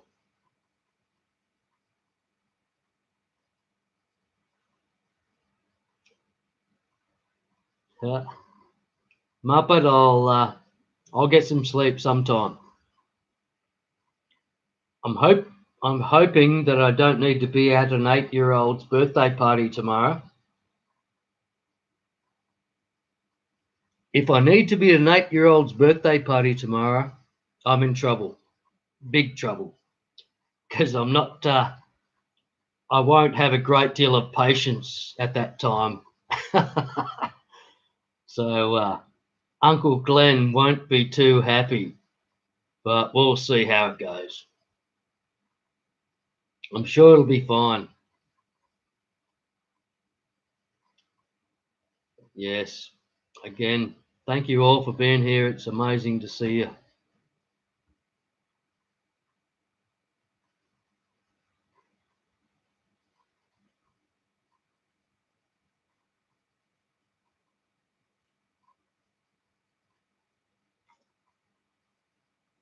Oh my goodness. It's the worst coffee in the world, I'm sure, but I just love it.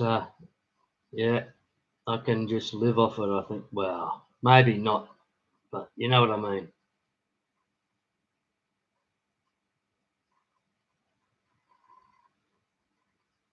Oh, you're still suffering pain, Swampy? I'm hoping you're feeling better, mate.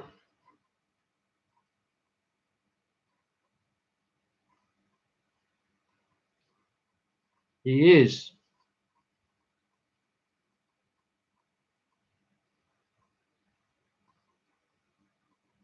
I can make that happen. You don't feel obsessed like you need to. Oh, I don't know what I did there, if I did anything or not.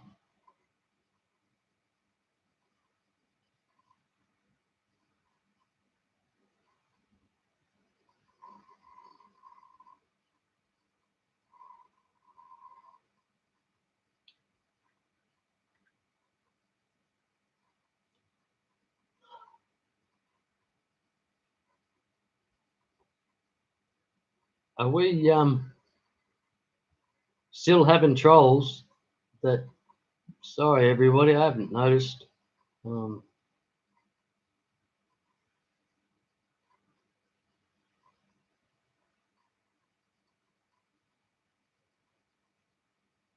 I hope not anyway. I hope it's all okay. Don't know why anybody would want to be trolling.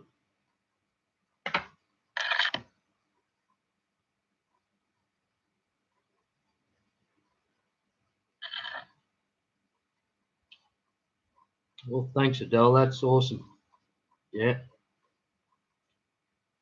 I can't see any thumbs up or anything, but yeah, if you can hit the thumbs up, it'll be much appreciated anyway.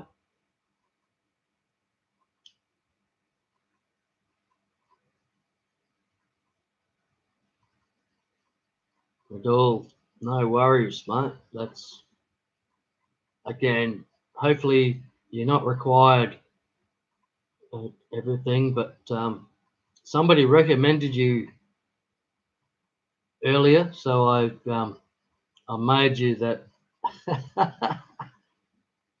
made you the mod. So I'm sorry about that, but again, hopefully it's not required.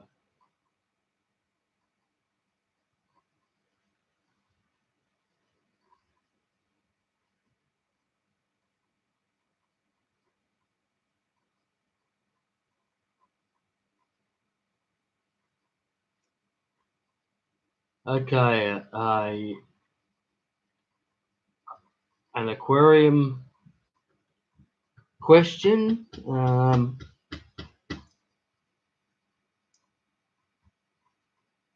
Like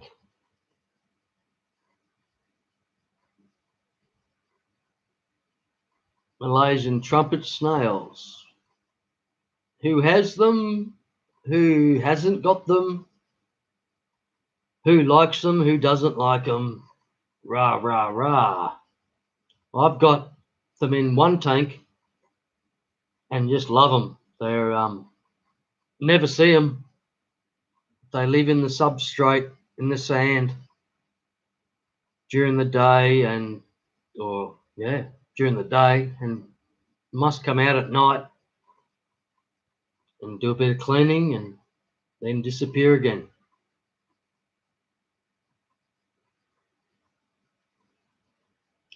No, you're right, skippers. No worries at all, mate. No stress. Don't stress.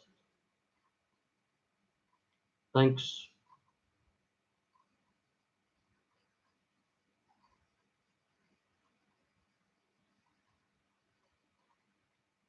Yeah, Kevin. Yeah, I know. Awesome. Awesome person.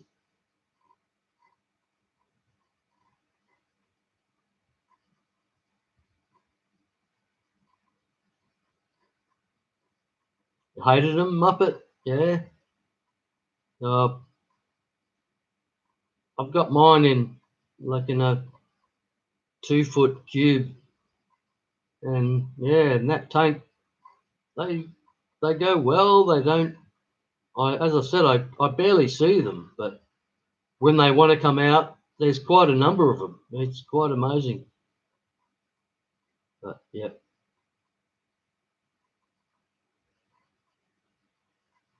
yeah, exactly, Myrtle.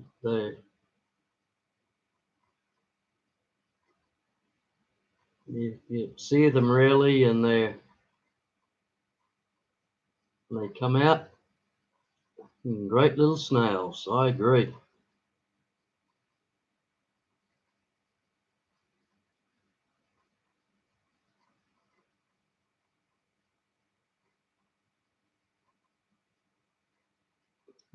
Ooh, ouch. Yeah, that would hurt.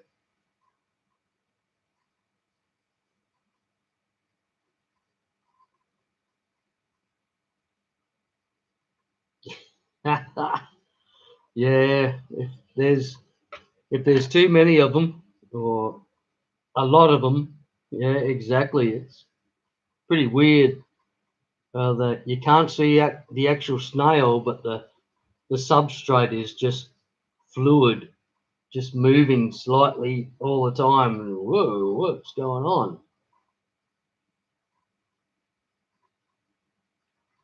Nah, it's the first time I've ever had them, and had them for a few years now in that tank, and just love them. They're just such, yeah, they're amazing. They don't seem to hurt anybody. They do their thing, hide most of the time, come out when they want to, and yeah, amazing. All right, sorry, that was a serious question.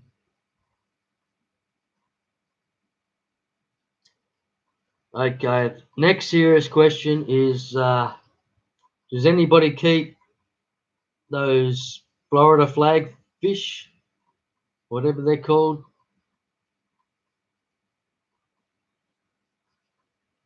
I've got 6 in a 3-foot by 2-foot tank, and they are just amazing. Half the tank, like the bottom, is just in the total bottom is covered with about a foot deep of Java moss, and you go and look in the tank and you can't see any fish, and you think, oh my God, they're all dead. But no, they're all there, and they're all just hiding in the Java moss, doing their thing. And notice that they're actually pairing off into their little groups. Well, sort of groups. There's 4 males, 2 females, so they're not really pairing off into groups, but like a pair will separate off into one corner, and a pair will separate off from the other, and the other ones will just do their thing. Just amazing. They're just the most amazing fish. Just the males are just stunning. The females are just cute as. They're just gorgeous little personalities on them. They'll come up and visit you, and yeah, just amazing fish. I love them.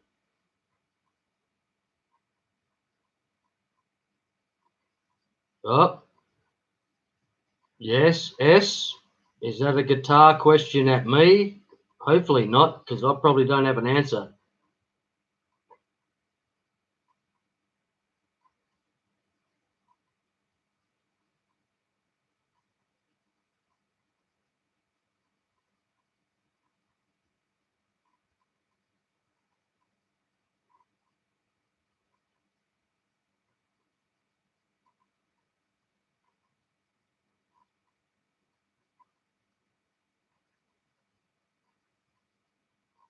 That's cool. Hurt diversity. That's just awesome. That sounds like a very nice tank. The old Florida flagfish with bluefin killifish. Awesome.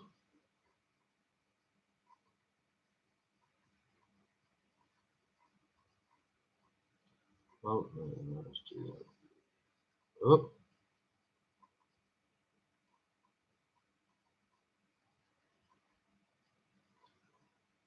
Is the FG's 730s worth $300?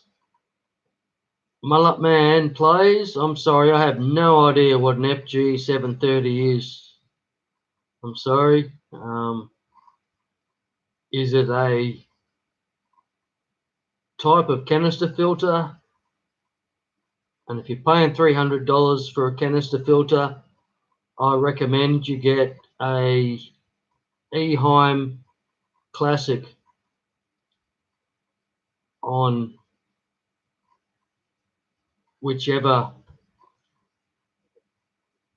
size that you need, or whichever size you can afford. The Eheim Classic filters are my favorite filters of all time. They're just amazing. They just keep going forever. Not really, but they try. They try to go forever. I can leave them go for far longer than I should. In between cleanings, and yeah, and they just continue to just pumping out a good rate, a good flow, and yeah, just love them. I've had mine for 30 years and still going strong, and yeah, don't look like stopping. So I don't know what an FG 730 is. I'm sorry if it's worth $300, but I reckon you can probably pick up an Eheim for $300 and be happy with that.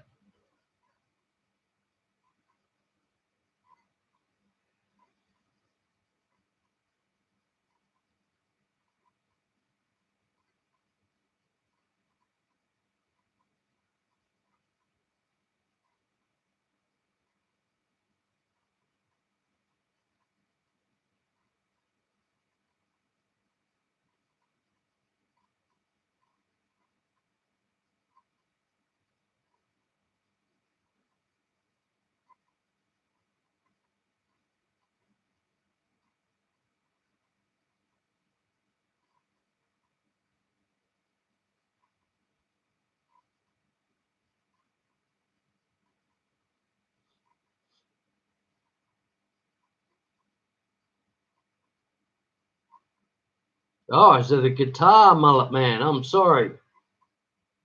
Well, that I don't know about either. So FG 730S. What sort of guitar is that? I'm not too sure. Sorry. Mullet Man, is that a like with an FG? Is that some sort of Fender or?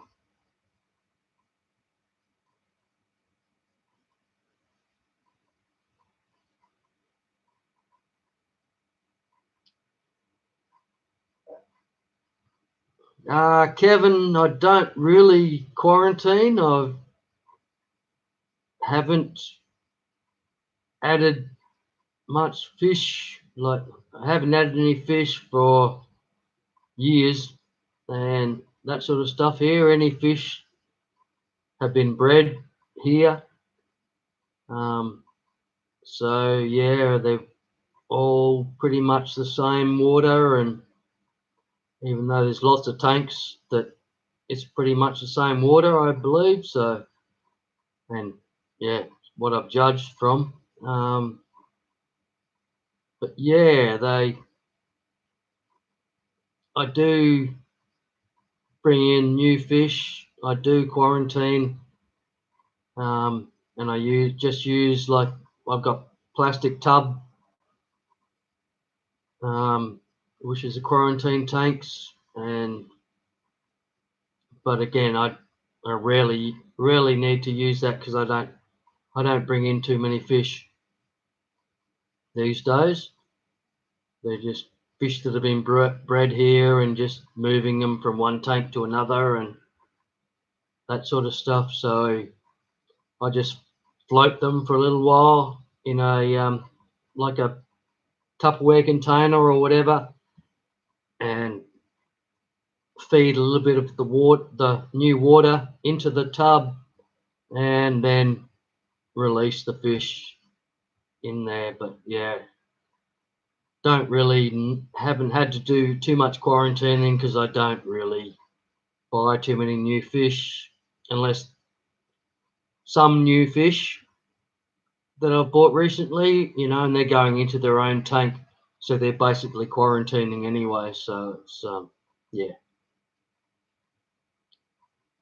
Hope that answers your question, Kevin. What is my favourite to breed? Don't know. I still get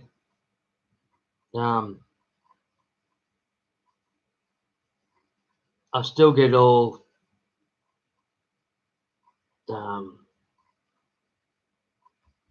all emotional, I suppose is the word, about breeding betters.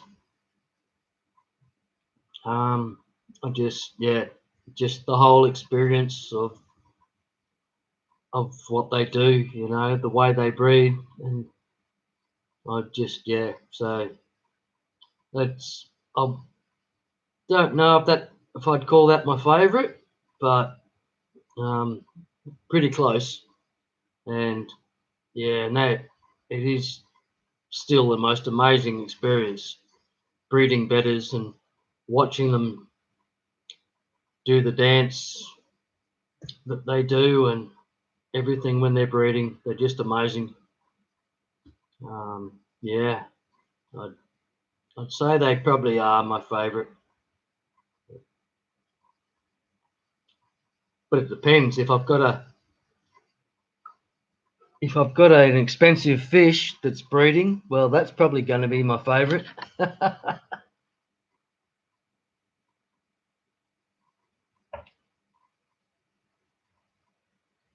Yeah, it'd be hard to beat the betters, I think. Yes, you should, Kevin.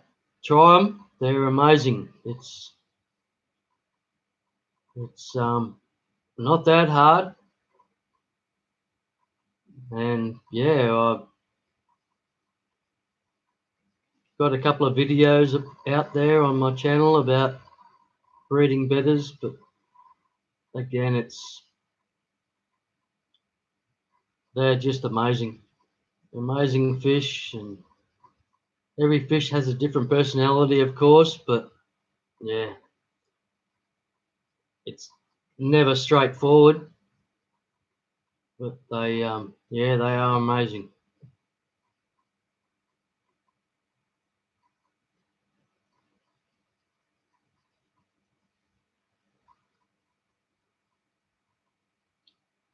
Kevin, for breeding betters,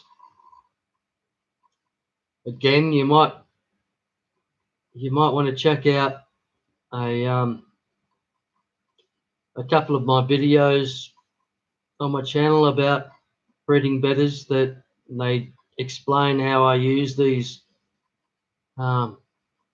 plastic containers, which are plastic tubs, whatever. They're only small, but there's a low boy which is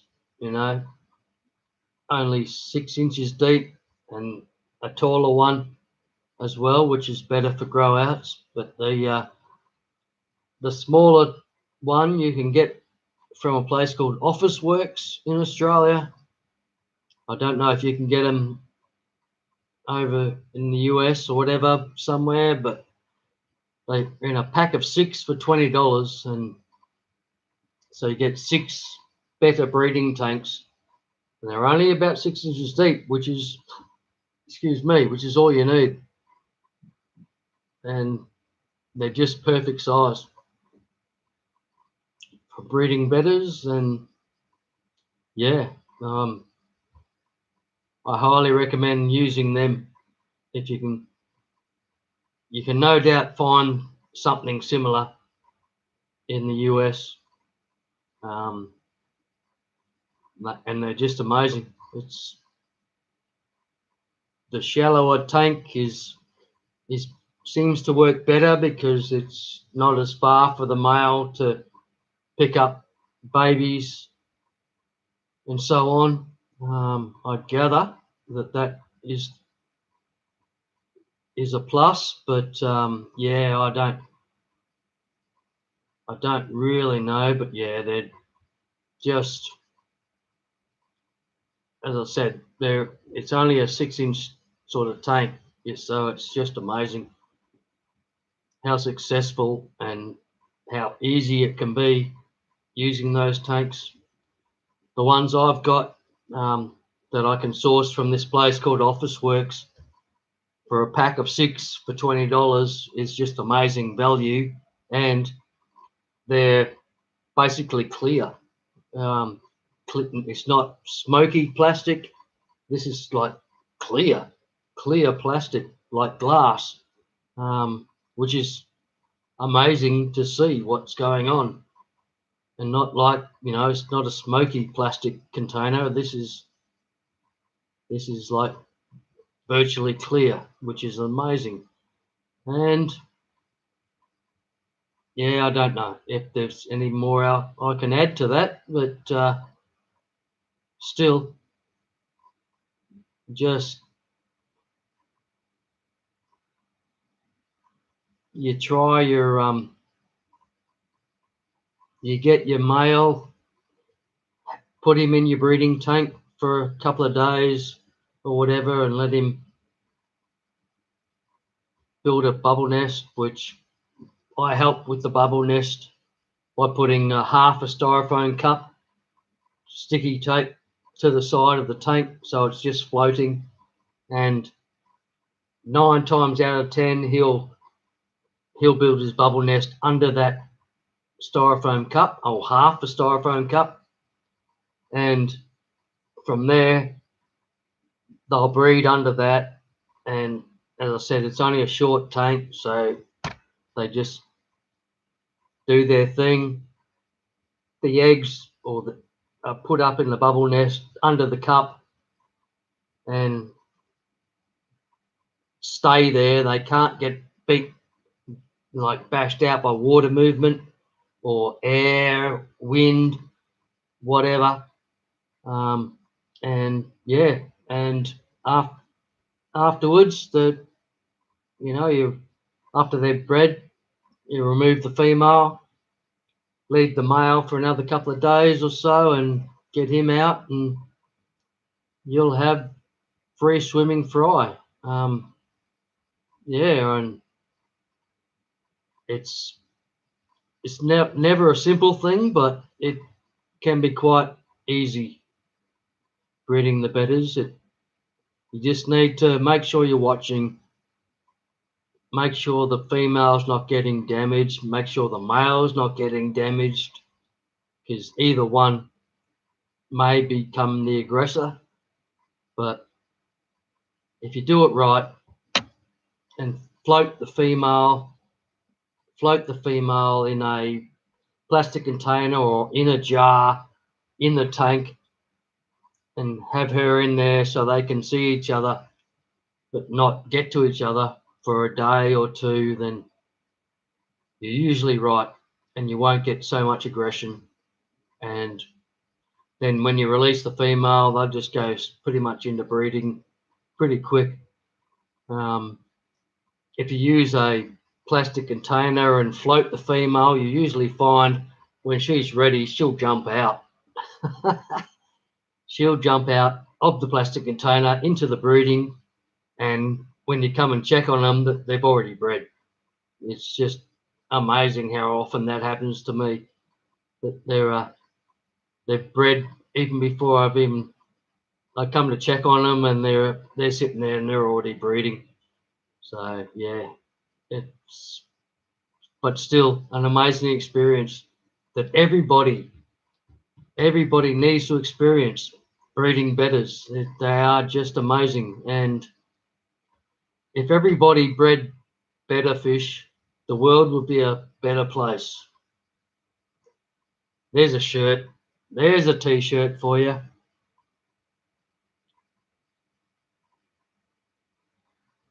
Nah, but it's true story.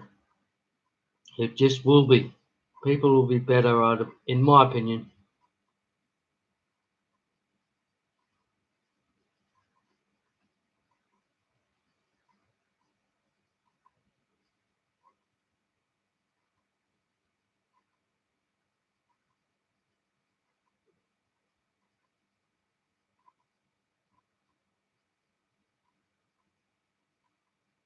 Yeah, right, Paddy. Yeah, exactly. The styrofoam cup is, or half a styrofoam cup, which I use, is they're amazing, and the fish, even if they're not breeding, they just like to sit under it. The males and females, they're amazing. Um, they mean a lot. They do a lot. The old half a styrofoam cup, sticky tape to the side. Doesn't even need to be sticky tape. Can be just free floating, but is better if you can sticky tape it to the side. And yeah, so especially stick it to the side where you can see what's happening underneath the cup, and so you can watch the breeding, you can watch the eggs, you can watch the fry start wriggling and free swimming and so forth and so forth, and you know when to remove the male and so on. But okay, I hope I didn't overdo the better talk, everybody. I'm not an expert at better breeding or anything, but my first fish that I ever got 40 years ago was a better, which in Australia at that time was called a Siamese spider fish, and I followed that up with a female and started breeding betters, and that was my introduction to the aquarium hobby 40 years ago. Far out, and yeah, and I'm still breeding betters today, and I love them. They're amazing.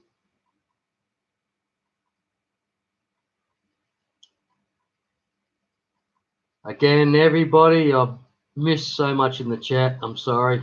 I'm what have been going? 9.5 hours. I'm struggling to see too well, but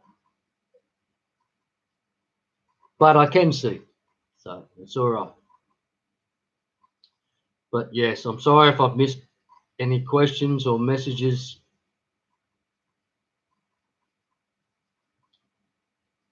I've hopefully answered most people's questions. I answered a few of Kevin's anyway.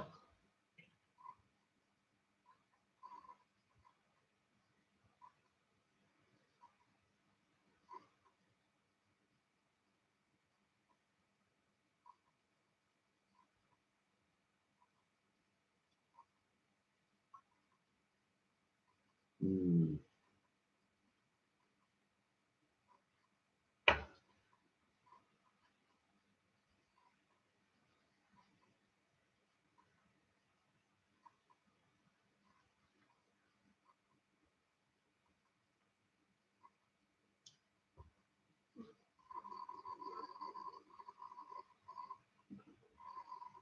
Ooh.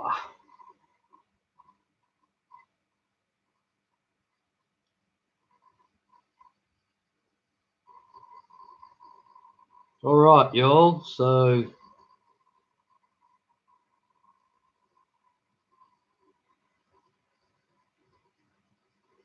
Who has mollies? Does anyone have mollies? Like, I'm fairly new to mollies myself, and not really a fan actually. I've discovered between mollies, platies, and what's the other one? Swordtails. That I'm much more a fan of swordtails than the other two. I've discovered that. But again, 40 years of fish keeping, and I've only just started trying swordtails, mollies, and platies in the last few months. So just like last year or last couple of years, I've kept my first guppies and my first goldfish and that sort of stuff after 40 years of fish keeping. It's all the fish that most people get first off that I'm now keeping after 40 years of fish keeping. So it's different. But yeah, the guppies, I enjoy the goldfish. Well, enjoying the goldfish even more now that they're breeding. And finally, but yeah, it's amazing fish. I've spent most of my time keeping large South American cichlids and Australian native predatory fish, pretty much, which are amazing to keep.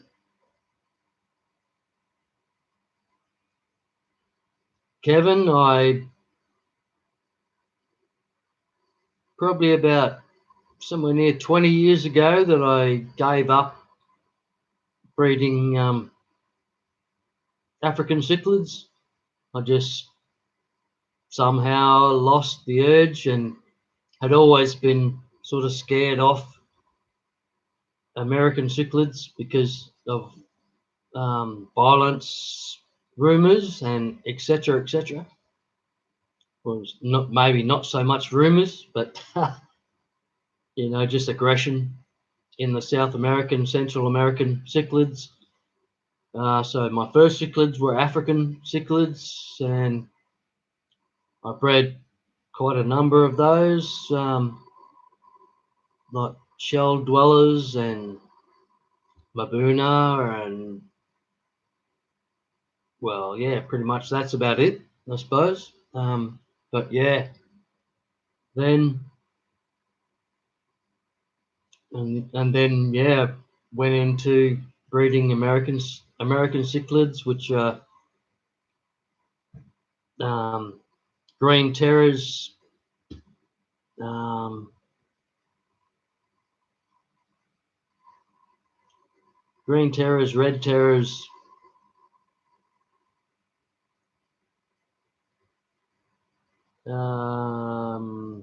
Severum, and failed miserably trying to breed Hoplacus psittacus, which is the true parrot cichlid. Just failed miserably, just couldn't make it happen for some reason. End up losing one of them, so I've only got the one now, so they're not going to breed. But that was many years trying to breed those, and tricky fish to breed. Trickiest fish I've ever come across trying to breed. Just incredible. That they'd be fine, and then before you know it, one of the fish would be completely defunct of scales. All the scales chewed off, and just a scaleless fish, which is just hard to come back from. But they kept coming back and kept recovering, and wait I'd try again, and yeah, same thing would happen, and yeah, it was just heartbreaking. But then eventually, through a barricade, somehow one fish got to the other fish through the barricade, and yeah, and basically didn't recover after that one. So that was sad. But yeah, so Kevin, that's some of the fish I've bred, apart from the bedders.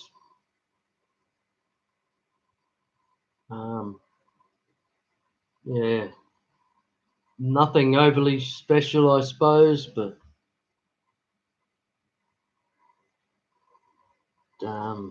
bred some geophagus or whatever you call them, acarictus, are they? Hacalii. I had one spawn with those, and yeah, and that was it. Just they just sort of gave up spawning after that, and so I didn't get too many out of that. But we got a few fry out of that, and which we grew up, and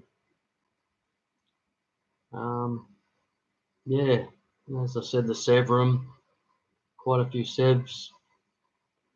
Green Terrors have probably been one of my most productive of fish that I've been able to breed. Um, yeah, and only just recently got into guppies, goldfish in the last handful of years, couple of years. So have those breeding naturally, of course, with guppies because they just breed. They just seem to happen. And yeah, that's about it, Kevin, that I can think of off the top of my head. Um,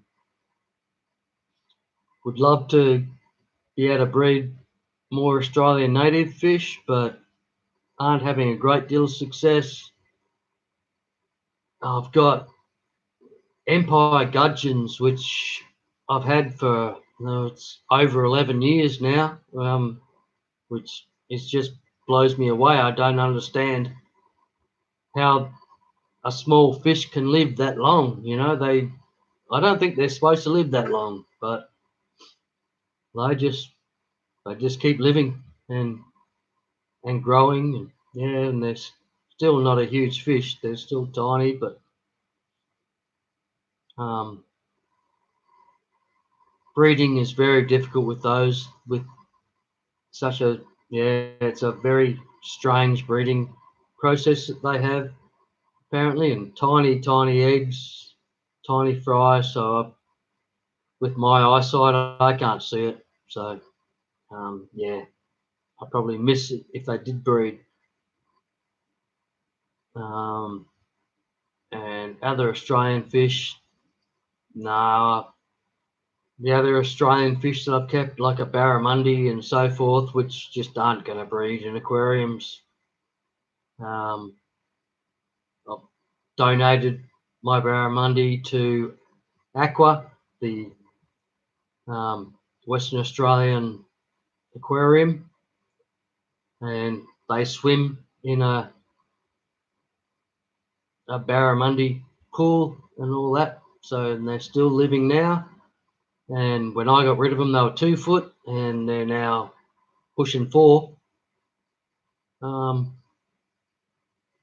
But yeah, breeding. Apart from that, I haven't really done too much more breeding. I said I gave up with the African cichlid breeding 20 years ago for whatever reason. I just lost interest or gained more interest in the American cichlids, um, and yeah, just gave up on the Africans, and was breeding quite a few different African cichlids. Your typical electric yellows, various Mabunas, um, quite a few not quite a few, but a couple of different shell dwellers, and all that, yeah, and princess cichlids, whatever you want to call them, daffodils. So your Brichardi or Brichardi, whatever they're called, whatever you want to call them. So bred those for a number of years, but yeah, just as I said, I just something about the Africans. The African cichlids. I just lost interest, or whatever. Got more interest in the other fish, so gave up.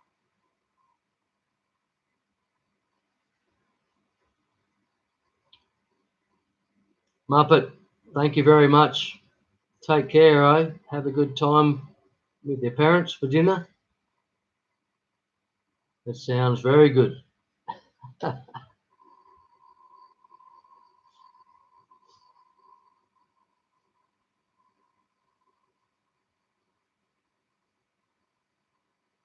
So, commercial sail fins with the ladder pinnace. Colour guppies. That's fascinating. What will you get out of that?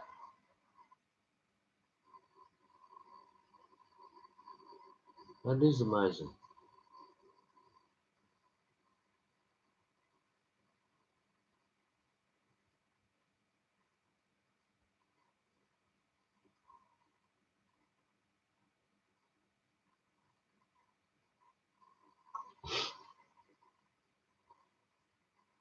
Ugh.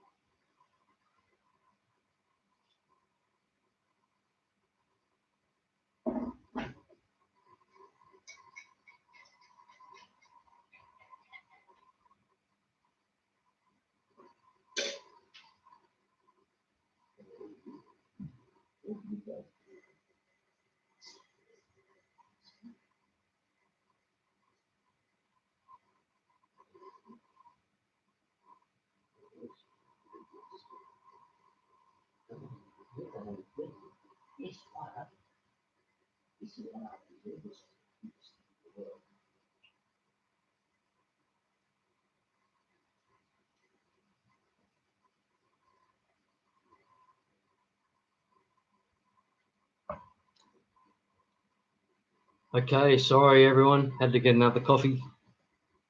It's 9 hours 44 minutes. My goodness.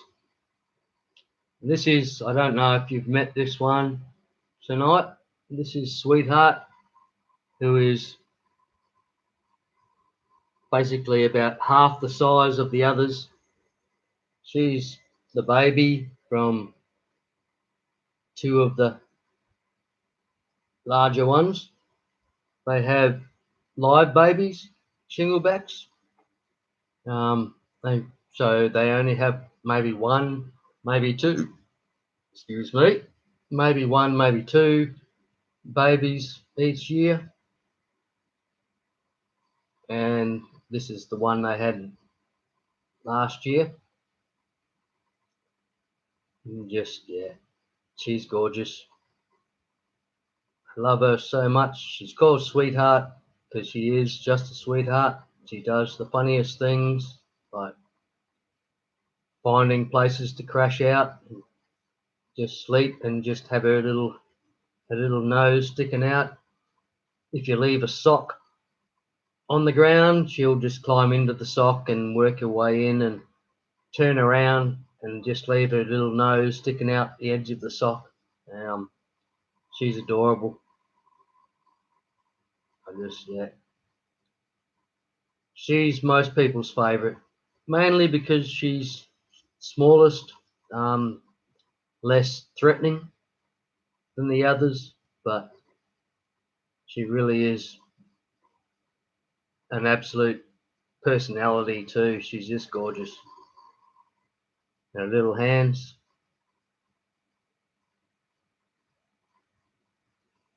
You can see her little hands there. Yeah, she's quite cute. And she knows it though. She knows it. She's a bit of a little diva.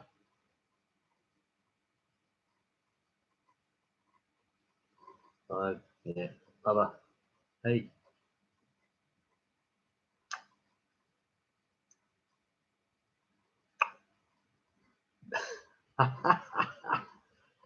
Yeah, she's amazing. She is just amazing. She's doing a lot of sticking the tongue out, smelling what's going on.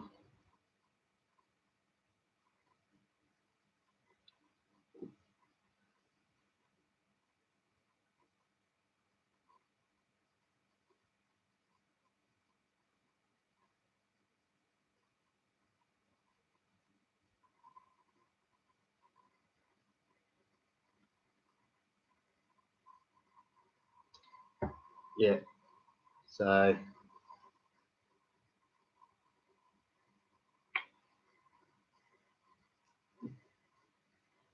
sorry for everyone that gets bored by my lizards, but yeah, I love them to death.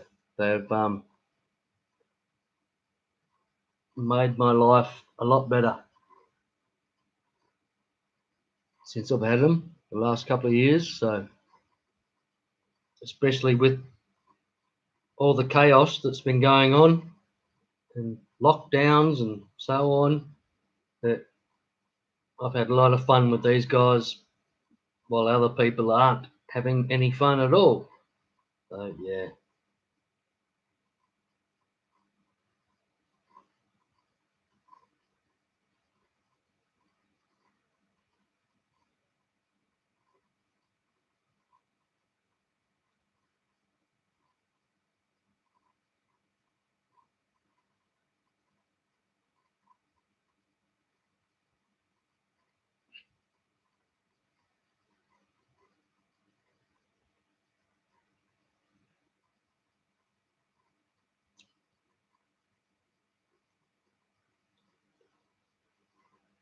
They don't like to sit this way, but it's much more effective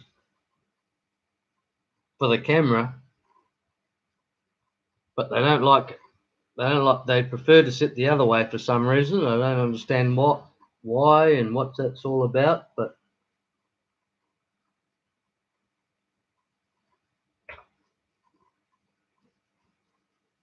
yeah, she's gorgeous. She's just amazing, aren't you? Hey?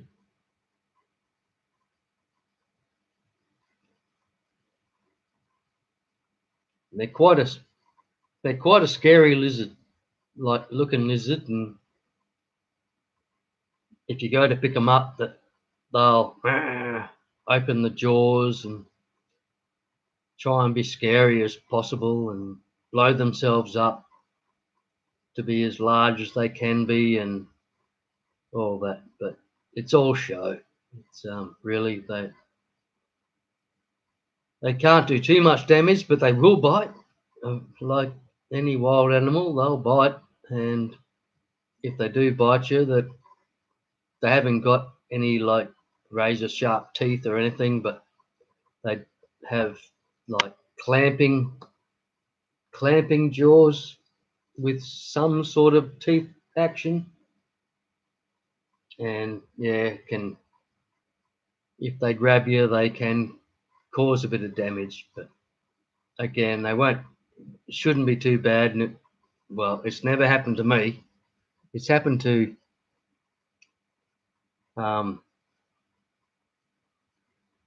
happened to a lady friend who got bitten by Chomper, which is why Chomper has been named Chomper, because he bit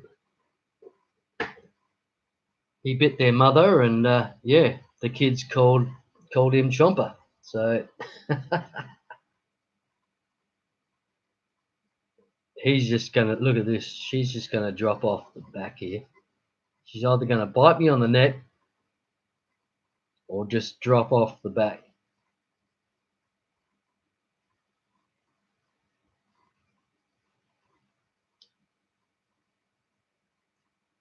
John, how's that?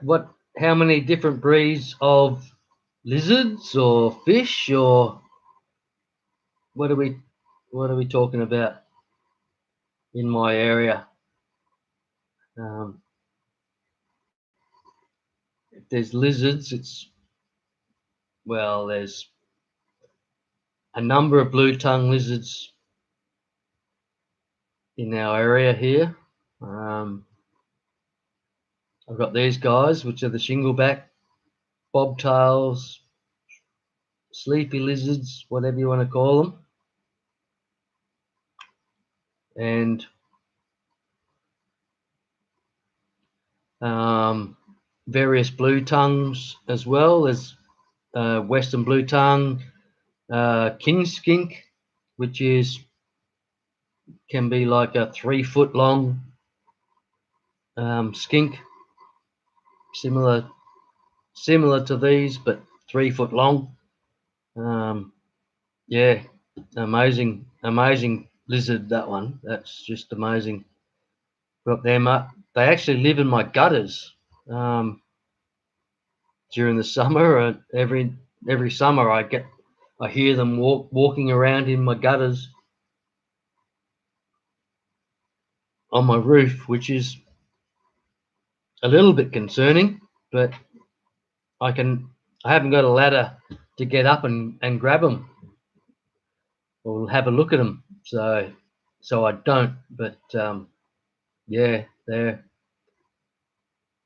I've been up cleaning gutters a couple of times and just cleaning the gutters, and then suddenly there's a 2-foot lizard in there, which looks like a snake, which is, yeah, a little bit concerning. But yeah, apart from that, they're like on the large lizards. That's probably about it over here in the west. There's all sorts of different skinks. Like I've got a legless lizards, those sort of things as well live around here, and they're amazing. They just look basically like a snake with very, very, very small legs. So you need to watch out for them because, yeah, they look like exactly like a snake, but if they've got these little legs, they're legless lizards, even though they do have legs. But if they don't have the legs, well, then they're a snake, which is a legless lizard, I suppose. So confusing, I know. I'm sorry about that, but yeah, that's what it is. And how's this one going? Look at this. She's just cute. She's fallen asleep on my shoulder, haven't you? I've just woken her up again. But yeah, John, that's about it. There's, a few different types of lizards around here, but of the larger types, there's probably only about 3 or 4 different varieties of the larger type of lizards, and most of those are blue tongues, and we don't really have the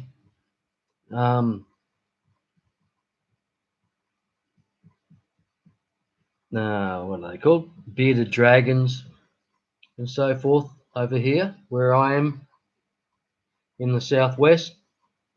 They may well exist, but yeah, I never see them. I never see them here. Not like over in the east, you'll see them quite regularly. Where I see these guys very regularly, and over on the east coast, you probably won't see them anywhere near as regularly as what I'll see them. And they'll see more bearded dragons and blue tongues. We both see blue tongues. Blue tongue lizards are amazing. These are technically a blue tongue, but technically not a blue tongue either. So really, the blue tongue lizards have a much bluer tongue than these guys. These guys have a blue tongue, but it's a dark, dull blue, um, where some of the blue tongues are just like a bright sky blue, brilliant blue tongue, which is just amazing.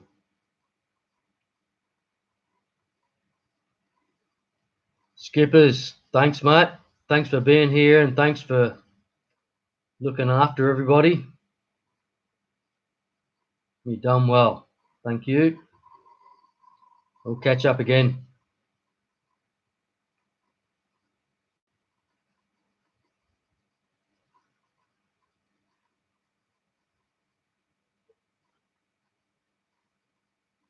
Hey. She's just too cute. She really is. She's just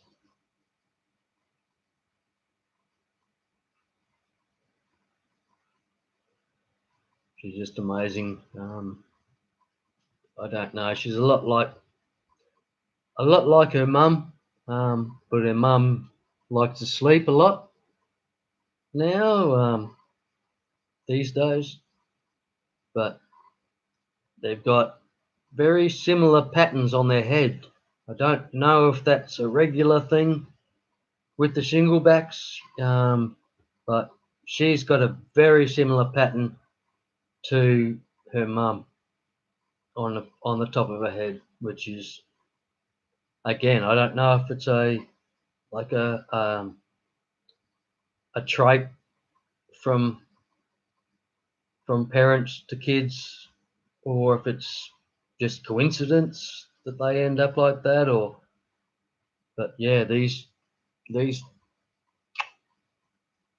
two, like, she's just very, very similar pattern to her mum on the top of her head, although her mum is a lot paler in colour. It's more of a pale brown instead of a dark brown like you are. Hey.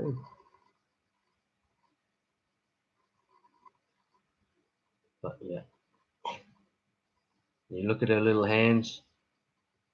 Hello, hello, hello, everyone.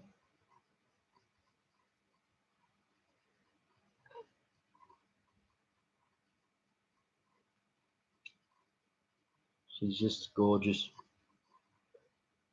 She'll if she's in a sleepy mood, she'll just sleep on my chest and just stay there for 6 hours if she needed to, sort of thing, while I'm sleeping. And yeah, but she might also wake up before I wake up and decide that she needs to move on, and I'll have lost her somewhere in the house for a few hours, and then she'll suddenly just appear on the floor again.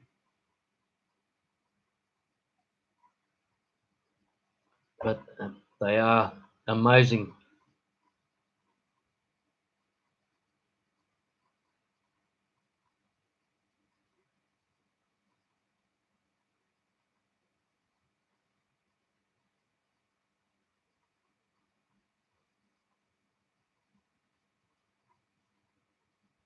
Hello, everyone.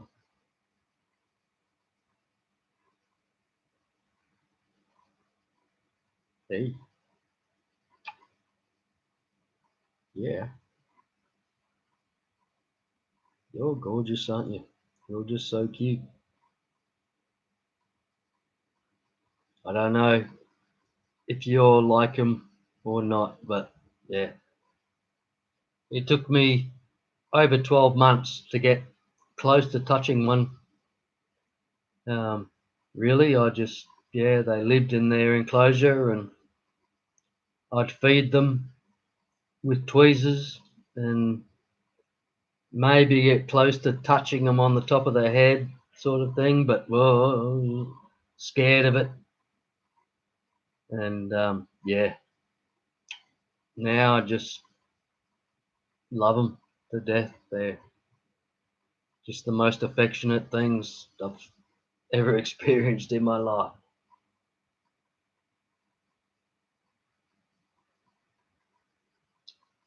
I recommend anybody that can get a shingleback lizard as a pet to do it because they're just amazing.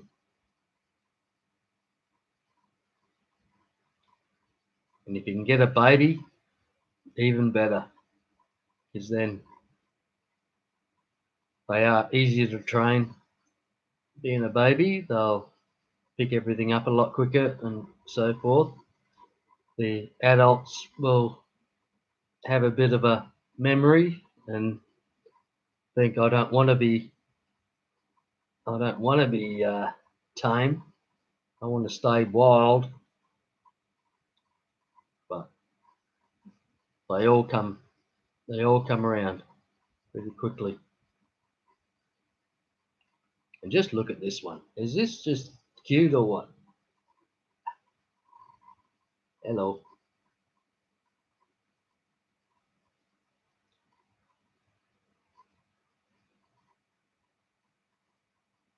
In the wild, how much do they sleep? A lot, John. They spend a lot of time asleep in the wild as well. They call them sleepy lizards.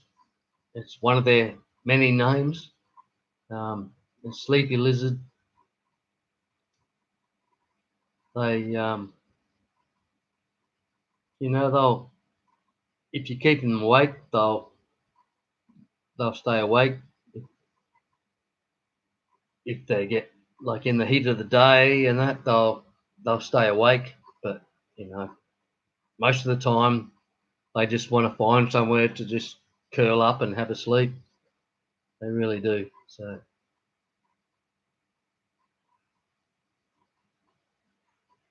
she just wants to be super cute and just sitting on my hand here at the moment.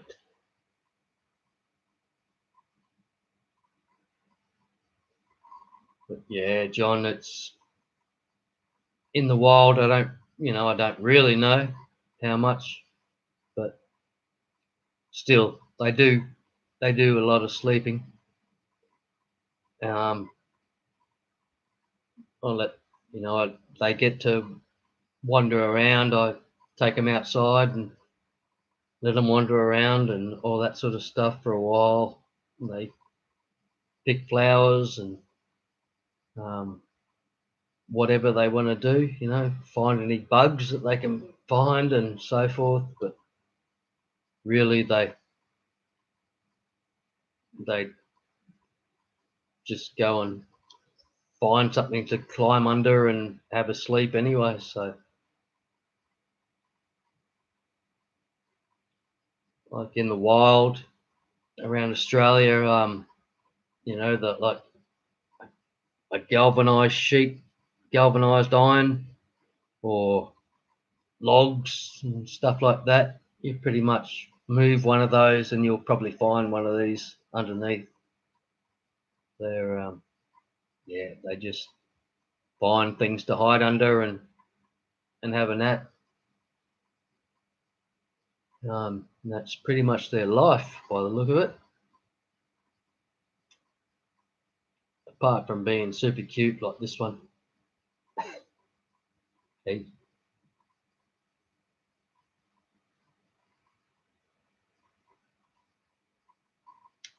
all right.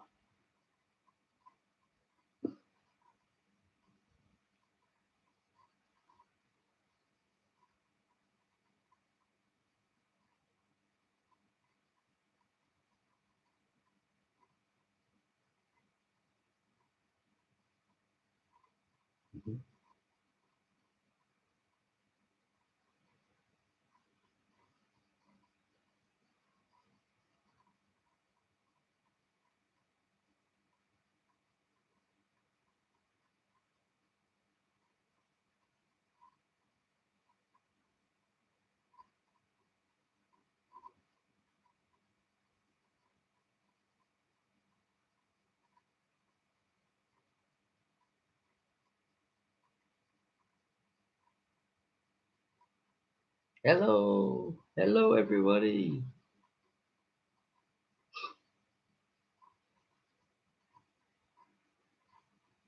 All right.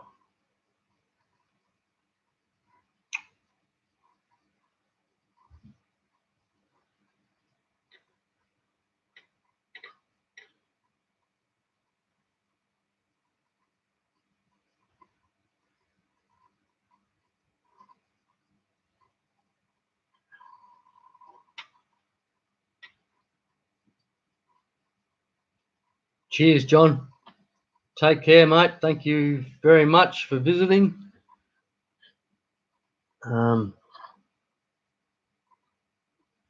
Sweetheart's gone for a bit of a wander already, but we'll get her back.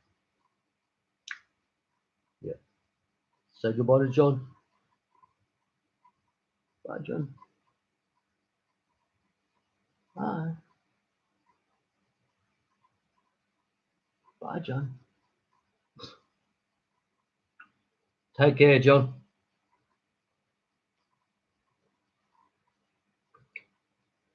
So, wow, we've been over 10 hours, eh? That's amazing. I better call it quits. Sorry, everybody.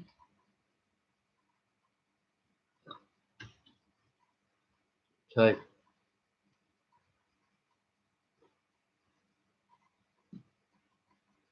I'll I suppose the end stream button is the button to press to end stream. Okay. Well, sweetheart saying good night to everybody. Good night.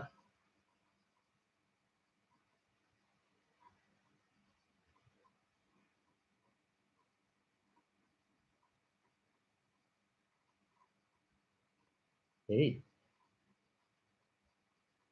their little hands are amazing, and feet. All right. Thank you, everybody, for being here and sticking it out for so long here. And I hope I haven't bored everybody to tears too much. But again, thank you all, and I'll catch up with you another time, mate. We'll hopefully get another stream going. Yeah, thanks, Patty. Thanks so much for being here, eh? Means a lot.